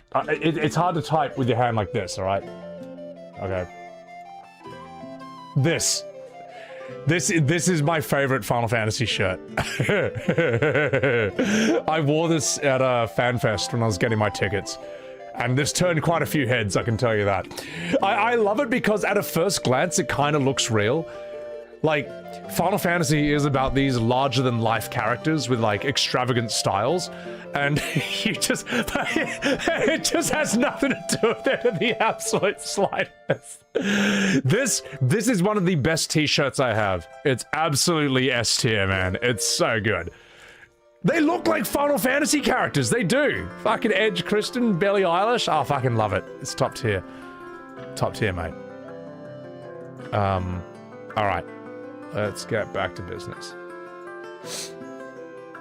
Has anyone ever told you that I could be that one streamer's relative? What, you mean Markiplier? I get that all the time. I get that all the time. But it's alright. There's worse things than looking like someone who's really famous and popular. So. Alright. I also think the Titus Laugh card does not go nearly as hard as it should have gone in the Magic the Gathering thing. Could have gone a lot harder. So, the Hardy Brothers, the Hardy Boys. The Hardy Boys were so sick, man. Absolute top tier Americans, both of them. Let's get out of here. Their entrance music was so sick as well.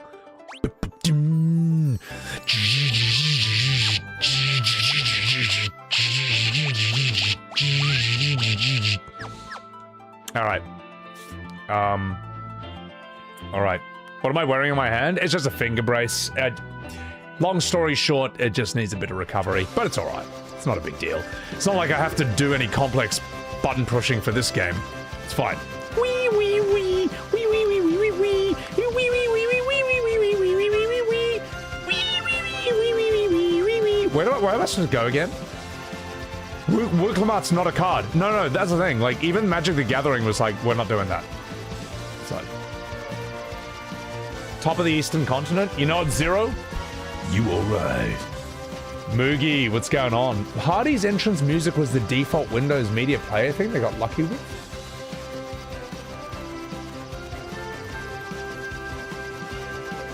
Yeah, wait, it was like a default Windows Media Player, just like stock music thing? I didn't know that. That's amazing. That's actually really funny if true. So, also what's going on, Moogie? You need the big ship to fly over the mountains? Oh, that's true. Wee, wee, wee. Even Magic the Gathering knows what real Final Fantasy is more than Square does. Well, Square changed Suplex the Train to, what, Meteor Strike? But they didn't do that in Magic the Gathering. Magic the Gathering still calls it Suplex the Train. Because they were like, what do you mean? Like, what? Why would you get rid... This is like one of the most famous memes in Final Fantasy history. Man. Like, people say that like, oh, Square's problem is that it's trying to be too Western. It's like, well, the Western company, Magic the Gathering, they were like, no, we're keeping it as Suplex the Train. You know what I mean? I don't know... When people say, what is FF's problem? Is it trying to be too Western? I disagree. I don't think it knows what it's trying to be. I've never seen an identity crisis as severe with any IP as modern Final Fantasies. Like, I've just never seen anything as bad as that. I don't even know. Like, what is there, man? So. Oh, stock production music. Yeah, so it was like a stock thing. Star Wars?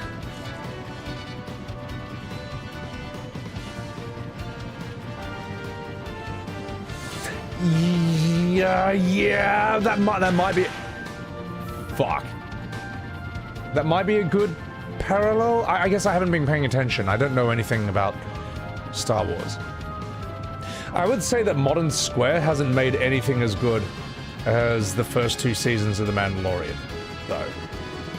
I mean, yeah, Mandalorian Season 3, that's apparently where it totally falls off, but I thought that was pretty decent.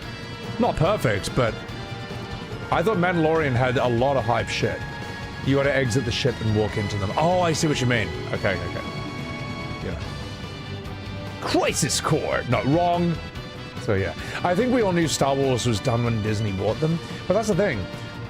We all know Disney bought Star Wars, whereas Square Enix is still its own thing. Well, I mean, not really. I guess Enix bought them. So, yeah. GG, boys. How's my HP? Okay, let's have a rest.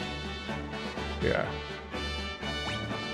Very few movie franchises were good after the first 3 movies. I think if you can make 3 good movies, that's extremely rare. Jaws couldn't pull that off.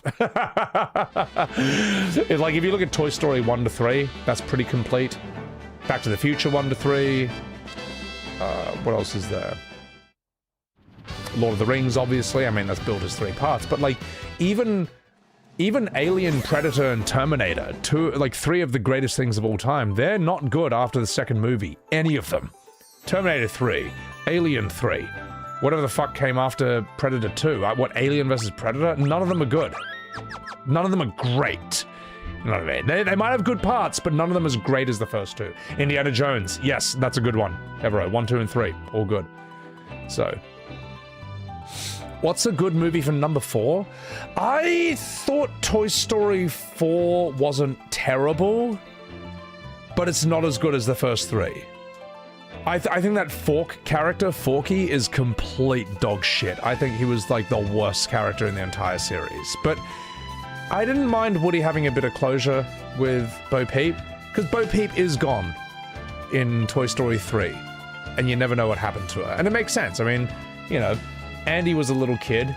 He's got a little Bo Peep toy. As a teenage boy, you don't have a little Bo Peep boy. It's like having a Barbie, you know. But you keep the boys' toys, like the cowboy and the space ranger. Yeah, Toy Story 4 was a bit rough. I remember not being offended by it at the time, but if I think about it, there's parts I'm like, eh. I thought it was funny that the dinosaur toy keeps trying to make their dad go to jail. That's their solution to everything. And when they actually do get him arrested, she's like, oh, Dad's going to jail. She's like so happy about it. I thought that was like, that got a laugh out of me. It's like, no, that's a bad solution. This is a terrible idea, man. Don't send Dad to jail, you fucking dinosaur.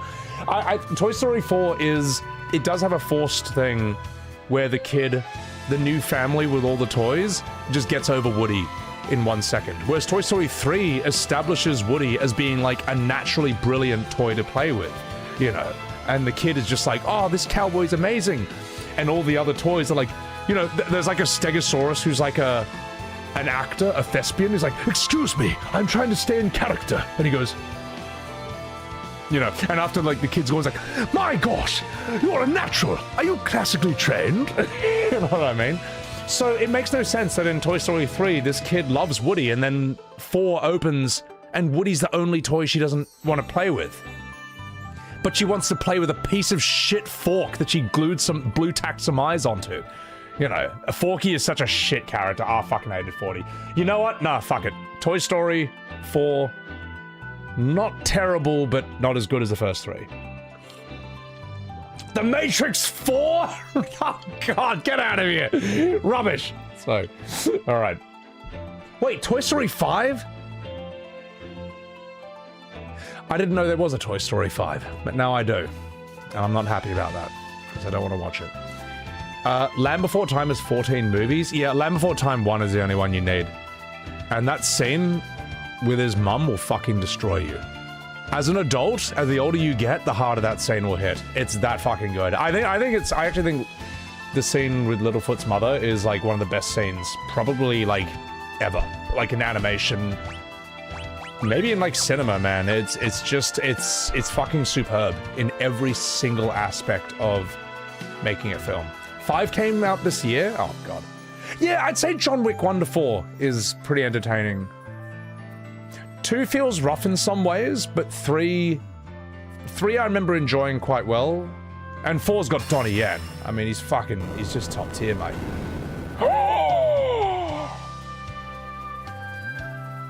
Yeah. Well, Littlefoot's mum passing away as a kid. As a kid, you know it's sad. As an adult, you know why it's sad, and it will fucking destroy you. It will ruin you if you try watching that scene as an adult today. Which is exactly what you should do on your iPhones before you fall asleep. After my stream's over. You'll be in tears, alright, but you don't have to tell anyone. Okay? It's just you by yourself. And then if you want to ruin yourself further, watch the ending of The Iron Giant. And you'll be fucking destroyed again. Because that is also an incredible ending. Absolutely top tier. Absolutely excellent. So... especially if you're a bloke. I think if you're a bloke, that ending of The Iron Giant's gonna hit you a bit deeper. So... do these statues give you game over if you do them too early? I don't know, man. I don't know. So... I know, Peanut, it's a big, really sad moment. But you know what? You know what? When it comes to sadness, you gotta think like Kenshiro and Fist of the North Star. That sadness can make you stronger. You must use that sadness as a tool to empower yourself and defeat Rao the Conqueror. Wait, I might need to get some items before I go in here. So... thought how funny the Iron Giant was. Iron Giant's a fucking sick movie. It's really good. It's truly underrated. It was a film... even when you saw it in cinemas at the time, you could tell that it wasn't going to, like, explode or be, like, super mainstream, but you knew you were watching something special. Like, it's like it had true heart, you know? It was a film with true heart. But it just wouldn't be, you know, like a Men in Black or something like that, so... Matrix 4 managed to be worse than Matrix 3. Matrix 4 is shocking. It's so bad. Yeah. Mega, in the beginning of Ni no Kuni, brought you to tears. Ni no Kuni! I know one of my mods, Alina Inverse, is a big fan of that. Maybe I should stream that at some point. I don't know. The statues insta-kill you, OG? Oh, God. Is the new Spider-Man any good? Brand New Day? Is it good? I don't know. Is it any good? I'm not a Spider-Man guy, so I'm the wrong person to ask about this.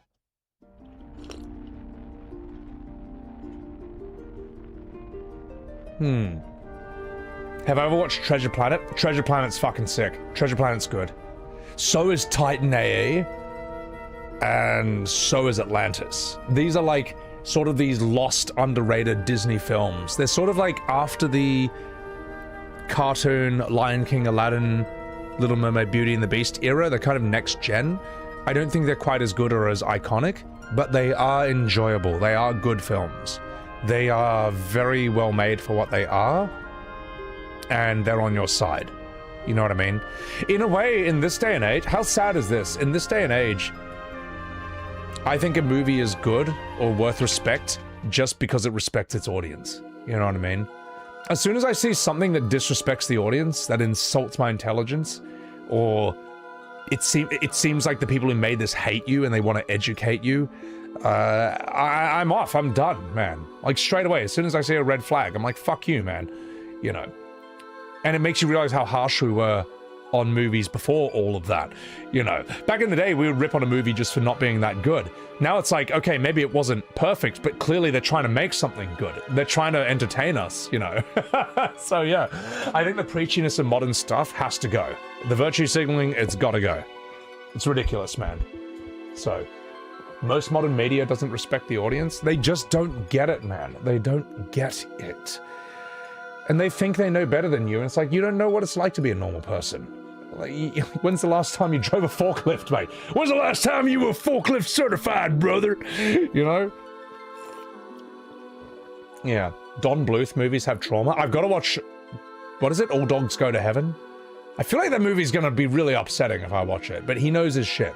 He was good. So... you're over Marvel? Everyone is, though. So, all right. Enough fucking about it. Sorry, chat. I know I'm missing a lot of chats, but I need to finish this game at some point. Here we go. It's time. It's the Earth... hang on. Wait. Oh, it's the narrator. It's the Earth Crystal, but something attacks. You're surrounded. Ubu Sugoi. On Master Zandy's orders, you will all be swallowed by darkness. Then I will swallow you, because I love giving blowy joes. Ha ha!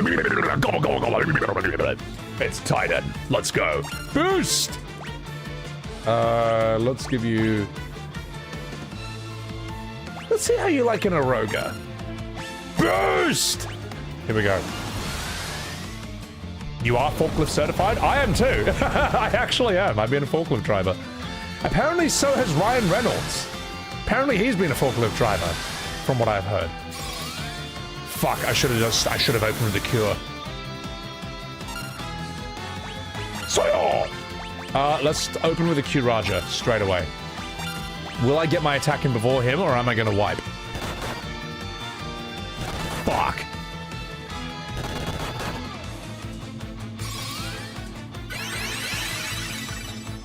Okay, we need these AoE healers, man. Alright, get these healers out of here. Have I seen Plague Dogs?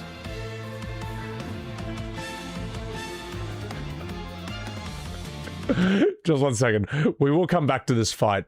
Someone has just brought up one of the great movie scenes. Okay. So, let's do this. Let's see. For those of you who don't know, for those of you with you TikTok posting, Fortnite flossing, broccoli-haired Zoomers, this is what a children's movie, an average children's film from 1980s UK. That's what we grew up on back in the day. All right, you TikTok broccoli Zoomers with your Fortnite flossing. All right, that's what we were raised on. You ever wonder why my generation's so fucking weird? That was normal to us as kids. We thought that was a normal movie.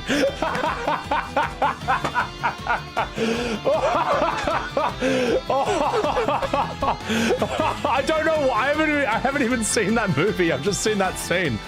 But I know it's by the same guys who did Watership Down, which is even worse in some ways. Watership Down has a scene where a dog well, all the main characters are bunnies. They're all rabbits. And there's a scene where a dog runs out and just murders like heaps of them. It's heaps graphic as well. Oh my god, man. He got fucked up, man. What is that movie about? I don't know. A dog that shoots a man in the face with a shotgun. That's it. Why am I laughing? Because it's so shocking that what else can you do, mate?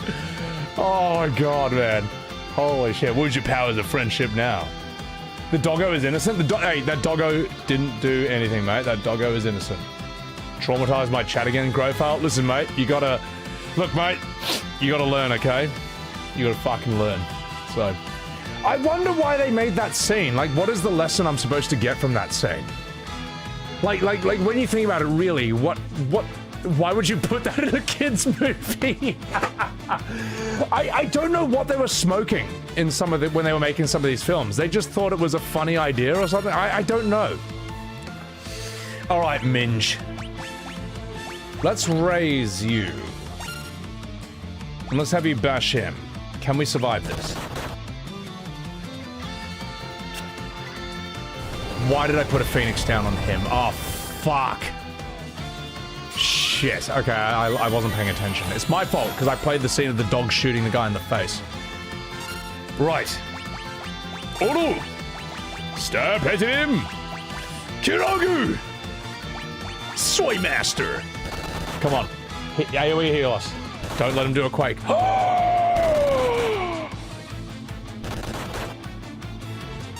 Oh, fuck! Come on, kill him! Kill him! Uh-oh. This might be the end. I might be about to get what I deserve. Stop hitting him, Zawadi!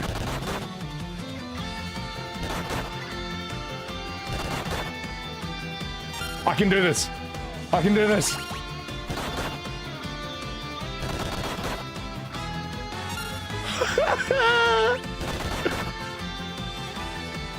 Ah! What? One more, chat. It all rests on this one attack. Stop hitting him, Zawadu! Fuck. Okay, well, that was unlucky. I finally met my match. I finally got what I deserved, chat. Not even cheating could save me from that fight. So. it wasn't a kid's movie, but our parents didn't know. Well, back in the day, your parents would just assume that cartoon equals kid's movie. And then they give you something like Fritz the Cat or Heavy Traffic or anything by Ralph Bakshi, and it's like, no, these are not kids' movies, man. These are R-rated, man. These are like R-rated 70s films. So, Mega, believe it or not, you watched Child of Boo in Bleach manga when you were 10. I don't know what Bleach, I haven't seen Bleach. I only know Bankai, and that's it. So, yeah, exactly, Geniac. Adults didn't watch cartoons, so it was targeted as kids. Well, this is why, chat, this is why, when I talk about, like, bad English dubs for anime. Also, Mr. Madaki, thank you for the Subaru. This is actually my real voice. Thank you for the sub and for letting me know your real voice. It's why, like, a lot of English dubs for animes actually dumbed it down how they voice acted it. They VA'd it as if it was for kids, when the original Japanese was aimed at, like, adults. Like, young adults to adults. In the West, cartoons are for kids, so they voice act it like it's for 5-year-olds. That's why something in Japanese that sounds like Soka Kakarota Masayo Doisuke no Trunks-kun in the English dub will sound like, well, seems like he's figured out my Tokugensai. You know what I mean? And it just sounds stupid. It sounds dumb. So there. Anyway. Berserk manga? Oh, you saw the Berserk manga? Oh, yeah, that will ruin your life as a kid. I saw Ninja Scroll when I was probably 13. Might have been a bit young for that, but you know what? It was fucking awesome. It was sick. Bad parents letting a 10-year-old watch mature anime? Look, man, when I was like maybe 5 or 6 years old, I walked in on my dad watching Aliens in the living room. And I walked in, and it's the part where, like, what's his face? Bishop puts his hand on the table, gets a knife, and goes bum bum bum bum bum bum bum bum bum bum. It's like, whoa! It's like, oh, Dad, how's he doing that? It's like, oh, because he's an android. He's like better than a human in that. Raw, he can do stuff a human can't do. It was like, oh. And then I remember seeing the chest burster exploding out of the guy who's just like, kill me! And like an alien bursts out of their chest, and then they flamethrower it. And I remember seeing like a grenade for the first time. Like, what's that, Dad? How come that thing when she flicked it, it exploded? It's like, oh, it's a grenade. You pull the pin, it blows up. I was like, oh, it's like, what's the coolest thing ever? I have an awesome dad. So, yeah, I don't know. I think you can watch this stuff with your kids. You got to get a sense of who your kid is, and you got to be responsible at the same time. See, I'd seen like Aliens when I was that young, and Mortal Kombat the movie. And I remember I went to like a friend's house. My parents brought us there, and we were watching Toy Story. And my friend's little brother was such a pussy that every time Sid, you know the neighbor Sid who like blows up the toys? Every time he was on screen, the mom would fast forward through it. Because he was scared of Sid. And now me, at age like 6 or 7, was filled with revulsion at this pathetic excuse for a child. I was like, what do you mean you're scared of Sid? You fairy! I was like 6 or 7 years old, and in my mind, I'm thinking like Al Pacino. You fucking child! Why'd you learn your trade, you fairy? You know, I'm like, scared of Sid in Toy Story? I've seen an alien explode out of a man's chest, and then him get torched with a flamethrower, and then a machine gun blow up another 15 Marines, and then a grenade blow up all these aliens. What are you talking about? I've seen Ripley walk out with a huge walk-in like, get away from her, you bitch! And then grab an alien queen by the throat and be like, you know, I thought, what do you mean you're scared of Sid? You fucking child. So yeah, I don't know. I think every kid is different. Because that's me at age 6 or 7, just like thinking that's cool. Repulsed by the fact that a child was scared of Sid from Toy Story. I don't know, man. It's just silly. I don't know. Yeah. Anyway. Your younger SG saw you play Dark Souls, Elden Ring, E33. She got scared of Subnautica. Subnautica is scarier than Dark Souls. No, it actually is. It actually is. It is. There's a reason humans on a primordial level fear the deep water. Because you should. Whereas we know that Dark Souls isn't real. We know there is no, like, Pontiff Sylvain. Oh no!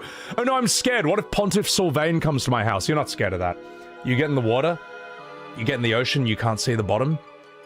Now you're scared. So yeah.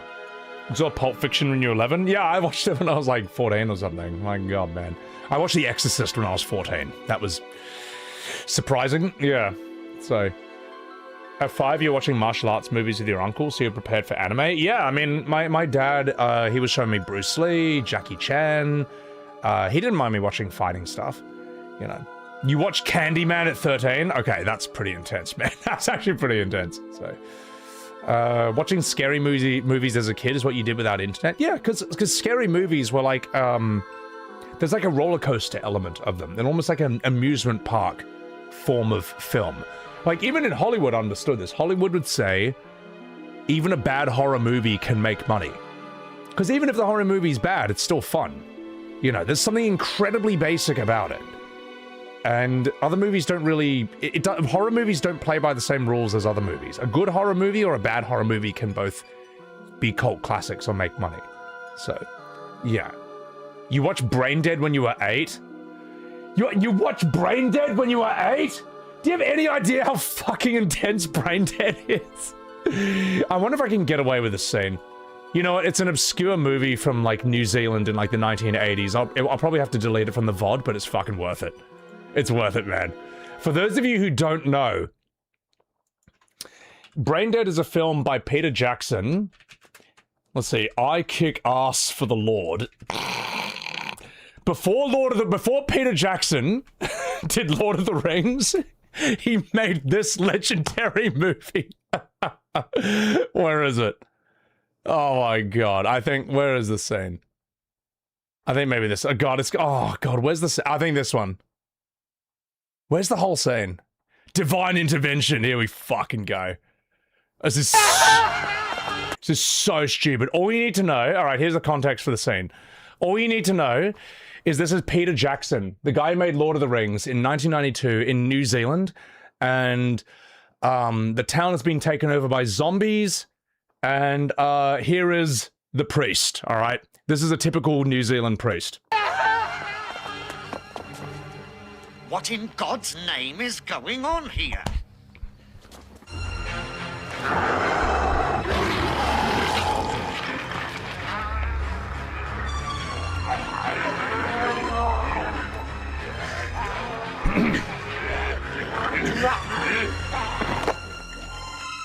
Devil is amongst us.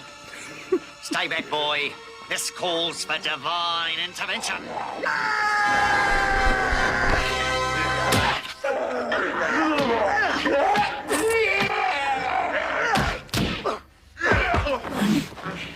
I kick ass for the Lord.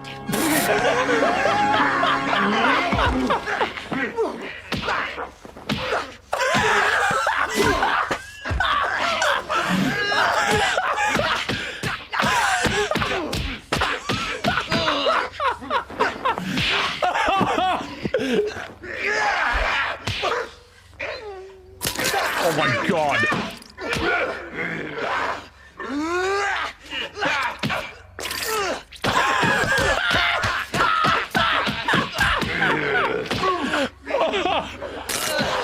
Oh my god, man.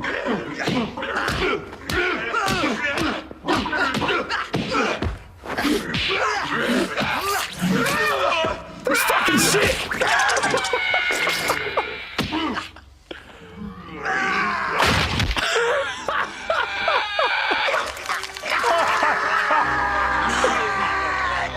No! Not the priest!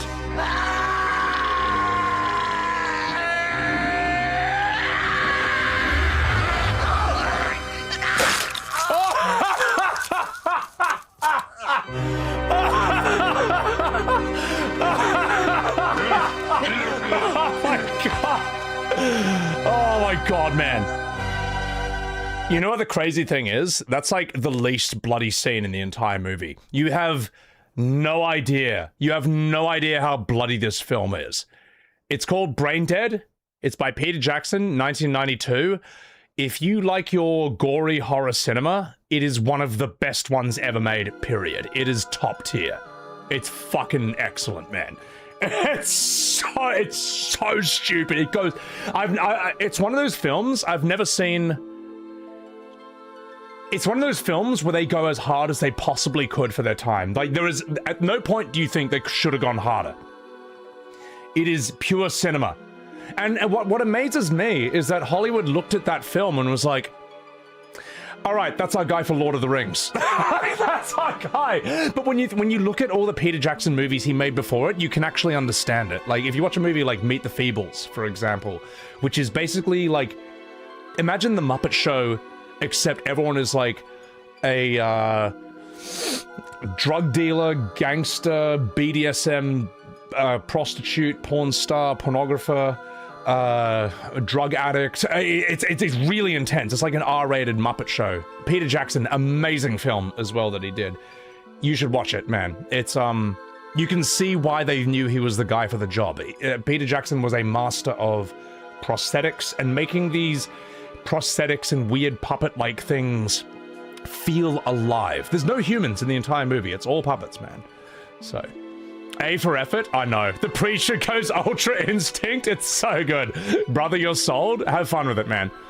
It's a great fucking film. I will probably have to nuke that from the VOD, but it's worth it. Absolutely worth it. Yeah. Even New Zealand priests are dangerous. Listen, mate.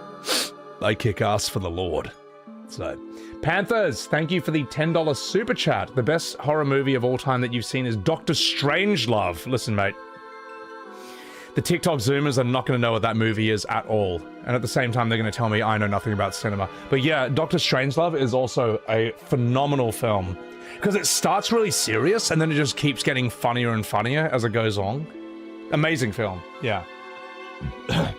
Your local priest did that, except it was with homeless people. I shouldn't have read that. Thank you for the 100 bits. Sid doesn't even crack the top 70 scary things he saw as a child. Try your brother showing you an introduction interview with a vampire when you're 5. Interview with a vampire is not that scary though. It's more like a, you know, it's whatever. So, the Panthers, thank you for that $10. Appreciate that. Appreciate that. All right, enough fucking about. Let's do this fight. He was only insane in his early career. He went fully normal as soon as he went big. Were we talking about Kubrick? Nah, Kubrick's always like in oh, you're talking about Peter Jackson. I think once you've done Lord of the Rings, you can just chill and do whatever the hell you want. Because that is one of the greatest contributions to cinema, maybe even like art, period. It was the cause of the line, I kick ass for the Lord, Peanut. That's top tier, mate. Top tier. Jurassic Park 1 is also a phenomenal film. Absolutely brilliant. Absolutely top tier. So, it's a pity that Jurassic Park 1 just... There aren't really any great movies in that series after the first one. How am I going to beat you? Okay, alright. Let's do this. RE2 did a number on you when you were 10 years old. I got scared of RE2 when I was like 13, yeah. Alright, you fucking minge. Let's do this. Boost! Kiragu! Boost! Boost! Come on, attack me and then let me use magic. Okay. That's fine. Okay, we're back to full. Again. Boost! Kiragu! Boost! Boost! Alright, let's see if we can take him out with this.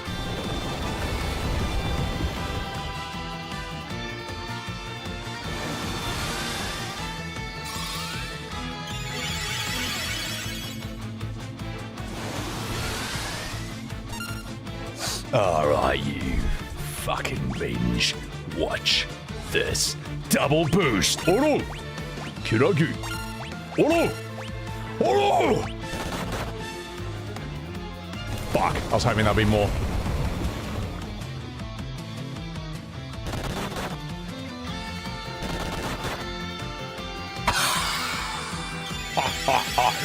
Soy Lord, you know what? You are the least soy member of my party. That was great.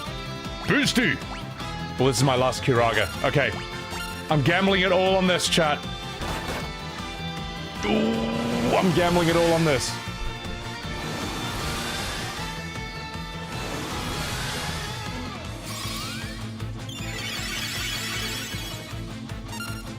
Okay. Boost. Kiraja. Boost. Boost! This could be a bad idea. Or it could be a great one. I'm grinding hard, handle. Always am.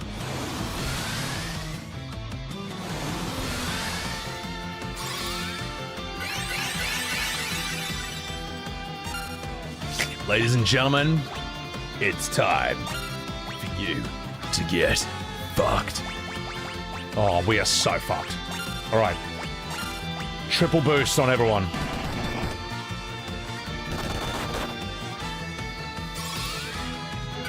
How is this guy so strong?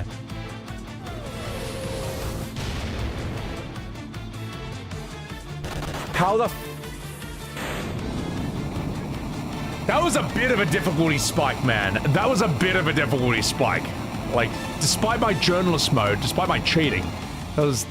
He could have killed me. He actually could have killed me. Holy shit. Alright, our levels are up, boys. I might need to grind for a bit. It's alright. We'll just keep encounters on. John Final Fantasy. What's up, Arjun Hayes? How are you? Oh my god.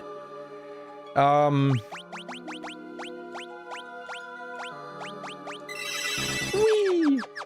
He's the protector of the last crystal. It's a fourth and final crystal, the Earth Crystal. Warriors of Light, the mortal known as Sandy is using my powers for his utmost evil. He plans to drown the world in Coom. You must use the power within me to cast away Genshin Impact. I'm sorry, that's got nothing to do with the story. To cast away the cloud of darkness. Before it can become Dark Cloud, a game on the PlayStation 2. Received a new title from the Earth Crystal. Magus, Devout, and Summoner! Circus Tower as a conductor for light. Zandy plans to use it to amplify our powers and summon the cloud of darkness. Go to Circus Tower. Stop Sandy, Warriors of Light. This is the end, right? This has to be the end. This has to be the end, right? The final boss kicked your ass and you couldn't be fucked to grind for it? Yeah.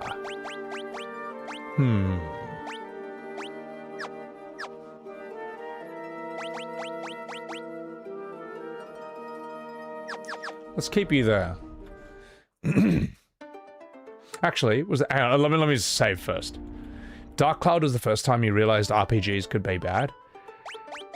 As I say, like, both times I played Dark Cloud, as soon as I start the game, I'm like, this is great. And then I just never feel like picking it up again. Like, it had mechanics like, you got hungry, but you also got thirsty. And if you ate a banana, it increased your hunger, but it made you thirsty. It's like, fuck this. This game sucks! Alright, let's give you... Eru! Hang on. Wait a minute. You see this enemy in FF8. These are Iron Claws. Yeah, hang on. Wait a minute. I am right about this. I'm right.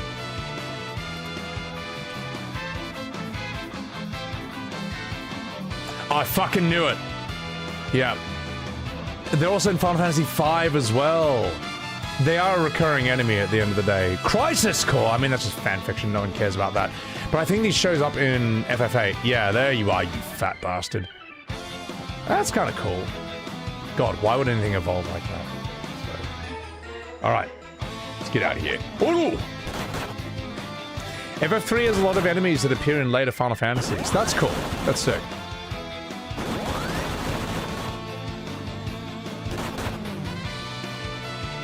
Wow, bro, I am actually legit underleveled for this. I'm actually, like, heaps weak. Damn. Surely...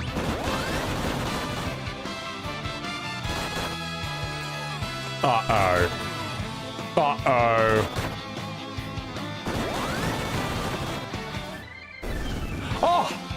did it! I won! With the power of cheating! Okay, yeah, no, I am actually, like, way too weak. Jesus, that was a huge difficulty spike, man. That was like a lot. I might need to heal up. Zakor? Oh my god. Wait a minute, am I gonna res if I... Can this ship res me? I mean, I can just buy Phoenix down, but still. It's Zakor.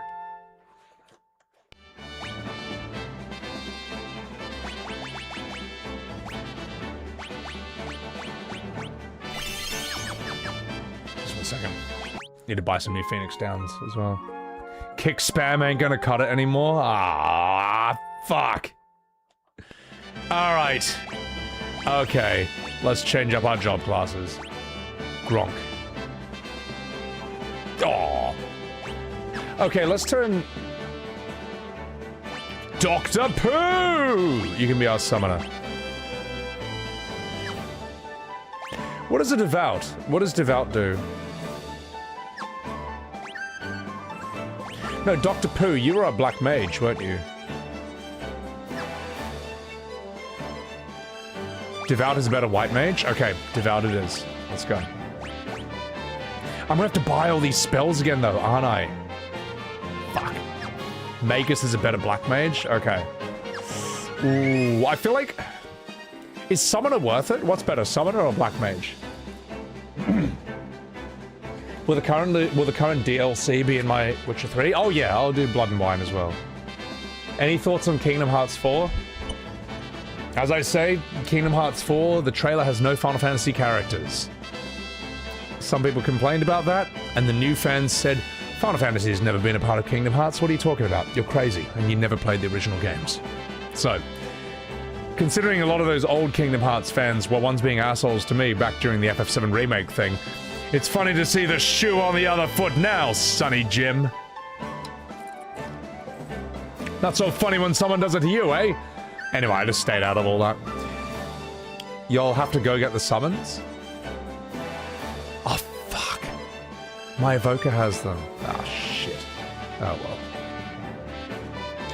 You don't even think the old fans understand that game? That's the thing? I think the old fans know that Final Fantasy has always been a big part of Kingdom Hearts.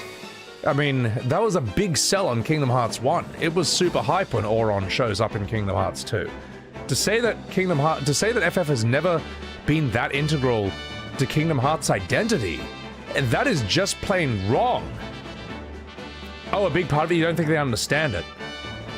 But no one understands Kingdom Hearts. No one, not even Square Enix understands. Not even the people who make Kingdom Hearts understand it. I think they even said that they go and look up the Wikipedia to refresh themselves on the story before they write the next game. That's a whole different thing. That's a whole different thing. Okay. It's hard to clear the final dungeon without Sage and Ninja. Why Ninja? Where I don't have Ninja. Oh, fuck. Ninja is a super combatant class. Sage. How do I get Sage and Ninja? They can use every weapon in the game. Dragoon is the best job. Change your mind. You know what? Gronk, I think you are a Dragoon, mate. That's you gonna fucking be. I don't think Soy Lord should be a black belt anymore. I don't think it's gonna work. No, we'll send you back to a Magus, alright? We'll send you back to that. Oh, fuck. I need more equipment for all of them. Oh, I look so cute! Oh, look at me! Whee! My little cat ears. That's so adorable. Alright. Fuck it.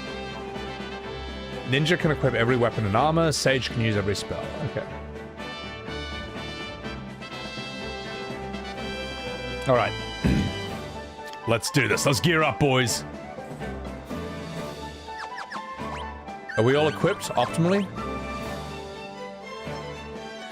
Should a Dragoon have 2 spears or a spear and a shield? Like, will they actually hit twice? Will they do double damage with 2 spears? Sorry, these old mechanics are, like, just weird to me. Like, look, as I say, FF7 was my first one. That's my base point for understanding. They hit twice? Well, here's this trick with Dragoons. Just don't get hit. Yeah. Like, literally. You should be in the sky the entire time. Alright. Oh god, is this a good idea? Is this a bad party, what I've got right now? I don't know. I don't know. Always be jumping! It won't affect jump damage, but makes normal attacks better. 2 spears, double the jump. We could use a monk. Or a black belt. What should I drop? The black mage or the summoner? My characters' names are beautiful. Good, aren't they? The Adventures of Gronk, Minge, Soy Lord, and Dr. Pooh. Summoner, you need better spells. We know it. Let's fucking get some. They don't sell them here. Okay, well, never mind. Let's teach the Magus some moves. Soy Lord absolutely needs... Wait. Dr. Pooh. Hold on. I don't know if Dr. Pooh should be a summoner or a Magus. What's better?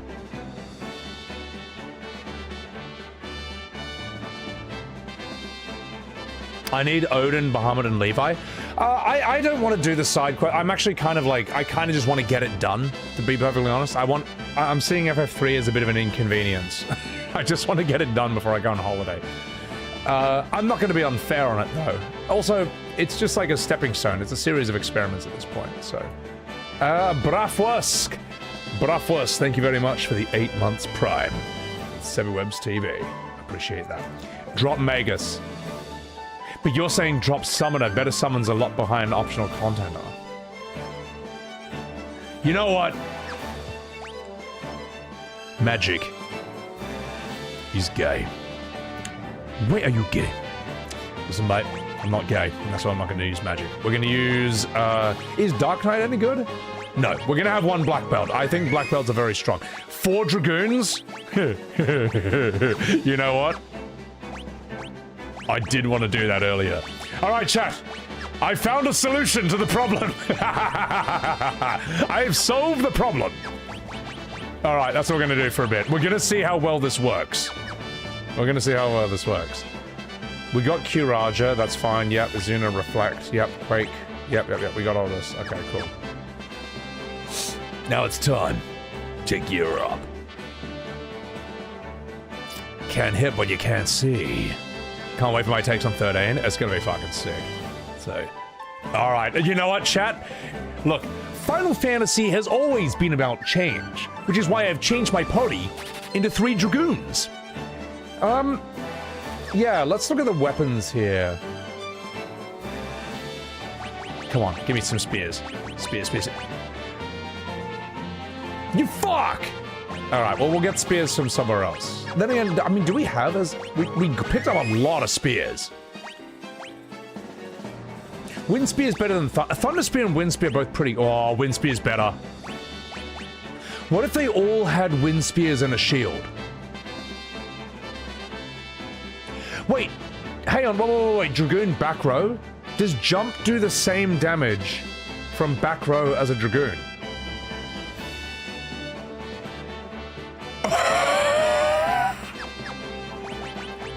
I didn't know.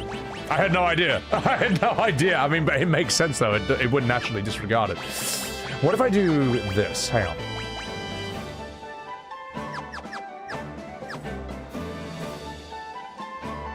Just 1 second.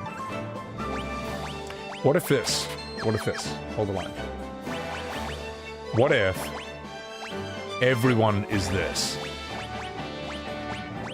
Does this look good? Because if double weapons doesn't influence their jump, then Kupo? Surely this is a good idea. Captain Wody, this man's hatred for FF7 Remake is so good that even your brother is starting to see the light. Hey, look, man. Captain Wody, as they say, as Einstein said, alright? You know, it's 1% inspiration, 99% perspiration. Okay? You gotta be dedicated to the cause. I do sometimes get, like, comments where people, like, I don't even care about Final Fantasy or even know what it is, but, like, watching your passion how much you hate this thing. and like so creatively it's just inspirational. It's entertaining. So you want double spears? Oh, okay, all right. Oh, okay. Okay. All right. That kind of worked out in the end. What? Hey, question: is this a good idea? Double? Is this a good idea to have one wind, one thunder? Will that stack differently? Or is it better to have like double wind on everything, since wind just has higher attack power, period? I know this is a stupid question because it's Final Fantasy and attack power is everything, but like, is there a synergy I'm missing out on? Spite is a hell of a motivator. Oh, mate, like, I was having this conversation with a friend, Peanut, where he was saying that like, he's come to a realization in life that anger doesn't serve him. It doesn't have a purpose. Maybe not for him. And I had a discussion with him like, no. Anger is an incredible motivator. Like, it's a fuel. You don't let anger make you do anything negative. Take the anger and use it to fuel something productive, constructive, make something. Like, don't waste that energy. It's there. It's not going anywhere. Gotta use it. At least that's how I am. Maybe we're just wired differently. So, how long do I stream? Long. Some of the remaining bosses are immune to physical damage.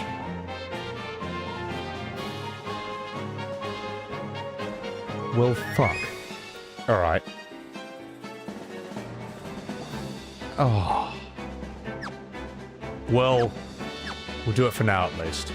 We'll do it for now. Alright? I've decided this is what I want to do. Let's see. Okay, alright, let's get out of here. Fuck it. Where do we want to go? Double wind spear is the classic playthrough strat. Got it. Alright, let's get out of here. Soy Master! I think I know where I can get some more wind spears. Whee! 9 hours? Those are rookie numbers, mate. Anger is hold my beer energy. No, it actually is.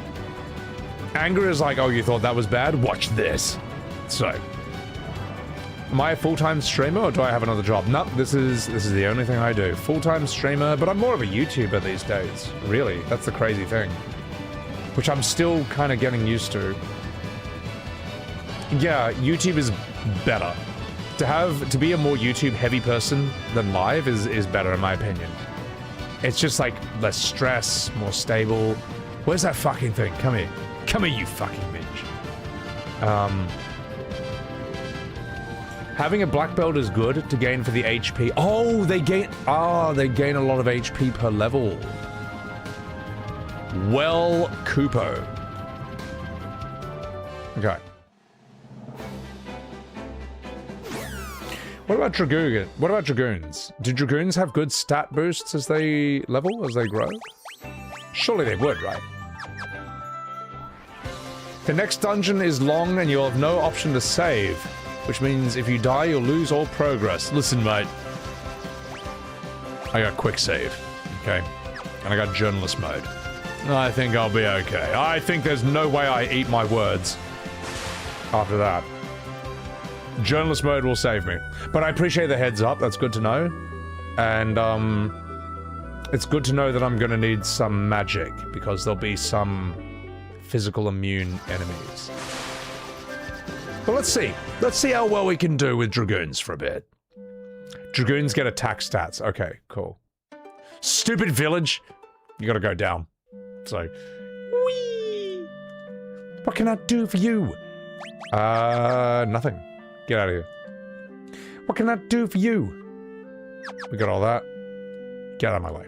Give me some weapons. Listen, you fucking bitch. Oh, these guys only have magic? Where do I get wind spears from? Where can I buy that? Does anyone know? Of course they only have magic, the stupid black mages.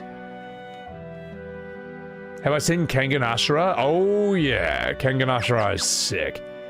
It's interesting, I don't like its anime style. It's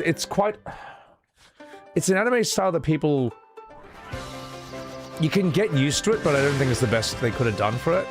But Kengan Ashura also needed a different identity from Baki, because otherwise it's just too similar. So, Saranya, appreciate that. I'm on my way. You don't see too much uwu here. Clearly hardware limitations. I know. Where's the part where the villain, like, moonwalks in and talks like Morty? Because he's young. Probably, yeah, one of these. Whee! Now you understand the quote? Well, it's more that, oh wait, hang on, one of these. Probably. Because now it's all unlocked. Well, it's from FF10. That's actually where, what can I do for you? Comes from. It's not from this. I mean, technically it is. What can I do for you?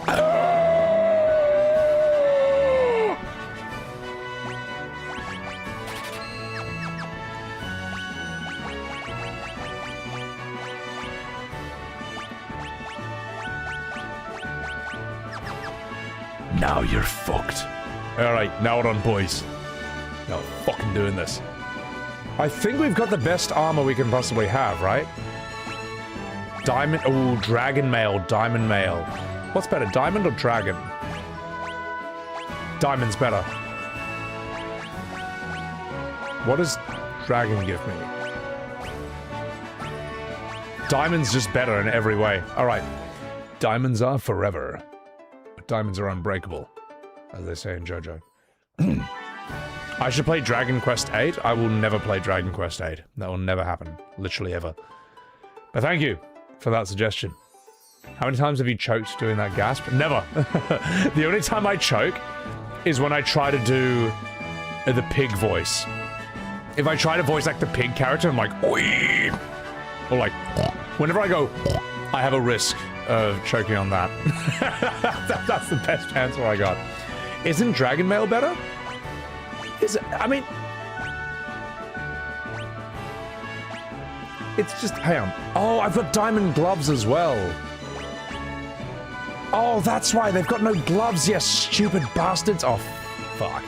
All right, better go get some then. Where can I get diamond equipment from? Have I played Dragon Quest? Unfortunately, yes. I played Dragon Warrior 1 and 2. Or Dragon Quest 1 and 2, as they would have originally been called. So. He goes Super Saiyan in Dragon Quest 8? Wow. Right. I don't like... You remember me saying I don't like Dragon Quest that much. Why is that? Do I really have to answer that question, mate? Do I really have to answer that question? I'll answer it. Alright, fine. Okay. I'm gonna pick a random Dragon Quest, alright? I'm just gonna pick one at random. Completely. Dragon Quest, I don't know. Fuck, how many of these things are there? I don't know. 10? All cutscenes? Yeah, Dragon Quest 10, whatever. Something like this.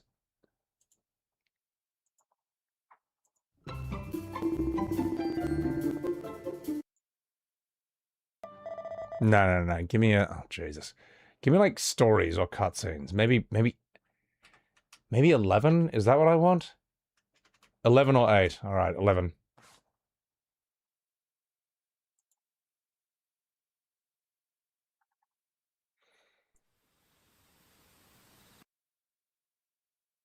Oh, can't sleep either, eh? You remember this tree, don't you? Why don't you take a closer look at all this camping kit for yourself? You'll need to get used to what campsites look like and how to find them. After all, you'll be relying on them whenever you're out in the wilderness. It's like my old dad always said, keen campers can continue on where others can't. Be prepared. Well, that's all from me. If you have any camping-related queries, feel free to ask. I'm here all the time. I wouldn't want to be anywhere else.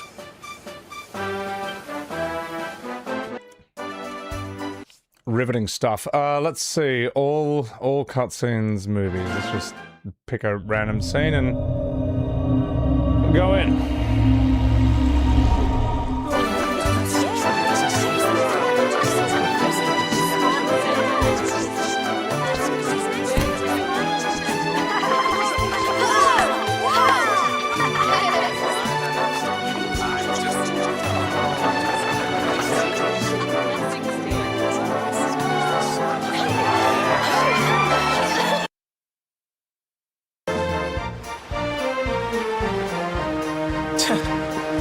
you believe it?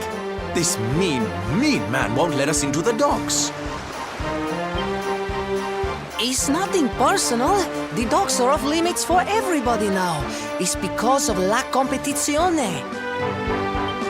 Great. So I guess we just have to sit tight till this contest thing is over, huh?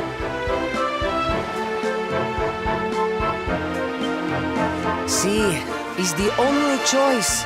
I am sorry, but Signor Universo is molto importante event for people of Gondolia.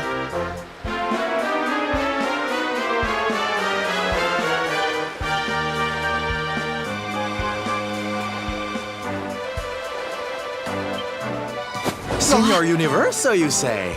Now that sounds like fun. Tell me more, honey. I'm all ears.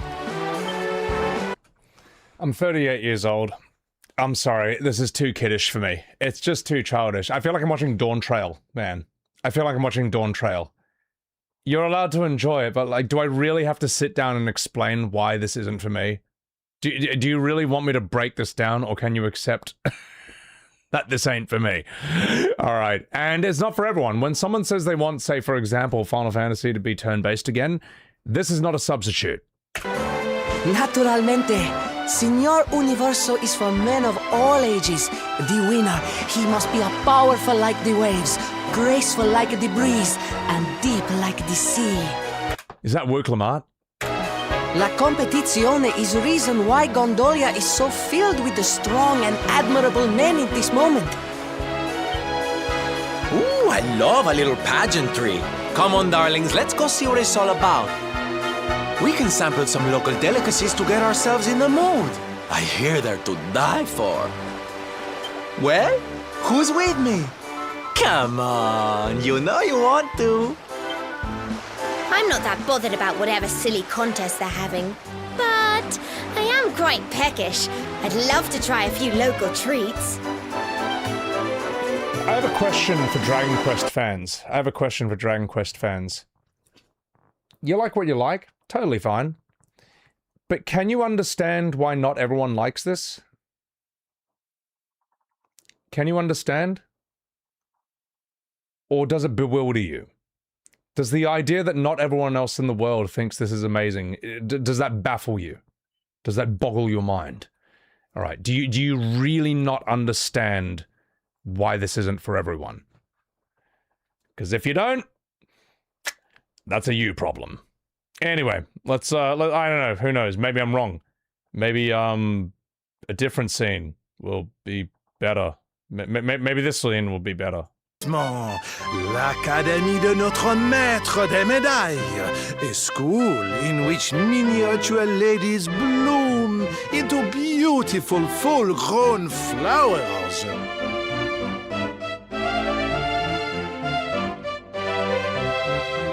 As part of the education, we encourage our pupils to journey through all the lands of Edrea and to gather the maximum number of mini-medals they can find. As they hunt for medals, they immerse themselves in the cultures of the world and acquire at least a minimum of, how you say, savoir-faire. Yeah, you're right. I think Expedition 33 does have dog shit voice acting. Thank you for that, Dragon Quest community. Appreciate that. Yes, thank you. Anyway, we're going to go back to this. Remember, the same people who say that E33 is overrated are the people who say that that game is peak. The same people who say that Clair Obscur is a shit game with bad characters, bad writing, and bad story are the same people who think that is peak. And I'm sorry, it's just true. I mean, like, do I need... notice how I didn't even need to argue against that at all for a single second? Like, the game speaks for itself, you know. You wonder why people don't want that. Your wife is mad now? Well, I'm sorry, mate. Jack Hawk, thank you for that Prime. I mean, what am I supposed to say to this, guys? Like, I'm fucking 38 years old. I'm not playing that. I'm not playing it. This is a different thing, alright? This is Pixel, it's different, I'm working here, but you know what I mean, man. Jeez Louises. Will this be clipped? No. I don't. Look, the Persona fandom gets angry enough at me because I remind them that not everyone in the world loves anime. The anime is not as mainstream as they want it to be. I don't feel like adding the Dragon Quest fandom to that as well. You know? Oh my god, man. So now do you understand? And I don't mean to be mean to the Dragon Quest community, but you gotta have this wake-up call. You gotta have this reality check. If you're a Dragon Quest fan and you genuinely don't understand why that game series is not for everyone, I think you do now. I think you do now. Gotta give it to the man. He's not afraid of the most rabid fan bases out there. Is the Dragon Quest fan base rabid?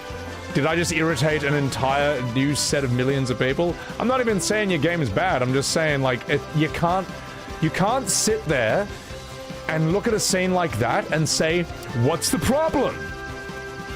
What do you mean it's not for you? Why don't you like it? I don't understand. It's a Scooby-Doo mystery. No, you understand exactly why. You understand why, you just pretend not to. So yeah. Anyway, let's get out of here. Alright, get out of here, boys.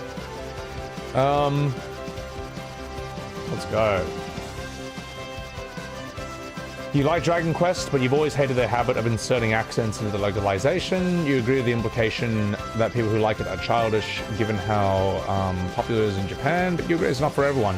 I mean, fuck it. Look, man, I'll probably even stream Hello Kitty Island at some point, but I'm not going to act like that game is the same as Space Marine 2 or God of War. And I feel like that's where a lot of these arguments about JRPGs come into play. You know, you want like a dark, gritty, mature fantasy like FF7, and they give you Bravely Default, and they tell you it's the same thing, and then they try to gaslight you and bully you that it's the same thing, and it's just like, guys, it's not. You know, it's not. Relax. I'm looking for, what was I looking for? Armor. Do I have any armor? Where can I get armor? Can I get armor from here? I need armor for my dragoons. My dragoon quest. You fucking drongo. Ah, fuck! You go back to the dungeon where I beat Titan. Go through the ancient maze. Was Titan... Which one was he? Was he the one I just fought? I forgot. So... You find DQ is better than modern FF? It's like a coping game for the... I don't know, man. Like, when I looked at Dragon Quest, it's like every character is Prompto. And you know that's not a compliment coming from me. Just, I don't know. You're a goon dragger? Alright. Oh, what? You mean I have to go back here? Just give me one fucking airship that can do everything. Ah.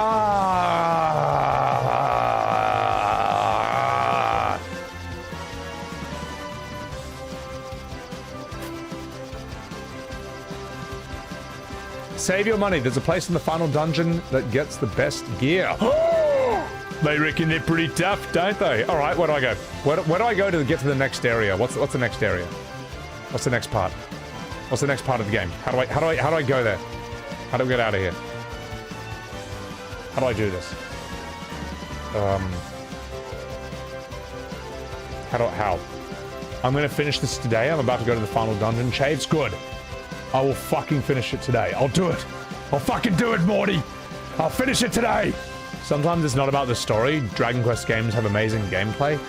I'm gonna have to respectfully disagree on that. I think that JRPGs, I think that type of game requires both. It needs both. It's gotta... Yeah. It's gotta have great gameplay and great storytelling. So, oh, Devereaux, thank you for the 100 bits. Also, Reapen, thank you for that $10 super chat. Howdy, Sebby, I do declare. I saw the video where you took down Simon the Divergent Star. I finally took him down myself several days ago. It was a relief. Keep up the great work, my guy. You know what, Reapen? You all right. Congratulations on beating Simon the Divergent Star. He is not an easy boss. Because Simon was built as an anti-cheese boss, I think. Like, every strat you can use to beat or cheese bosses before him won't work on him. You can't first strike him. His first strike takes priority over your first strike. You can't one-shot him, because when you do, he one-shots your party and then you have to use your secondary party. You have to beat him fair and square. And I think that's brilliant. I think that shows you that Clair Obscur is made by real gamers because they know what you're gonna do. It was Clair Obscur was made by a guy. I mean, like Guillaume Broche was like a Devil May Cry 5 challenge runner and like Sekiro challenge runner. Or he's like he's been extremely good at these very difficult games at the highest level. Like he knows what you're gonna do. He knows the bullshit you're gonna pull. So yeah. What's up, Shane? All right. So where do I want to go? The path to the Crystal Towers at the end of the ancient maze where I fought. Where did I? What is Titan? What's Titan? Is Titan the last boss I fought? He is the last guy I fought, right? He's this guy, right? Ah, fuck. It is. Oh, god damn it. God fucking damn it. Give me one airship that does everything. Just combine them. Stupid 1990s game. Terrible series. Worst game in the series. Give this. Give me it. Okay. You love this game so much? It's good. I'm just fucking about. Here we go. I mean, it's good for what it was. Like, as I say, I played Dragon Quest 1 and 2 on NES. This is better than them. It's just better. It's just better, mate. So, you may like them more, but this is better. And your opinion is wrong. Right. Here we go, boys.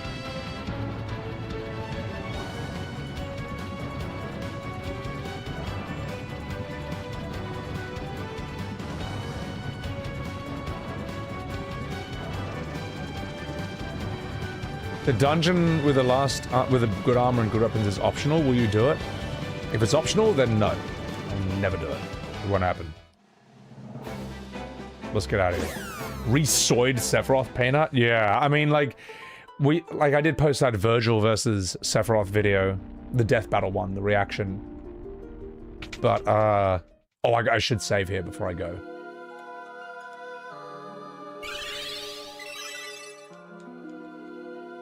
I'll take it. Yeah, I guess maybe like Virgil before Devil May Cry 5 would lose. Devil May Cry 5 Virgil would kick the shit out of Remake Rebirth Sephiroth, though. Rebirth Sephiroth is just like the worst he's ever been. Like, he's just never better than OG, and it's just how it is. So, alright, let's go in. I am just trying to finish this at this point. In Pixel Remaster, you can save everywhere, so I will be fine in that regard. So. Crystals can revive HP, MP, but nothing else can. I mean, the inn will revive your Black Musk. Oh, fuck, hang on. Let's see how my Dragoon technique works. Let me just quick save.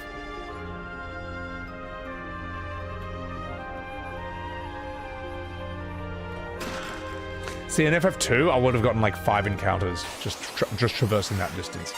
Alright, Thanatos, it's time for my new strat. Star Pattern, Zawud, for John.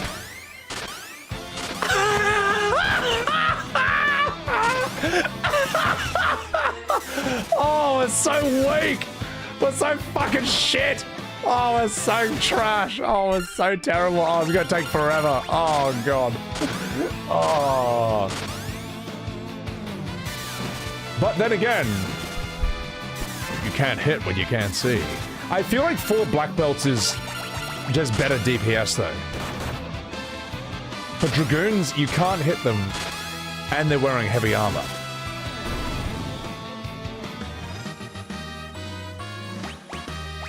We might be able to get a level or 2 like this. Might be able to do this.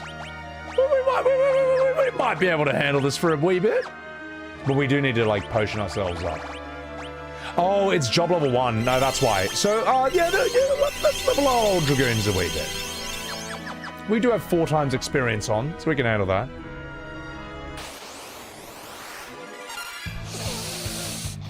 Oh, these things nearly wiped me before. But you can't wipe what you can't hit. Swing off! Oh, fuck! Oh! Get out of there! Dude, why the fuck are these things so strong? Nah, they're gonna kill me. These things are way, way, way too strong. These things are way stronger than anything else I've come across. I'm gonna wipe for this. fuck. What is the strat for these things?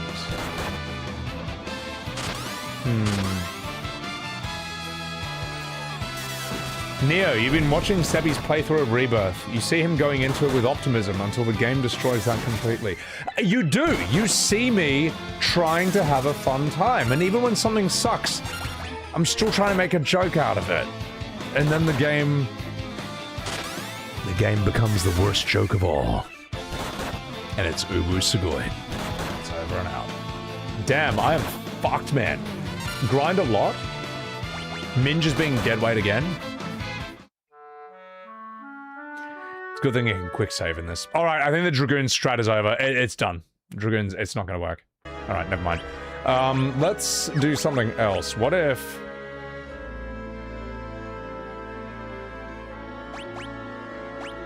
I think this is the strat for now. I think this is actually the strat. Hold the line. Love isn't always on time. Devout. But I lose all my magic as a Devout, don't I? No, I still have it. Okay, good. Alright. I just need to res everyone now. Oh, God. I mean, get all my abilities back. I think 3 black belts still works. I just need to grind, and I need to fight battles, and I need to be smarter than this.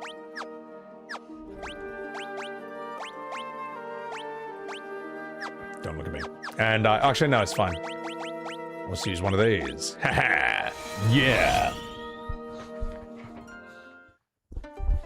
But Jumpy Dragoon boys, they're too weak, though. They're so fucking shit. They're weak as piss. Logan Van Vactor, thank you for that 5 months. Good morning, Sebi. Hope you enjoy your holiday. I'm happy that you get to listen to the stream while you work. Keep on being sick as fuck, brother. You know what? You all right. Thank you. I appreciate that.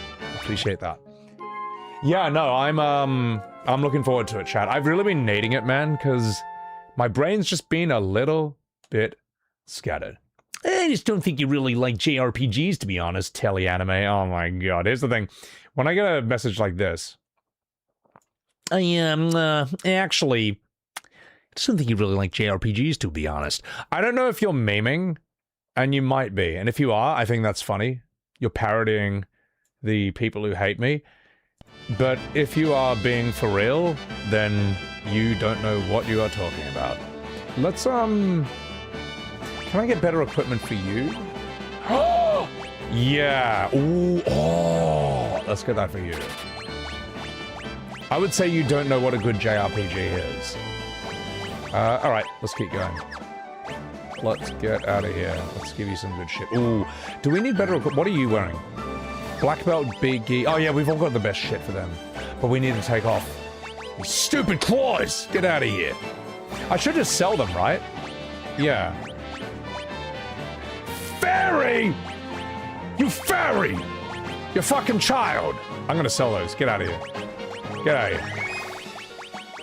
We need to get rid of these claws. They always equip and we don't need them. Literally ever. Get out of here. Rubbish. Rubbish! You fairy! Alright. I should get 1 Magus. I need damage mage. Well, Dr. Pooh was my black mage. Alright, fuck it. Dr. Pooh, you're back in. You still get your spells? Those are rookie numbers. Let's give you some real spells.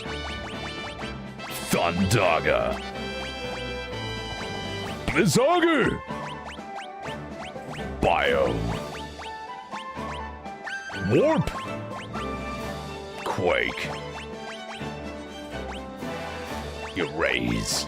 Yeah, because that's a debuff. That's really important. Firaga. Dr. Pooh. Can we get him anything better?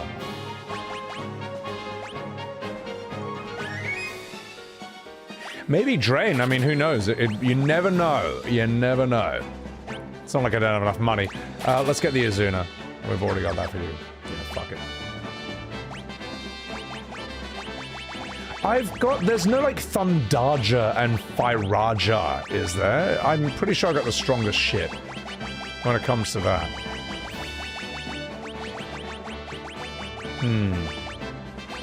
Teleport?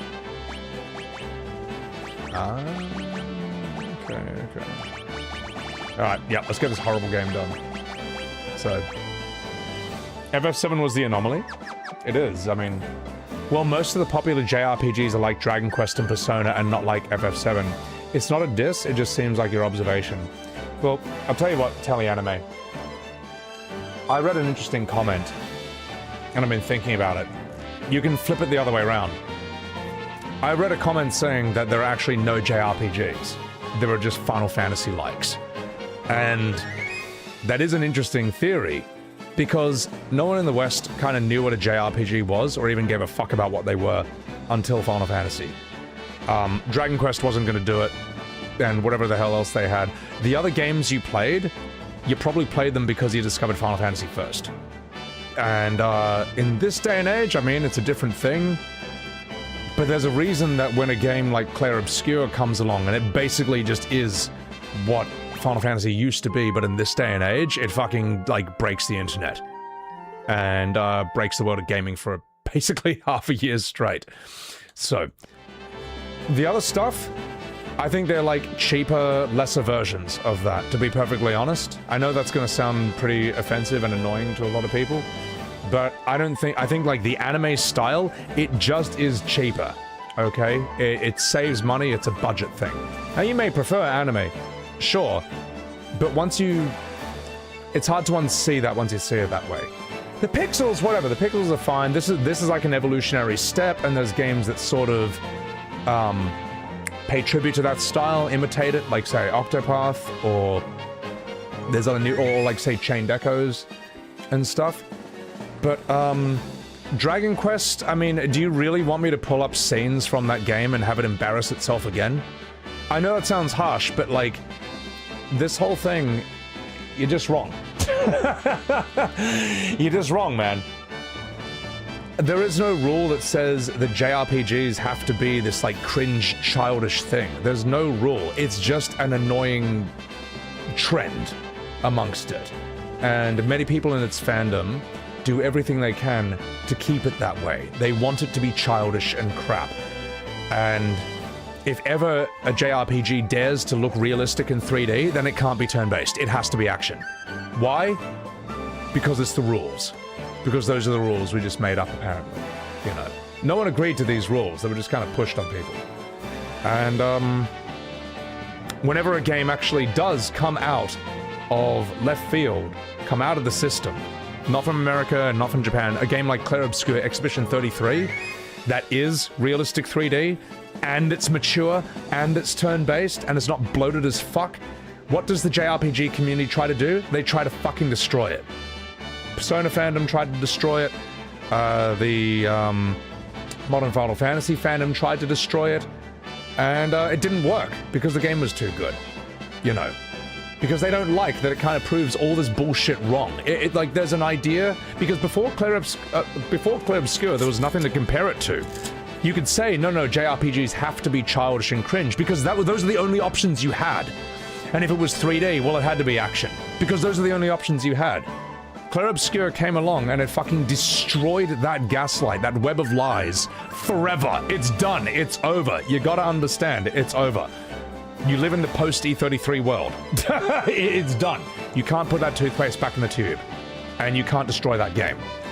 And, whenever you look at the people, whenever you talk to the people who hate Clair Obscur with a passion, I'm not saying the people who just don't care about it, they're like, yeah, it wasn't for me, it was overrated, whenever, that's a different thing. The people who hate E33 with a passion, they fall into about 3 categories.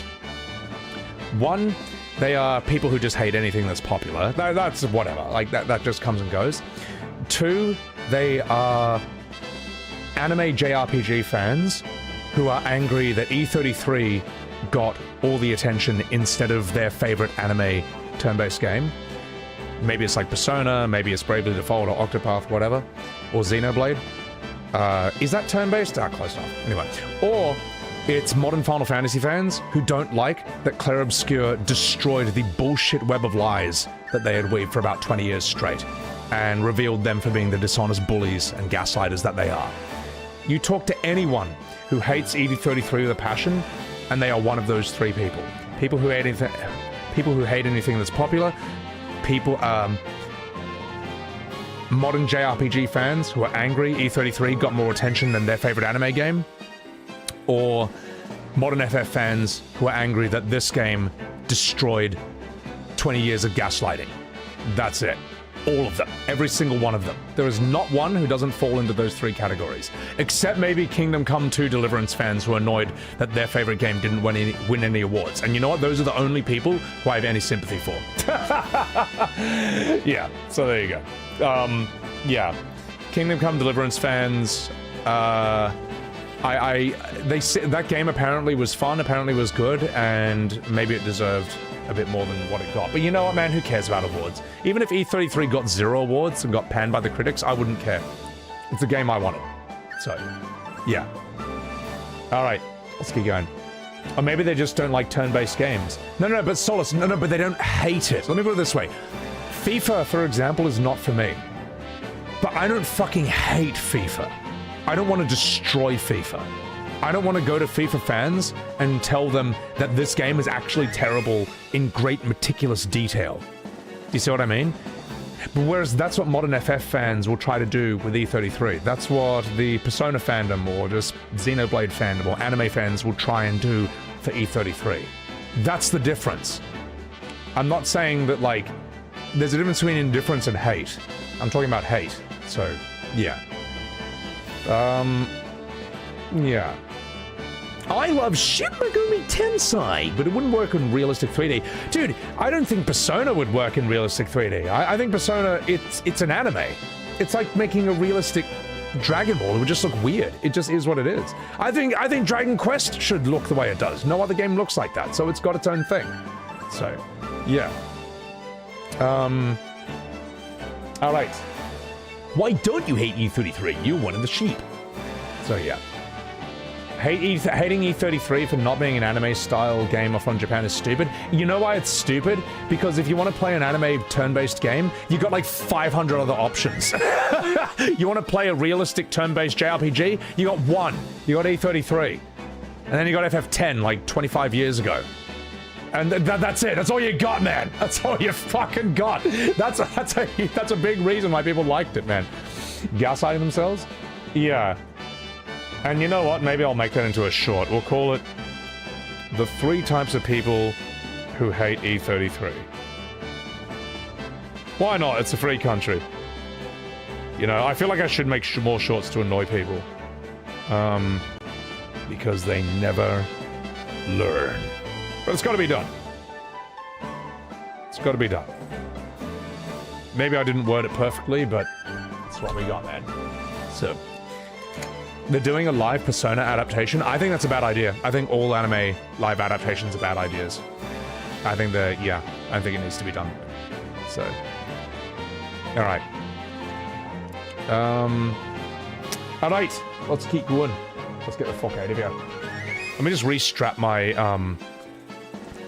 my finger bandage from my finger injury because I played too many video games. In some sense, XCOM is a turn-based RPG, but that's the thing. Let's say someone says, oh man, I wish I could play another game like FF10, what do you got? No one would say XCOM. You would actually be better off saying something like Persona. That's actually like a better option, you know. But if someone wants another game like Baldur's Gate 3, then you give them something like XCOM. You know what I mean? That's kind of closer in that regard, so. Also, thank you for that 100 bits.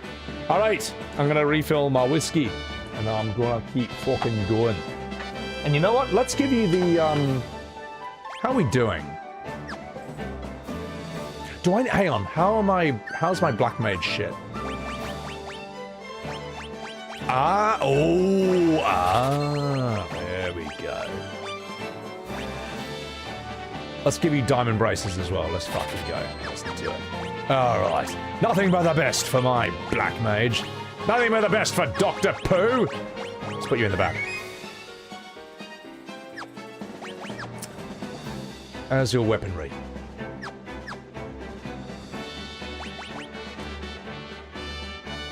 Hey, what about these guys for mages? Are these good?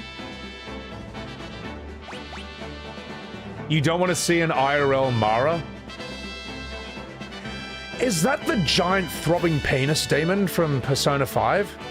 that somehow bypasses the rules of Twitch. You can actually just have that. You can actually just have that on your stream. And isn't he like N tier and like actually really strong? Oh, they're books. They're not mages. The what? Tell you what, Occam's Chainsaw. I bear no responsibility for what I'm about to say, but go to Google Image and type in Mara Persona 5.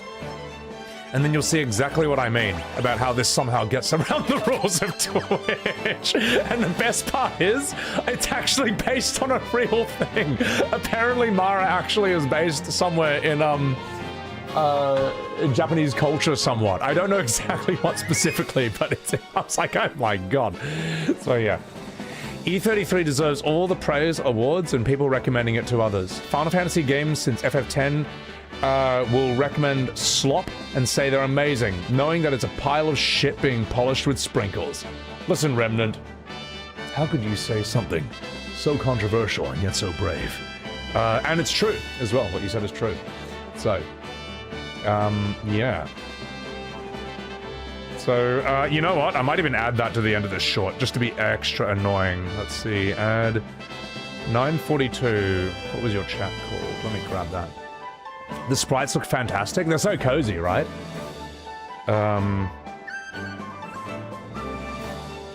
Remnant of Hope chat. There you go, mate. You might make it into the short.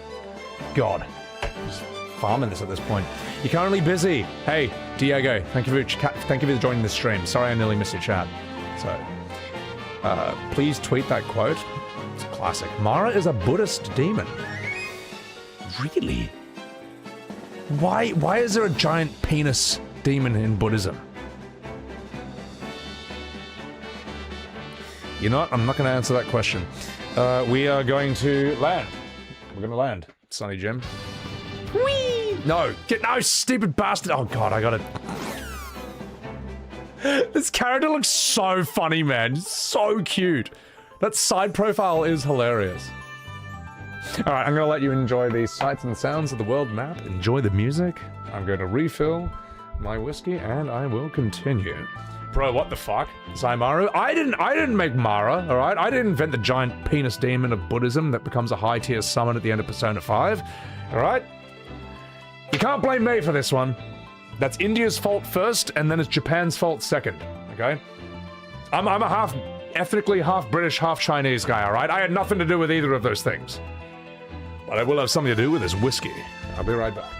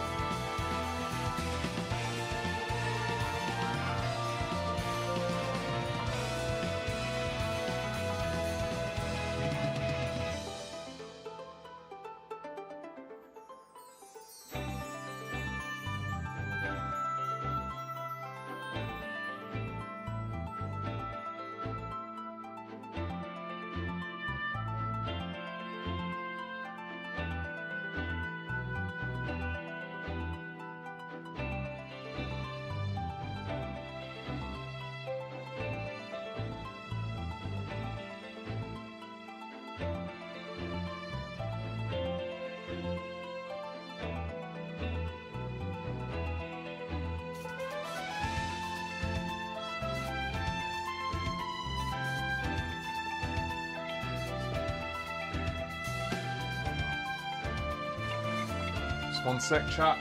Just adjust me aircon. Oh, we do.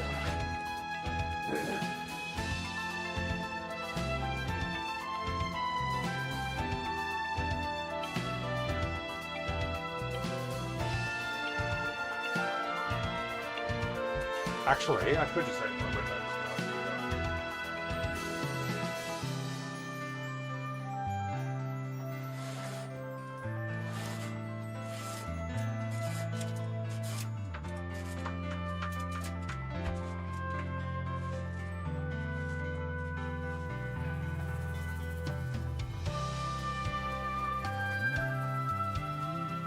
That's good enough. All right, we're nearly done.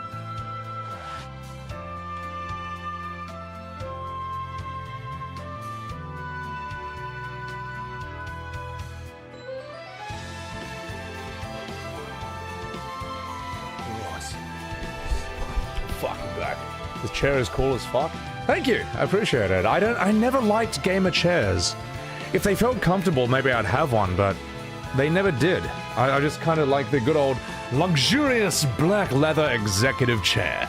So I can sit here and feel pretentious and pseudo-intellectual. That Lord of the Rings RPG goes hard as fuck. Aren't they remastering that? I'll fucking stream that if that's the case. I'd like to see it. It'd be funny if it's just like a blatant rip-off of FF10. But thinking about that, the fact that like a game... That was back when games would rip off Final Fantasy because it was so good. What games do that today? Yeah. Asking the tough questions. The one game I saw that was using a modern FF mechanic was, Beasts of Reincarnation. It would have like an FF7 remake type slow-mo ATB when you gave your dog commands, but people didn't seem to like that. Like how... Yeah. People didn't seem to like that. I don't know, I didn't see anyone... like bigging that game up too much. DMC rips it off. Oh yeah, that's true. Devil May Cry ripped off FF16. I forgot about that. So. Alright, you fucking minge. Let's do this. Wait, did I save? Let me just save. Let's go.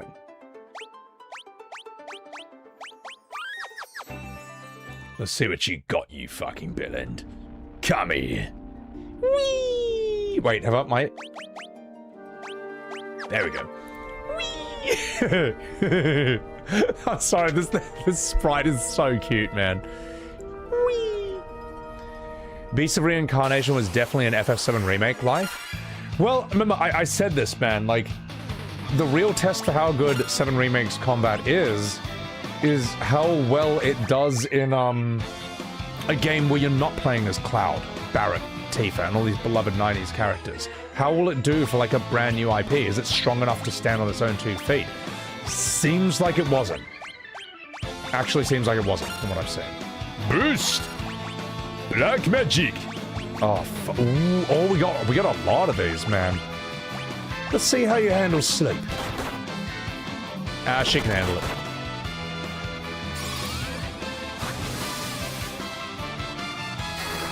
Only good thing about 16 was the combat. That bar is low.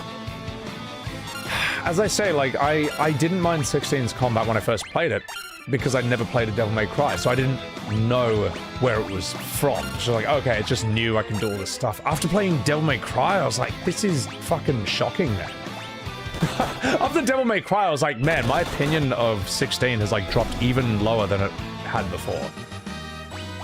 And it was pretty low, so yeah. The Silent Observer, thank you for the $6 super chat. Your sister walked in to tell you that the food's ready, and you were shouting about penis demons. She added to the trolling by walking in on the Dio flex. She added it to the trolling over walking in on Dio flex. Oh my god. Your sister is probably like, what is my brother watching? You know, who is this streamer? Who is this silly goose? This silly sausage? You know. This Dio flexing at his pain demons. Nah, she sounds cool. So, would I rather FF16 or 12? Ooh, that's a hard question. You know what? I would actually say 16. I would actually say 16, I think, is better than 12. because 16, while I wouldn't recommend it to anyone, and I think it's got a lot of bad parts, at least there were parts of 16 that weren't boring. 12, on the other hand, there were like no good parts. None. 12 was just shit. 12 was just like non-stop shit. It never got good. Soy Lord. Let's... Ooh. Oh, fuck. Uh-oh. Uh-oh. Kira. Uh-oh. Fuck. You know what? Let's see how strong you are. Can I just banish you? No, I won't get any XP if I do that. Let's see how strong Firaga is.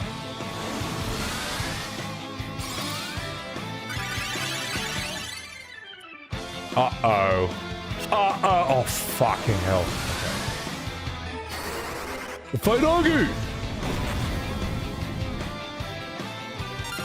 It's doable. Alright. So more Cura. Attack. Let's see how...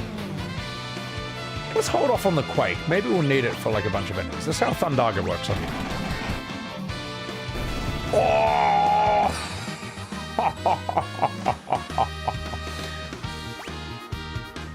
Well, here's the thing. Like, FF12 I think is more boring than 16. Roma Tomato.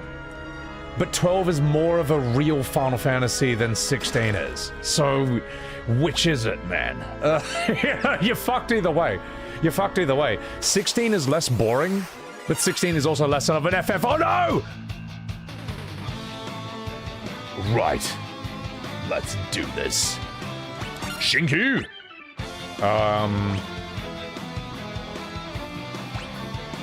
No. We'll do a Curaga. These guys are really strong. Attack. Quake!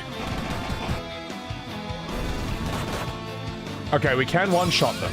The kick was what was weak against these guys. He can handle it. Fuck you. Let's see how strong this is.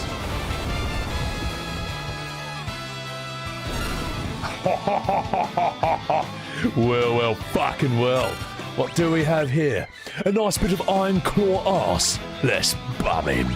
Here we go. Soya! Oh no! It's,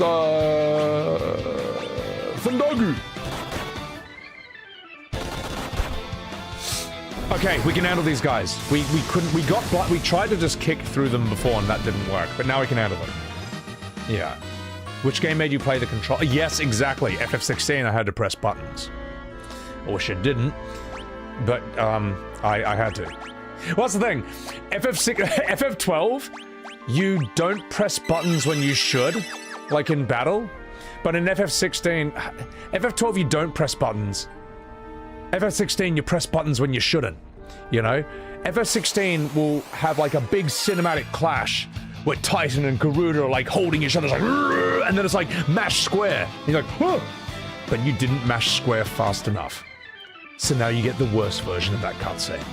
It just shouldn't even be a thing. It shouldn't even be a thing. Gameplay is gameplay, cutscenes are cutscenes. Like, this is just, it's stupid. It's over. Alright. Oh, hang on. Is this a real Final Fantasy? Because if it is... No. If it is, then this should one-shot it.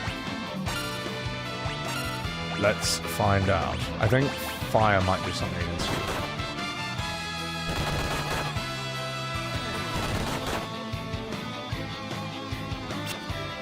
Fuck! God damn it, we're not there yet.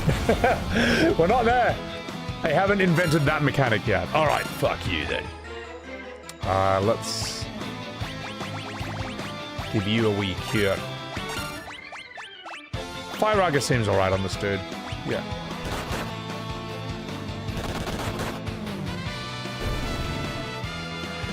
"12 gives a certain other advantage. What, gooning over Fran, you splooge lord? Listen, mate. She may be hot, but you'll never bang her. Alright? She's a 3D model made by a sweaty Japanese man. Chain smoking at his PC at 4 AM. That's Fran. Alright? The next time you try to goon to Fran, I want you to think of that image and never forget it. Because that's what she is. Oh, shit! I didn't get that chest up there. Alright, you fucking minge. Let's do this. Thanatos! Minge! Let's give you... Cura. Soy Lord! Fight Raga.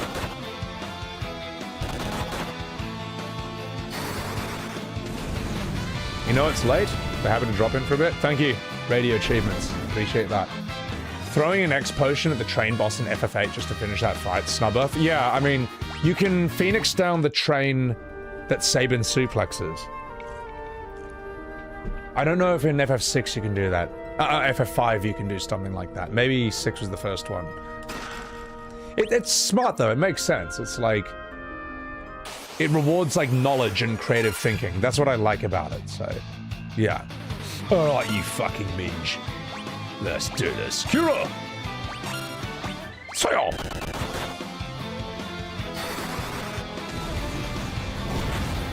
Cure should work on the undead, even though Phoenix Down won't.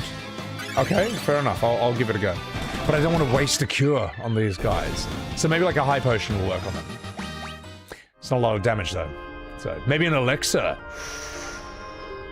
The thing is, right, Phoenix Downs, it would just be a one-shot. Like, Phoenix Downs, I think a Phoenix Down will... You know that boss in Cosmo Canyon in FF7? You can kill it up with an X potion. I know you can, because I do that all the time, but I don't think you can Phoenix Down him. I think Phoenix Down misses him as well. Which makes sense, otherwise it's just too easy. So, what can I do for you? Let's give you a Cura. What are you weak against? Give me a Thunderdagger. So, Elixir's guaranteed, yeah. Headless horsewoman with a headless horse. Hey, at least someone's getting head. I'm walking here! So, the Gambit system was shit, but at least you can have some fun making optimal strategies. FF16 is like, here's accessories to play the game for you because it's boring. Yeah, no, the journalist accessories are pretty... Doesn't show a lot of confidence in your game.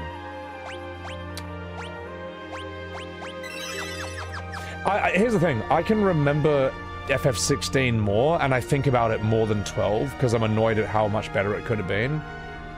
12, I don't give a shit. I think 12 is just a waste of time, man. I think 12 is a... I think 12 is a brown stain on the mattress. Alright? That's what I think of FF12. Okay? It's like, you know that... You've seen Full Metal Jacket, right? Where the drill sergeant is ripping on them heaps. And he's like, looks like the best part of you ran down the crack of your mama's ass and ended up as a brown stain on the mattress! I think you've been cheated! That's how I feel about FF12. Alright. I think it's a brown stain on the mattress. It's just a waste of time. It's a waste of space. Should have never been made. I think it's the worst. I think it's the worst Final Fantasy because it's the most boring, man. You know? Make a good game or a bad game, but never make a boring game. Like, FF7 Remake is trash in so many ways, but it's entertaining to make content out of it. Like, what's the content of 12? Me just sitting there with my hands behind my head, showing how boring it is? The thing is, that's the only reason that content does anything or goes anywhere is because of the intense gaslight culture around 12 and about modern Final Fantasy in general, you know.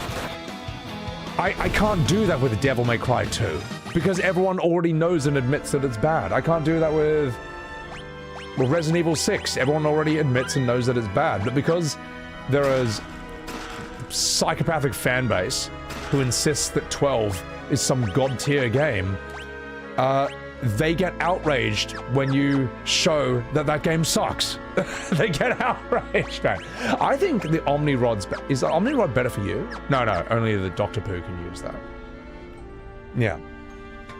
All I have to do is just sit there for like 2 minutes with the game like beats a boss myself and it like causes a meltdown. Well, then your game's probably not very good. Let's see. Ooh. I don't trust like that. We're gonna spam Curaja. And we're gonna beat the shit out of all of you. Quake! RE6 is a good game, just not a good Resident Evil game. I haven't played RE6, but I've never heard anyone say one good thing about it. I've heard that they tried to like turn it into like Call of Duty, so I think I can envision it. I can picture it. Soy Master. Can't wait to watch me play FF13. Kilf, oh god. Oh, Luxley, thank you for that Prime. I'm sorry I missed that earlier, Luxley. I'm sorry I missed that. Are my alerts going off, or am I just talking so much that I just, like, miss them? Am I just a bad streamer? Probably a bad streamer. I'm sorry, guys. I'm sorry. I'm sorry. Hang on. Oh my fucking god, you're right. No, you're right. Devereaux, you're right. I have my alerts turned off. That's why I keep missing them. Because I was recording stuff on my off days. Oh, this is why. You see this, chat? Look at this. I had these turned off, both of them. I had both of them turned off. I was wondering why I wasn't getting the alerts. Oh, because I'm bad at streaming. Devereaux, thank you for the 5 months. Sorry. This is why I've been missing everyone's super chats. I'm so sorry, guys. I am... Shit, I was drunk? No, I was sober when I started streaming. I can't even blame alcohol on this one. I'm just a bad person. I'm just terrible at life. I'm so sorry. Big stream zealous, I know. A big bad stream because I keep missing. I keep missing the people. Devereaux, thank you for that 5-pack. I appreciate that. In fact, You all right? Appreciate that. Peak streamer, by the way. Well, I'll tell you what. This is my pro tip to anyone who wants to be a streamer. Don't stress too much about technical issues. All right. Happens to the best of us. I mean, you know, present company included. You know, as Grandpa Simpson says, it'll happen to you. It'll happen to you, man. And when it happens, you just gotta live with it. You just gotta deal with it, man. There's nothing else you can do. So, I think we're getting stronger. I think we're actually, like, getting stronger as we go on. Devious and Yodeler, thank you for the $5 super chat. Testing. Guys, thank you for, like... Thank you for still, like, subbing to me and super chatting, even though you're not getting an alert, like, at all. You're not even getting, like, the typical on-stream acknowledgement, the technical acknowledgement that you supported the channel. I appreciate that. I'm sorry. I'm sorry about that. Thank you, Devious Yodeler, and thank you, Devereaux. At least Sebby got all the supers on the YouTube side. Oh, bro, like, imagine if I didn't have this. That's how I know someone's donated. I see it out of the corner of my eye. Something moves. I'm like, okay, I'll respond to that. But I didn't have my alerts. I should save my spell points. I'll need them in the last dungeon. You should get back in... Wait, you're telling me... Hold on. You're telling me that there's no... You're telling me I need to save everything as I go along? Oh, fucking old games. Old games! Oh well. Let's just kill this. Let's see how strong Eroga is. Okay, alright, well at least I can turn off encounters and go sort that out. And I'll go do that before the final thing. Yeah. Okay. You're the chosen one! There's no healing in the last dungeon? Do you mean I can't, what, I can't cast Cure? Or there's no, like, healing points? You know, those things that just, like, recharge everything. You'll get a chance to save and use a tent? There's no tents in this game, mate. I see what you tried to do there. You reckon you're pretty tough, don't you? But there's no tents here at Sunny Jim. Quake! After the dungeon. Are there not ethers in this game? Oh, Eventine, you sweet summer child, thinking that there would be ethers in Final Fantasy III, this dreadful game from 1990. No, they decided there were no ethers in this game. They, yeah, we just don't have it. We're just fucked. Oh, it's all over, Sunny Jim. It's all over. Remember the Pixel Remaster boosts? Don't you worry, I know. Notice I'm getting 4 times XP in Gil for literally everything. I got him on. You can't regenerate your magic points? Yeah. We do have elixirs. Are you planning to finish this tonight? What do you think, Chad? Do you think I can finish this tonight? What do you think? I think I could. It's only 2 AM. I've got nowhere else to be. Friday night, you got nothing to do but play Final Fantasy 102. Saturday night, and you're staying alive with Final Fantasy 405. That's right, son, and I'm in heaven with Final Fantasy 6 and 7. And now it's time to masturbate to every single girl in FF8. Yeah, bust a rhyme when I'm hanging out here with FF9. That's right, son, and it's not the end, because I'm doing this now with FF10. FF10. Twen. Yeah,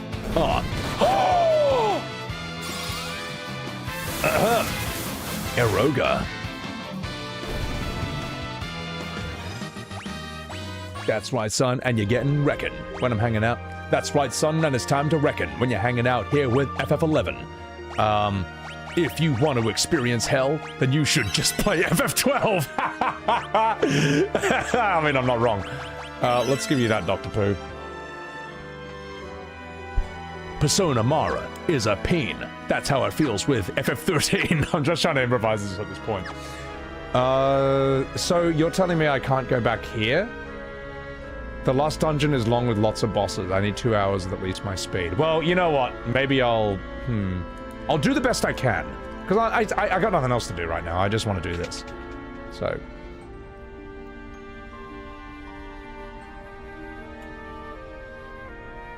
Is that a... Just 1 second, chat. I don't trust nothing.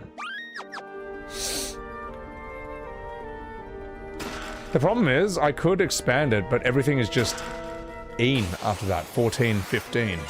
Oh! Shinku! Eroga! Oro! Oro! Let's see how strong you are, Behemoth.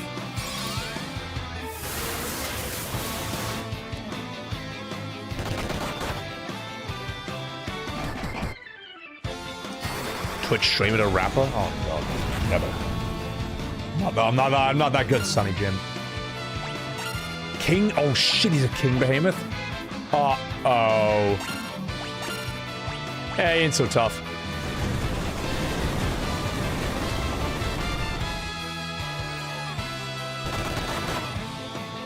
Told you. Alright, we will need a cure after this though.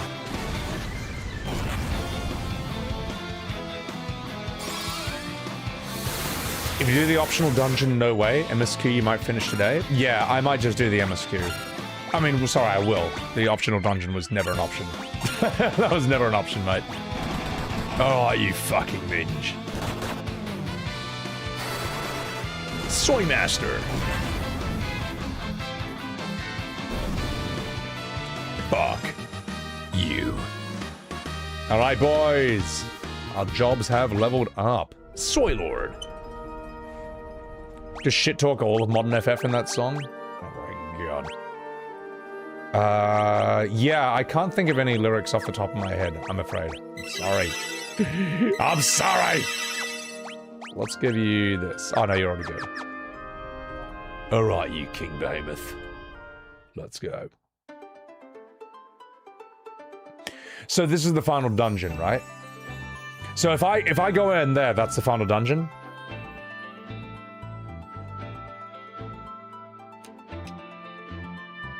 Am I strong enough to win? It's optional, but it's how you get the best gear and jobs. Okay. I will need my magic back. Okay, here's the plan. Here's the plan.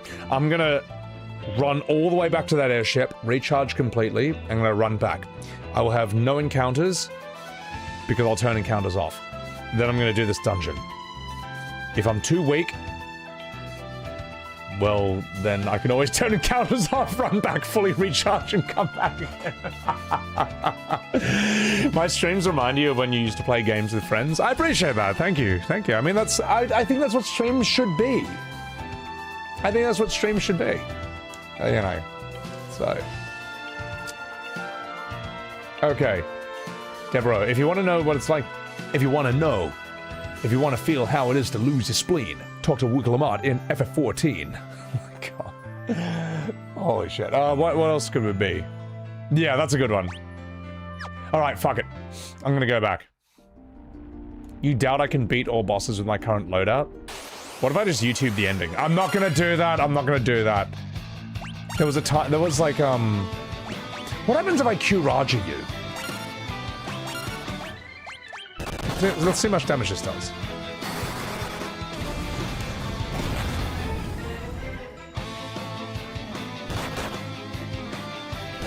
Wait, she's gonna do it. Well, we'll never know now, will we, you stupid bastard? Alright. Well, I mean, what about my level, though? My level's pretty good. Like, when I did Kingdom Hearts 2, I got walled on Roxas. And I thought, well, what if I just watch a YouTube video of the ending? And I hated every second of it. I'm like, nah, screw it. Ah, sorry, chat. Alright, here's what we'll do. I'll end stream. I'll grind off stream to get strong enough to beat him. And then I'll beat him next stream. I hated Roxas so much that I got from level 46 to like level 92 in a single day. I just looped the Lion King level non-stop while having streams on, listening to podcasts, listening to like audiobooks and stuff. I was like, I'm fucking gonna, this kid, Roxas, I'm gonna throw this kid through a fucking brick wall. I was so fucking angry at him. I was so fucking angry at him, man. He was an unfair war boss in Kingdom Hearts 2. Well, you know what? He wasn't unfair when I was level 92! Alright? He wasn't so tough then, was he? You reckon he was pretty tough, didn't he? Until I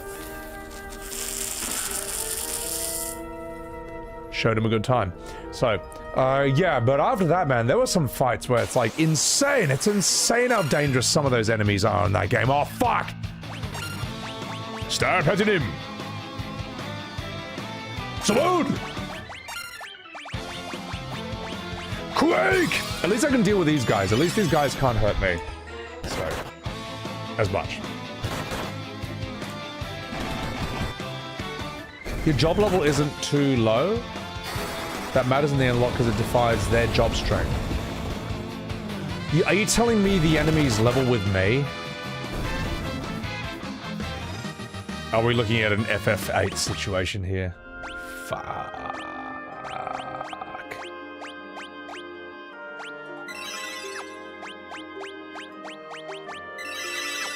Because if we are, then I'm not happy about that. Not happy at all. It's alright. I just want to get some strength as I go back. You know what? We'll see how tough these guys are. Your job level divines spell strength. That sounds like an FF8 situation to me. Which is not a good situation to be in. And how many spells you can use? With the Disney stuff, you're expecting a little less? Oh yeah, well some of these fights in Kingdom Hearts, I was like, yelling at the screen, I was like, Nomura, this is a kid's game! With Mickey Mouse and Goofy! Why have you made it so hard? This is way too hard, mate! This is way too hard, some of these fights. What are you doing? And even when I was level 92, there was a point where I nearly died on the final boss. Still first tried everything. 9,000 damage. Still first tried everything, but geez Louise, man. Like, I know for a fact, you play any game, if you're level 90 something in any game, you are not weak. Uh-oh.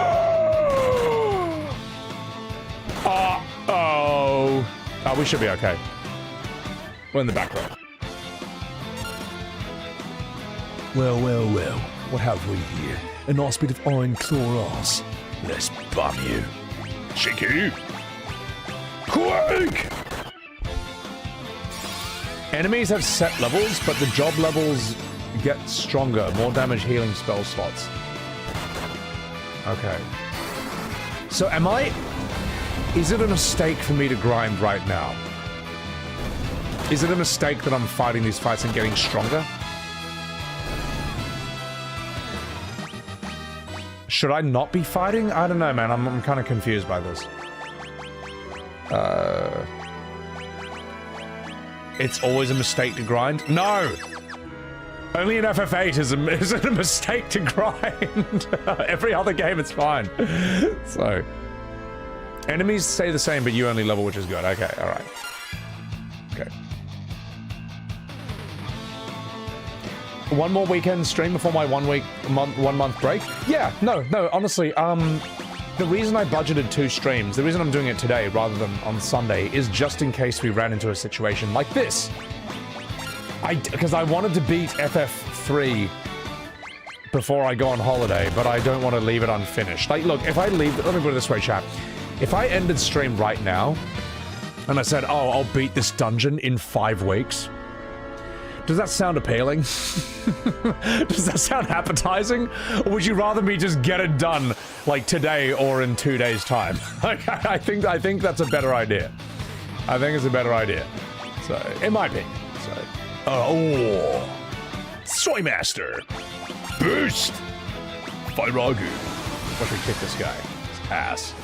So, yeah. Are we pulling another 17-hour stream? You never know.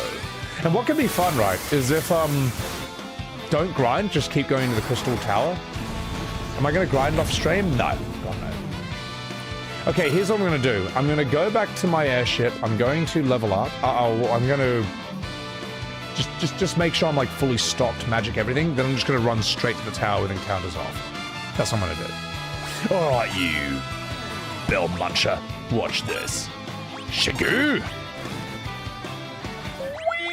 Fandagu!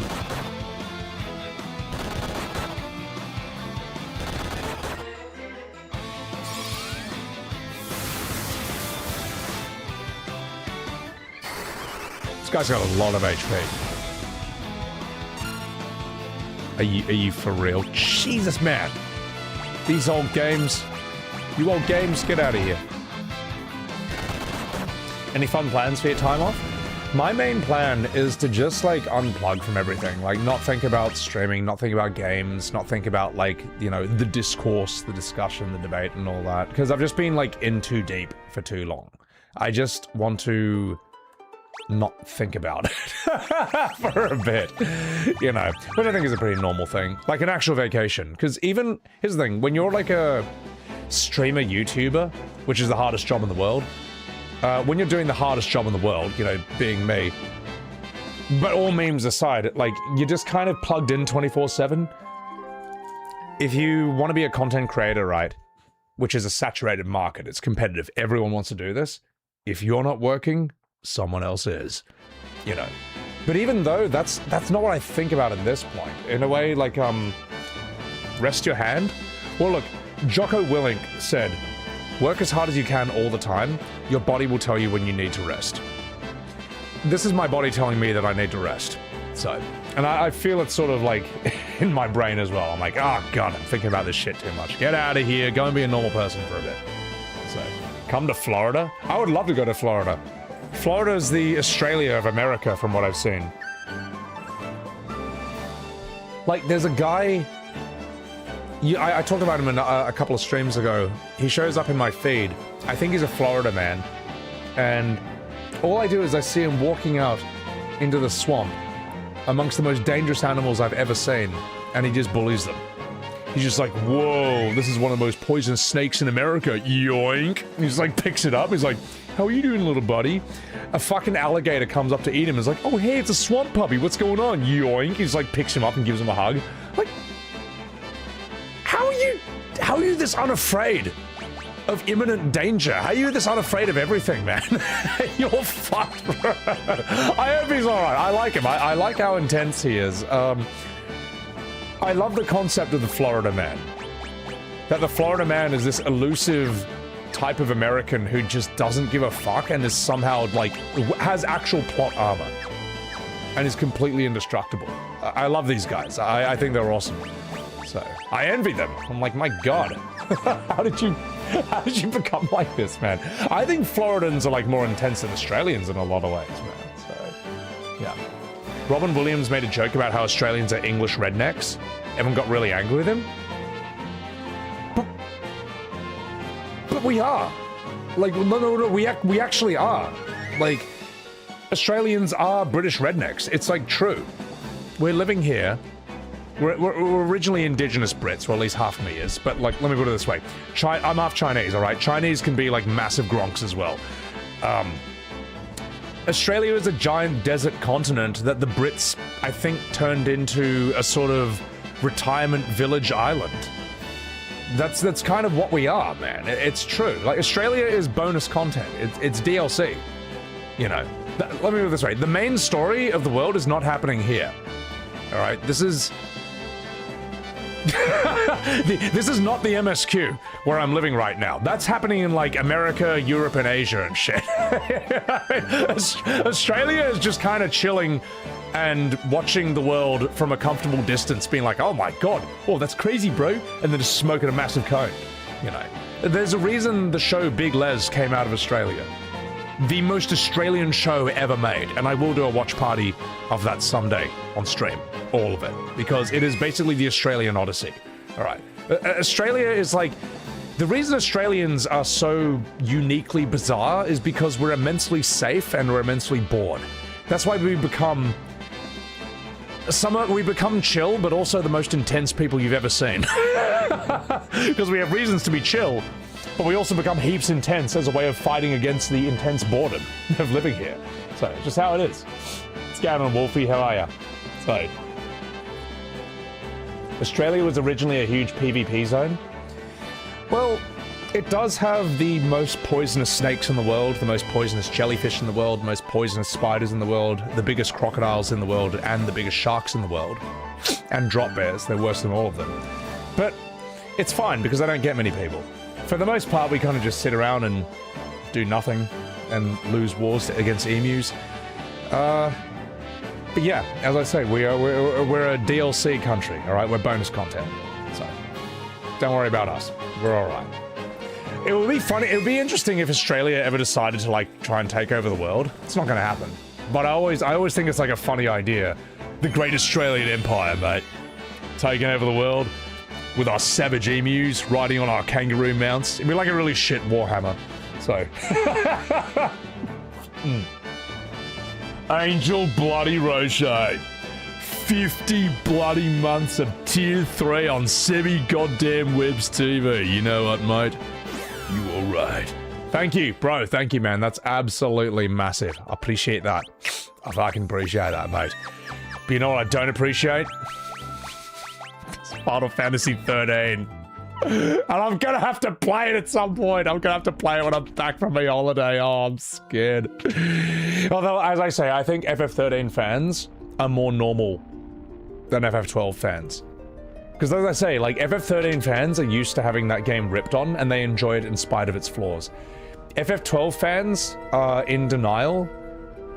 They think that FF12 is the last of the Golden Age. And it's like, nope, it's the beginning of the Dark Ages. FF12 is not in the same category or conversation as FF6 to 10. Or FF4 to 10. It's not in that same conversation. You can try and trick people that it is, but you are wrong. And my terrible streams of FF12 are all the evidence you need. No one can sit through those VODs and still think FF12 is a good game. Not after my streams. Alright. I didn't even need to make it look bad. The game did it itself. So. Anyway. In that regard, you gotta respect 13 fans. Dude, I've had 13 fans in my stream for years, and they are more civil and normal than 12 Andys. You know what I mean? They will say, hey, look, man, it's not that bad. And I respect them. I respect their defense. They're like, it's overhated. It's not, you know, yeah, sure, you know, this and that. But I had fun with it, you know? I think that, like, 13 fans have been weathered in the real world by the relentless criticism of 13. Whereas 12 fans, because no one cares about 12, because it's basically one of the most boring games ever made, and it has zero appeal outside of the die-hard FF fandom, 12 fans have somehow gotten away with murder and comfortably gaslit themselves that it's actually one of these great games. And because no one is ever going to play 12 because it's god-awfully boring and has zero appeal, no one ever proves them wrong.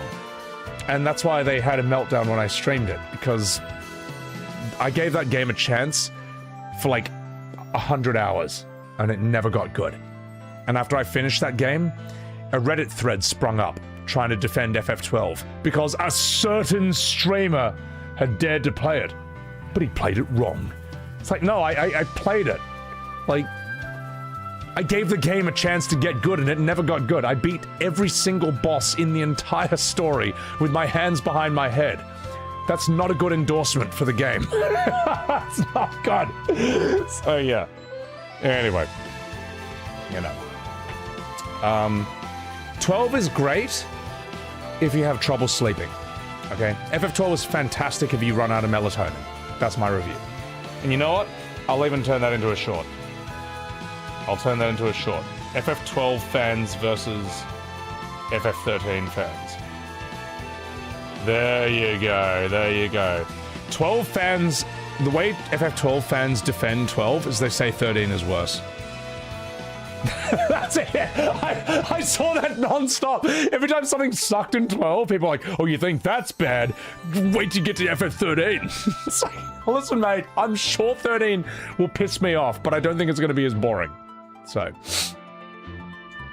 Sebi is like a Reddit atheist, but he's against FF fans, not religious folks. I'm not against FF fans. I'm just saying be honest, man. I'm being honest, man. That's it. Just be fucking honest, mate. So, the only reason they can make... The reason I think Reddit hates me so much is because they can't ban me on my own channel. They can't moderate my chat. So... Because the way a lot of Reddit arguments are won is that everyone who thinks one way takes over the whole subreddit, and then they ban everyone who thinks differently. Or downvote them and bully them into oblivion. I mean, you know, it's not fair, but it's the way the real world works. You can do that, but you can't do that here. I mean, you know, you can do it in your spot. I can, you know, but you can't moderate my spot.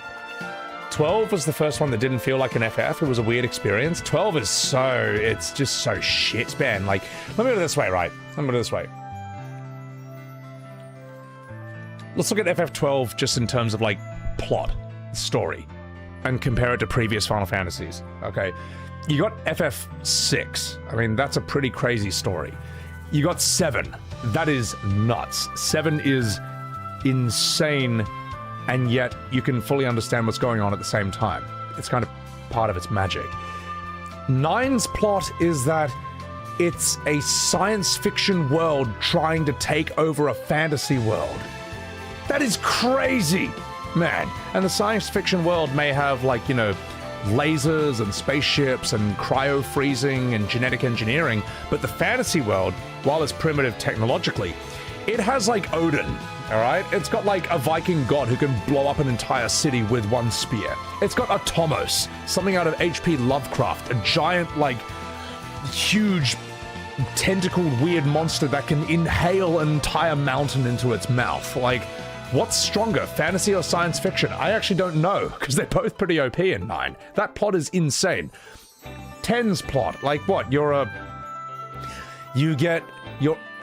10's plot is you are in a scientifically advanced ancient civilization, and then you get pulled 1,000 years into the future where you escort a summoner on a pilgrimage to become a human sacrifice to buy that world 10 years of peace. That's crazy! Like, I'm interested. I'm sucked in. Oh, yeah. And also the final evil super giant whale boss is also your dad. You know. Now, what is 12's plot? What is 12's plot? Star Wars? Like, Darth Vader judges, except they're in, like, armor, and they don't do anything cool? Every time you see a space battle, every time you see an air battle in FF12, you think Star Wars. Because it's just too on the nose. The villain, you don't even remember his name. You don't even remember the fight. You don't even remember the story. Because it's fucking boring dog shit. That's why. Because 12 sucks, man.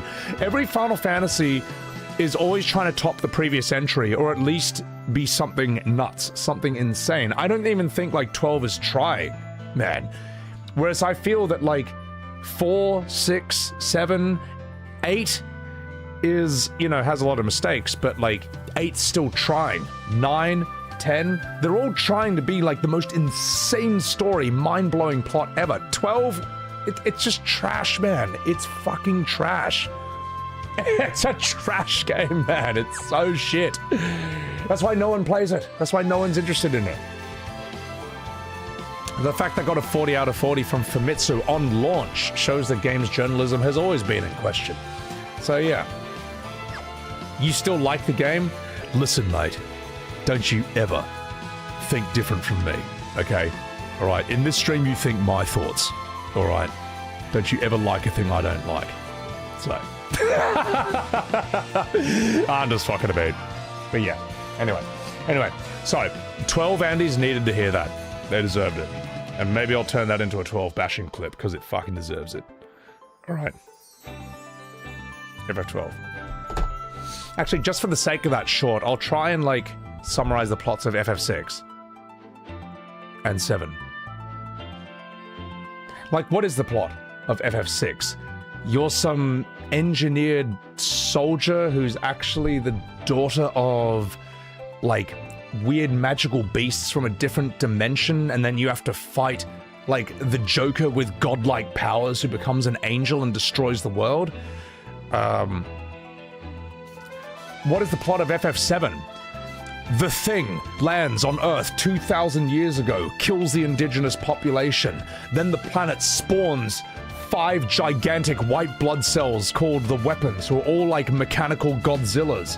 Then 2,000 years later, a genetic super soldier is created with human DNA and the Thing's DNA and becomes Sephiroth, and then he wants to summon a meteor to rip open the world so he can siphon its energy and become a god.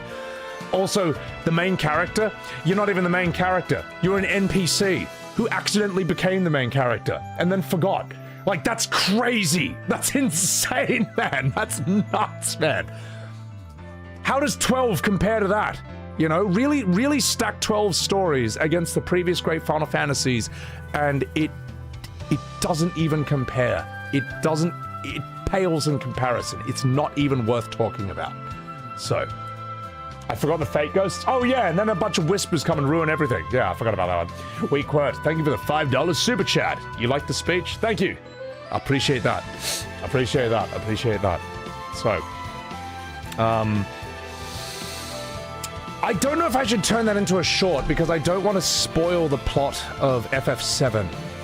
And I don't want to spoil the plot of FF9. And I don't want to spoil... Well, FF6, we all know that, you know. 10's not even entirely what I said it is, because there's more shit to that. Now tell us 15's plot. I think 15's plot is that, like, Prompto drinks, like, 5 gallons of soy milk, and then he turns into a musical theater kid, and then he ruins the game. I think that's 15. For like 15 hours. That's it. That's the plot of FF15.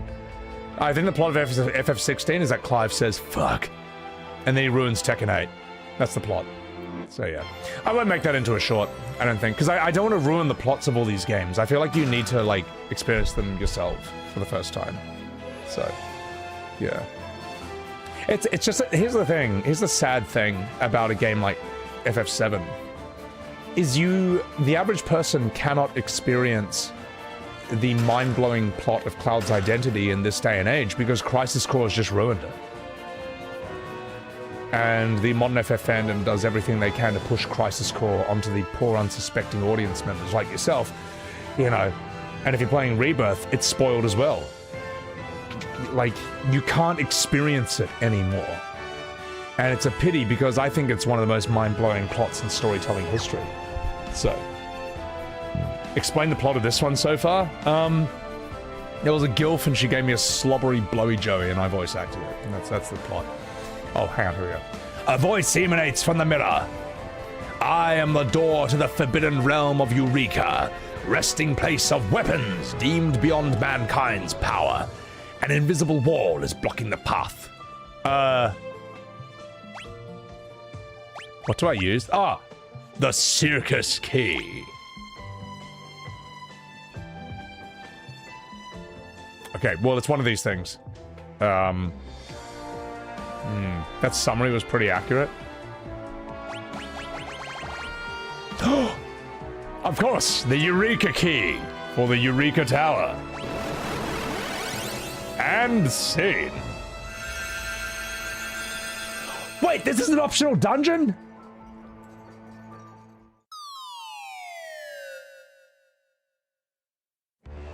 Awesome. And you know what, Devereaux? I think I might make that a short, because it deserves it. It deserves to be talked about how mind-blowing that was back in the day. God, sorry guys, I am just pumping shorts today. I thought it was, yeah. I didn't mean to.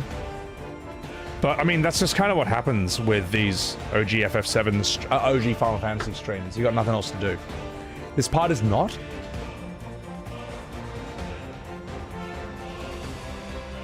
No, I'm out of here. No, screw it. Get out of here. I'm working here.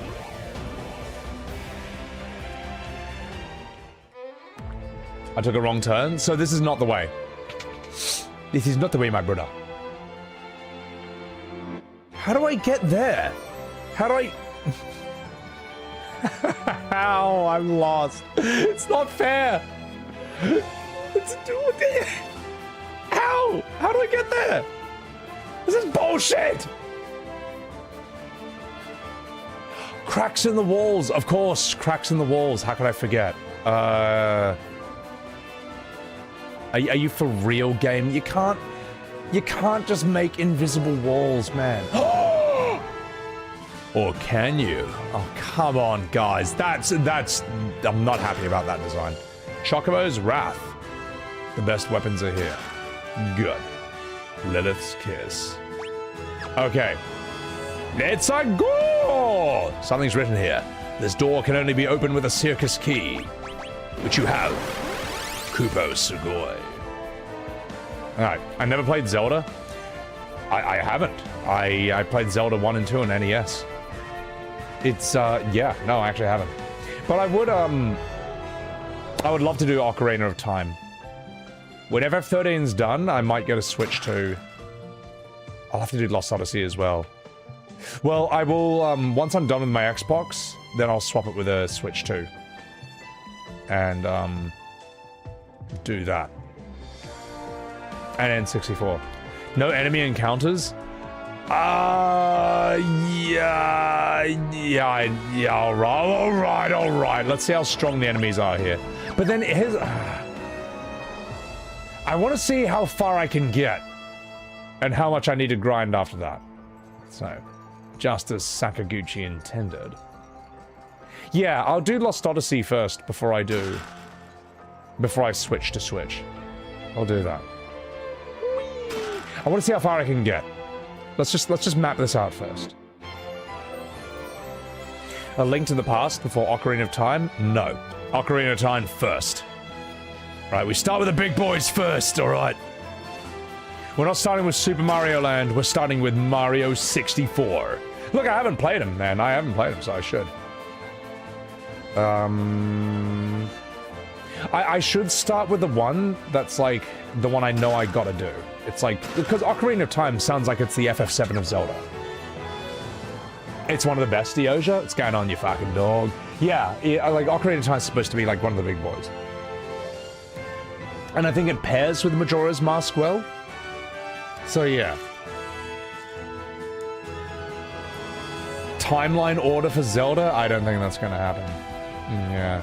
Is Wind Waker the one that looks... Yeah, it's the cel-shaded one. Is that with Toon Link?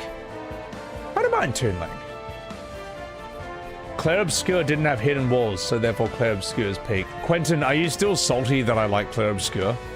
It's not overrated, by the way. It is appropriately rated. Alright? In fact, I think Clair Obscur deserved more awards. I don't think E33 got enough awards. I think they should have invented new awards specifically for Expedition 33. Alright? I think it's, who got the best voice actor for it? It was Jennifer English, right? I think they should have invented new awards specifically for the other actors, alright? Andy Serkis, Lune, you know, Kirsty Ryder. Who else do we have? Ben fucking Starr, obviously. They all should have gotten awards, mate. That is my opinion. Expedition 33 did not win enough awards. It should have won even more. How about that, mate? How's that for a TikTok? Should I make that a short? I'll probably love that over there. So. Best thing the French ever did? I mean, it's one of the best things in the modern era, certainly. You know? Just create a Ben Starr award. You know what? Just for that, Quentin, just because you said that, I will make... Actually, no, I can't be fucked. It's not funny enough. So. Circus and Cock should have won. Well, yeah, I mean, it should have won like a best ensemble or some shit like that. Because it was.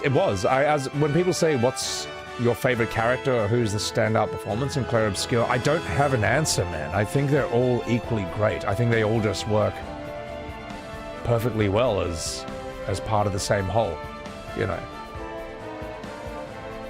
I do love Lune, though. I think I got a soft spot for her, but I think we all do. I think we've all got a soft spot for Lune. Well, it's not soft anymore. I'm working here. All right, you can tell I need to finish this game. I need to get out of here. I'm lost. I'm lost. Oh, God, help me. So, best casting? Yeah, casting. Well, casting is an art form. I mean, like, casting is like... Casting is like a very underrated thing. Let me put it this way. Arnold Schwarzenegger was amazing as the Terminator. You can't picture anyone else. Did I really just backtrack?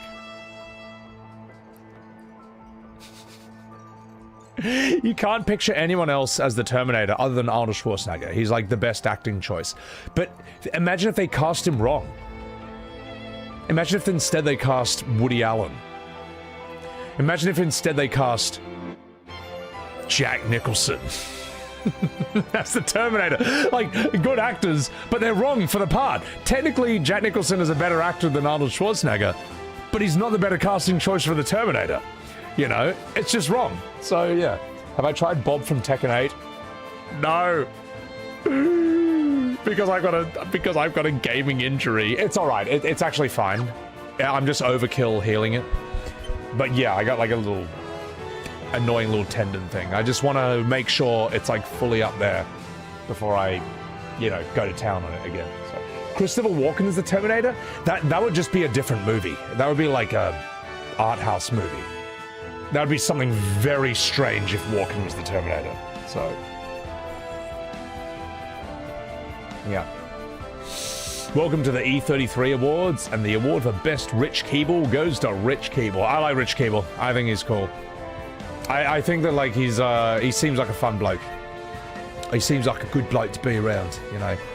His performance as Minoko was fantastic. That's like a career-making performance, in my opinion. I hadn't heard of him before that, but I think he deserves all the work in the world after that. So, I'll be back. I'll be back. Yeah. Maybe I will. Be back. It's just gonna be so weird as Walken as the Terminator. Because he can also be very intense. Lance Henriksen was the original choice of the Terminator. Thing is, that would work, though, Eoja, because Lance Henriksen is extremely good at appearing like there's something not quite right about him. For those of you who don't know, Lance Henriksen was Bishop, the android in the original Ridley Scott Alien movie, or Aliens. Ian Holm, Bilbo Baggins was in Alien 1. But Lance Henriksen has always been an amazing casting choice in science fiction because there's something different about him. He comes across as human, but he's also not. And he's Bishop in 3 as well, yeah. He was too thin and Arnold was perfect. I feel like... The thing is, like, Arnold Schwarzenegger as the Terminator is just the coolest choice ever. But Lance Henriksen works on a horror level. Robert Patrick as the Liquid Terminator was perfect casting. Oh, yeah. Oh, yeah, absolutely. Well, let me put it this way. Like, Robert Patrick as Liquid Metal Terminator... Ugh! Just one second. Robert Pattinson, the Liquid Metal Terminator. No, Robert Patrick. He's like, maybe like 1/3 the size of Arnold Schwarzenegger. And yet, for the entire movie, you know he's stronger than him. That's the crazy thing. Like, casting-wise, Schwarzenegger is a bigger, stronger-looking dude than Robert Patrick, but you know that he can't beat him. You know the Liquid Metal Terminator is just too insane. He's got shit you wouldn't believe, man. He can't be beaten, man. And also, how good is this run? You know, I keep saying Robert Pattinson. Get these Terminators out of here. Whenever Robert Patrick, like, runs, he has that determination, and he just, like, runs really weird.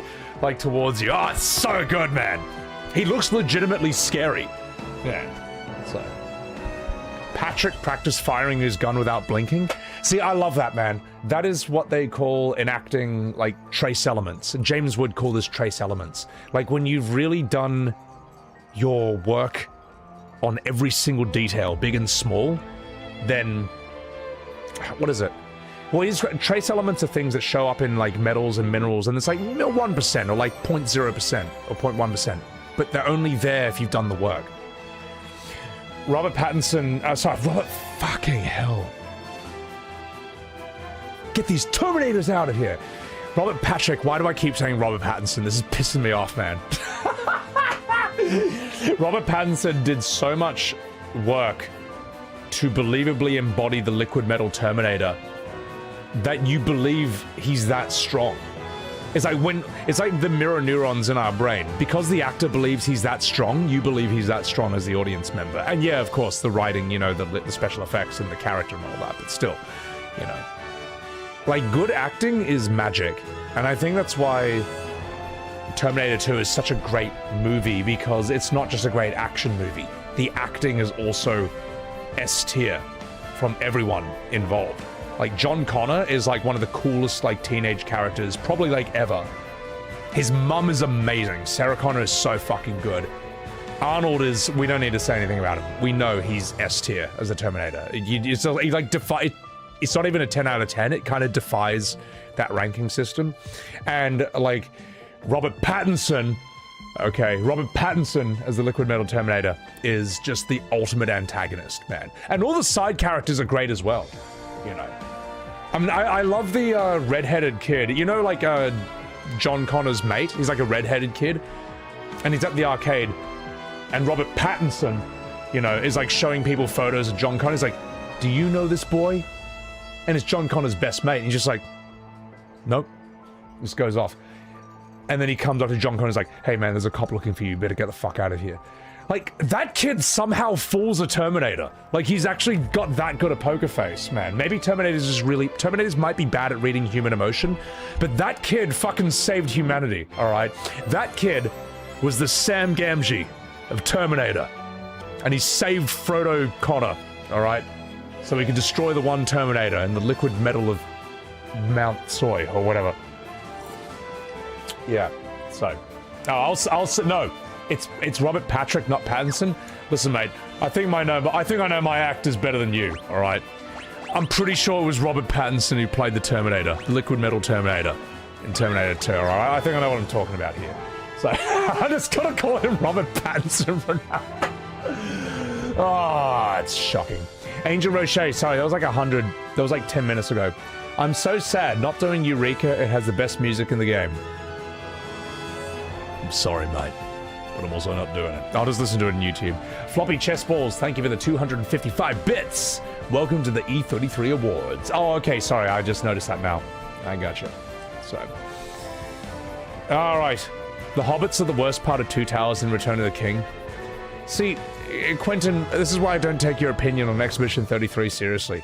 The Hobbits are like such an integral part of that story. They're massively, gigantically, epically important. Yes, they're not Aragorn. Yes, they're not like a cool elf or a stout dwarf or an elven goddess, but they are gigantically important to that story. Your opinion is wrong, and you should feel ashamed of yourself for saying such a thing in my stream. So, alright, enough fucking about. The whole of humanity, yeah, he saved the whole of humanity by instinctively lying to a cop, Eoja. There's a lesson in that. Sarah Connor was a female badass icon in Terminator 2. I think you're wrong, Kruggy. I think women weren't in movies until 2016, you know? I think I've seen that Jennifer... What's her name? I saw that Jennifer Lawrence interview, alright? Where she said that, like, you know, Hunger Games is the first time we saw a female protagonist in cinema. Okay, so I think you're wrong.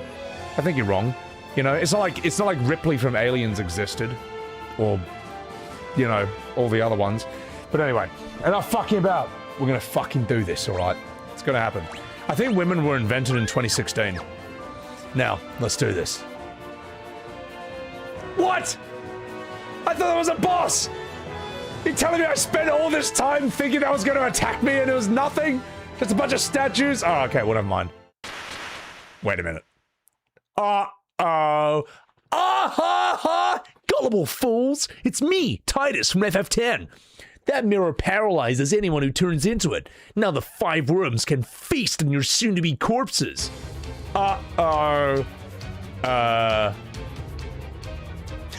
It's been some time since they had the prospect of such a fine meal. They'll savor every last bite. Oh, fuck, mate! We can't move! Have no fear.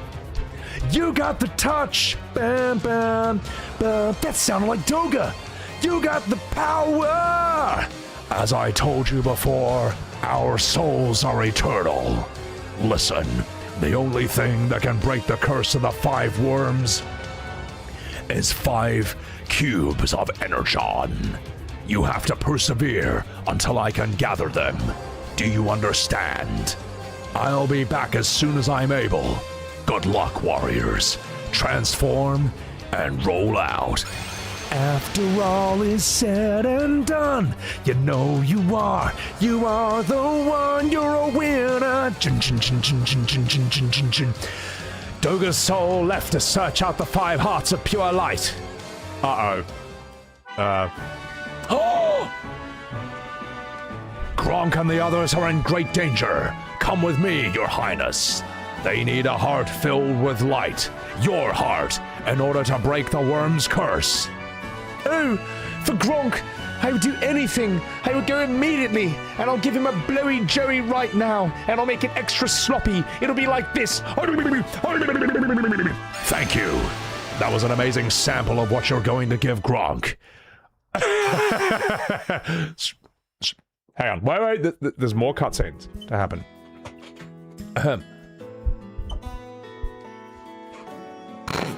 Sid, I need your help.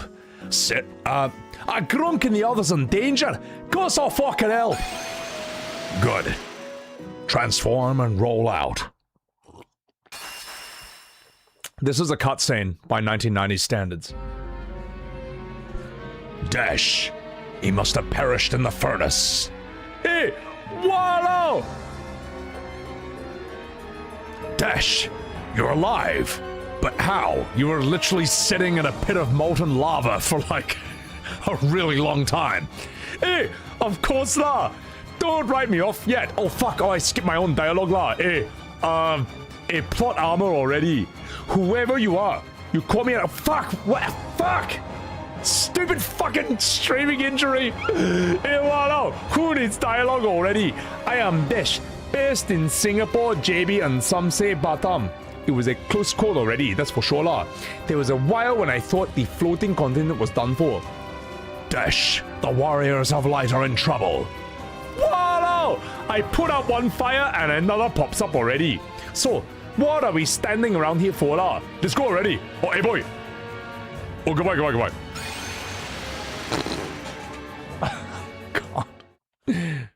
Okay, who's next? Oh no, I'm gonna need a whiskey for this.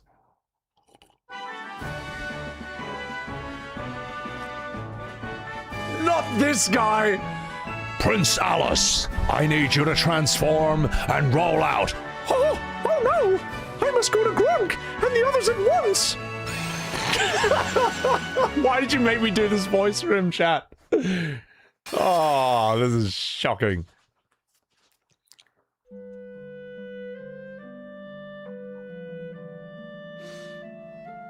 Would one of you come to aid with the warriors of light? They need your help. Ah, finally! Now's our chance to be the heroes. I'll fucking go. Lead on, boys. You can do it. Yeah, we're all Scottish. Ah ha ha! For some reason, they all look exactly the same. All right, boys, we're safe. We're free. Gronk, Minge, Soylord, Dr. Pooh! Quick, we'll hold off the worms. You must change the fate of this world. You're at your best when you're on the run. You've been put to the test, but it's never enough. We owe you our lives, boys. Everyone, let's go. You got the touch! Bam, bam, bam. You got the power! God, my voice is all fucked. So I also don't have the range of Stan Bush, so I can't hit those notes. But up until that point, it was pretty good. So, shocking. Oh my god. Is that supposed to be Jamaican? No, it's Singaporean. Now, I don't know if you've seen a map, but Jamaica and Singapore are very far apart, and they are very distinct, incredibly different accents and cultures. They might be as different as two cultures could possibly be in Earth's history. But I mean, you know, the funny thing is, you're not the first person who's thought that, which means the Singaporean accent must be quite distinctive and strange. Shut up, Hannah! You shut up! Also, hello. So.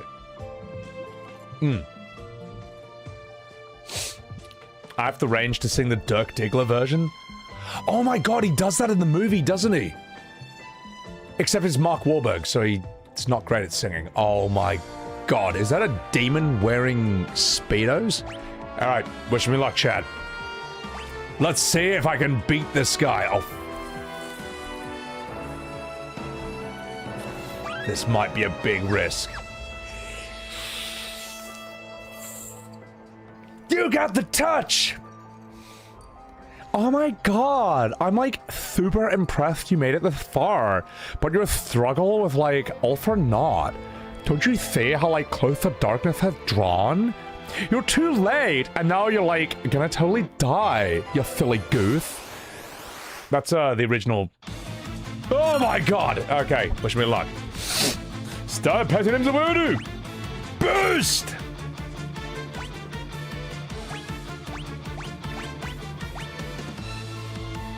I'm not gonna take any risks. I'm literally just gonna Kiraja 10 times. Boosty! Shaky! Quake! No Speedos anymore, mate. I'm Jamaican and you'd be fine with a bad patois? Well, I don't know if my Jamaican accent's any good.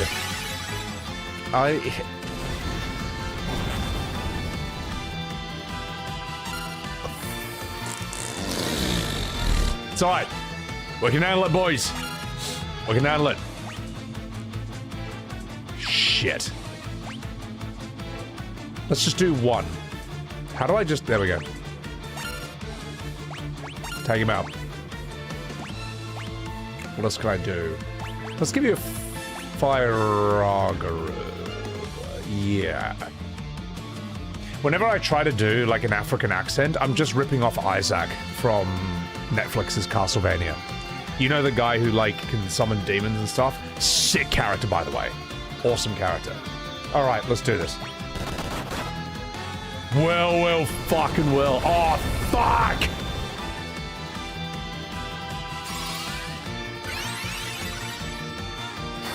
Should have done all. Shit. It's okay, we quick saved. We can handle this. Kiraja! They really need to show like turn order in this shit, because this is gonna go to waste. No, it won't. Alright, boys, we're on. Dr. Pooh! Oh, yes! He can take it. You hate what they did to Castlevania on Netflix? I remember enjoying the, Trevor Belmont saga when it was new. I tried rewatching it lately and like, oh man, some of the NPC voice acting is really bad. You saw, you know, when Trevor's in the bar and there's like these two other English blokes there and he gets into a fight with them. The fight was like, yeah, so like my brother, you know, he like fucked the goat, but like he didn't like the fucking. So why your brother do a thing like that? Well, I don't know. It's just the way, you know, like my brother does it. And I'm like, oh fuck, Jesus, man. Like, no one talks like this. It's weird, because at the time it felt really cool. Probably because it was COVID and we couldn't leave the house. And, you know, it was Castlevania, you know, it seemed alright. We didn't know that a certain person would be trying to ruin it. Not a fan of the cussing? Yeah, I think that, like, I think there's too much swearing in Netflix's Castlevania. The occasional one from Trevor is okay. Alucard sounds weird saying fuck. I don't think Alucard should ever say fuck. I just think that's a bit, like, not understanding the character. It's a bit crass, it's a bit crude, it's a bit try-hard. But the thing is, I still enjoyed that. I can't rewatch it, though. That's what makes me think it's bad. If you can't rewatch something, then it's probably bad. But, I tried then watching the Richter Belmont one. Oh, that was fucking unwatchable. That was I just had to turn that off in, like, the first episode. I was like, oh my god, man. I didn't realize I was watching Zuma Belmont. It's counter to the character they've established? Yeah, I mean, it's not Alucard, man. Yeah, so, The Trevor arc was awesome. See, Quentin, like, you hate E33. What was the other thing you were wrong about? You think the Hobbits suck in Lord of the Rings. But you think Netflix Castlevania is peak. Like, this is why I make fun of your opinions, alright? Because you're wrong, and you deserve it. So, now, I'm gonna try and take this guy out. Let's see. I'm gonna Kuraja everyone. And I'm gonna Firaga you. I think we can... Oh, fuck!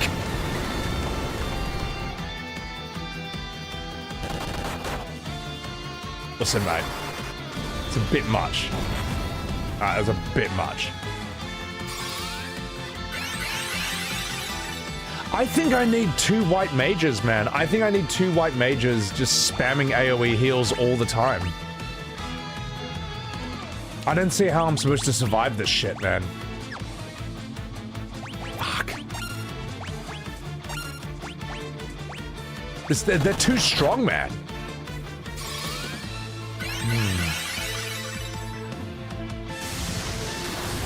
He can handle it. He can handle it. Yeah. Might be trolling me at this point. No, I hope you are. Could have sworn the media was a wipe. None of my watch, Sonny Jim. Kuraja. Oh no! What can I use? What items can I use that might just kind of... Creates an Inferno. Chocobo's Wrath. Absorbs life. Let's Firaga again. Bro, come on, mate. That's so much, bro. That's so much. The good old-fashioned grinding walls, mate. Now, come on, guys. You already have my money, okay? I've already bought the game. Please tell me I can just mass raise. Oh. I've already bought the game, guys. You don't need to, like, get more quarters out of me. Stupid fucking 90s game design. This is a wipe. This is a wipe, man. I don't see how I beat this. Games Reaper, what's going on? This is the easy one. This is not the easy one. Magic's not doing anything. It's because I look at chat anytime my character does something. That's why. Oh! Come on, get him up. You can't just spam this move non-stop. It's too much, man. I think 2 white mages is what I gotta do. 2 white mages and 2 monks. I don't see what else I can really do with that. Blame chat? Maybe I will. Soy Lord! She can handle it. She can handle it. There we go. 4 white mages? We just don't do anything? We just, like, heal through the whole thing? Ah. Ah, you fucking bellend. Let's do this. Soy Master!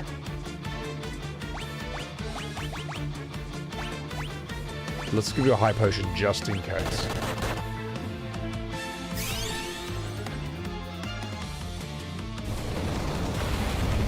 You can't keep taking your turn that early. Oh, God. Why isn't journalist mode working? Why can't I... Oh, I'm out of Kurajas. Why can't I just cheat and win? Why can't I cheat and win like a real Final Fantasy? Oh, my God.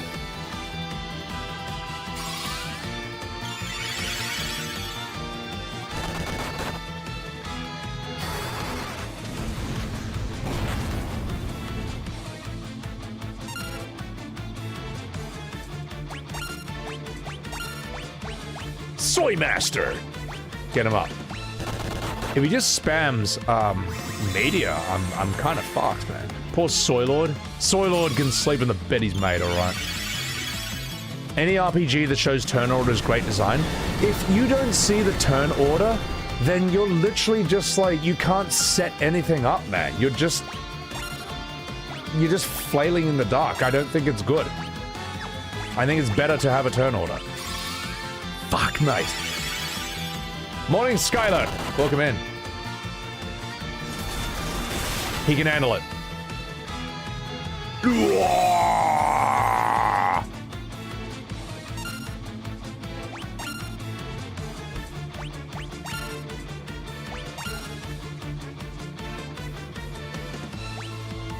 Screw it. One of my 7 elixirs is going on you, Gronk. Don't fucking waste it.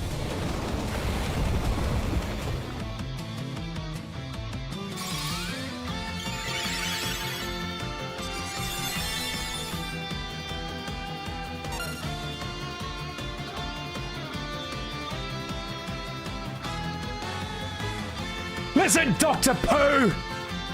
I've had it up to here with your shenanigans! You fucking bellend! Right, God damn it. Well, let's raise... We got no choice but to raise these boys, and they're just gonna get killed again if he AoEs. Hopefully he does a single attack. Okay, yes! Doctor, yes! Good! Dr. Pooh can handle it. Dr. Pooh can handle it. Alright. He may not be a doctor, but he is a real Pooh. Razukhan, thank you for the 43 months on Sebby-Webs TV. Alright, you fucking minge.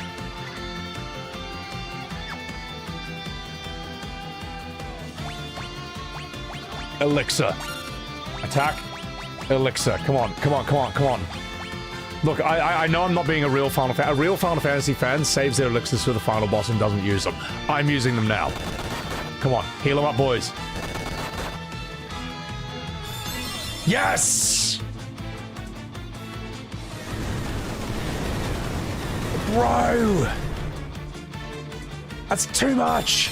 Oh! I mean, okay. Fuck! Phoenix down. She can handle it. She's a big girl, she can handle it.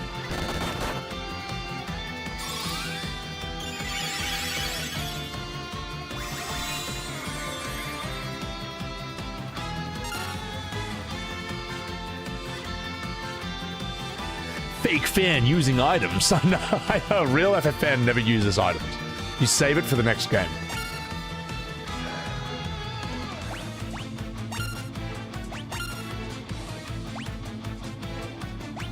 I'm saving those 4 elixirs. You never know. So do something.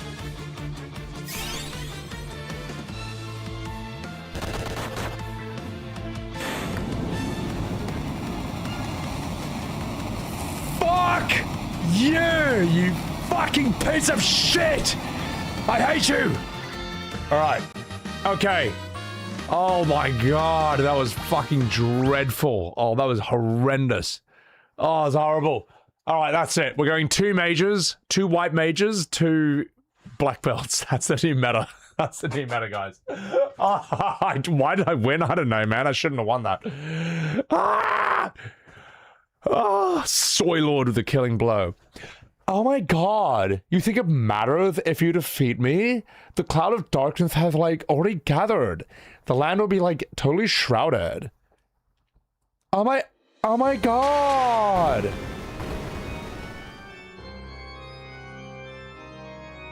We'll, like, totally return the world to nothingness. We're like the cloud of darkness. Wait, is that a different character? Ah, fuck it. We will return the world to nothingness. We are the cloud of darkness. Everything shrouded, enveloped in shadow. The light, the darkness, all will become nothing. We will start with the warriors of light. Perish together with the world that you are beholden to protect. Are you fucking for real? Are you fucking for real? I'm not ready! I'm not ready! What? This is too hard! This is actually like too hard. This is where you were soft locked?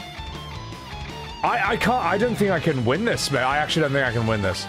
Alright, you fucking minge. Let's do it anyway. Star President! Zawardo! Uh-oh.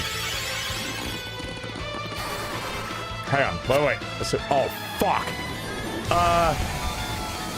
We could be alright.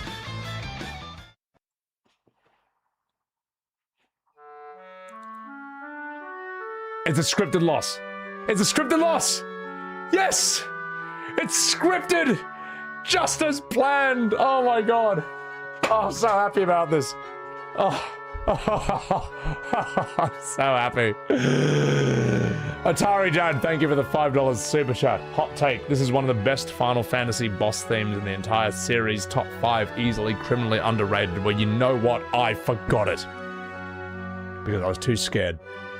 I was too worried that I would lose. By the script there, Sebby Midnight. Damn straight. I'm a fake fan. Thank you for that $5. Gronk! You can't give up! What? No? Hey boy! You cannot die here, law. Wait, sorry there. Oh, this is not your time! Don't you dare die on me! I've got so many more blowy joeys to give you. Oh, I'll give you one even though you're dead right now because I'm a necrophile. Huh? None, Gronk! Minge! Swinlord! Dr. Pooh! Sorry.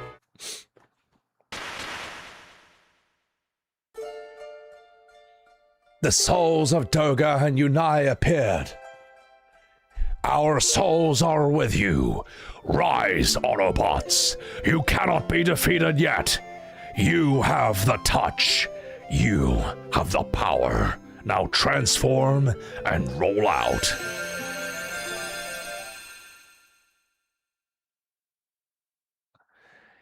Doge Yunai transferred their life force to the warriors, and they revived them. Thanks, Doga. Thanks, Yunai. You really are a gilf. That's the spirit. Ew! Now I think you have a job to do, and I've got a job for you later on, if you know what I mean. Xande's transgressions diluted the light's power. He enabled the darkness to grow, to give birth to that shadowy abomination. Xande was a pawn, a puppet of darkness, ew.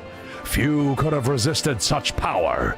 Soon our souls will ascend to the heavens and become one with all who came before us, and for those who come after. That's a game that's going to be better than this series in about 25 years. But anyway, we cannot stay with you, much as we would like to. You four are the only ones who can restore the balance between light and dark. You must go to the world of darkness now.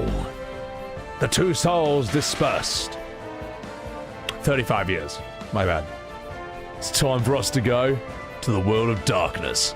I know it sounds like some Kingdom Hearts bullshit, but that's where this series is heading to as soon as we merge with Square Enix anyway. So we better get bloody used to it. I'm ready if you are, mate. We can fucking do this. Come on. Hey, the whole world is counting on you. Don't let us down. Ah, that's right. With us backing you up, you can't lose, even though I'm Scottish as well. Oh wait, the other side was supposed to be Sean Connery. Ah, fuck that. Well, no. It is not easy to shoulder a difficult destiny, but trust me, Disla, you have got this already. Oh, you'll be triumphant. I have faith. You please. You've got to come back safely so I can gobble your knob like this, like I'm going to do right now. Thanks, Sarah. One for the road. This is shocking. Oh, God. Oh, God. Wait, so... Is this where I am from now on? Is this where I am from now on? And there's no backtracking? There's no going back? Because if there is, then I am fucked. So, Shit. This is endgame. Is there any way I will be able to get my magic back, for example? Or is there like no healing? You have 4 bosses to kill with no healing in between. You can go back. How do I go back? How do I, like, not be here? Do not go in the middle, you'll die, no healing. Okay. So this is the way. How do I get out of here? This place is really easy. That's a lie, and you know it. The crystals? In this way?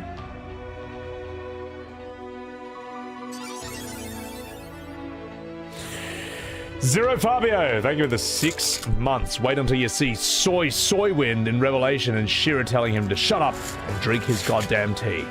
And Rebirth Sid sits down like a good boy. And he apologizes. Yeah, that's probably what's going to happen. Nothing? You can't go back? To go back is to go forward. Beat the bosses and it will release you. You have to be here. Am I literally trapped? You can't go back.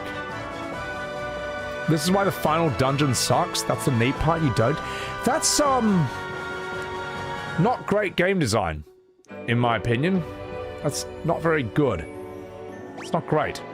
This is why people got softlocked so easily. I can't even swap Dr. Pooh. I can't even make Dr. Pooh a, white mage. Because I can't recharge my magic or teach him new magic.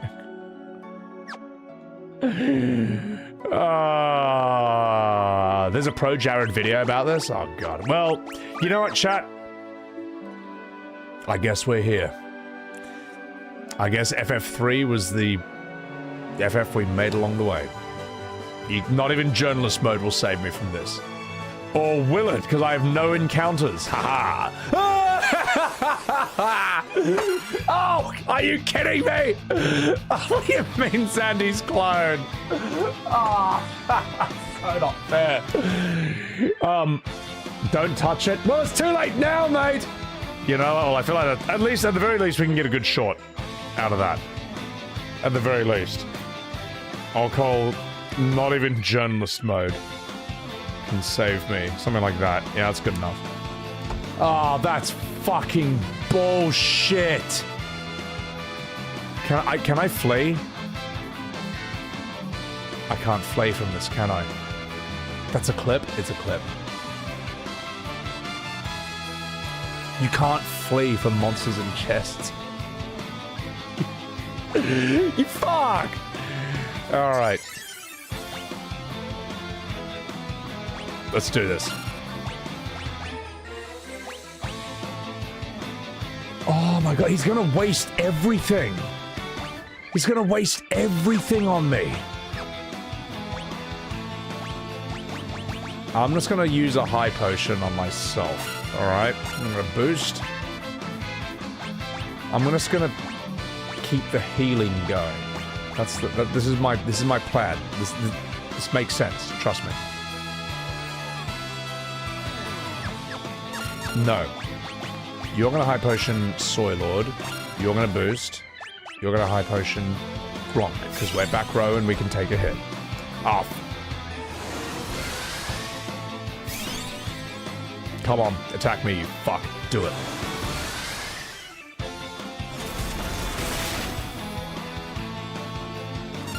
And he's just as strong. He's actually as strong. Oh my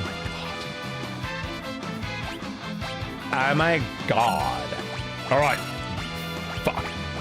How about you fuck this? Oh, now he has his turn first.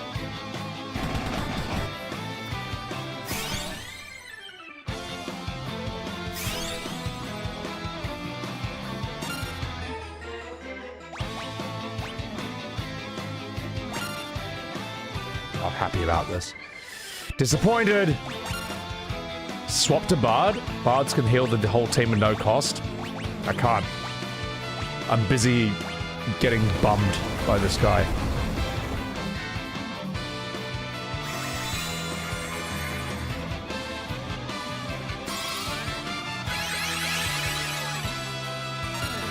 So what you meant to do to beat this final thing is, just grind absurdly every job in the game? Is that what you're supposed to do? To beat the end game of this? Wait till you're at the actual bosses of this area?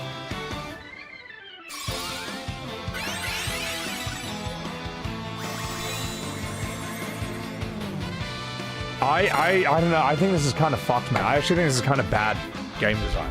I think this is actually kind of bad game design, chat. What do you think, Billy? What do you think, Billy? Do you think this is good game design? Do you think it's a bunch of silly sausages? Yeah. What do you think, Billy? I don't think I'm gonna finish this game if this is like what I gotta do, man. Like, so I'm gonna have to reload from before I got bummed by that boss. So we gotta set the whole cutscene of summoning all our friends all over again. And then somehow have to hope that however much I grind off stream is strong enough to beat the entire end of the dungeon. And this is just some open... And they've hidden an entire boss that nearly wiped you. They hide another boss, a duplicate of him, in a chest. I think that's a bit bullshit, man. I think that's a bit much. Even Billy's not happy about this. I'm just gonna YouTube the ending, man. I actually don't... I don't respect this enough to do all that just to see the ending. I think I'm just gonna YouTube the ending. I don't think it's worth it. I actually don't think it's worth it at all, to be perfectly honest. Imagine this without boosters? Boo-hoo? Yeah, boo-hoo. Oh no. Boo? What? Like, what?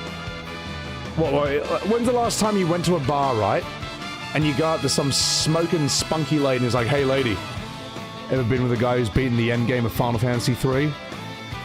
That's me. Yeah. How many times did that get you laid? 0 is the answer. Okay, it's not fucking worth it. It's not fucking worth it, man. This is not worth it. It's not worth it at all. He's so cute, you're dead. I know. Billy, what do you think about Final Fantasy 3? Sum up your feelings on Final Fantasy 3 in a single expression.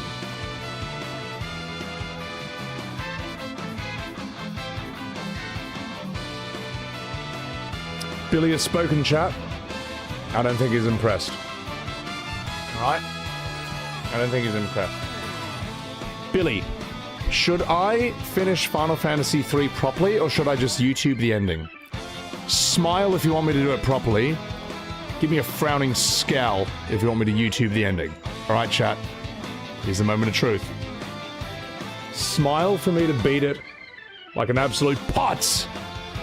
Or give me a frown if you want me to just YouTube it.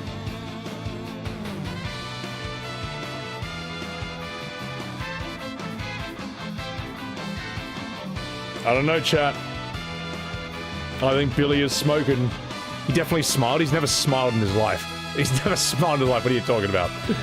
Oh, you're so small. You cuddle. You ready for a cuddle, Billy? Here it comes. Oh. Look at that. Look at that smile, chat. Is that a smile, Billy? Look at those ears, mate.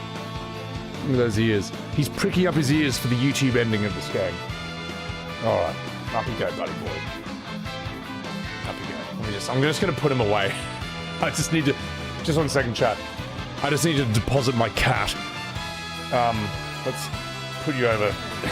Let's put you on your bed. Hold on. Up you go. Oh, what a majestic beast. What a predator of the savannah. I'm gonna... Here we go. Watch this. Oh! Oh no! I auto-battled. Anyway. He's so cute. Thank you. I appreciate it. He's a good boy. Good boy. I'm just patting him heaps on his little desk bed so he feels happy. You love how liquid cats can get, Holly. They're just such a good animal. Well, what I like about Billy is he's what I want in a dog, but I don't want to own a dog because I'm not going to walk him every day. I'm just too lazy. What? You telling me I just auto-battled this in one? I'm supposed to lose. How did I win that? No, stop making me play this game. Stop it. I don't want to play it anymore. I don't want to play it anymore. I hate it. Terrible. This game is awful. This game is rubbish. It's horrible. It's horrible. It's trash. It's terrible. Terrible game. Made for terrible people. Oh, I don't want to keep playing it. Stop it. Stop it. Squaresoft! Why would you make this game? Oh. You know what, chat? Let's see how far auto battle can get us. Wait, I need this ribbon, right? Ooh. No, wrong. Wrong.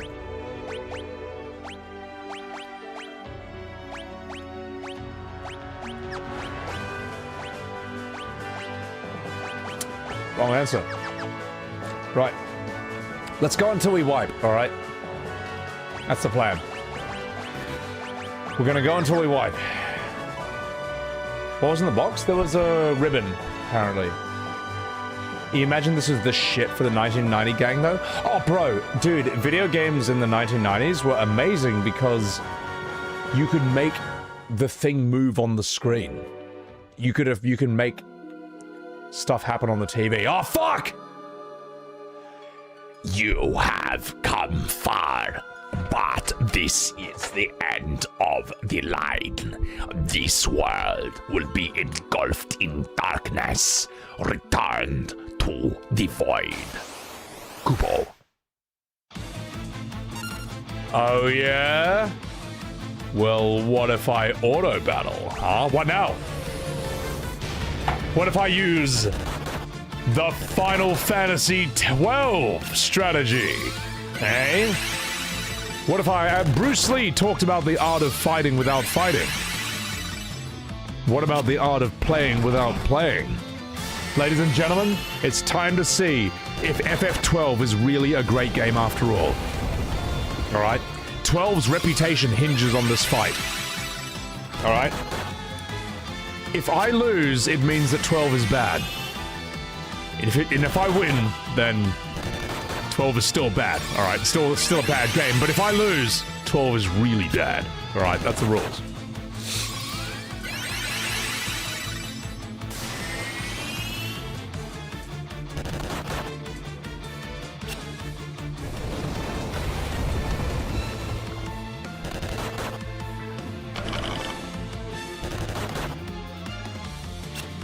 There's no way I'm gonna win this.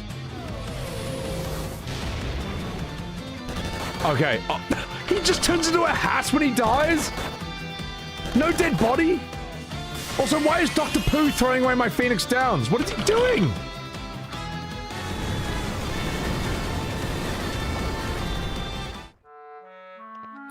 Well, ladies and gentlemen, the results are in. FF12 sucks. That was 12's fault, by the way. I blame that game. Okay. The 12 strategy didn't win. The party was defeated. And so was FF3. Fuck this game. This is terrible. Nah, that's it. That's it, mate. I'm going to... What am I going to do? I'm going to refill my whiskey and I'm going to just look at the end of this story. This is actually not worth it, man. There are 4 dark crystals. Each can heal you and res KO. You can use them as many times as you want. Sorry for the spam, Metanoia. It's alright. Thank you for that. It's so good. Go back, there's a healing crystal. I'm already at full health.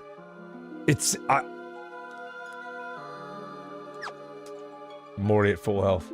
Imagine if you're one of the poor fools that had one save file and got stuck here. If this becomes one of those games that you just don't finish, which is pretty normal. Gamer card revoked? Well, arrest me, officer. Boo-hoo. Alright, but boo-hoo. Like, what are you gonna die? Billy! He jumped on my keyboard, and that's why the screen cap button got pushed. Well, you're gonna die, you're gonna go to heaven, and at the pearly gates, St. Peter's gonna be like, yeah, you lived a pretty good life, but wait a minute. Says here you didn't finish Final Fantasy III. The best one of all.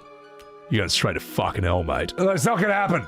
All right, it's not fucking worth it. It's not worth it. This is a grinding issue, and I don't need to. All right, I played these games before. I've grinded these games.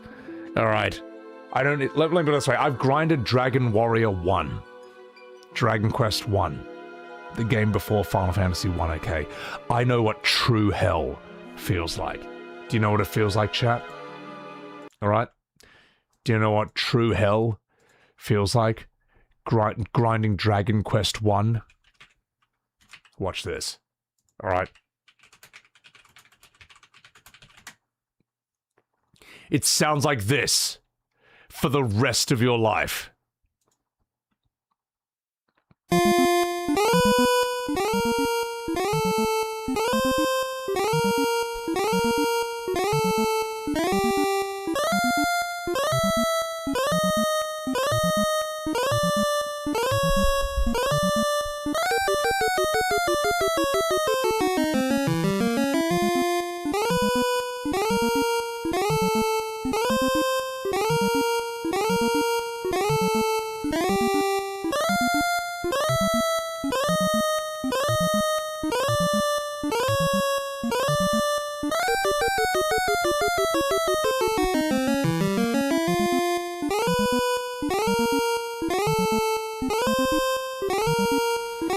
It's fucking dog shit! And okay, if you know that song, you know true torture when you hear it, alright? I've done this, I know how to grind these stupid pixel games, alright? I've done it. I've done it! I don't need to do it again. I'm not going back, alright? I'm like a Vietnam PTSD war veteran when it comes to games like this, okay? I'm not grinding just to see the end of this. We're gonna YouTube the end of it, alright? And I'm gonna go get a whiskey and then we're going to continue. Your ears are bleeding. My brain is bleeding! My life is bleeding! Because I played Dragon Quest 1. Alright, let's get out of here. What a dreadful song. Alright, let's keep going. Be right back, chat. I'll be right fucking back.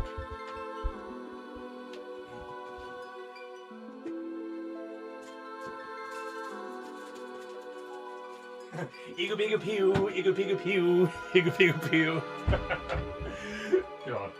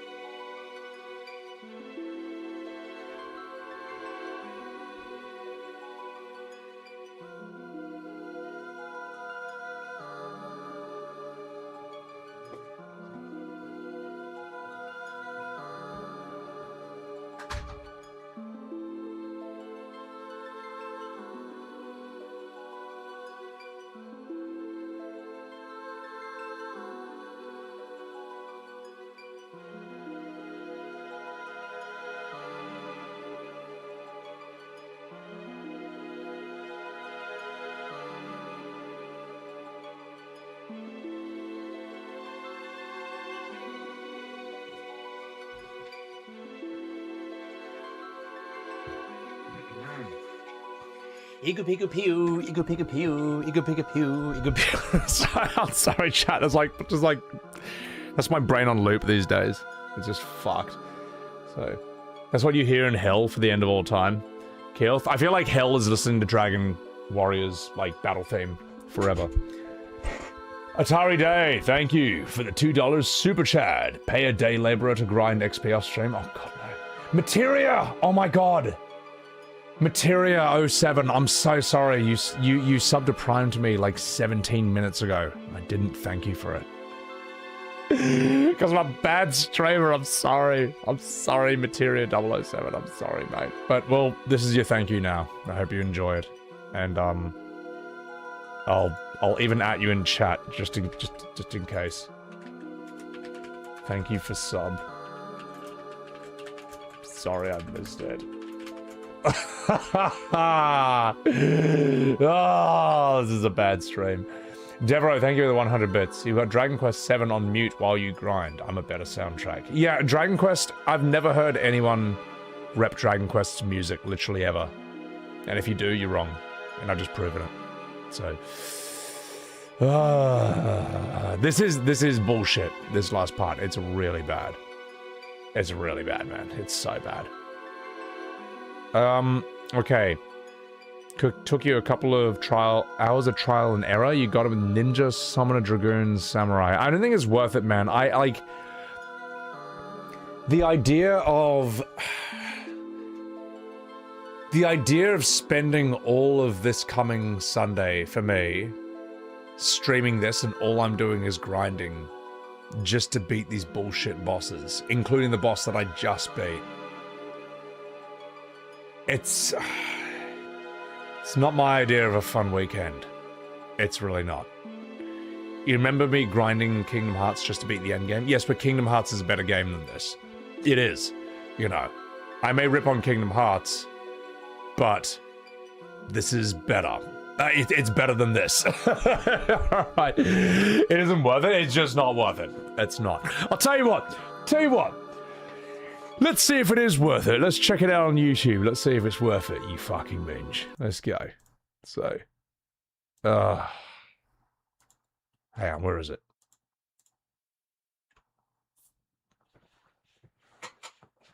Alright, let's do it. And if anyone sees Materia 007, tell them I'm sorry for missing their Prime 17 minutes ago. I was too busy getting my shit pushed in. So, here we go.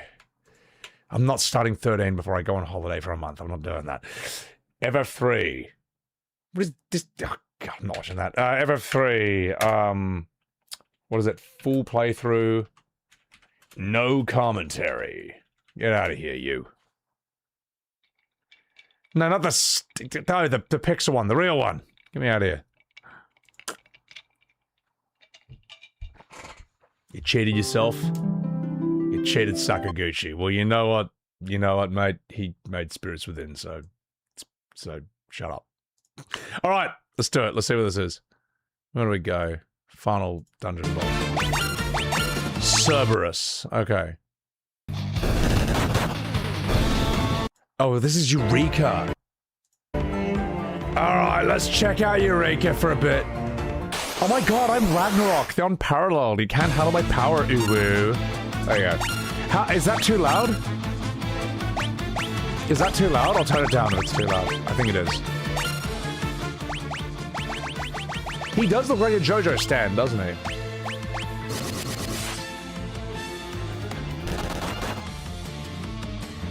Is it better now? Hang on. Is it better now or bump it lower? I should have gone to Eureka. I don't want to. How do they upload a video that long? Aren't VODs limited? Not really. I found an 80-hour Elden Ring playthrough, and I just had that play on the screen in my living room while, like just all day, just as a cool thing to have on when I came in and out. You know, it's too loud. All right. How about that? Is that better? No, I know that you can make a YouTube video that's like 80 hours long, at the very least. That's the longest I've ever seen. So, Billy now knows how to play Elden Ring. Well, it is cute when I go into the living room and I just see him sitting on his chair just watching the Elden Ring playthrough. I don't think he knows what's going on, but he knows that there's like movement going on the screen. It's like intriguing. He doesn't understand why the images are moving that way, so he's like kind of studying it. So, better now? Okay. How long did that take to render? A really long time. Like a really long time. Greater Demon. Okay, here we go. And now is he going to do the fight? He's got a Ninja, Lakri, Frank, Hubert, and Rayleigh. Oh, God. Oh, God, and then... Oh, now he does this. Oh, God. Cats understand videos. They use security monitors to track mouse. Billy watches my mouse. You see my mouse on the screen right now? When I'm doing this, he'll just look at it like that. And I'll, like, play with it. I'll, like, move it around. So he'll just be like... It's so cute, man.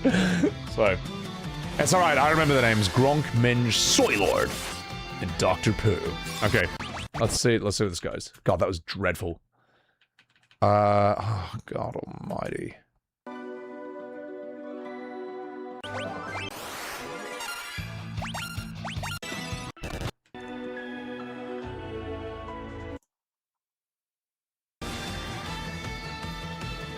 Cerberus. Cerberus seems like he is an actual story character. We may as well get their dialogue before these fights. Sorry, chat, I know this is very uneventful, but it's not worth it.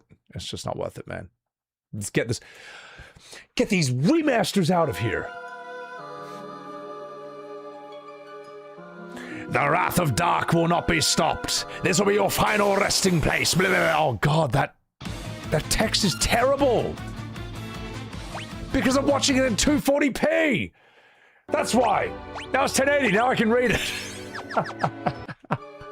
Oh no, now I can see what's going on.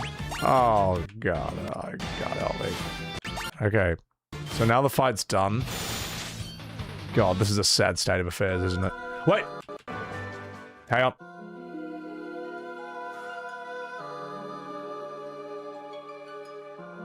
You have come far, but this is the end of the line. The world will be engulfed in darkness and return to the void. Okay, so this is the fight I was on. Okay. Is this FF7 Rebirth? Yes. Right. Okay, so we take her out. We take out this fucking Minge. Who's next? Jormungandr. What does he say before we fight?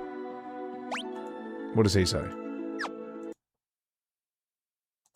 No!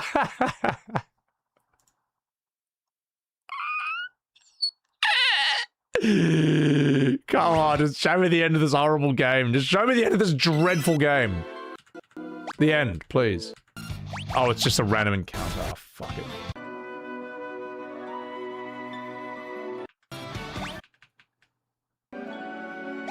Okay, I'll try and, like, move onwards. God, this part is absolutely horrible. It's just a brutal fight after brutal. Oh my god, there's another mimic! It's another one! It's another one of its clones! They're just terrible! Wow, I tell you what, chat, I actually think FF2 was a more enjoyable playing experience than 3. Like, 2 had more of a story. It had better main characters. Like, I have a sense of who Firion, Maria, and Guy are. I don't know who these nobodies are. I think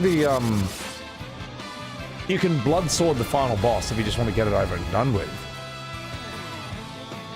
This is just brutal, man. FF5 is a better version of this job system. FF5 actually has a story and actually has characters. I think 3's kind of worse than 2 in some ways, man. Yeah. 12 is bad? Oh, 12 is definitely bad. You need a supercut of me complaining about this game? I thought it would be better, to be perfectly honest. I'm kind of like... This final dungeon, I think, is pretty shit. I think it's pretty bad. Oh my god, we're nearly at the end. We're at the end. Oh my god. We're here. We're here.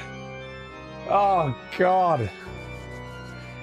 Okay, let me just voice act this god, and he's got the shit text on, the cool pixel text. Okay, alright, okay, let's do this. You can see why they skipped 2 and 3 in the US. Yeah, I think if 2 and 3 came out, it might have risked, like, killing Final Fantasy that early on, man. This is not good, man. When people, like, when I posted my thing, my tweet, saying, like, here are the Final Fantasy games that I played, and I had no issue saying I hadn't played 2 or 3. Because I was pretty certain that you don't need to play 2 or 3 to understand Final Fantasy, alright? Like, these games are like stepping stones. They are steps in evolution towards 4, the first FF game that's actually great. You know, 1 is better than this, man. Yeah. You can't tell someone, oh, you played every Final Fantasy game? Well, you haven't played 2 and 3. So you don't really know the series. It's like, no, you do know the series. These are totally skippable. Both 2 and 3 are mostly garbage. Mostly trash. Hang on. Billy! Come here. Come here, you! Hang on, he was skulking around my feet. He'll be back. Little wee Billy will be back. So. Alright. Let's do this. 4 is the evolution of 2. 5 is the evolution of 3. Yeah, 4 and 5 are better than 2 and 3. And it's not even a debate. It's not even a conversation. So, all right, let's do this. Let's do this. Yeah, you haven't played FF2 and 3, so your opinion on FF7 Remake is invalid. That, but unironically, is what they will say. Because they'll say anything. They'll say anything, man. All right, let's do this. What should the voice of the Cloud of Darkness be, chat? What do you want? Give me a voice and I'll just do it. I don't care. I'll do anything. I'll do anything! Sonny Jim. 5 is your favorite in the whole series? 5 is fucking awesome. 5 is great. 5 is really fun. 5 is 3 if it was good. 4 is 2 if it was good. To win an argument, of course. Werewolf? Yeah, exactly. The Roach Motel Nation. Thank you for the $10 super chat. The best strategy for playing Final Fantasy XII is to not play him at all. Thank you. I mean, it's true. Werner Herzog. We haven't done Werner Herzog yet.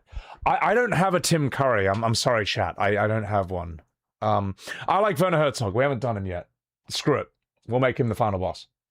But I'll have to do it a bit fast because he's going to be running through the chat quicker. Oh, fuck. Let's go. How does Werner Herzog sound again? Fuck it. Let's do it.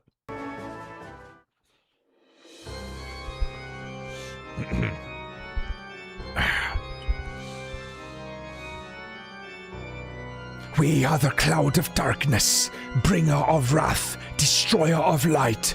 Show me the baby. Not if we have anything to say about it, you fucking dickhead. This is the world of darkness. Do you think your powers of light can defeat us in our own land? Actually, I'll change it up. Their line alone may not be enough. We'll just make him. Warriors of Dark? Oh, fuck. We'll just make him Russian. The light alone may not be enough, but the powers of darkness can suppress your evil. You would be willing to sacrifice yourselves for the light. Fools! We will not let you reduce the world to nothing! Your demise is... I'll give him a different voice. Your demise is none of our concern. I'm also Al Pacino. Hooah! The Cloud of Darkness. I'm a versatile actor. I can play many roles. That's interesting. They do this in FF14. The Warriors of Darkness. You know, they come from the Shadowbringers world. That's I did not know that Warriors of Darkness came from FF3. Okay, cool. All right, let's go.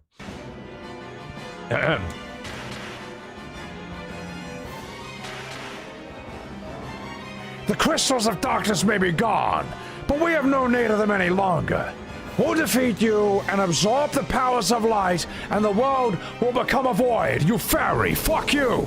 Okay, here we go.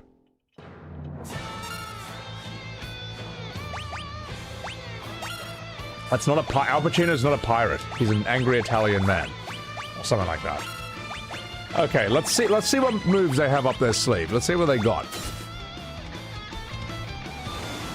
I'm not grinding to get that strong.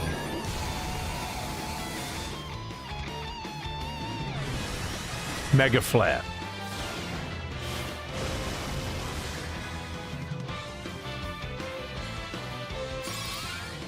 Okay, let's see how strong these guys are. That ninja's very strong. Let's check out her moves. Yeah.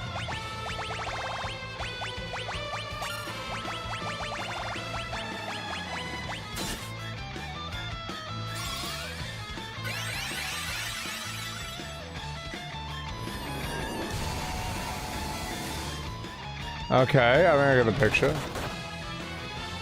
Mega boobs, I know. They're fantastic. Ace and Karix, thank you for the 100 bits. 2 and 3 were fine, but you have a tolerance for grindy stuff, that's why. You only skipped encounters when you had to backtrack something. You 100% at FF1 to 5, still working on 6. Yeah, I don't know 100% anything. It's not me.